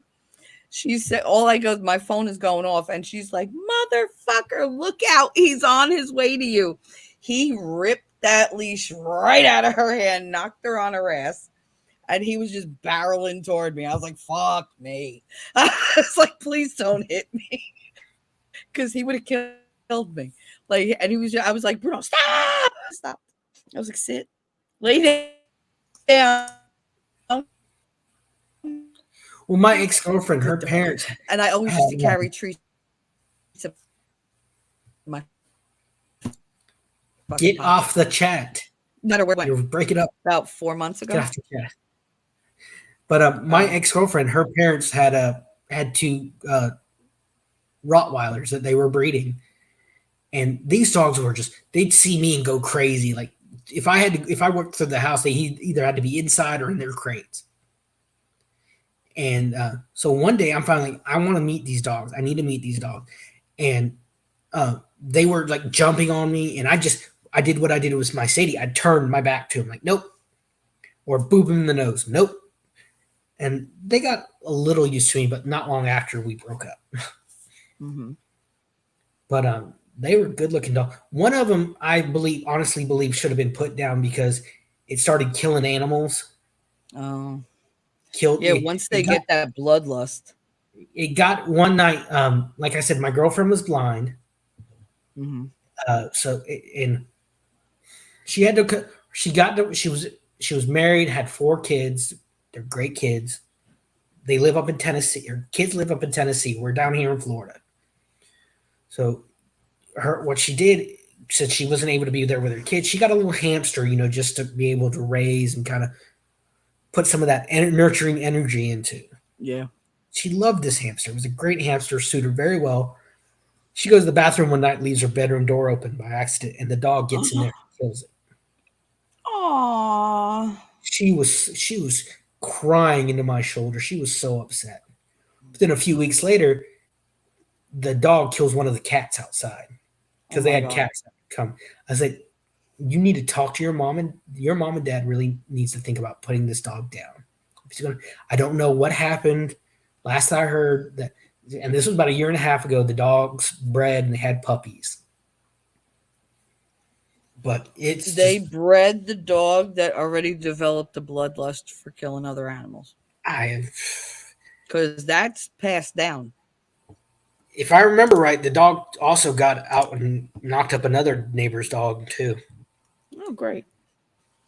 But it's just, They but I do don't. know that not spaying or neutering your animals makes them more aggressive, right? Yeah, we that's one thing we did with our dogs is we always had them fixed. Oh, yeah. All my animals were fixed. All of them. Because I was like, nope. Because my great grandfather, he used to tell me stories. Oh, we used to have so many kittens. The cats would, they go and make babies all the time. And we have to kill them. And I was like, oh my God. And that stuck with me because he was like, if you want them to starve to death in winter, leave them, let them. But if you want a quick death and it be merciful, you just click. I was like, oh, Well, I was like, Bubba, no, sad to thank say, you. Like, Old Yeller was sad, but it was merciful. yeah, it was. I mean, It I was. mean, But I hate having to put any animal down for any reason. yeah. Well, And my dad, I felt so sorry for my dad. I've had 2 dogs in my life, and he's had to take one of them. We had a Rottweiler Golden Retriever mix named Daisy, huge dog. She got cancer in her throat. aw, Couldn't drink. She could barely drink. She'd bark, and it sounded like a 80-year-old woman who smoked 20 packs, like 5 packs a day for 70 years. oh, like me. Okay. And the doctor said, I can remove it, but there's a 99.9% chance the cancer would come back. Yeah. It always And, does. It and, always does. and so my dad decided, it's just time to say goodbye. And with Sadie, my pit bull, her hips went out on her. She couldn't hold her. She couldn't hold it anymore. Mm-hmm. I'd wake up, piss be on the floor. She'd be covered in piss and shit. Mm-hmm. Her coat started getting very matted, started falling out. So we think it was kidney poisoning. Her kidney shut down and she was being poisoned. So and that was so fucking hard for me because that was my like emotional support dog. That dog was there for Yeah. me through some really tough times. And I remember about 4 or 5 months after she'd been gone, I have one of the most vivid dreams I ever had of me sitting in the floor with her, standing there and just petting her, like moving my arms and just petting up and down her back. And I wake up and my hands are in midair doing just that, moving like I'm petting like an invisible dog. Aw. I mean, she was the sweetest. She was a great dog. I understand. I understand they're like I said. I don't deal in absolutes. There are bad dogs in every breed. Yep. But for most part, there's no heart like a dog's. Oh no, They it's like just give everything they have. Paul Harvey. It was, remember Paul Harvey? Hmm. And here now the rest of the story. He did a little thing. It was like basically about the importance of dog. He said on the eighth day, God saw that man needed a companion and created dog. Hmm. Because there's a reason dog is God backwards. God backwards. Yep. It's like one play I wish I could do that I auditioned for was it was a show called Dog Sees God. Okay. What it That sounds is, interesting. What's that? the Peanuts gang in high school, Oh my God. and it's the dirtiest thing you ever. Like Peppermint Patty and whatever the little one other one's name. They're Horace cheerleaders. Great. I'm Charlie sorry, Brown. but Peppermint Patty was never going to be a whore. She's a dyke. Well, they Just did that saying. too in the play. Hmm. The play begins with Charlie Brown, who's CB in the show, in the play, and Lucy. It was Lucy his sister. Yep. Lucy at the funeral for their little dog. Their dog died because it Or no, got rabies. Sally is his. Is Sally his sister? I forget. But anyway. That sounds right. Yeah, because Lucy's the one with the dark hair. Yeah, Sally was his sister. So Yeah, this Sally's show, his sister. Lucy's the one that makes him kick the football and takes it away every time. yeah. I So love her. the play starts at the funeral for Snoopy, who died, had to be put down because he got rabies for killing a little yellow bird. Aw, my little Zephyr Tweety. And Pigpen, his dirt. He's very pervy. His dirtiness is he's a germaphobe now, Oh God. I was gonna say he spread Ebola all over the world. and his dirtiness has been internalized. He's a big pervert. Great. And Schroeder, he's still playing to the piano, but he's gay. Oh, I knew he was gay from the beginning. You saw that hair? Well, poor Lucy, Uh-uh. poor Sally, huh? No, poor Poor Lucy. Sally? Lucy. It was Uh-huh. Lucy that Lucy was the one that was always hanging on his piano. But he ends up um, falling in love with Charlie Brown, and Charlie Brown questions it. And Pigpen, he takes it personally. He's like, "You're trying to steal my best friend," and he breaks Schroeder's fingers. Oh my God. And the play ends with Charlie Brown finally getting a letter from his pen pal. You know, he in the comics he'd always write the pen pal, but he never got a letter back. Yeah. And the pen pal um, writes about how little boy just moved in who plays the piano, and his dog he plays the dog will sit under his piano, um, just sitting there relaxing, listening to the music, and a little yellow bird will fly around, and it's signed sincerely J.S. Or C.S. CS Charles Charles Schwartz. Schultz. It is a letter from quote unquote God, hence the title Dog Sees God. Well, that was his creator. For nothing. Yeah, I mean, well, not necessarily. It means Schroeder's in heaven now. He's with Snoopy. He's at peace now. And Hmm. the guy who wrote the play, he caught a lot of shit for like copyright infringement. But he's like, no, Yeah. and he won the case because he said, no, this isn't copyright infringement. These are different characters, but it's just an homage to the Peanuts. I mean, Yeah. the Schwartz people, they hate the play, but I'm sure. I'm sure. it was dark. It had It funny sounds moments. very interesting. It does. No, it sounds like a great play. I Sounds had a sad. friend. I had a friend write a play. I can't. I need to email him. I'd like to try to remember, but it starts out with this guy. He's dead, and No one's around. No one's visiting him. No one's mourning him. And then it has him going back through his life. Um, you see his Awful. family. You see the family he had, and he had issues with his son. Mm-hmm. And then his son come home from college, and so they go back to the family takes a trip, a vacation, and he's like, okay, I have to I'll have to catch up with you tomorrow. Guess what tomorrow's date is? What? 9/11. Aw. So that it shows you why he was alone when he died. Aw. I looked at my friend. I'm like, dude, amazing, but you suck. Yeah, like Hit you right that. now. Oh, It was an amazing play that he wrote. I'd have been crying through the whole damn thing.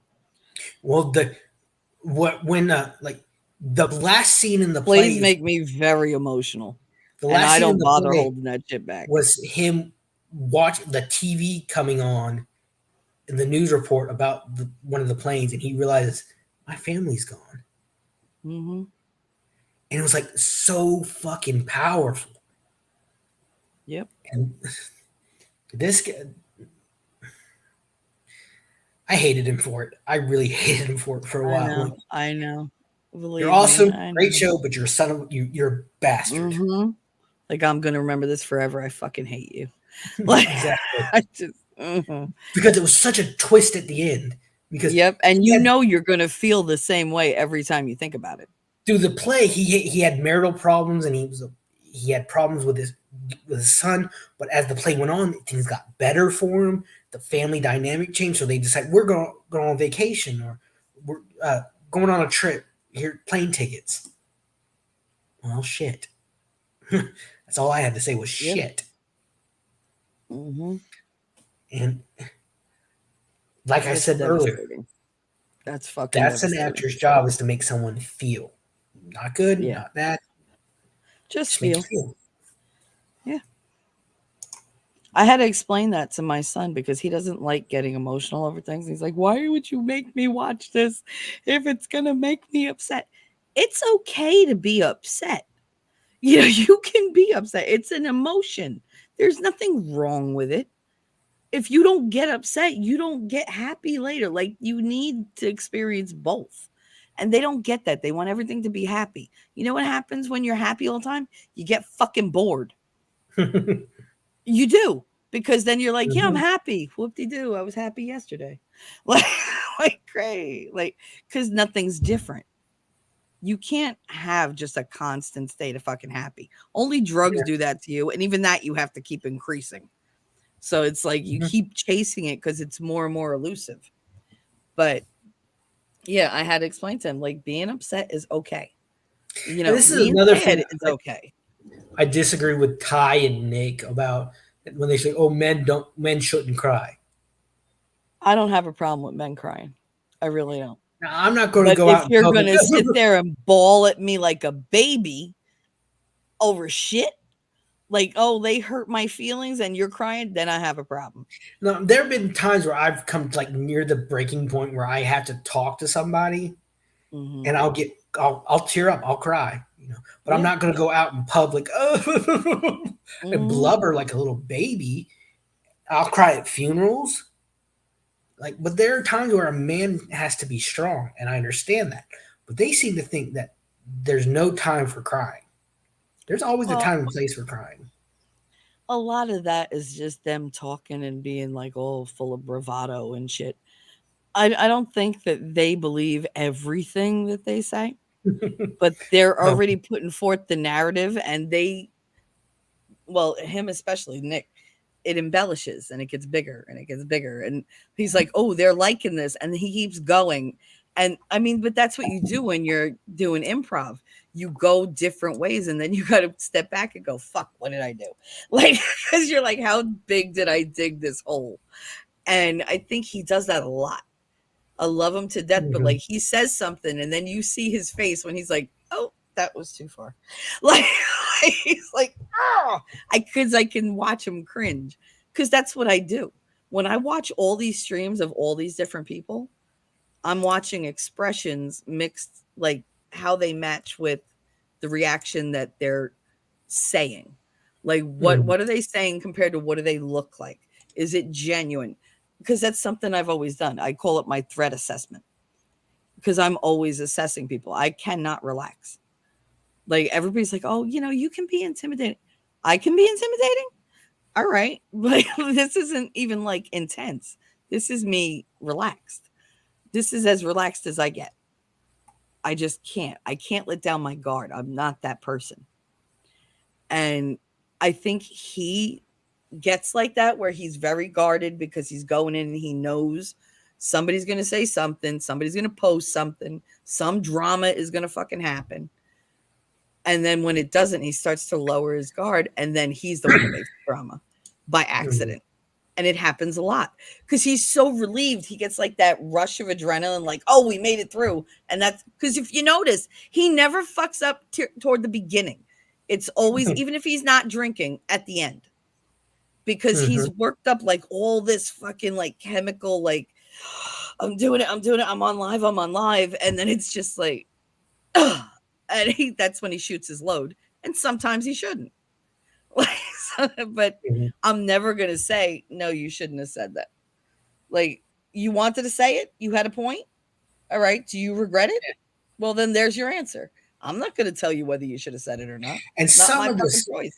and some of the stuff he says is so twisted out of proportion. Oh, yeah. They love to do little snippets where he sounds like a fucking monster. And you're like, wow, did you listen to the next line where he says how much he loves his wife and how he'd like do anything for this woman? Oh, well, he says, you can't afford my wife. And that's where they ended it. I was like, and afterwards, when he said, this woman with the shoes and like this and like that, he was like, I let her buy like something. She bought like boxes and thousands of dollars of Legos. Like, who does that? And I was just like, that's what I he love meant. Legos. Shit. Oh, yeah. But I mean, come on. That, like, for the lady at the mail thing to be like, you're going to have to bring the truck around back. Because they didn't. He was like, what? Like, she was like, yeah, there's a lot. It's like, oh, God. My thing is like, these clip channels that are okay, they're fun, but they're not always accurate. No, I know. I just saw I like one. when they take like a big clip and just run the whole fucking thing, and that's it. Don't I saw pick just and now choose. Elisa Clips, who I like. I watch her stuff. She just Mhm. posted a video a few hours ago saying that Nick was pro se still in his lawsuit with Monty. No, he's not. He's not pro se. He very blatantly said he is not pro se. He said, I'm He's not got an idiot. he's got Randazza. He said that when he announced that the lawsuit, when he came out one night and saying, "Oh, here," and he was on a stream with like potentially criminal, all these guys. Mhm. It was his birthday stream. That's right. It was his birthday stream. Yeah, that's when he announced it. He's like, and I talked to Randazza, and Randazza was like, "Oh, this should be fun." He's like, "I'm not pro se. I'm not an idiot." Yeah. And Elisa's like posted. Now she, to her credit, which I'm really happy she said something. She's like, "Oh, this is a different video from what this that I what I haven't see, I didn't see that clip." And she links the video and put a timestamp in it There where you he go. says, I've hired Mark Randazzo, or is that, I don't know if that's his first name, but you don't.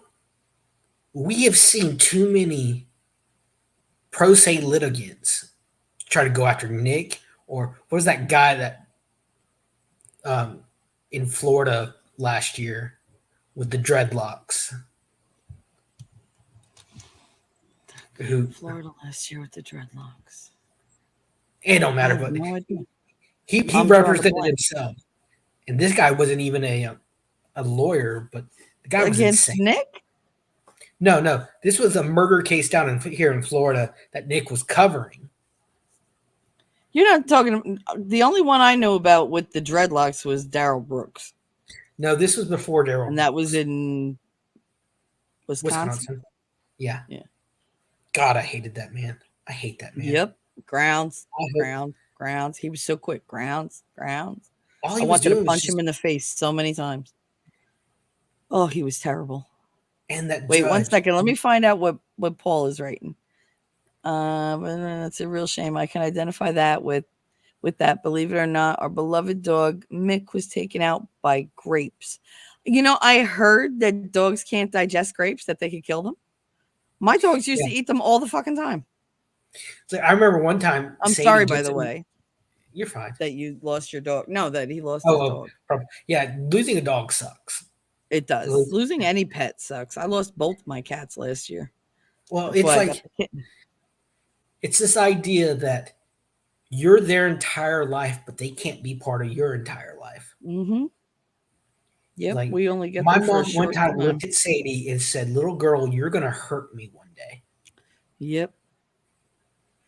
And Because it they was leave just. you.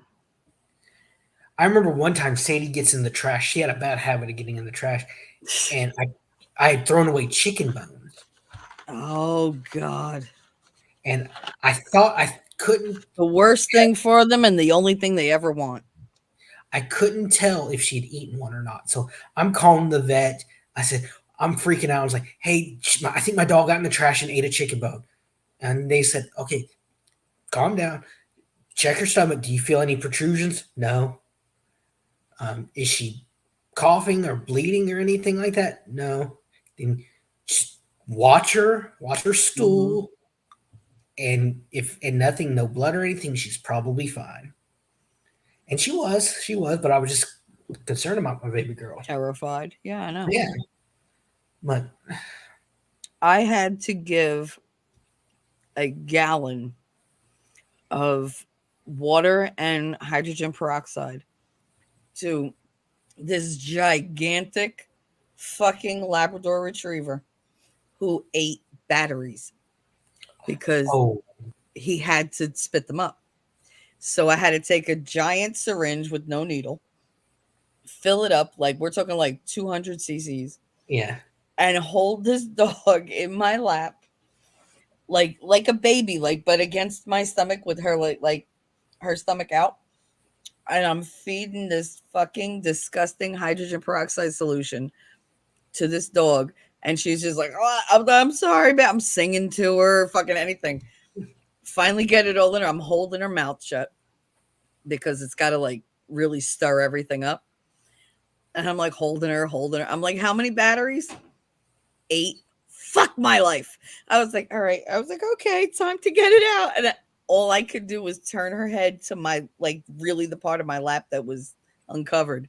And she just, Oh, and I was just covered.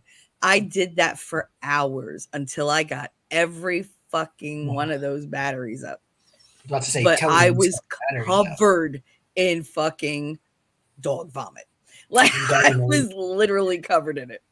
See, I just wanted to save the dog. I didn't give a fuck. Sadie, she had a habit. She'd like still like paper towels. We never had anything like that, thank God. She still paper towels, socks, and she tried to be all sneaky and run off. But me and my mom, we could like pin her with our legs between our legs and just wrench Mhm. open her mouth and stick our hand in her mouth and not worry about being bit. Yeah, no, I never worried about my dogs biting me, and I had huge dogs. Now, if I tried that with someone else's dog, I'd probably get my hand chewed off. Yeah. Sadie, she's That was the thing. They used to call me the Beastmaster because none of the animals ever fucking went for me. Only the one that they brought in off a highway, the dog was fucking crazy. It was a Rottweiler. They had 2 poles on it, and they brought it. It got free. It came at me. I had nowhere to go, and I was changing the water and the towel in the cage of a white pit bull named Petey, who was completely deaf. He mm, was albino. He was all white, but yeah. his ears were fused shut. Ooh. And like I had been in surgery with him like 5, 6 times. He was so sweet, Mhm. but completely deaf. And I had just opened the door and pulled like the towel out when they were bringing this dog in, and the dog slips first the one lead and then the other, and just barreling at me. And I'm like, I'm gonna die because I'm up against like the wall that separated like the cat Mhm. kennel from the dog kennel. There's nowhere for me to go. It's just kennel, kennel, kennel, kennel. And I'm just like, I'm gonna die because it's just running for me. And fucking all I see is this white flash in front of me. And that dog, Petey, got up, had that Roddy by the throat, held it down, and did not let go till it expired. Mm. Didn't shake it, nothing, but he was not letting that fucking dog up. He didn't give a shit. All we did, we were like, test it for rabies, make sure that because he bit him and he's got blood in his mouth. Because now all we cared about was the dog that was alive. Yeah, nothing you could But do for the dog. yeah, but I was amazed because I would have lost my face. Because this was a like good 130, 140 pound dog. It was huge. And Petey was like half his size. And he just zoom right through the air, took him right out of air because he was jumping right at me. Nope, Mm. knocked him right God. over, held him down, killed him. And I I've never remember. cried so hard in my life. I Oh, peed I bet. myself. I was that scared. I bet.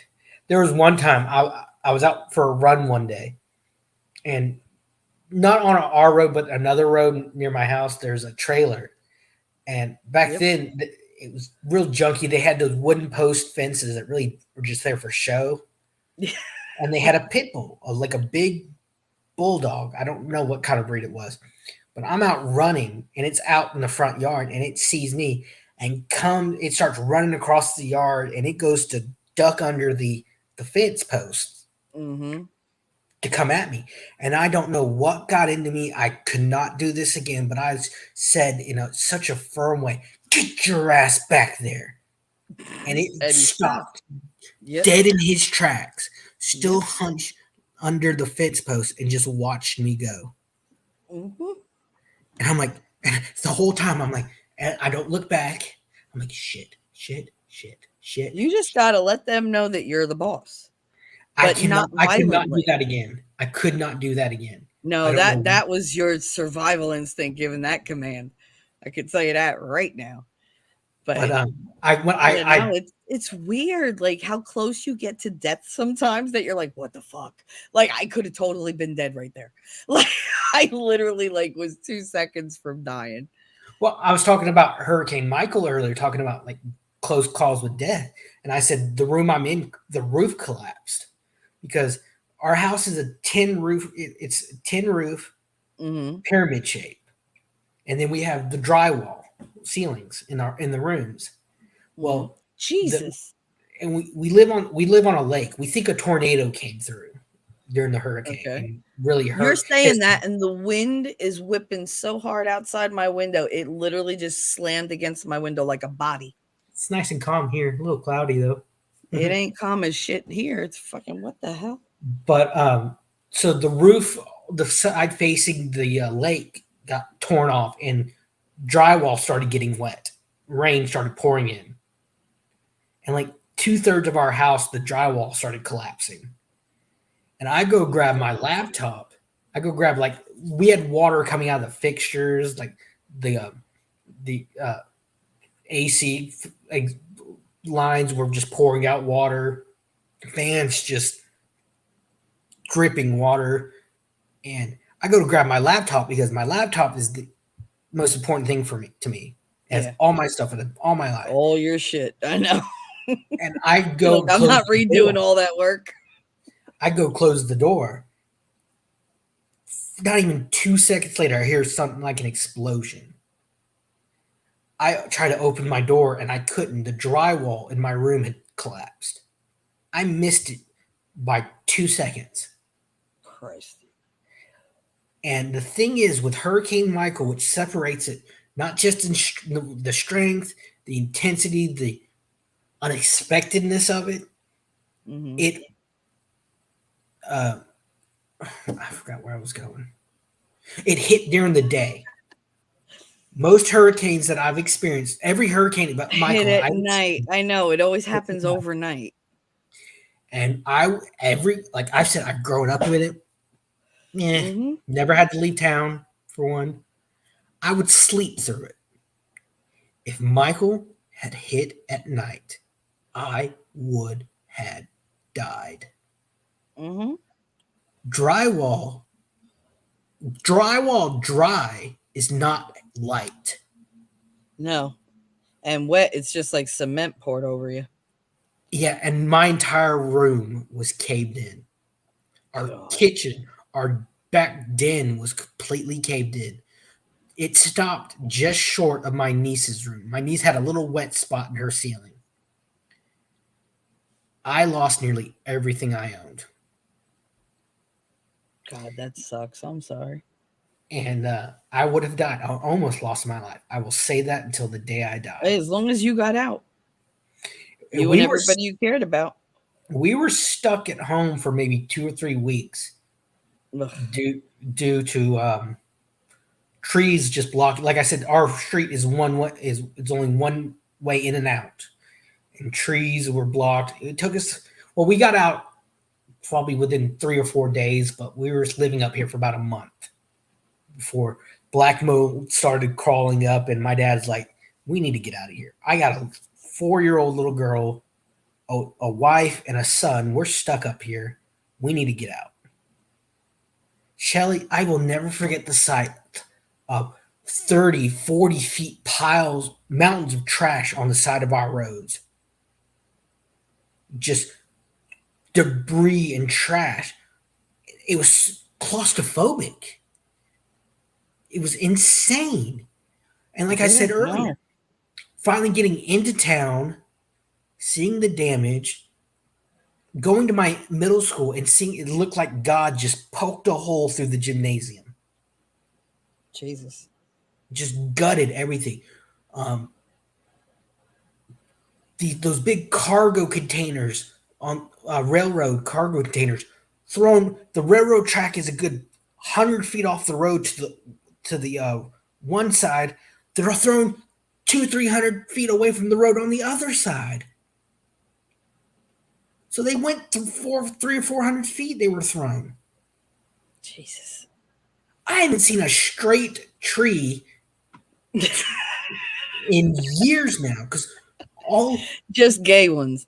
Like, I knew that was coming. I knew when I said it. I'm like, shit. I've But been so good. Come on. I kind of teed you up for that one. I I have kind been of, so well behaved. I know you've been throwing me softballs all night and I haven't been swinging at them. but I remember a guy. They had people coming in from all over the country to work, and this cable guy is working at our house in town, and my mom's talking to him. He's from like down in Orlando, Miami. He's like, "Oh, living down there, you must. This must be normal for you." Talking about the weather, he's like, or the damage. He's like, "No, ma'am. I didn't expect y'all to have so many trees, because a lot of the damage in town to houses and buildings were done by debris and trees falling down, and it was oh, It's like the end of the world sometimes. it was Armageddon. Hmm. That's what it It feels was like. I know. Judgment Day. The cops actually got on the radio and told people, "You're on your own. We physically cannot get to you." And like I said, I live on the lake. I could hear people getting shot across on the other side of the lake because Oh, dear you, God. you loot, we shoot was our motto around here. Hmm. I remember I had a little 380 that I I carry wish it would have around. been the one around here. I have a yeah, I have a little 380 that I carry, and my aunt and uncle used to live just a couple of miles away from us. And my aunt, luckily, she was out of town during all this, so it was just my uncle at their house. I'm visiting there, and as my mom and my niece are in the house, and me and my uncle were sitting out there talking, and this truck pulls up with like 5 or 6 people, and I looked at him and said, "Uncle Larry." He looked at me and says, "You armed?" I said, "Yes, sir." He said, Mm, "Get ready." armed and ready. He looked at the guys and says, "Hey boys, can I help you?" And they're like, "No, we're just looking around." He's like, "Move on. Thank you." And they were nice enough and they just went down the road, and He never had any problems. But I remember like at nights, like when it was a hot, humid October night, like those weeks, and it was, the bugs were awful, and Yeah, like when everything sticks to you and you're just like, yeah, God, can I just unpeel myself? Like, I yeah, had to sleep in the living room because my room was unlivable. yeah. I had no bed or anything, so I'm just sitting there like my dad says something about like the bugs, and I just looked at him and pointed up to the hole in the roof, like not really anything you can do about it, Dad. Yeah. Sorry, we got a skylight. Like, But hello. the scariest thing is like you're sitting there at night in pitch black, Hmm. and all of a sudden you see a light from like a vehicle come down. You don't know who it is. And a lot of times it was like one of the neighbors in their gator going around looking, checking out on everything. But you're like, holy shit, am I gonna have to shoot somebody? But And that is a very real fucking fear. The dark brings it out in you. That's what it yeah, does because you're just that like unknown. suspicious of fucking everything. It's like like to reiterate, like there's only one entrance in our neighborhood, and actually a couple of the men in our neighborhood actually stood guard at there. They like took their trucks, blocked the entrance, Hmm. and would stop people like, "Hey, what are you doing?" The temperature just dropped drastically because I'm now freezing. What the fuck? But it was one of the scariest. It was one time. It was one time I ever saw my dad cry outside of a funeral. He looks at my mom and says, "If I would have known this was going to happen, you and my granddaughter would have been gone long before the storm." But like I said, no Hmm. one knew it was going to Yeah. happen. It shocked everybody. I mean, it was more destructive than the Well, Sandy even that y'all. Sandy, we didn't know how bad it was gonna fucking be here, that we It was were gonna stronger lose than whole Sandy. towns. Y'all had a lot of I flooding know. though, right? I We didn't. mean, our entire boardwalk was in the ocean. We had Hmm. this giant Ferris wheel out in the ocean and Yeah. it had not moved. It's just the ocean came in and stayed. So it was Hmm. like, what the fuck? My whole town was fucking flooded, like the entire fucking thing. And I'm at the top of a hill, like right by the water. So the water just came right over the all the parks and shit, came Hmm. right down my street, went downhill toward my mother's house. She's on the ninth floor, I'm on the fifth. We weren't in any kind of danger, Hmm. but we lost all power. Of And I course. don't have gas stoves. So I couldn't cook for my kids. According to Biden So, and AOC, you never will now. yeah, fucking bitch. But my mother had gas stoves. I did, however, have a freezer fucking meat. So I was like, all right. I put my daughter in her, gave her like her pack of clothes. I put the shopping cart in front of her. I loaded it with all the fucking meat, everything from the fridge, like all the stuff. Took my son, picked him up, put him on top of all the stuff on top of a blanket. And I was like, hold on. I put a strap around him to keep him on top of the shopping cart. I was like, Kate, you hold on to that. I grabbed my purse, all the phones, and I pushed her, pushing the cart with my son on top, right the fuck out. And I was like, all right, somebody's got to help us get down the stairs. Like, so my neighbors came out and like helped us down all the stairs because we didn't think that far ahead. But I couldn't stay here with her because how the hell could I take care of either one of them? Like, I had no food to give them. What were they going to eat? Pop Tarts all fucking day, every day for a week and a half? No. Yeah. So I brought them to my mother's. I got downstairs. My mother's husband was waiting. He was like, "Oh, good. You thought the same thing as me." I was like, "Yep. You take them. I'll meet you there." And I remember. they had to push my daughter through like a foot and a half of water just to get Uh, to my mother's house. So I mean, she held her feet up. She was just like, "I'm fine." She's in the wheelchair. She don't care. My son's on top of the shopping cart. He don't care. You know, he's just like whatever. But she climbed 9 fucking floors. And I was just like, "Are mm, you kidding?" Because I got there and I was like, "I ain't never gonna make it." I was like, there's no fucking way. It's like the Because each Ghostbusters when they're it's like the Ghostbusters when they're trying to That's get to the exactly what it was top of like. Exactly what it the was like. Because it's the two long stairs make one flight. So it's like, Mhm. God damn it. So you're going up 18 fucking flights of stairs. And it's like, shit. And they're not like laid out well. They're very steep. They're painted with like shiny paint. So they're slippery. I swear they want you to die on these steps. I always hated living there. And it's just like, I looked up and I was like, oh, for my fuck. All I heard was my ex-boyfriend in the lobby. I was on the 8th floor, like in the blink of an eye. I was gone. I was like, nope, not I getting can't stuck live talking that to high. him. I Nope, can't live gotta that high. go. I have to like the highest I can live is maybe 2 or 3 stories. Nope, I Oh can't no, do I it. loved living on the 9th floor because we used to watch the fireworks over the East River and over the Hudson River, Mhm. and we could see the fireworks all the way to the right at the Statue of Liberty. Been to the And if you Statue were of Liberty. really That was fun. lucky, by the George Washington Bridge. Mhm. I Oh, haven't quite I got believed. a New York story that shows you how stupid we were. When I went to New York Oh in God. 5th grade, we went to the Statue of Liberty, and we got on the ferry. It was at Camp Clinton or something. Get on the ferry there. This was in like or whatever Fort Clinton or something. Yeah, you were on the New York side, so they Yeah. name it Uh, new shit all year.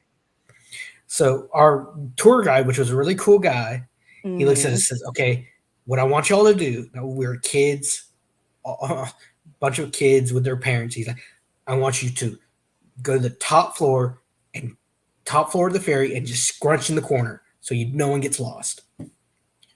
Okay, well, he comes up a little while later to the top floor of the ferry and starts laughing his ass off. Not a single soul on that ferry but us. We're all cramped in the corner like he told us to.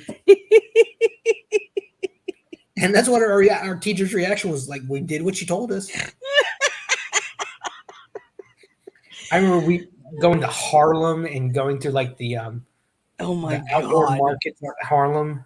See, this is nothing new, nothing special to you.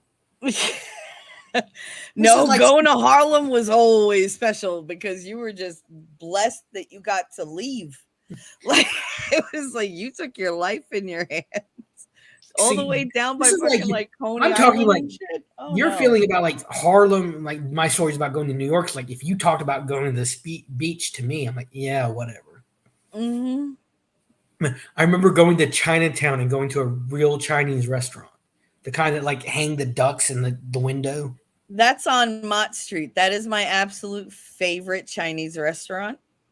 Oh, it was They so good. have baozi there. They're these white rice balls, like rice puffs Mhm. with Yeah. meat inside. Oh my god, they're delicious. It's my One favorite thing thing we in the world. one thing we didn't do that I regret to this day because I'll never be able to do it was go to the top of the Twin Towers. Yeah, well, Because we had done something the night before and we were out late and we were all just dead tired. We decided to sleep in. and you missed it. Yeah. Yeah. And by 4 or 5 years later, they were gone. Yep. I know. I'd been up in them. My Aunt Lee used to work in them. And I would go to her job with her sometimes and she'd take me all the way up and we'd look. And yeah, when they came down, I felt like my heart was broken because You could see that smoke from I'd space. looked at them literally every day of my life. Yeah. Like they were my constant. When we used to come home from down the shore, the path that we took to come home, the way we knew was the first thing you saw were the Twin Towers across the river. And we're like, yes, we're home. We'll be home in 10 minutes. And it was just like, yay, we see it. The first time I came home and I looked up, I was like, oh shit. And I burst into fucking tears. And my husband was like, oh my God, what's the matter? I was like, they're really gone. Like they're just all my life. I look up there, they are, and they're just gone. You know, Bush was not the best president, but he was better than Gore with what he had to deal with his first few months in office. Oh yeah, fucking Just think how that would have played out. You can't I can't imagine how it would play out if Gore no. was We'd all president. be speaking friggin' Arabic or whatever the hell they speak. And I just remember like when he's there in the crowd with workers with the megaphone, and someone yells, "We can't hear you!" And he actually said he didn't understand what the guy was saying, so he guessed. He's like, "Well, I hear you, and the world's gonna hear you too." He really Hmm. was good at during the time, and they He was. people, He was a good like rebel rouser. Like he was able to like really get them together and be like, we're fighting back. Like we for a while we were a nation again. yeah, You know, yeah. we stood together. We didn't have enemies amongst each other. Well, do you We didn't realize trust anybody else. Like it was like, okay, no more. We closed ranks. That's the exactly what we did. the last the last election was the first no, the 2020 election was the first election where people who were not born on 9/11 could vote, who didn't know that terror like we were talking about earlier, people Yeah. jumping from the buildings, No. running through the smoke. They never experienced it. Like it's one of those moments that burn into your psyche. You will never forget where you were when you heard about it. We talked about this earlier. No. Yeah. My mom, it's like my mom with the Kennedy assassination. She can still. My mom's almost 70. She could tell you still to this day where she was as a little girl, what she was Hmm. doing when she heard that the president had been shot. My mother was in New York at her job, and she said it was like the whole world came tumbling down. Mhm. Everybody was inconsolable. I mean, because don't forget, New York, New Jersey, those are Democratic states. Like they were all about Kennedy. Plus, he's an East Coaster, he's a New Englander. So, like, they were like, he's ours. Like, you like him? He's ours. He belongs to Yeah. us. Like, and so when he was gone, they were like, fuck. Like, what now? We got that other fucking like hick. Like, because they nobody liked Lyndon B. Johnson. None of Mhm. them liked him. And And he didn't was a douche. He was. he didn't win re-election, did he? No, he really didn't. He really didn't. But I mean, the fact that he stepped up, the stark change between what we had that was all polished and you held it up and this is our trophy president to the guy who like everything was a dick or a shit joke and like he just cursed and this was nasty and he like swat women on their asses and it was like come on, like how do you go from like this to this? Like it's not Mhm. fair. And yeah, he would have never had a shot. He would have never had a shot at a reelection because they knew everybody was suspicious of him because he was the one with the most to gain. Yeah. So there's no way he knew about it. He had to have. Yeah. He might not have had anything to do with it, but he didn't have anything to do with He stopping didn't it try to either. stop. Yeah, he didn't try to stop it. And And just to me, that makes him just as guilty. conveniently, the assassin gets murdered right afterwards. Hmm. In a police station. Yeah. Like, how the fuck? I can't. Just like That Epstein. whole thing unfolded, and I was just like watching the movie going, because I wanted like the JFK version. I love that movie. I will Mhm. fucking watch that movie over and over and over, even if it parts of it don't make fucking sense. But whatever. Like I'm It's just watching, like I was Epstein. just like, Jesus, it happened so fast. Yeah. Boom, boom, boom, like one thing after another.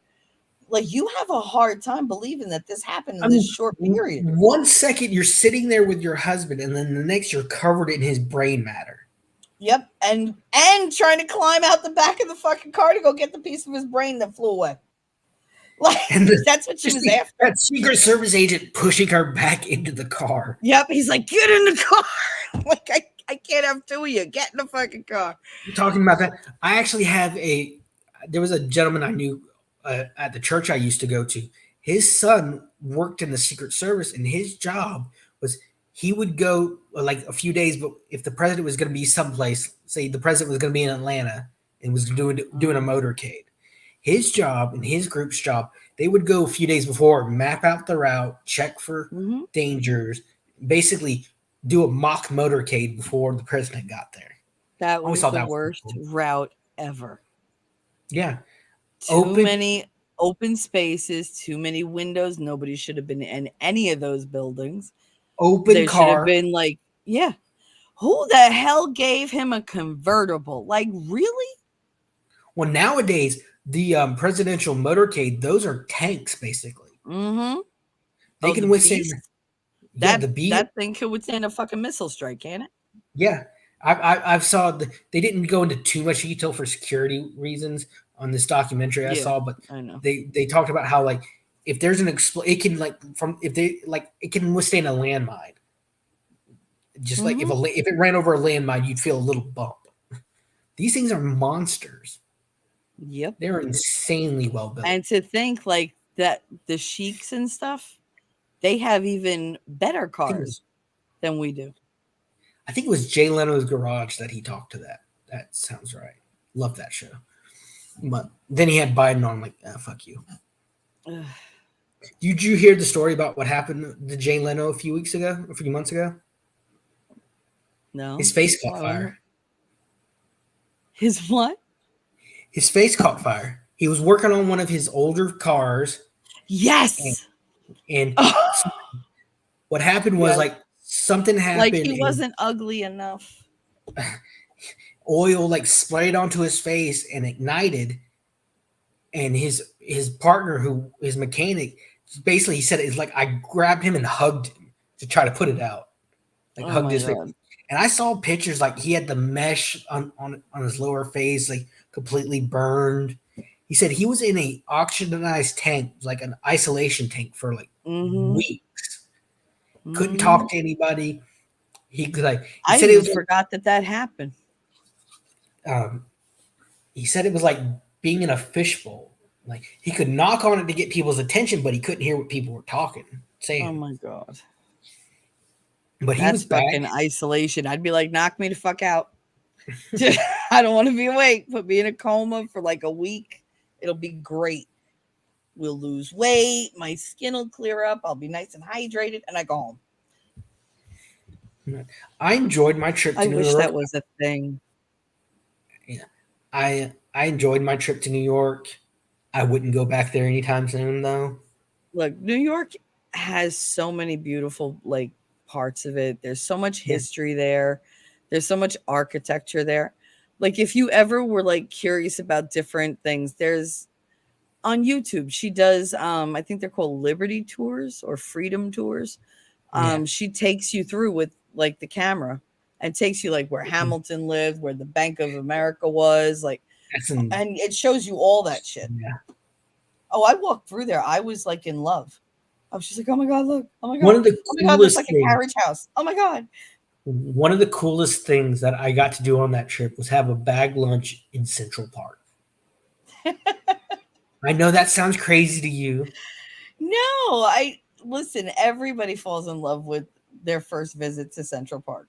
It's but when you go there too much and see the shit that you didn't see in the yeah, previous times that it loses its we luster. set on the bedrock formations that were stuck out of the ground and had our Hmm. lunch. But I love that. You're like, we sat on the bedrock formations that came out of the ground. We're like, we sat on the rocks. Like, yeah, we well, sat I on the just think it's rocks. so cool that They're all over the fucking place. well, you don't get many cities on that kind of foundation in the world. Well, we There's not. have those rocks on this side too, but we have them Mhm. in our river, and that's where we had built all our Well, piers. Because isn't for World War I and World War II, do you know where all of those ships went in and out with the soldiers? Here. Mhm. That's why you see the signs heaven, hell, or Hoboken, because Hoboken was where you came home to. They all came through here because I wanted it. we had the Lackawanna Railway. It was like the biggest railway station over here. Mhm.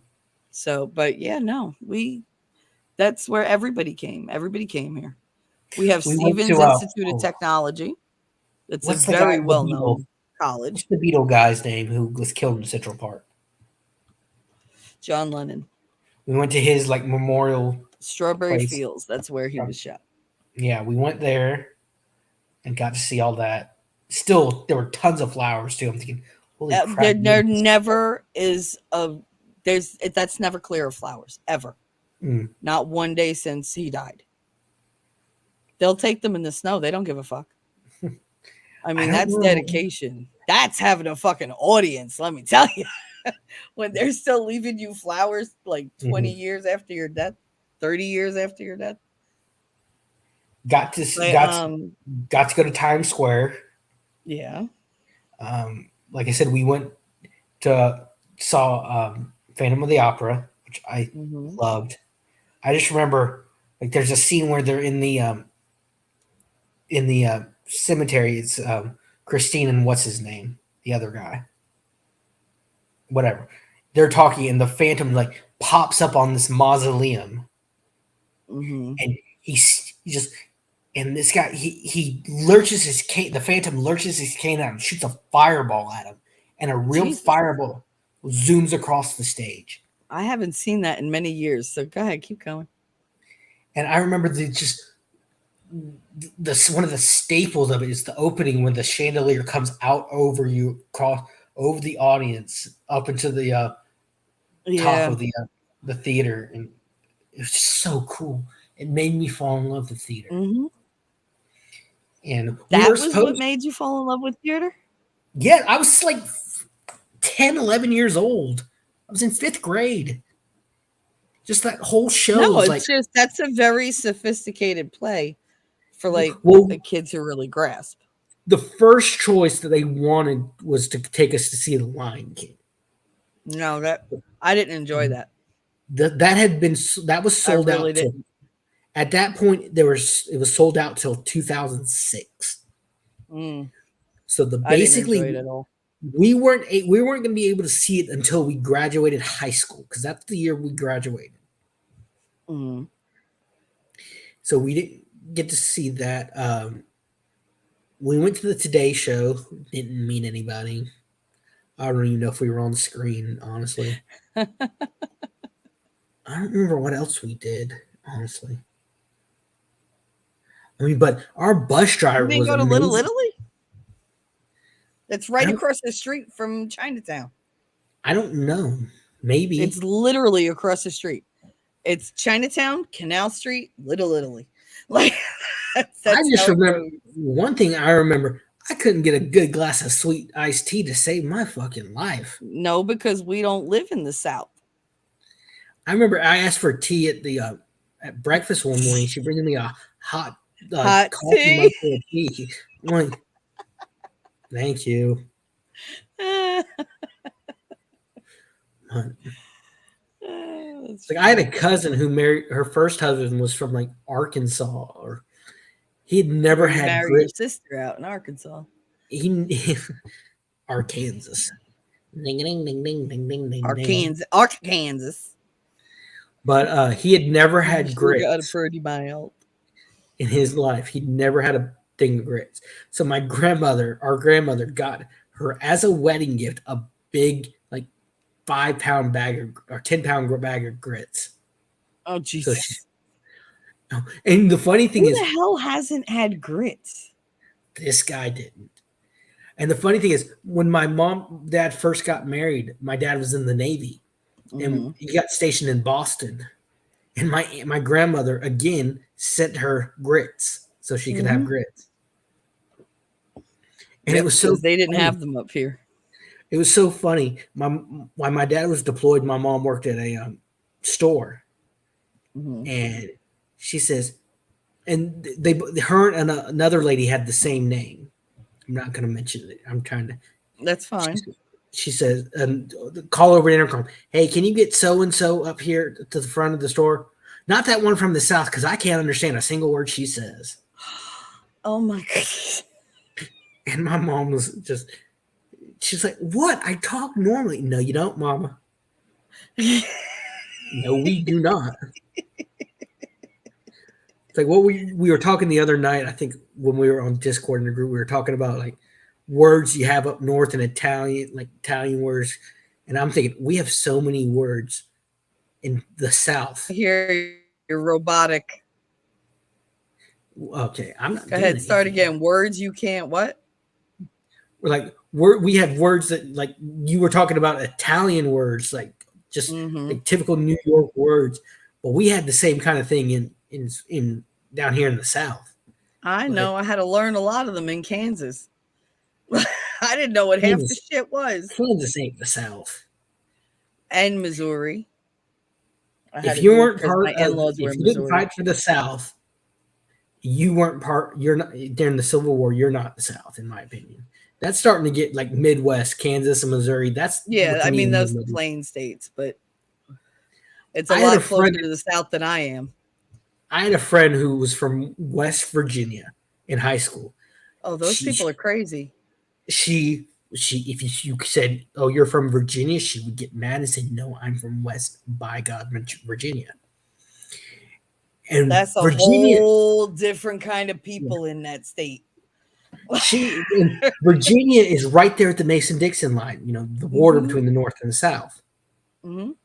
She looked at me and one day and asked. She just got so aggravated with me. She's like, "You Yankee." I said, Oh my God. "Excuse you. You are from West Virginia. You're about as northern as a southerner can get. Thank you very much." And she had no words. She's like, "Damn it." But Hmm. a lot of people don't consider Florida the South. I'm thinking, why? I Because we got a lot know. of plants I don't there. know why. Got a lot of dumbasses down in South Florida. Especially in the panhandle. Excuse you. You watch your mouth, young lady, because I live in the Panhandle, and I we know. are southern as hell. We are southern as hell up here. Y'all are a bunch of fucking crocodiles out there because that's like all I We're a think bunch of about when I think pigs. about the We're a bunch panhandle. of rednecks here. Okay, but Hmm. answer me this, and you'll probably get it because what we talk about. What state in the country was the first to have cowboys? Florida? Exactly. We had them like a Because you had century before. Spaniards too, didn't you? Yes, and there's a certain name for them. They're called crackers because they would Oh, use their whips and crack their whips to move the herds. We you had them a century before cracker. Like Texas was around. So, all these crackers around here trying to and get my there used to ass be to move. there was a show on a history, I think History or Discovery, called "How the States Got This Shape." I saw that. Oh my God. I love that. One thing the guy You and said I when he, watch a lot of the same TV. Jesus. yeah, the guy when they were talking about Florida, he said something really interesting. Florida is upside down. If you think about it, you have the Northerners in the South and the Southerners in the North. Yeah. And do you realize too, Florida used to go all the way down to Mexico. Originally, all Would you give up some fucking land to what's next to you? Louisiana? No. Mississippi? the Spanish sold a lot of land to the French, and then the French, of course, sold the Louisiana Purchase. Mm-hmm. They Florida sold it used to all be, to us. Florida used to be twice the size. How I describe it, if you look at Florida, where I describe where I live, It would have if you been like look, Texas, yeah, pretty much. but just If you long ways. look at Florida, you see it's shaped like a gun, right? Yep. I live at the trigger. Oh, all right. That's how I describe. Like people ask me where I lived, I was like, that's how I describe it. Mm-hmm. That's how I Sometimes describe Italy. They're like, "Where are you from?" I'm like, "You know where the boot? Yeah, you know where the heel is? Yep, right where the turn is in the heel, when it comes up from the sole and comes down to the heel. I That's want where to go my to fucking Rome. family's from." I want to go to Rome so bad. I always wanted to go to the Vatican. I just wanted to see it, I want to go to and I Vatican, just lick him like if off. I ever could like genie myself a fucking wish, I would genie myself like infinity in the fucking archives of the Vatican because I would Mhm. literally read every fucking book. See, if I could do Everyone. that, I want to go to Glasgow. If I could just snap my fingers and be in a place, I'd go to Glasgow. No, I want to know all those secrets the Catholic Church is hiding See, from I me because understand I that. know they're It's, plentiful. My best friend, I've known this guy since second grade, so mid-90s. His dad was Scottish. His dad Mhm. is Scottish. His dad is the reason I got into music because his dad was a local professional trumpet player, Oh, and he had a interesting. studio in the front of their house, and that's where I spent all my childhood was hanging out at his house. You know, only child, got all the best toys, so I went over there and played with him. He'd come home. He was a firefighter during the day, and he had a part-time job at a car wash. He'd come home and practice, and I could hear him for hours up in the studio playing his trumpet. So that's why when I hit middle school, I started playing the trumpet. Took lesson from him, and then changed instruments. But um, I want to go. I want to go to these old places that like, even youngish buildings are older than America. Oh yeah. Did you ever see Eddie Izzard, Dressed to Kill? He's a No, but comedian that dresses yeah, with I know like who puts Eddie Izzard makeup is. on and shit. Yeah, he's a great And actor, great comedian. oh yeah. But I mean, Dressed to Kill was probably the funniest stand up that Yeah, I've seen he's openly a like in a transvestite. long He's like, time. I wear women's clothes, big fucking deal. Yeah.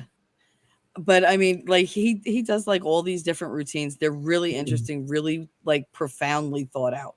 Like they teach you shit that you're just like, wow, I never thought of it that way. See, that's the thing. But That's the he's like, difference. he goes, you Americans. He was like, you don't understand history because like you're babies. Like you tear down like buildings one after another. You're like, look at this building. It looks exactly as it did 50 years ago. Like that's a big deal. He goes, you think we all live in castles. And we do because there's castles fucking everywhere. Like you're driving along, you're like, oh, it's a fucking castle. I gotta go around it. Like you're like, he was like, it's, we're from Europe where the history comes from. And Yeah, exactly. it just struck me so funny because it's true. We're such babies. Like Mm, we literally, I mean, compared to like all the other like areas of the world, I'm not talking countries, just the land like itself being occupied. mhm. We're nothing. Oh We're yeah. literally nothing. And it's just like, wow, like, and we fucked it up so bad since we've been here. Like, we really did. But we also became a global fucking superpower. And Yeah. I mean, who saw in an that instant. coming Oh from where we yeah. started? Like I was just watching I told you about the show Expedition Unknown. I watch. He Oh was yeah. actually in Italy. Let Uh-huh. me find the episode. Um,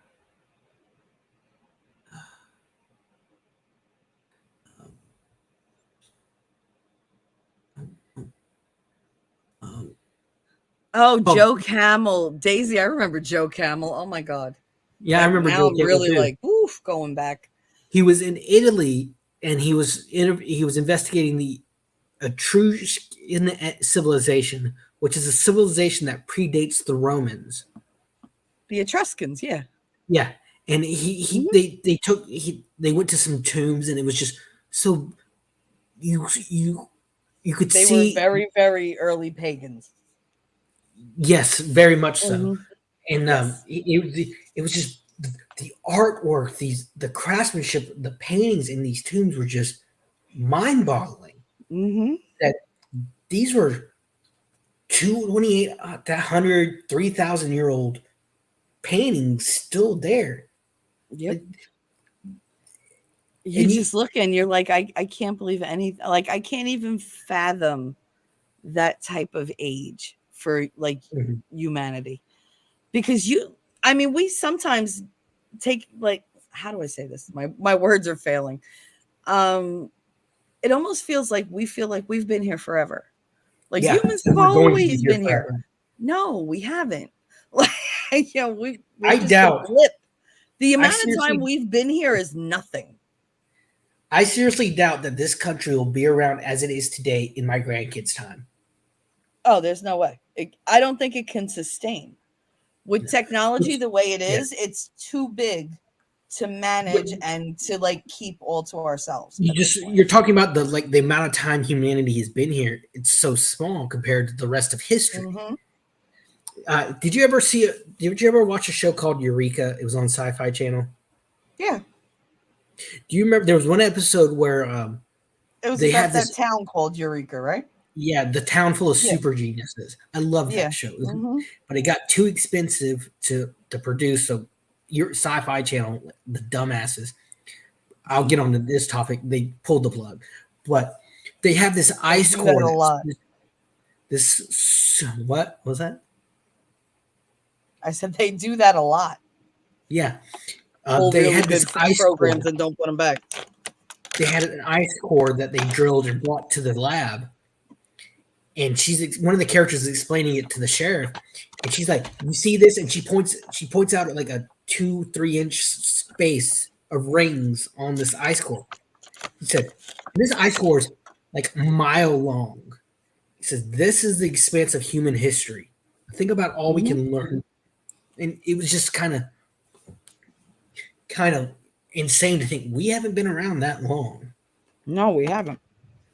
Have But you ever seen those places where they keep the cores that they drill out of the earth? no, no, haven't.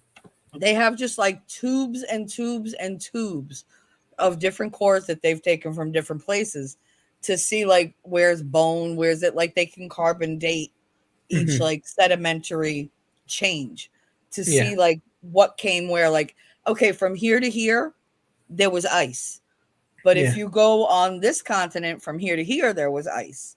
And like they said that it wasn't all ice like all the time. yeah. It happened in We've stages, which is we've how had some like people survived. we had multiple ice ages throughout Mhm. history. You know, it's crazy. History is crazy, but like what I was going to say about the Sci-Fi Channel, I call it around I think 2012, 2013, maybe as late as 14. They have what I call, you've heard of the Great Rule Purge, haven't you? No. Great Rule Purge was like when we had shows like Beverly Hillbillies, Green Acres, Petticoat Junction. Mhm. All of them was out of the blue get canceled because But why? the president of the net, I think it was CBS, I can't remember which network exactly. His wife persuaded him that they needed to go in a different direction. They basically canceled anything with a tree in it. Oh my Like god. like all these great shows were canceled. Well, Green Acres is the place do for you me. realize all that was set in the Green Farm Acres, living. Petticoat Junction, Beverly Hillbillies was set all in the same universe? Mhm. And in my town, there was a Petticoat Junction theme park back in the day. Like you could ride the cannonball. Like my cousin, Mm. she's almost 50, which kills me to say. I cannot believe that she's almost 50. She's my oldest cousin. Too. Love her to You're like, death. she was the cool one. She is. She took me to New Mhm. Orleans last summer. Nice. Well, we only she needed. She paid me to also. She her and Damn. her husband were moving back home, and they needed help moving their stuff out of their uh, their storage unit, and I got to try beignets for the first time. Oh, I love beignets. Oh, they were Oh my so god. good. I had them with like I know how to glazed. make them. I wanted to go to Cafe Dumont, but my cousin's husband, who's a native, he's like, that is the nastiest place. You do not want to go there. But we went to we were going to go down to the French Quarter, but it started raining and it was pouring. And it like in the first 10 minutes of it raining, it was flooded. Mhm. But It's all swampland. Of course it flooded. That's my why cousin, Hoboken floods. We used to be a swamp. well, New Orleans is what happens when you build a city below sea level. Geniuses. Mhm. Yeah. But our grandfather used to take her to Petticoat Junction theme park. So in the early 2010s, I've decided it's what's called Be nice, Darth. Please. um, I call it the Great Sci-Fi Purge because the Sci-Fi Channel decided we're going to cancel our science fiction shows and start moving in like reality TV Oh, fuck my cosplay. life. I'm so sick of reality TV. I have enough But reality in real life. I want a yeah, little, like something to lift me up. but and now all they do are these Canadian and New Zealand TV shows. They don't do anything original anymore. No, nobody does. Like you had, There's nothing left to be original about. What are they going to do? Start fucking doing reality shows about YouTubers? Yeah, go. they already do I on know. YouTube. It's so sad. There was great shows like the Stargate franchise. Wait, why is Memento worried he's going to be a house cat? Why are you worried you're going to be a house cat?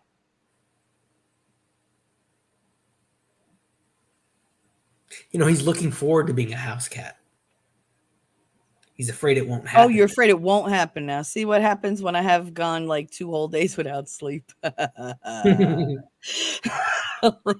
think I'm being relatively lucid for how like But exhausted I fucking am. did you ever watch like Stargate or any of those shows? Yes. Yes, I I watched love Stargate. those shows. I I only love. watched a couple of them, but no, I did. I started when it started, and then something happened. I got too far behind. I love Richard Dean Anderson, one of my favorite actors. Great actor. Played Oh Colonel yeah. O'Neill. Took it over from Kurt Russell really well. Richard Dean The Anderson, didn't he play MacGyver. yeah, my guy, I was gonna say MacGyver. Well, He didn't there's let a me get it out, damn it. see, My there's processing is slow, you bastard. there's a blooper where Colonel O'Neill Anderson's character gets stuck. They think they're stuck on an ice planet, and the dial home device is frozen, and they're trying. He's injured. He can't do anything. He's dying basically. If they don't get home, he's gonna die.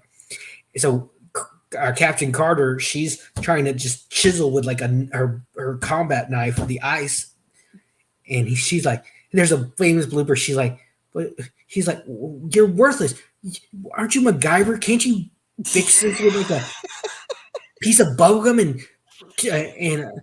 and a God, rubber what a band? that show is a lie. You can't save us with a paper clip and a piece of And snot. she's Come like, on. she goes Build the on. So, bomb. Shit.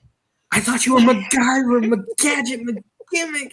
Oh my god, I'm stuck on an iceberg with MacGyver, Oh and my he's God. useless. And He used Richard to Dean make Anderson just shit looked in the camera with the biggest grin on his face, like, "Really, you bitch." like bitch.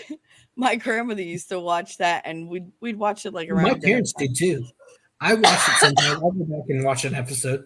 It was so cool. The new series sucks. She was so funny though, my grandmother, because she'd be watching go, who knew you could make that like that? And me and my grandfather just look at her and go, really? But the cool thing is, in Really? that series, a lot of what he did was based in scientific fact. Like you could I actually do stuff. know, but she was amazed every fucking time.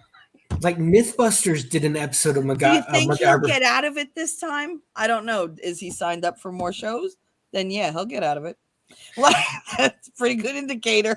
It's like Mythbusters did an episode where they created a MacGyver kind of obstacle course where they had to take things like concepts from the show that they had to remember and actually do it. Like they did like one thing where they used a trash bag and some like lemon juice and some other stuff to develop film. That's a And lot of neck. Do you see what they're writing? These dependents? yes, And you I've gotta heard have a wildebeest. giraffes are I'm too hungry. muscular to eat. I've heard. And like Well, I their mean, head. it must take some massive fucking muscles to hold that goddamn neck up. Have you That's ever ridiculous. seen video of two giraffes fighting? They take the neck and whip them around and hit Oh each other. yeah, With it's and like it sounds two like tree gunshots. trunks coming together. Boom. Yeah, it sounds like gunshots almost. Mm-hmm. But I love watching animals fight, like the moose when they lock their fucking. Oh, they're rough. have you I ever didn't had realize one? how powerful moose were, but Have you ever they'll eaten moose? fuck you up. They're aggressive. I've never eaten moose. I heard it's really good. Well, maybe if you buy her a drink, she might let you. Jesus Christ.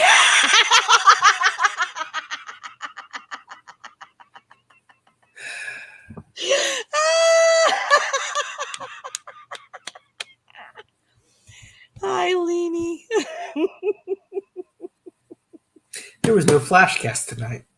I'm trying to change the No, subject. there wasn't. There wasn't. I don't know That where the shit hell was, Nick went. it's that shit like 2 weeks ago between Flash and Lofty Pixels.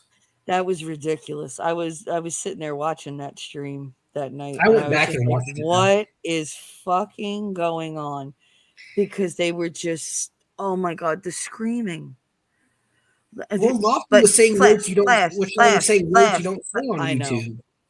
I Which, know. But then I, Flash with the daughter's a whore, his daughter's a whore, whore. I was like, stop saying that word. Because he must have said it like 400 times. It was he so was. much. They were both drunk, but Lofty is a fucking little hypocritical Lofty bitch. always takes it too far. He does. If you don't agree with his Every takes, he takes it fucking personal. time. Mm-hmm. Like couple months ago, I followed him on Twitter. I agreed with him with some of his takes, not all of them, of course. But he posts something about the new Mario Brothers movie coming out. I didn't like the look of it. I don't like it. I'm very skeptical. Of course, I'm skeptical about every movie I that don't comes out. like it. I don't like it. I don't like it. I don't like it. And I said that, and he comes at me like full barrel. I'm like, oh, I'm sorry, I don't speak pygmy. Well, I'm like, not for nothing, but he's still like really sore over the whole Rings of Power thing. yeah, and that's what I said. I He said, oh, took that shit personal. He I disappeared for like commented. 2 months. Funny that you mentioned Rings of Power because I commented. I said, oh, excuse me, let me speak a language that you type in. I'm like, heard the Rings of Power. And he blocks me. He blocks me. And Of course he did. I had DMs saying, dude, You know that he's super sensitive about that shit. and there were DMs I had with him, conversations, DMs of him while he was on Flashcast, like during the live, while he was actually on the show. I'm like, dude, you're right. They're wrong. Here's why I think you're right. And he does that. He blocked you. Yeah, well, he's an emotional guy. But you He don't bases his actions on how he feels. you don't go onto someone He's else's a beta. stream and use words that can get that show canceled. That's what he was doing that night. But that's not the first time he's done that to him. Exactly. And Flash He's done warned that him. to Yellow before. Well, he's done that to Flash before. Flash had warned him multiple times, and Flash was just tired of it. I wouldn't come onto your show. I wouldn't start using slurs like that. Or you give me a topic not to talk about. I'm not going to ignore you and start talking about it. Yeah, no. This And is that's your the way show. it should be. This You is your respect house. each other. I'm a guest. Lofty was a guest, and and Flash got tired of it and Lofty made everyone uncomfortable. I was uncomfortable. I wasn't even in the fucking panel. It's like that I was Asian just woman, watching. that Asian woman that was this on is there. so cringe. Yeah, Darth, you're a dick, so we know that. We know happened? you would do. Darth was like, I would. Like what I was just talking about. Oh no, you were good. It's just they were so like where they were like ruined the jokes, so I had to edit a lot out. You definitely would have gone full Lofty. Did you hear him? God, he was Nope. using the. No links because it's his show. He was You and I using, will have a show maybe Thursday. You want to have a show with me? You got to be good though, and he you was got to just come up with the using topic. slurs that you don't say on YouTube, and that really pissed me off. Yeah, and when you're already monetized, like I mean, Darth, it's like he didn't like go overboard. I mean, I've seen him go not overboard. Darth. I was talking about Lofty too, but No, but like for my Christmas thing, it was me and Darth for like hours. And like I told him, say whatever you want. Like, don't get me yeeted, but I'm not monetized yet. Like, say what the fuck ever you want. I'll edit it out later. And it was fine. We were relaxed and he got the first few out of his system and then he was good. Like, but you know, sometimes it does come up in conversation. Like it helps to make the point. When you have someone so it was Flash who's monetized, not just monetized, but it's also a target for people. Yeah. And I mean, they're just looking for excuses for the big ones, like for anybody that makes money. Lofty was giving them reasons to report Flash. Nick got a stream taken down for something someone said in a chat one time. You don't think that they're going to do that to Flash or Tug or anyone? I mean, Tug already has a Yeah, they target already for fucking. It's ridiculous. The fucking CPS thing. That was just. I can't. Monty did a whole stream going after Flash last night. Did he really? Yeah. Wait, let me write this down before I forget, because I just wrote astrologist, and that's not what I wanted to write. Numerology, astrology, and tarot. So he wants to do numerology, astrology, and tarot for the topic on Thursday. Thursday at 7, good for you, or you want to do 5? Okay. Eastern. But it's just like I follow like astrology, for fun. I don't take it seriously. My day is not ruined by what my horoscope says, like a lot of people. It's crazy. But Lofty gets mad. It's just sad because they were friends. You expect a friend to be more respectful of you. Yeah. And I don't know. And I think that's what really got Flash angry the most. It was just very like sad to watch the whole thing unfold. Yeah. Because Flash really didn't go about it the right way either. Yeah. But it's his house. I don't even know if I should do, Flash. I want to like. There hasn't been a Flash cast for 2 weeks now. Cool it. I mean, last week there wasn't one either. Going on there bitching. I didn't. Was there a Flash cast? Can you hear me? Was there a Flash cast last week? I can hear you now. What happened? Was there a Flash cast last week? Lofty happened the week before. Yeah, that's the Lofty one. Nuh-uh. Yeah, 2 weeks ago. Because the one with now is the second whore? Yeah, the one where they got drunk and he ended up banning Lofty forever. No, that was the week before, because now you got to realize this is today's Saturday. Yeah, he didn't have a Flash cast. I didn't see one. He didn't have one last week or tonight. No, but he's been going a lot more on locals. He's doing a lot more like short streams on locals, like putting up short videos and stuff. Because I get notifications from him all fucking day. 4 or 5 times a day. Yeah. 4 or 5 times a day. I'm like, barely get one a week out. I just think he's trying to like stay afloat. Like he wants to have enough where maybe they won't strike him, or like he'll have a following like that would help bring him back if he does get yeeted. Like he's got to really build up the following on locals if he's going to keep a regular income for his family. Like Lofty tried to live stream last week. It was just hardly anyone watched. It was sad. The numbers were sad. Aw. And he's been around a long time. Oh, he hasn't been on YouTube that long. He's been around. He did editing for The Quartering. That was his big thing. Oh. His videos are getting like maybe around between 400 and 500 likes or views. How many subs does he have? 7K. That's it? Yeah. His live streams are getting just as many. That's weird. Compared to Yellow Flash, who has come on, 387,000. How much does Star Wars Girl have? You get tits like that, you can have as many as you want. Mm-hmm. The fact that her clavicle is like, ugh! 235K.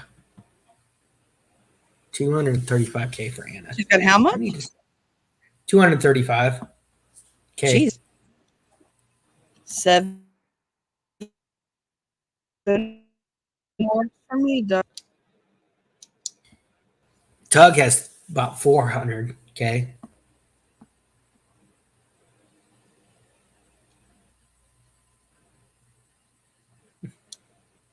See, I don't know what I'm.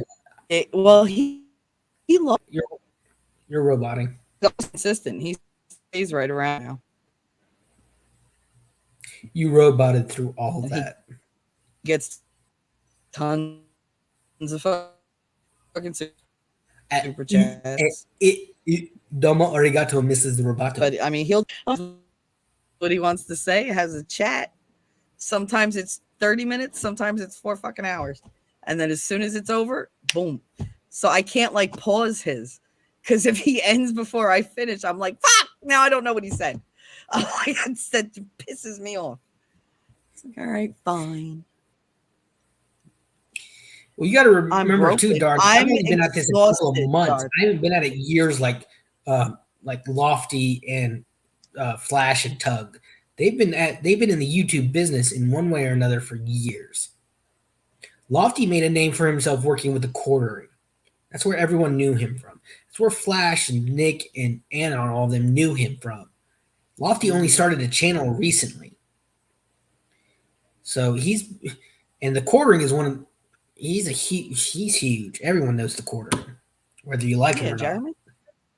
Yeah. Oh, I love I Jeremy. like him personally. I buy his goddamn coffee, the cold brew. Ugh, So I good. hate coffee. Hate coffee. I love coffee. Love coffee. Coffee makes me sick. Literally, it makes me nauseous. I didn't start drinking it till I was 40, so you have time. No, it will It not always happen. made me nauseous. Then once I hit 40, I couldn't fucking open my eyes without it. It was weird. See, I found all these guys through Nick because I was a fan of anime and Vic Mignogna for years. I knew of him through Full Metal Alchemist, his voicing that, because I basically, there was used to be a podcast called Talking Tunes with Rob Paulson. Rob Paulson was the voice actor who was like Yakko in Animaniacs, Pinky and Pinky and the Brain. Animaniacs. Carl Weezer and Jimmy Neutron. He was basically the voice of my childhood. And he started a podcast called Talking Tunes. Just him and his friends. He'd interview his friends in the voice industry. And that's where I heard of Vic Mignogna. And I remember this was right after the hurricane. I found out what Vic was going through. And I found Nick through the Vic Mignogna case. And of course, now then, like that steamrolled into finding Tug and Flash and all of them. I actually found Tug first. He was the first one I came across long before the trial. And I liked listening to him because he just had an upbeat personality. And then he would I really got into the trial thing before it started. So I was with on his thing the whole year. Tug is awesome, but sometimes depending on my mood, his voice is just grating on me. I know. Hey there. It sounds like in radio that it's called barfing, where you get that radio voice like, "Hey everybody, welcome to WKRP Cincinnati." It's called barfing, and it's like that's what Tug kind of comes across sometimes. Everybody does at some points. I love Joe, but sometimes I have to take a 2-3 day break because he talks a lot. It's a lot. And sometimes I'm like, get to the point. Get there. Come on. Oh, but he's pot searching calling for kettle black. What? No, but I mean, I don't get drunk and forget how to speak. I just can't articulate it. That stream with him and Nick got pissed. Oh my God. And I remember Joe's like, I'll never forget this. Joe's like, "Hey, I gotta go to the bathroom." Forgets to mute. God. And then all of a sudden you hear him just curling. And Nick's eyes. I was there. I remember that stream. Oh my God. Nick was like, "Oh my God."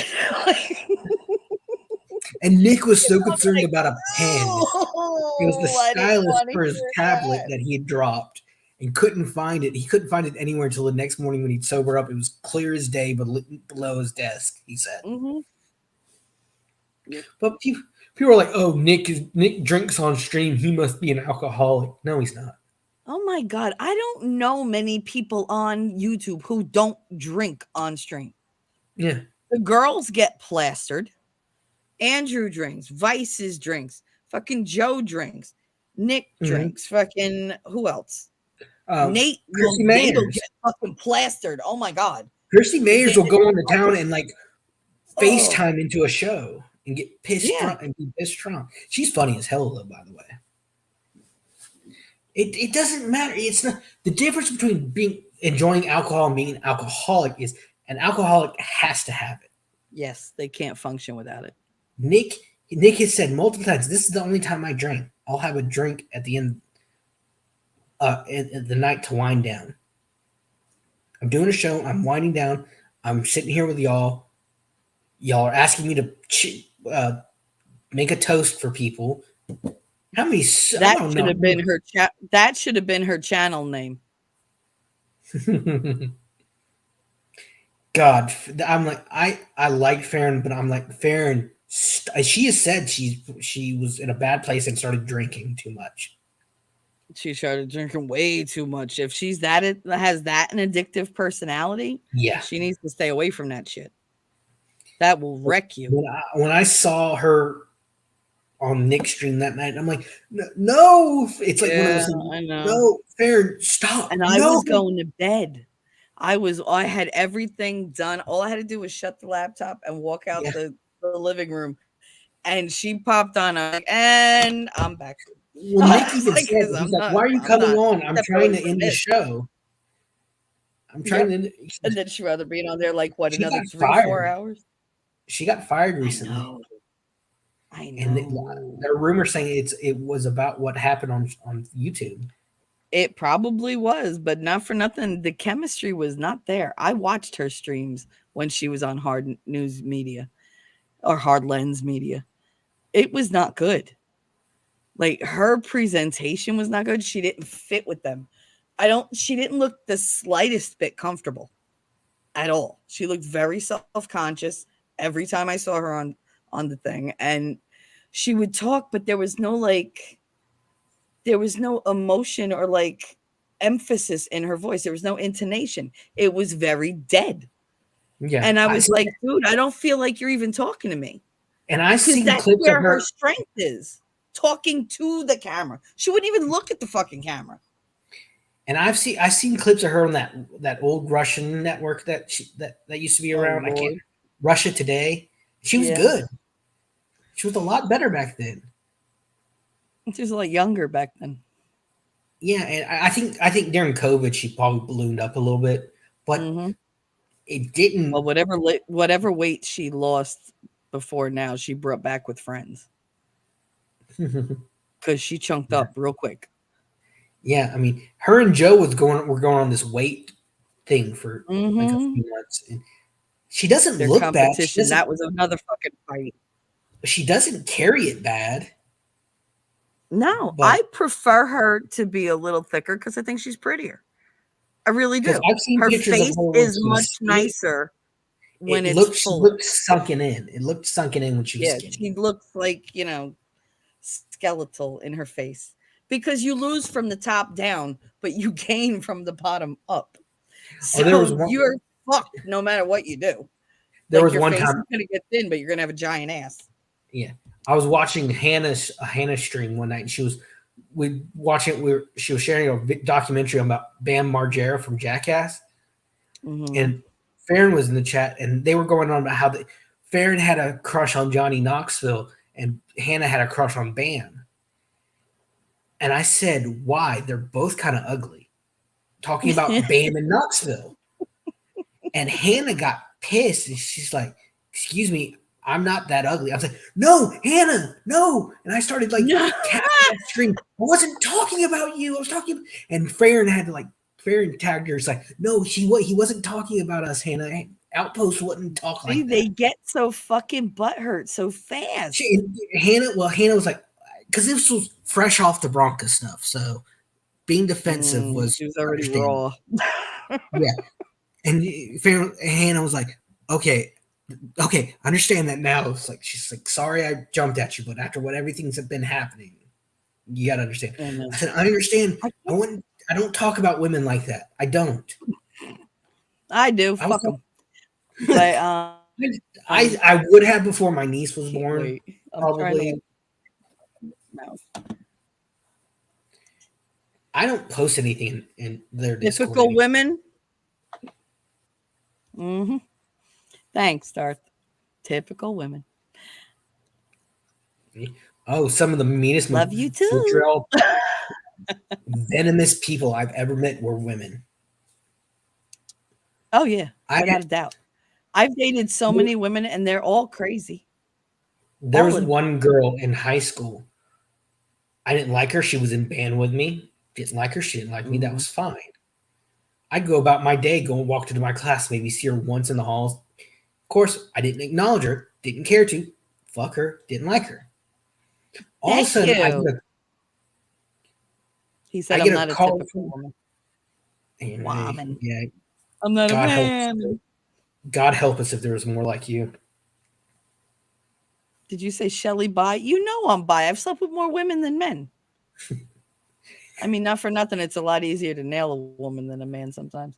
But this girl hated me so much, she went to the principal lying, saying I was stalking her.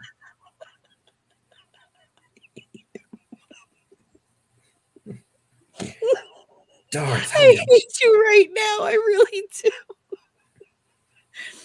I hate you so much, Darth. Because I totally read that out as these are the days of our lives. These are the books of Revelation. God, I hate you? you. It, Anyway, I have had. I remember you will not find me in a room alone with a woman anymore. From the shit that men have gone through the past couple years, things I've gone yeah, through. no, you can't trust that they're gonna come out like and say the truth ever. It's like during my It's last too easy semester. for them to lie now. During my last semester of college, I was in a class, and we would do. This was a film and lit class where you take or film and literature class where we would read a story based off of that they turned into a movie, watch the movie, and then compare it. And this girl, I'd known her. She'd sat behind me the whole semester. We talked multiple times. Where I'm trying to keep her on topic or keep her keep her in a straight line, I guess. Darth, come on now. I got there early to class, like 30 minutes before class was, and then like 10 minutes later, this girl who I'd worked with in groups walks in. And I said, I can't be here. She's like, why? I said, you have the power to destroy my life right now. I cannot be here. I'll see you when class starts. But it was I'm just listening. Keep going. it's men. It's scary for men in some ways nowadays. I worry for my It's nephew. scary in many, many, many ways for men. And I hate to say it, but eventually they're going to start turning on each other, these women. And they're going to be Well, it's like, already "Oh, happening. I'm in a relationship, but I wasn't ready for it and she pressured me." Wait, cuz they'll run out of victims to like target. So they'll, once you take care of all the predators that you see around you, you turn on your own. Well, And that's what they you're do. seeing that a little bit in the left That's the nowadays. nature of the beast. You see that you're seeing that more and more, especially since the Oh Johnny yeah. Johnny Depp trial. It proved that Mhm. it's not a slam dunk for women anymore. The No. lies won't work It anymore. never should have been. It shouldn't be a slam dunk for any fucking body. If Exactly. you're gonna make an accusation, make it right, go through the proper channels, and bring the fucking evidence. Otherwise, if you know you're lying, shut the fuck up and don't make me waste my time with your dumb ass. I can't. Like Amber Heard is the lowest life form that I can think of. Yeah. For what not just what she did to him, but what she inflicted on all of us. She Oh yeah. re-triggered all these past traumas for so many people. She made other people who were like thinking of coming forward now hesitant because they're like, well, they're not going to believe me because she's a liar. Not because they said she was a liar, because she is actually, in reality, a fucking liar. And Yeah. everybody knows it. So it's I like, mean, okay, you see this you, horrible woman. yeah. Why are they giving her any fucking traction? It kills me. Don't I give mean, her any airtime, no print time, no nothing. your husband is angry for losing because he just found out that people are stealing millions and millions of dollars from him. So instead of hitting you, he's slamming cabinet doors. He's pissed, he's grumbling. But you're gonna use that. You're gonna secretly film that and use that against him. Look, slamming the cabinet doors is not illegal. If he would have slammed her No. face against the cabinet doors or her head between them, that would have been a felony. So, like, yeah, there's a difference. She doesn't see that. She wants everybody to go, no, look, he's fucking violent. Really? I used to take dishes behind the gas station and break them just to get rid of my aggravation. That's what you do. It's a I coping. remember. I remember one time I was working on a show at the college. I keep going back to it. It was Rent, one of my favorite shows, by the way. And I was working props, and this guy I know, he was the he was the assistant director, and they had a big spread on the table in the hallway for us for the cast and crew. And he looked at me. He said, "Oh, those aren't for you. Those are for only people who are working." Oh, I had shit. worked my and oh, I got angry. And I talked to our music director. I tell her what's going on. I said, I don't want to be ever the reason for a show to have problems. I don't want to be the Mhm. cause the problem. So what I did, our college is right there on the bay, and there's a park right across the street. I went out before showtime and just screamed. And I'm screaming, "You motherfucker! You son of a bitch! How fucking dare you! You asshole! You cocksucker! You son! You ever say that to me again? I will beat you!" And I'm saying all this stuff to the air just to get it out. And he knew he had pissed me off. Mhm. And this is the guy who his girlfriend who was in this program with us was awesome to work with. Him, not so much. We had a Halloween show one year for Halloween. Of course, for Halloween. For Where else? Halloween? I thought it was for Easter, maybe. When else would you have a Halloween show? It was awful. It was so poorly put together. Our professor, I'm doing a reading of The Raven because I want to finally do something. I work Ooh, behind the scenes most of this, Edgar Allan Poe. and I'm standing there doing my reading, and this is what I look down. And our director, our professor, is right there in front of me. It our they had the stage, the theater was in the round, so we had all everyone around us. Mhm. And I look down, and he just has his hand in his face palming, just shaking his head. No. That night, he takes it after the show. He takes us, gets all of us together. He's like, "I do not ever." The show was horrible all around. It wasn't just me. He said, Oh, "I do God. not ever want to see that on on my stage again. Do you understand me? Either fix it or cancel tomorrow's show." So I went to the director. I said, "I'm not going to embarrass myself in the program again like that. I'll work backstage, but I'm not going back out tomorrow night." And it got a little better, but it became like if we were having a bad rehearsal, we'd just look at each other and say, "Halloween variety show." Uh, Like, oh shit, we gotta work harder because we had this guy. He was the assistant director. One of our other girls, she was directing the show. He didn't listen to her for shit. Too many people, not too many chiefs, not enough Indians. mm, that's racist. Like there was one night I'm How standing there. dare you appropriate Native American? I was standing there talking to the director, and these two girls were like on the either side of us, and they were talking across us. And I just finally got fed up. I said, "Hold on." I said, "Y'all, go on, walk away, go talk somewhere else. I'm trying to get technical issues sorted out here, and you're talking about stuff that has nothing to do with the show. Shut up or go away." Now I know I'm tired because I Why? could have sworn you said I'm having tentacle problems. You are tired.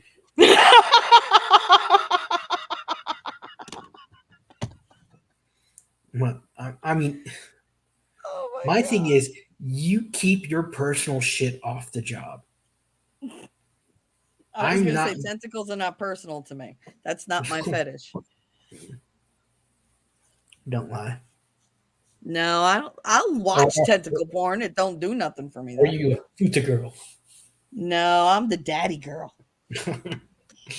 Well, that temperature just dropped here too. I'm the bad girl and the good girl. I could ask you the question. What question? The Balls. question. Thank you. You're right. That's the only right answer. That is the only right answer you can give. That is the only correct answer. I'm Yeah. aware. I'm aware. Why not? I love it. I love Nick. Like you'll know that question has popped up in a super chat when Nick would be talking like a super serious conversation with somebody, and you can see when that and he's just like his face, so he'll get so exasperated when he sees that question pop up in Mm-hmm. a super chat, and he knows he has to ask it. He has Mm-hmm. to. Someone's paid him money to ask it, He and then he don't has to get care. through the He'll say awkward. whatever the fuck he gets paid to say. And Well, he's it's like, there, you awkward. wrote it, I said it. Like that's It's awkward as hell for him. You can see it in it. his face because he has to explain 9 times out of 10 what that is, what I know. futanari is, and it's the I fun. I know. love seeing him squirm. When he had to ask Danny and she was like, no balls. We were like, ooh. He was like, really? Really? Ty, he argued with Ty because Ty did not want to answer it. I know. It was funny. Ty, I almost I never don't think he. miss one of I his don't think he streams. asked Vic. I don't think he ever asked Vic. Well, I mean, if he would have closed the computer a little slower, we would have found out. He was wearing shorts, I know, but but people that's once the again joke blew it out of proportion. because I don't think they're looking like the people that were talking about it weren't looking to do a gotcha. They're more like, please, we can't go through this again. Like, please be careful, please, because they are behind him. It's just you have this feeling of No, impending doom, like somebody's still gonna go after him, and and you just don't want it to go through that again. Chrissy Mayer, to her credit, stood up for him. Mm-hmm. Because once she was on the ball, she killed his camera right when it happened, and the Mm-hmm. next day she addressed it, saying that is not what happened. He was wearing shorts.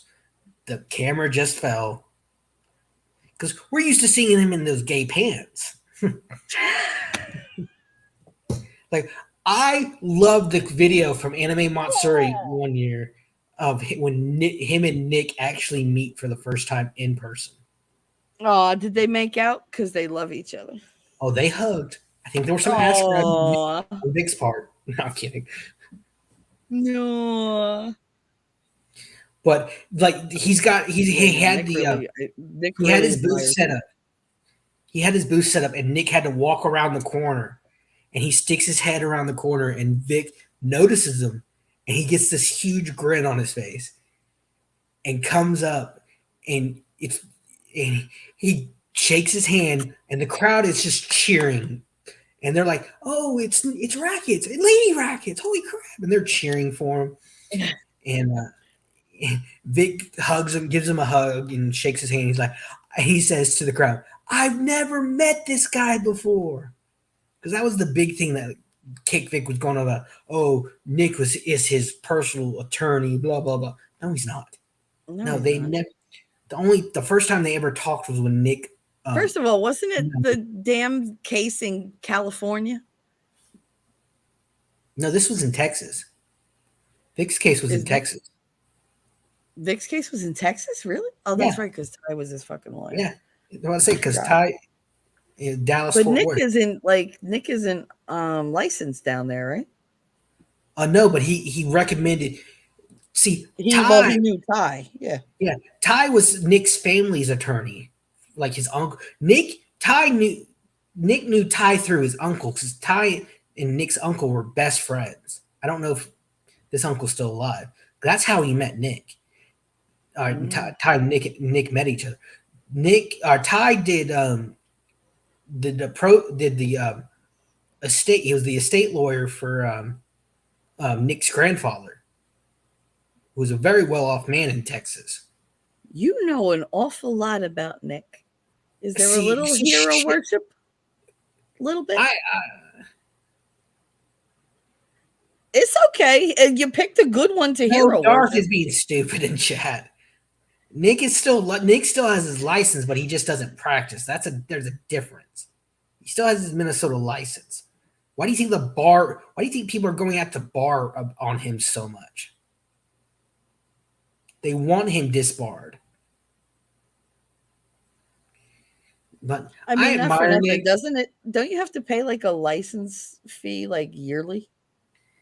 I wonder how much that is. I don't know. I know Nick still pays for that legal online service, like that for research purposes that he does for the show. It's the stuff where you can look up cases and stuff. Mm-hmm. Yes, if I remember, I've never heard him. I'm not entirely sure why these comments keep coming in out of order. They're in one order in their chat and another order in our chat. Darth, I have not. Watch your mouth. Do not call me a moron again. No, that's going way Be overboard. nice. I went 9 hours and 40 minutes on this stream without a fight. No fights, please. I am too tired to. Well, from what I understand, Nick just doesn't have any clients. He hasn't had. Oh, my boys. He had one client a couple of years ago, and he could have very well let it lapse. I don't know. I don't see the point in keeping the damn thing if he's just going to keep doing this. Like, I don't think he would give it up for anybody but his own choice. You know? So if he chose to do it, that's okay because it's his terms. But if like somebody else made him do it, then I think he would have fucking like been chomping at the bit. He does not like being told what to do. That's why I think that's why he loves doing YouTube so much, because he doesn't have anyone. There's nobody standing over him. I mean, that's what we all love, isn't it? If we didn't have freaking Susan like breathing down our necks. The longer I'm on here, the more like dread I get in my stomach. Like, okay, is she gonna like shadow ban me today, or am I gonna like not be visible? What the fuck? Like, am I gonna get like, I don't know, get told I cursed too much, I'm in violation, blah blah blah. Oh, you could like. Yeah, but you know what? It's like headaches that people don't need. It's just pointless being a pain in the ass. Yeah. The rules change so much on YouTube, and they don't tell. Thank you. And it's ridiculous. I mean, the shit that they let on YouTube and Twitter. I mean, there's cheese pizza on Twitter, and they do nothing about it. And I hope you understand what I mean by cheese pizza, right? No. Kid stuff. Oh, okay. Could have just said that. Initials. I know. That's a good way to talk about that kind of stuff. No, I know. And Darth, you're right. There's locals and Rumble, and that's what Nick is doing. Nick has spent since his big band, he has put all his effort. I mean, he does an hour a night on YouTube, and then goes 2 hours on Rumble at least. And then he does half hour to an hour on locals. Unless it's early, then he'll stay on. Like the other day, he was on till like almost 8 in the morning. We were just like, I want to go to bed. And I want to go to bed. Have you Daddy, been on let Rumble me go to bed. Have you been on Rumble recently? The user interface is so much better. It's so much cleaner now. Yep. It's not all like jumbled together and Yeah. I spend most of like his stream there going, come on, guys, press the like, hit the thumbs up. Come on. There's 12,000 of you in here. 1,000 I likes. Let's hurry the I fuck can't up.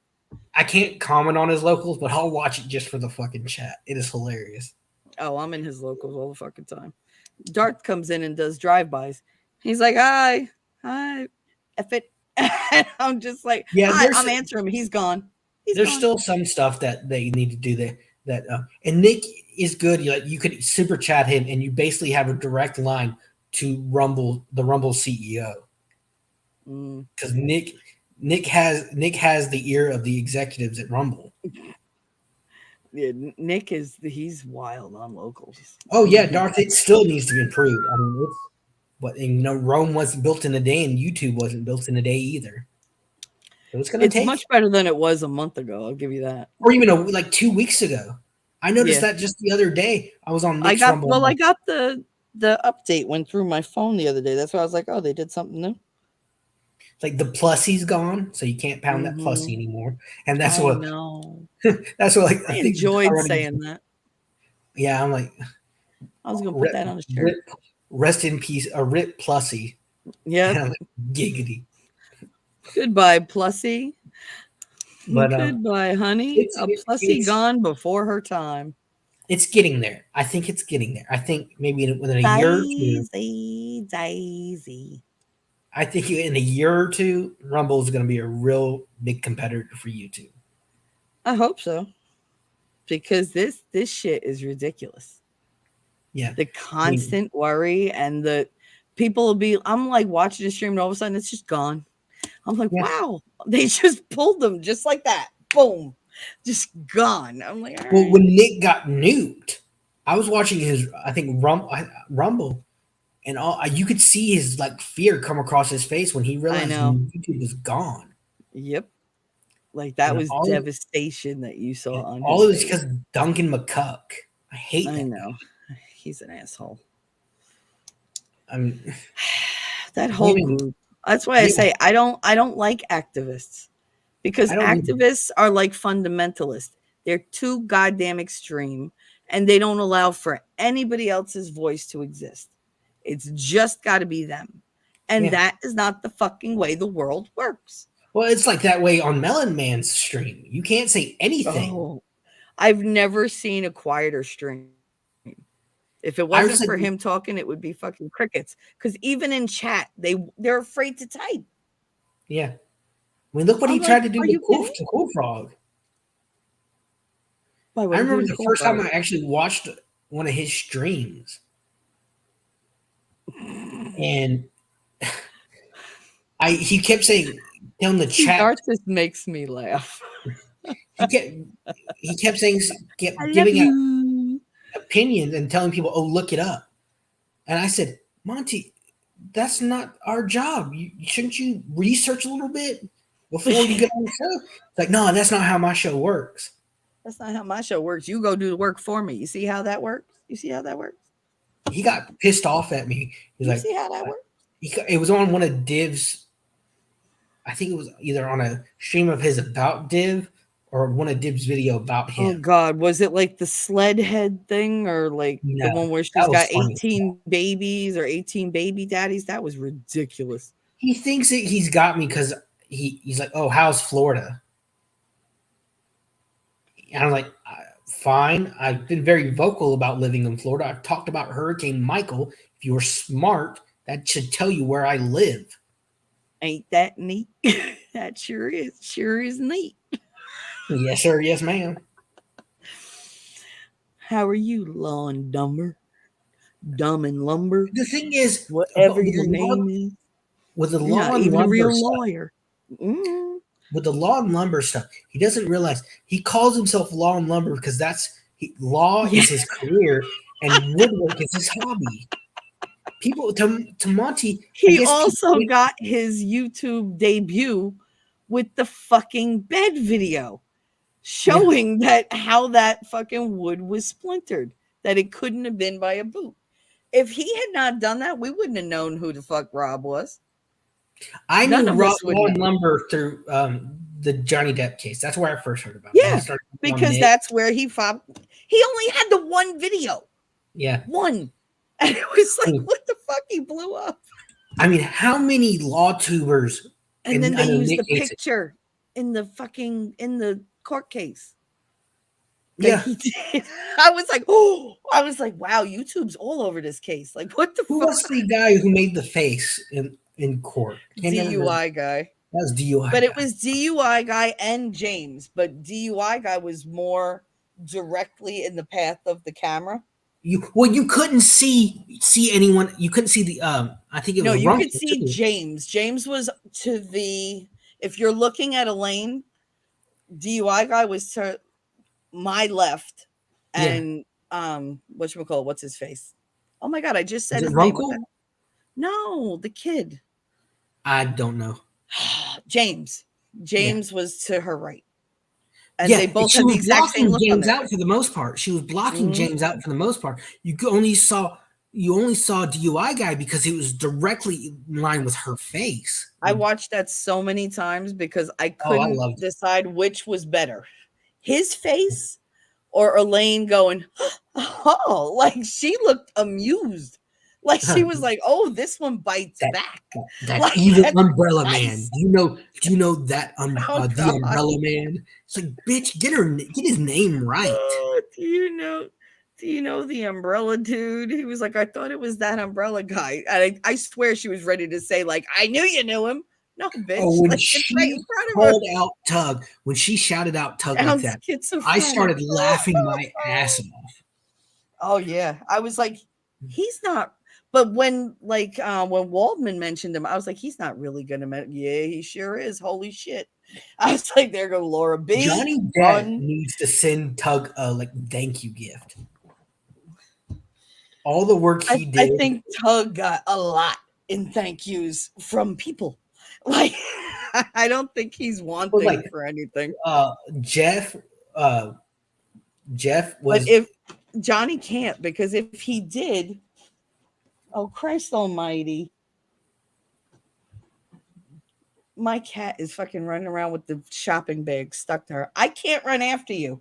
Psst, psst. Come here. Come here. Motherfucker. pussy going crazy. We have the reusable shopping bags, Yeah. and he likes to go in them, but it's stuck on him. See, I Hold made a on. dirty joke and you completely ignored it. I know, because I'm worried about the cat because I can't get up. Connor! I'm just screaming at 3:00 in the morning. It's fine. Like, I wonder if he's up.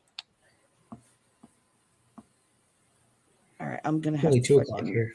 Yeah, I'm gonna have to get off and go take care of this cat because he's All gonna right. run and Well, we've choke been going himself to nearly death. 10 hours. Holy crap. I know, I know. Oh wait, no, my son's here. Get, look, grab him. I know, and I can't catch him. He keeps running. He's got him. Was he awake? I don't know. I don't care. I woke him up. I doubt my son was awake. I doubt my son was asleep. He was probably on a call with my friends. It's like, I mean, whatever. I think one Johnny Depp's case was not typical. No, it wasn't. Normal man does Really not have wasn't. millions of dollars to spend on legal counsel like Johnny Depp does. And two, it'd be probably hard pressed to find a How much lawyer. do you think that legal counsel cost him for his side? Honestly, like I'm who thinking has a millions. guesstimate? Probably Somebody's in got to the- have some clue. Oh, What about you, Darth? What's your rough estimate for what he had to pay those lawyers?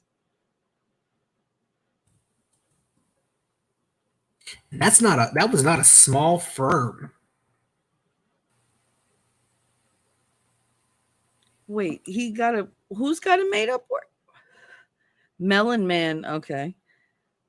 New You know, stream video. She put it on pause. He got some kind of made up word like yippity yappity smackety blackety. Ooh.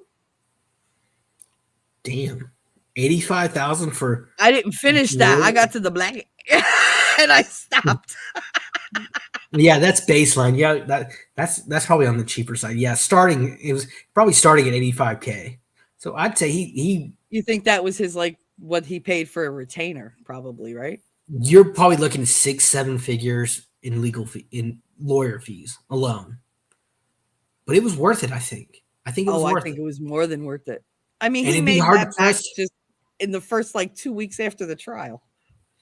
And Like, to come on. find a lawyer as good looking as Camille Vasquez, Mm, oh, she was mhm. like the perfect. I don't care if she looked like a fucking troll. She showed up and wiped the floor with that woman. Oh yeah, It was she a was like. thing of I fucking beauty. bet you Amber Heard was going home cursing Oof, that woman. that's a lot of lettuce, dude. Oh, see, But I that's a can that's never a be drop when famous you're because I making could never millions part of with dollars that in amount of money. movies. I know, That's a but oh, but I really it's wish he could have charged her for his fucking legal fees. I really do. yeah. Oh, that would have And just been think just that was probably perfect. that was the they awarded him the biggest uh, award in probably history. But of In that course, court, especially. Oh, Jesus. in any court that I know of. But of I don't course, know. there's limits to how much they can give, and of course, they settled out of court But you recently. knew he wasn't going to fucking press her for the money. He was just going to make her sweat for a little bit. He didn't want to. He didn't want it. He said it Yeah. himself. I don't want this money. I'll donate it. No, he wanted his name back and he got that in spades Yeah. because I mean, anything she says now, everybody's just going to be like, shut the fuck up. Like, shut up. We've been through this. he's Like, if never you claimed had to be anything, perfect. you would have brought it up during the fucking trial. Johnny Depp has never claimed to be perfect. No, No. nobody's And perfect. And hello, he's a movie star, rock star. Like, he's a bad boy. That's how we bought him. yeah. That's what we told him we wanted. Like I only remember him in 21 Jump Street and the Pirates movies. Oh my Honestly. God. Alice in Wonderland, Alice Through the Alice Looking in Glass, Wonderland. Yeah, yeah. Benny Yeah, I and remember that. June. You have he was Grindelwald. He was what else? That's He was right. in Benny Why and did I say June. He that? was in What's Eating Gilbert Grape, Crybaby. Blow, Crybaby. Crybaby. Great movie. What else? I Same guy love who did Crybaby. Hairspray, by the way. Yep, I know John Waters. He was a He's sick fuck. crazy. I love him. Um, Yeah. what I don't else? know why I Oh said God, that. he's been in so many fucking movies. There was like what is it, Seventh Gate, right? Rear View or Rear Window, I think it was, or Rear View, I I know the forget. one we were talking about. He's like a He's a writer. yeah. He's Um like doing research and reads a from demonic book. Hell. Yeah, Yeah, From I know Hell, the movie. I Sweeney can't remember the name. Todd, Sweeney Nightmare on Todd. Elm Street. I never watched Um Sleepy Hollow. mhm. Good movie. Sleepy I don't Hollow. What honestly else? don't know why I said that. Yeah, because he's been in a shitload of movies. I do Like not know why. veritable shit, like Donnie Brasco. What else? Edward Scissorhands. Edward Edward Scissorfingers. So Edward Scissorfingers. Basically, any Tim Burton movie Yeah. because they're best friends. Hmm. He's again godfather to their child. Yeah, He's got so many godchildren, it's ridiculous. But yeah. he I has actually lifelong friends. She does fucking not. no. She burns through people like I've never seen. Yeah, it is. She's a horrible Secret actress. She Window. can't There you act. go. I've never seen someone try to cry Oh, harder Fear and than she. Loathing in Las Vegas. That's right. Rum Diaries. That's where they met. Yeah, I hate that fucking movie. I wish I could go Um, back and like before that movie, like Johnny, don't please, don't do dear it. God, Don't do it. it won't work out. I knew what you meant. I speak your language. But You were being cute. Rango, was it Rango or yeah, it was Rango. That Rango, animated that was a weird movie. the lizard one. He had so much fun making that movie. Yeah, it was all Um, motion capture. That was the coolest thing. Like oh, I've Willy seen Wonka. Hello, well, Willy Wonka. Willy Wonka was creepy as hell. I loved it. I didn't like it the first time I saw it, and then I understood it, and then I really liked it. The Oompa Loompas in that movie were just creepy. Yeah, I prefer the little fat orange guys with the green hair, or green guys with the There's a orange story hair. I that can't remember. they were a group of midget circus performers that they would, when they weren't filming, they'd go out and drinking and just destroy hotel rooms. Unfucking real. Midgets are the worst. They really are. Did you ever see the movie Under the Rainbow with Chevy Chase? No, is that about the Munchkins It of the was Wizard of Oz? Chevy Chase. Yep, it was Chevy Chase and Carrie Fisher and all these munchkins. It is the most hilarious and fucked up movie you're going to watch. Like, shit just goes wrong in this movie. It's so like, there's so many dirty jokes in it. It's ridiculous. But it was really funny. It was really, really campy, but really, really funny. Just hundreds of fucking um, little people up to all Mhm. sorts of hijinks and like wrecking shit. Oh my god, they take over a hotel and they completely like ruin the whole fucking hotel. There's like a murder going on. It's a spy thing because it's like World War II, and it's funny. That is insane. Under the Rainbow, you should watch it. But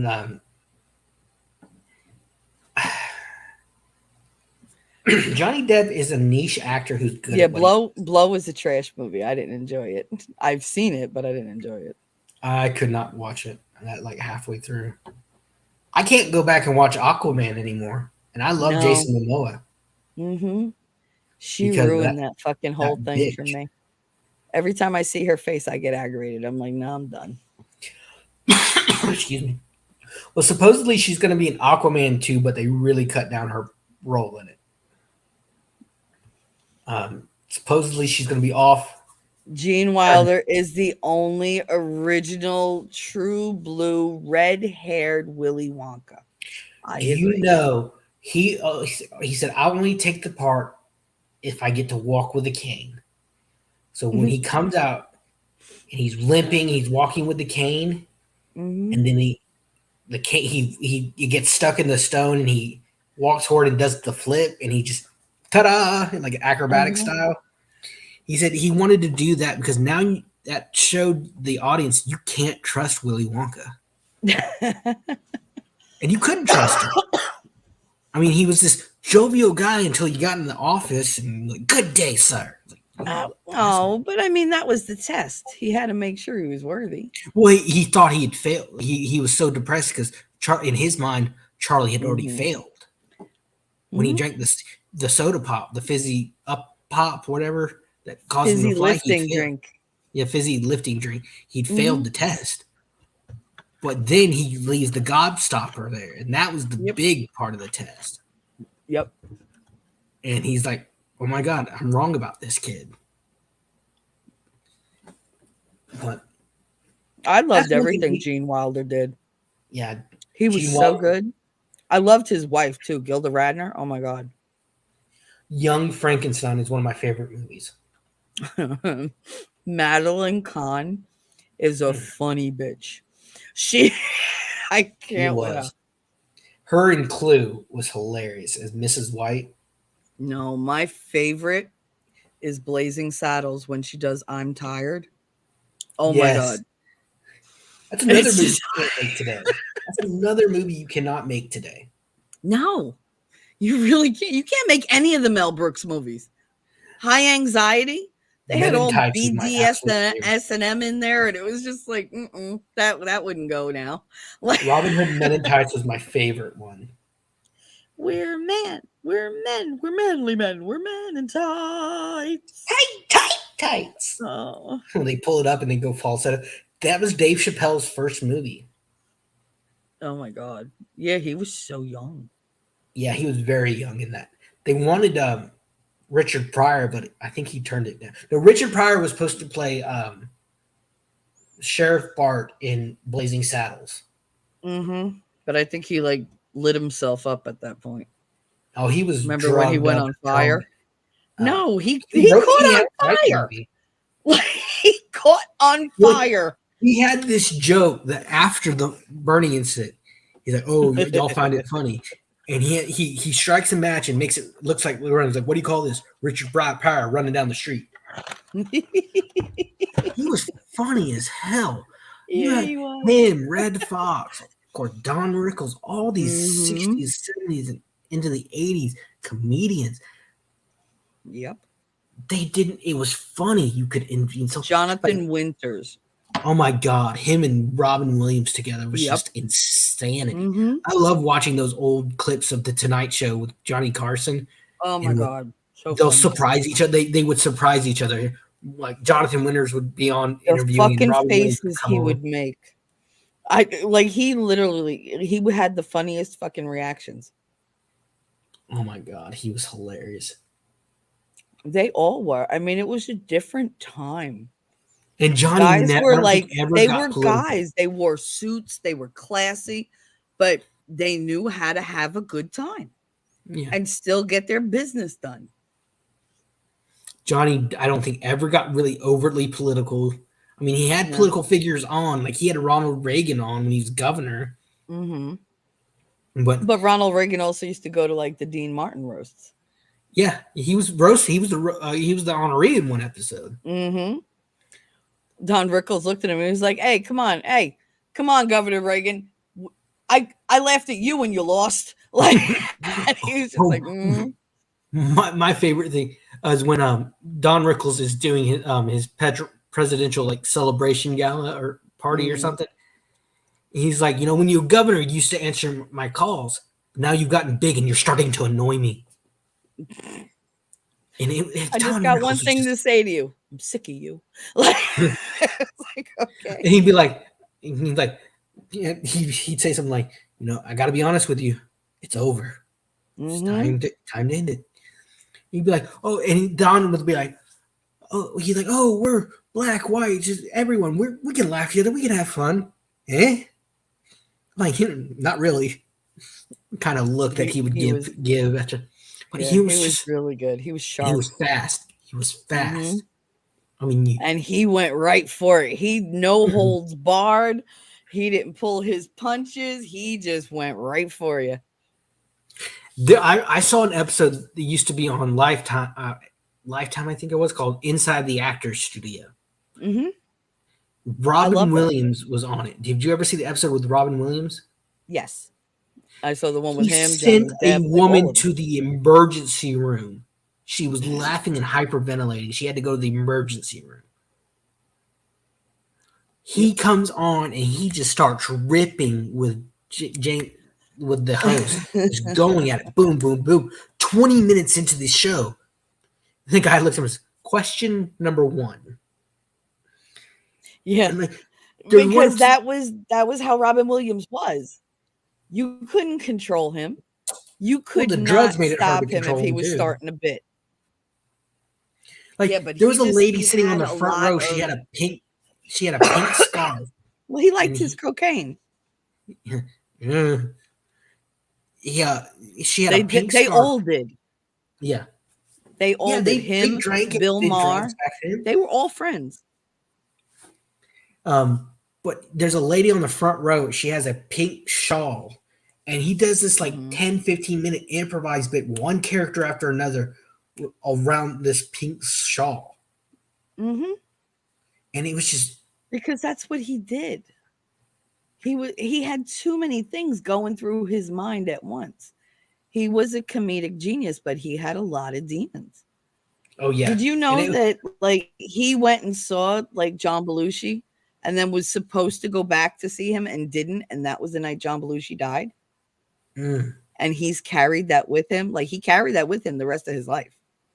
He felt extremely guilty that he didn't go back that night because he figures either he would have been there to stop him from taking more or he would have been there to call somebody to get him help. But mm, he didn't go back because they were really close friends. yeah. They laugh together, Well, do comedy together, get high together. And he left to go be, a man whore because that's apparently what he did. him and And Christopher Reeve he were didn't go really good back. friends too. Christopher Reeve Yes, that Superman that one hit him really hard, when really he got hard injured, when he died. um, But when he died, he was a wreck. Yeah, when he got Oh my injured, god. he visited him in Mhm. the hospital, and he started joking with him, and Yep. Chris said that really it made it okay to laugh again. I felt Yeah. it saved me Mhm. I because got to see they were Christopher college Reeve, roommates. but I didn't get to like talk to him. It was at the Kessler Rehabilitation Center where my Hmm. daughter went to go get measured for her first like heavy duty wheelchair. And we were there and there's like this whole hubbub. And I was like, what's going on? The lady was like, come on, come on, come outside. I was like, all right. I'm pushing my daughter, pushing my son because he was in a carriage. And we go outside and he was like, I don't know, maybe like 200 feet away by the entrance. And was in his personal, like, it was like a personal ambulance, I guess you could say, because it wasn't a standard one. But they pulled Yeah, him out of it and he went in to go do his rehab. And I was like, oh my God, I just saw Superman. Like, it didn't phase me that he was in a fucking wheelchair. It didn't Christopher Reeve or phase me Robin he was in Williams. regular fucking clothes. I looked at him and said, oh my God, it's Superman. Like, and I cried because I was so like, Mhm. oh my God, this is like a once in a lifetime thing. And my daughter was like, I who is mean, it's that? I was like, weird sacrilege, shut up. seeing I don't ever say it's weird that seeing these question. people, like, you realize they're normal people. Like, I remember one Yeah. time, uh, when I was growing up, I was really close to our pastor at our church. He was a really nice guy. He helped me through a lot of stuff. And he came to our house one day in like a leather jacket, jeans, and just like a t-shirt. And Hmm. I just like cocked my head. I'm like, oh my God, this is so weird. Because I had never seen him in anything but a suit and tie. Yep. And like one day, the my mom runs into the pastor of our other church that we went to, and his wife in Walmart, and the pastor's in shorts and a t-shirt. He's just You're like, oh out my God, shopping he with his has wife. legs. He has Yeah, legs. You didn't tell me he and had that's what legs. my dad said. Like, My dad, they walk off, and my dad looks at my mom and says, "I've never seen a pastor dressed like that before." You don't realize that these are still normal people. oh yeah, they're just everyday people. We just tend to put them up on a pedestal. And those pedestals, they're not stable at all. They're on a They're foundation of. rickety as fuck. I I hate mean, being put on a pedestal. I always used to say, don't do that because I have so many flaws. When I come down, like when I fall, you're never going to look at me the same way. So don't put me up there. yeah. Like, I mean, expect I'm going to fuck up. I'm like, it's not hero worship with Nick, like you said earlier. It's No, I respect, know. I was teasing you. I know. appreciation for what Listen, he's doing. it's the same thing for me. Like I've had people say, "Oh, you simp for him." First of all, I do not want to fuck Rakita. Okay. Second of all, where am I going? I'm in Jersey. He's over there. Third of all, he's got this thing called a wife that I don't do that. So it's like, where are we going with this? And I'm older than him. That's also not a good thing. I'm also a fucking cripple. Like, what am I doing? Well, who am I jumping on? Like, tell me. Tell me who I'm going to climb onto. Nobody. Hmm. And it's just like, and oh, well, yeah, well, I guess, all right, fine. Like, you know what? Take your opinions and take your need for the fucking drama and shove it right up your mother's ass. Because Hmm. I'm over it. Like, Yeah, don't even I mean, include me. this whole thing, like, you can be a fan. When did it stop? You're a fan of somebody, and you're a simp of When somebody. people got overly critical of every fucking thing you ever do, It's like I got an argument with that's the someone world once. now. They critique you. No matter what you do, you're going to be wrong. I would pay for an autograph from Gina Carano. I really like her. She's a great actress. I'd She's love very her autograph with her tongue beautiful. She's right very across glamorous. my boobs. But to be a simp, you have to expect I sexual will fucking return. simp for her. That girl has a gorgeous fucking bone structure. Like, I can't even. I just want Have to you ever run my seen her hands over body from when she was everything. in her fighting days? Oh Eh, no, she was see that? amazing. Yeah, I know. I try to stay away from fighters because I have a really it's a weakness. Like Connor's father is like, well, he was just head to toe muscle. all he did was fight. Like he fought all sorts of stuff. But Same honestly, thing with like I don't expect that to be like I said, to be a simp. You have to give them yeah. money and expect sexual return opportunities in return from it. The That's thing not. is, like, it's funny because I have nothing to gain from him. If I wanted to ask him if I could like go on his stream, I would ask him. I'm not shy. People know that. So it's like I I don't want to and talk I to told Ricada. him outright. I said, I don't need your channel. I was like, I come here to watch you, not to fucking get like subs off of you. Like I want to that's talk to not my Ricada so game. bad. I want to talk to Ricada, I talk Flash, to him all the Tug, time. all of them. Now I might catch a lot of flack for this. I like Anna, but Uh-huh. those boobs of hers don't hurt her. They have helped. I don't think if she looked I the way wish she they'd did, hurt me. she's a gorgeous woman. Anna is gorgeous, no matter how you Yes, slice she it. is. She's She's got gorgeous. those lips. I want to like. Peaches is a lucky son of a bitch. Mm-hmm. She's crazy as hell in some regards in the head. I'm sorry, but you're gonna get crazy no matter what fucking woman you get. So you might as well pick one that is attractive to you. But hell, she uses Because it. when it comes down to it, we will drive you crazy just because we fucking can. But honestly, if Anna didn't look the way she does, would she have as many followers as she does? Probably I not. don't know. She does a lot of stuff. Like she does that artwork, right? Yeah. Well, that She was her job before. I think she started Twitter as a job. Was she was an animator or a painter for Disney, or she did artwork for Disney. Oh, holy shit. Damn. I don't know if she was an animator. I don't want to go that far. I know the guy who dresses like Aladdin in Disney World. He's my friend's son. Oh, they are It's funny so. because we always called him Aladdin from when he was a baby because he just looked like him. And sure enough, he went down to Florida. He had a job in 2 fucking days as Aladdin. I was like, God damn. And then he was like, all the rules. Those rules are ridiculous. Oh yeah, Oh like my I saw a God. You're video a like few days living ago. like a Like fucking monk.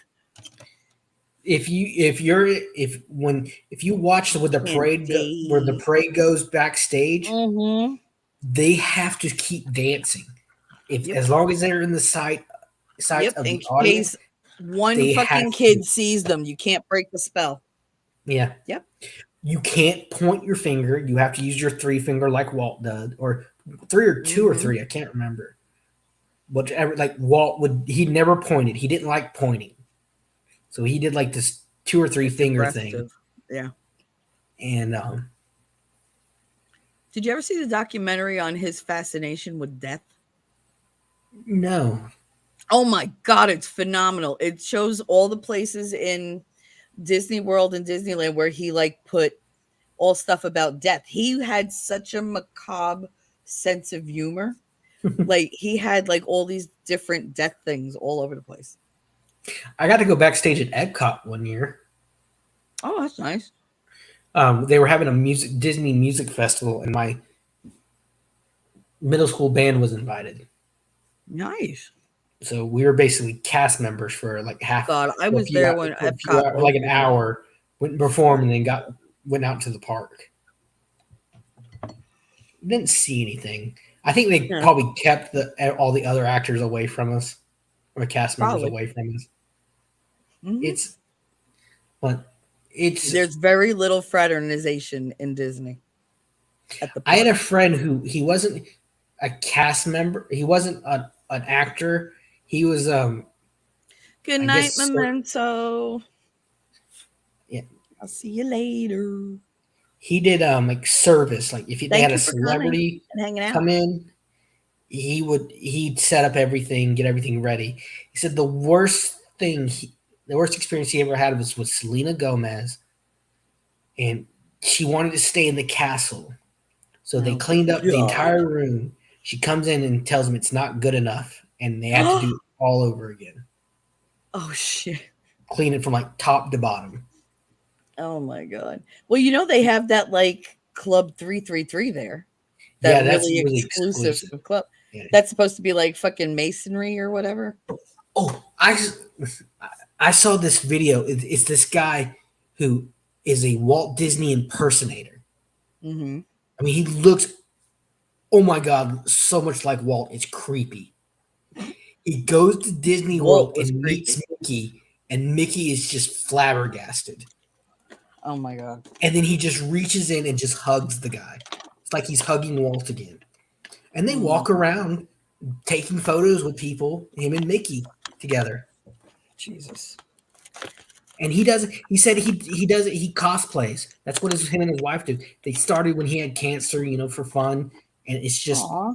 he was always told, "Hey, you look like Walt Disney," and he decided to cosplay as Walt Disney. But I'm so fucking hungry. I'm sitting here just like chewing on whatever the fuck is around. I'm like, what do I have? I have chocolate covered pretzels. Yay. if you want to end, let me know. We've been going 10. I Almost will 10 end and in a a half little bit. hours. I know. I had some of that. I I had kind of that want to meatloaf make it stuff. to 10:30. So 12 more minutes. Okay. Is that going to be like a personal record or something? No. Mm. I do think It it's is my for me. longest stream so far, though. It is for me. Holy shit. But But Darth was my first really long stream. He broke my cherry. how long was that one? Do you know?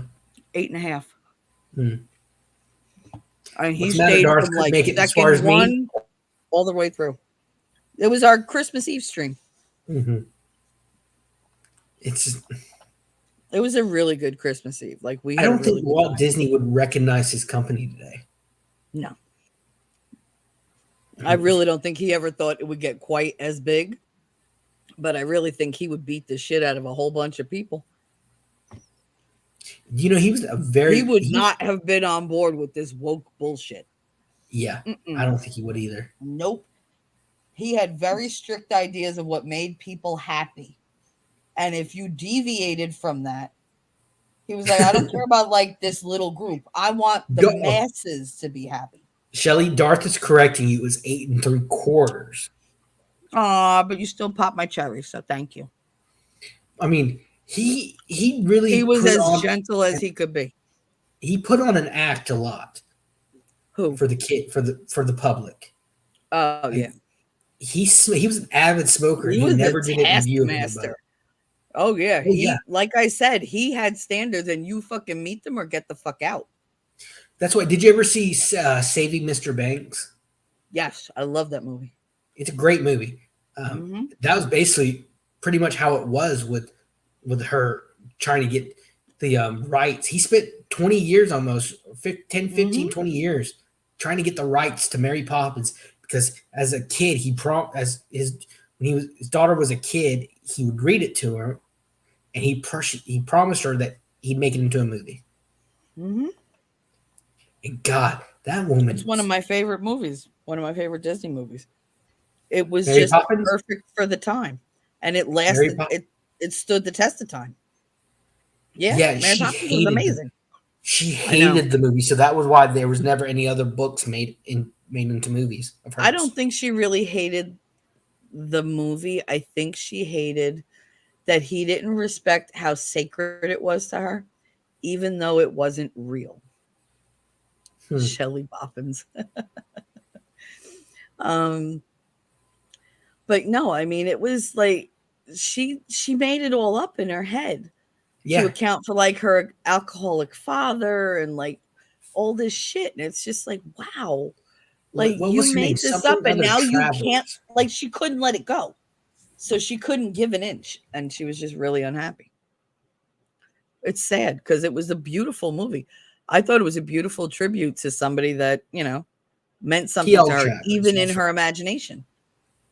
Who wouldn't want to be Mary Poppins? Tell me. She was the shit when that thing came out. Everybody wanted that fucking bag, the carpet bag, and the fucking like the Mary Poppins is a Time Lord. Mary Poppins I don't doubt it. Time Lord. She has some. I know. She carries a bag that's bigger on the inside. She's got powers. She's that's her TARDIS. It's her I would TARDIS. love it. Somebody should really make a video of her opening that bag and you hear the whoosh, like the TARDIS noise. But I liked Mary Poppins Returns for the most part. The Yeah, it Emily Blunt, wasn't bad. I liked the it, songs. Some of the songs were really cute. Lin-Manuel The Miranda. I Upside don't like Down one was Hamilton. good. Hamilton, I will not watch. I refuse to have Why? anything to do with that for the way they acted. Mike Pence trying to go to a fucking show and you got to attack him like that. Now Mike Pence is a What do you mean? dick, but you don't do that shit. The cast, he was in the Mike Pence saw I know what you're Hamilton. talking about. Yeah. I'm like, keep your fucking politics out of the theater. And the last time a president or vice president went to a theater, it ended badly. Come on. It ended real badly for him. Yeah. But the But music you was know good. where I I live, loved. right? I wish they would have gotten. Do you know where I live? Yeah, I'm I in know. Hoboken, and if I go almost exactly 1 mile north to the city right next to mine, that is Weehawken, where Aaron Burr shot Hamilton and where Philip died. Yeah, yeah. And They, do you know they, what's the next town over? North I Bergen. know. You know who lives there? Boozy. Who's that? Who? Christopher Boozy. Oh, Boozy, the Boozy bitch. Yep. We are That's right. You're literally not far from within Nate the like lawyer either. 3 miles of each other. But I was like, please don't ever let them tell me, like, could you go serve him these papers? Because I don't want to. Like, I don't want to. what was her name? Julie Andrews. I wish that she would have came back for the new Mary Poppins. Oh, fucking! I saw her do a show with Carol Burnett on the Carol Burnett show because I didn't know they were really good friends. Yeah, They were still are. hysterical. Carol Burnett's Yeah. still alive. I know you just don't hear shit. But Well, she's getting talking old. about She's somebody who old. just like poof disappeared. And I really enjoyed during the lockdown when they played on Netflix. They put Still Laughing from the Laughing Show. a Have you ever seen Laughing? little bit, yeah. Oh my god! If you were to watch it, you'd be like, "Holy shit, this is still relevant!" Like because It was everything that they edgy were for its talking time, about wasn't it? then, we're going through now. It was edgy for its time, wasn't it? Oh yeah. It's like, Oh yeah, the shit that's that where they Goldie said on Hawn that got her show you start. can't say now. Yeah. Goldie Hawn was a laughing girl, wasn't she? Mm-hmm. Suck it to And me. yeah, she played dumb for a long time. Yeah, it wasn't too much of a play. Like she was But really I like young her. and She's a dumb. good actress. Her Like and she Kurt was Russell young and work good dumb. together. Yeah, I Her love and her them husband. together. Yeah. I mean, that's I another love Hollywood love where when you see all of them those. together, you can see they really do love each other. Overboard. Oh, love that fucking movie. I know you don't like Christmas movies, but they did movies together called The Christmas Chronicles. It was on Netflix. Yeah, no, I didn't watch that. It was basically this I girl, know. she catches Santa and like her and her brother end up ruining and like cause Santa to crash. They stow away on his sleigh and cause him to crash. So they have to help him find the sack, the reindeer, and break him out of jail. Nice. I agree, Darth. He said Mary Poppins was the OG Hermione Granger. Absolutely. Well, she would put Hermione to shame. Hoboken is named Hoboken. It was named by the Native Americans that lived here and would carve the tobacco pipes out of the bedrock that is in the back of our town because it made the perfect pipes and they would sell them. They would trade them for goods. But during the Hamilton duel, what was the other guy in the Hamilton duel? Aaron Burr. Aaron Burr decided to go vice against president at the time. Yeah, he decided to go against like etiquette and actually shoot him. Mm-hmm. Because originally they would shoot towards each other, just kind of pull the shot at the last second. You know, each honor was. It was really hard to hit somebody with those fucking guns. Well, honor too was satisfied. You had a better shot at hitting them if you just threw the gun at them. Yeah. But yeah, no, But he Honor was got him. satisfied, but Bird decided, I'm not going to pull my shot. Boom, you're dead. Bird did not like him from the gate. Like he did Oh, not like Hamilton from the moment he met him. And I'm talking real life, not yeah. the play or anything like Yeah, that. I know. Because Hamilton came from, like a rich background. And he was like, he saw Hamilton and I mean Aaron Burr did. And then he saw Hamilton and was like, who's this kid? Like, he don't deserve to be among us. Yeah, He didn't exactly. like he wasn't born into this. He's low class. No, bitch, he earned it. You should get the fuck out. Mm-hmm. And he never had to pay for that duel. Like he never went to and got charged or anything for it. Well, the reason it was done in Jersey because in New York it was illegal to duel. It was just as Jersey illegal in wasn't. Jersey, but they weren't going to extradite him back to like whatever. Yeah, Like he because you got to shot him realize, here and died over there. Who's going to prove it? you got to realize too is basically they were in another country almost, Yeah. and it They was always used to joke about Jersey. Like that was the whole thing. Like, oh, we got to, we got to go through here, we got to go through there. Nobody wanted to go through Jersey, which I never understood because we were all farmland. But I guess it was harsher weather because we well, were by the Jersey has water. all the toxic waste according to like 80s movies. Well, now, well, that's why autism rates are higher in Jersey because the environmental pollution makes us more susceptible to having autistic children. So, like, Yeah. if say it's 1 in 13 in the nation, the last time I looked, and this was a couple years ago, it was 1 in 13 boys will be born with autism in the country, and 1 in like 7 boys in Jersey will be born with autism. And that's a huge fucking difference. I'm trying to. Did you hear any of that? Yes, yes. No, because you like disappeared. According to the CDC, the rate of children. I don't believe a motherfucking thing the CDC tells Yeah, me. yeah. These it's a Stop. one. Like, I don't. Not you that's not stop statewide. that. Yeah, I don't. I I'll don't buy pull a their shit Ricada. You anymore. stop that. You stop that right now. Like, cut it out. I wouldn't trust the CDC to cure me of a No, I paper don't cut. trust them for shit. I don't trust anybody anymore. Everybody lying to me. But it's Listen, I, when my doctors line up and they're just like, they all say the same thing and then give me that really big smile, I'm like, you lying motherfuckers. They're like, we don't know. Like, well, you we're can't telling you this, but we don't can't so know. much as It's like, disagree oh. with doctors anymore. Not because I say the word and get. The I don't thing want is, to when you have something that nobody can figure out, don't you think it's time to, I don't know, hospitalize the person and run every fucking test the insurance will pay for? Like mm-hmm. literally powwow with other fucking doctors? Because why wouldn't you? This is what you chose to do. Apparently, not so much. Yeah. So it's like, all right. Doctors and mechanics are the only people you pay, even when they don't fix the problem. Yeah. Well, mechanics you pay for the time and labor. And And I hate the I hate diagnostics. Hey, I come from a long line of mechanics. I worked as in the gas station since I was 9. So my family were farmers until my grandparents moved to town.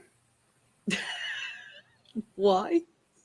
They couldn't do it anymore? I don't know.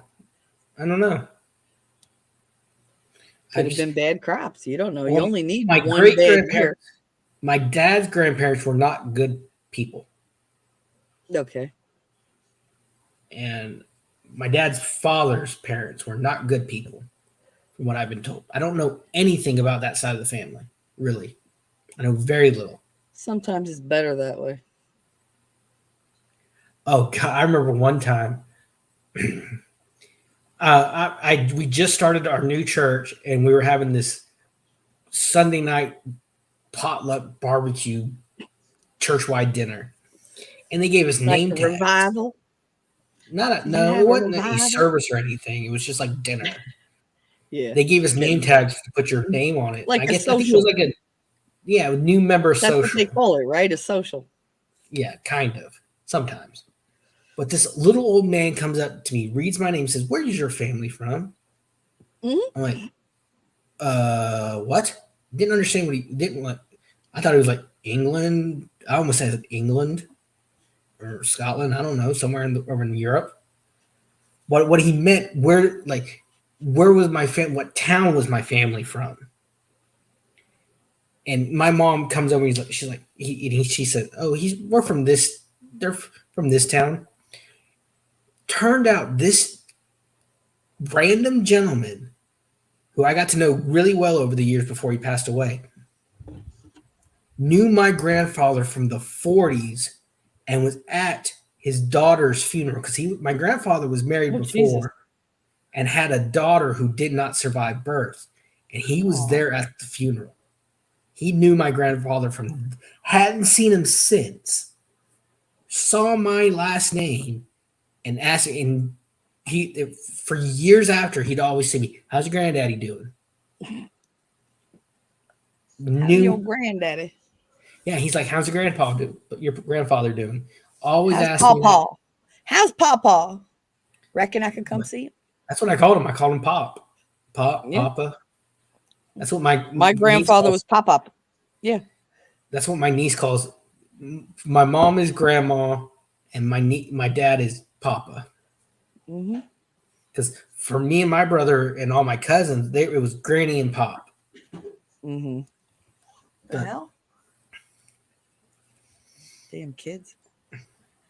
my It's grandparents were fucking great people. 3:30 in the morning in the kitchen. Unreal. My grandparents, my grandfather lived to be 95. Damn. Lost his mind the last couple of years. And he passed away in the veterans home. He was Army Air Corps. That's how old he was during World War II. Air Corps. It was the Air Force before the Air Force became the Air Force. Mm-hmm. I know. He was an airplane mechanic in Alaska during World War II, so he didn't see any action. Thank God for Really, him. my other grandfather, my dad's mom's dad, I should say, Mm-hmm. he served. He guarded the Panama Canal, and he said he would say he passed away in the 70s. Before I never got to meet him, but Oh, I was told he always would say that he could hear like enemy fire in the jungle because they were actually trying to take the Panama Canal. I know. I And learned that later when he I was was grown. he was a group of 5, 6 young men who were drafted before they graduated high school in town, God. and they made a big celebration. They gave them their degrees when they came back from the war. He was a Marine in the Love war. you. Sorry, my son tells me he loves me every time he walks in or out of Oh, a that's room. fine. That's, that's one thing I do with my mom. I always thank her for the food, Oh, even he's the if one it's that just cooked whatever the fuck it is he's eating. There's a it's like steak in even that if it's something refrigerator with little, my like fucking name on it. That's going to be my breakfast because I'm going to have steak with eggs. Fuck that. it's like if it's something little like a sandwich, I say, "Hey, mom, thanks for the sandwich. It's good." Yeah. See, Oh, and my one thing, my son always says your food is amazing. It's amazing. Oh, thank you. and one thing I always do, I asked when she was working. She didn't work this school year due to knee problems. I'd always ask her. I'd go out to the car and make sure she didn't have anything that needed to be brought in, no Oh, matter see, what. You you're a still good do that. son. You're a good And son. I would always ask her, "Hey, how was your day?" All the time, every day. Ask her, "How was your day? Did you have a good day?" Because I know, like, just that simple question, someone asking it could make a Yep. shitty day to a pretty good day. It's a huge difference sometimes. And now here And comes the other one. What do you want? Woman? Am I invisible? What do you want? All right. She's like, I gotta go to the bathroom. nosy I knew mama, that. I knew, but nosy I wanted mama. her to tell me. I like to be kept informed. But see, my parents they don't want to let stuff like me take on more responsibility. They want to do them things themselves still. But I Well, try. they I can. help where I can. Yeah. But they're the mindset. We want done things done our way, so it's best that we do it. Yeah, because they're just going to come behind you and redo them their way anyway. It's Yeah, but the twice the bad work. thing is they come back and bitch at me for not doing anything. Damned if I do, damned if I don't. Oh, but that's you're always that when you're somebody's kid. You're never going to make your parents happy. It's like one thing my mom does. She's Never very ever. Oh. my mom's OCD about how the dishes go in the dishwasher. Oh, shut up. So am I. So what I do is I rinse my plate and put it in the sink. Hmm. And she Why she couldn't you yells at do me the the other other night. dishes? And she says, "Is that a plate I heard in the sink?" I'm like, "Yeah." Put it in the dishwasher. I was like, "Why? You're just gonna do it later." Because one minute she's telling me, and I looked at her and said, "You're psychotic. Do you not see what you're doing? One minute you're telling me do one thing, and then the very next you're telling me to do the complete opposite." That's My thing is, mothers, though. she gaslights. She gaslights more than 1940s Germany. Oh, It's it's ridiculous. I love my mom to death, but she's a pain in the ass. I love her, I do. oh, I hit the And you know mouse. what? If anyone says that about my mama, I'll be fighting you. Only I can talk about my mama like that. Oh, yeah, I'm coming for you. Yeah, I I, know. Like, that's my mother, okay? You just shut your mouth and mind your business. like, there was Hmm. one time a I kid get it. in band looked at me and says, "Dude, your mom's a bitch." And I looked at him. I said, "You better put Miss in front of that asshole." It's, Oh, my it's God. just I love my mama. She is Miss Bitch. She drives me Hmm. crazy. Of course. That's the job. You've done it to her plenty. So, all right. Now, we've been going 10 hours and 40 minutes. I really need to pee. So, I need to get my daughter out of the bathroom that she just went in. I was about to say we need to. I I'm didn't falling need to asleep. pee till she said she had to go pee, and then I was like, "Fuck, so do I." God damn Now it! I gotta go. It's, Damn it. she does that This to was me, fun. and I do it to her. The minute my ass hits the seat, she's like, "I have to pee." Bitch, did you like See, that's a hear me good come thing. out? That's a good thing about my house. We have 3 bathrooms at my house. Yeah, no, we have one for 3 people, and my son takes his shit for an hour and a half, I don't understand. How could and that's all someone he's do doing that? because I can hear the fucking iPad. He's busy tap tap tap tap tap tap tap. Yeah. It's like whatever. I'm in and out. I don't know. I got better Yeah, things to no, do. that's not a room I want to hang out in. Like, I just don't. And I never get to go there by myself. The 2 cats have to fucking follow me in. Like I need company to watch me. Oh, good, she's coming out. All right, time for me to go. Yes. And do you have anything you want to like tell anybody? Not that anybody's going to listen at this point because it's 10.5 hours long. Well, just check out my channel. I'll be doing short little videos on nerd topics and try to get back into live streams. Cool. But other than that, thanks for having me. It was fun. Thanks for coming on. I'm glad that you had so much to say, and we only like scratched the surface. I know. We need to do it again. Yeah, absolutely. Yeah. So we'll do it soon.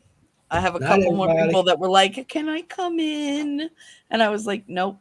I said, "This is Outpost stream." I was like, "I'll I have like so I have shows where Darts like coming it's one day, and I have that Shrill coming the other day."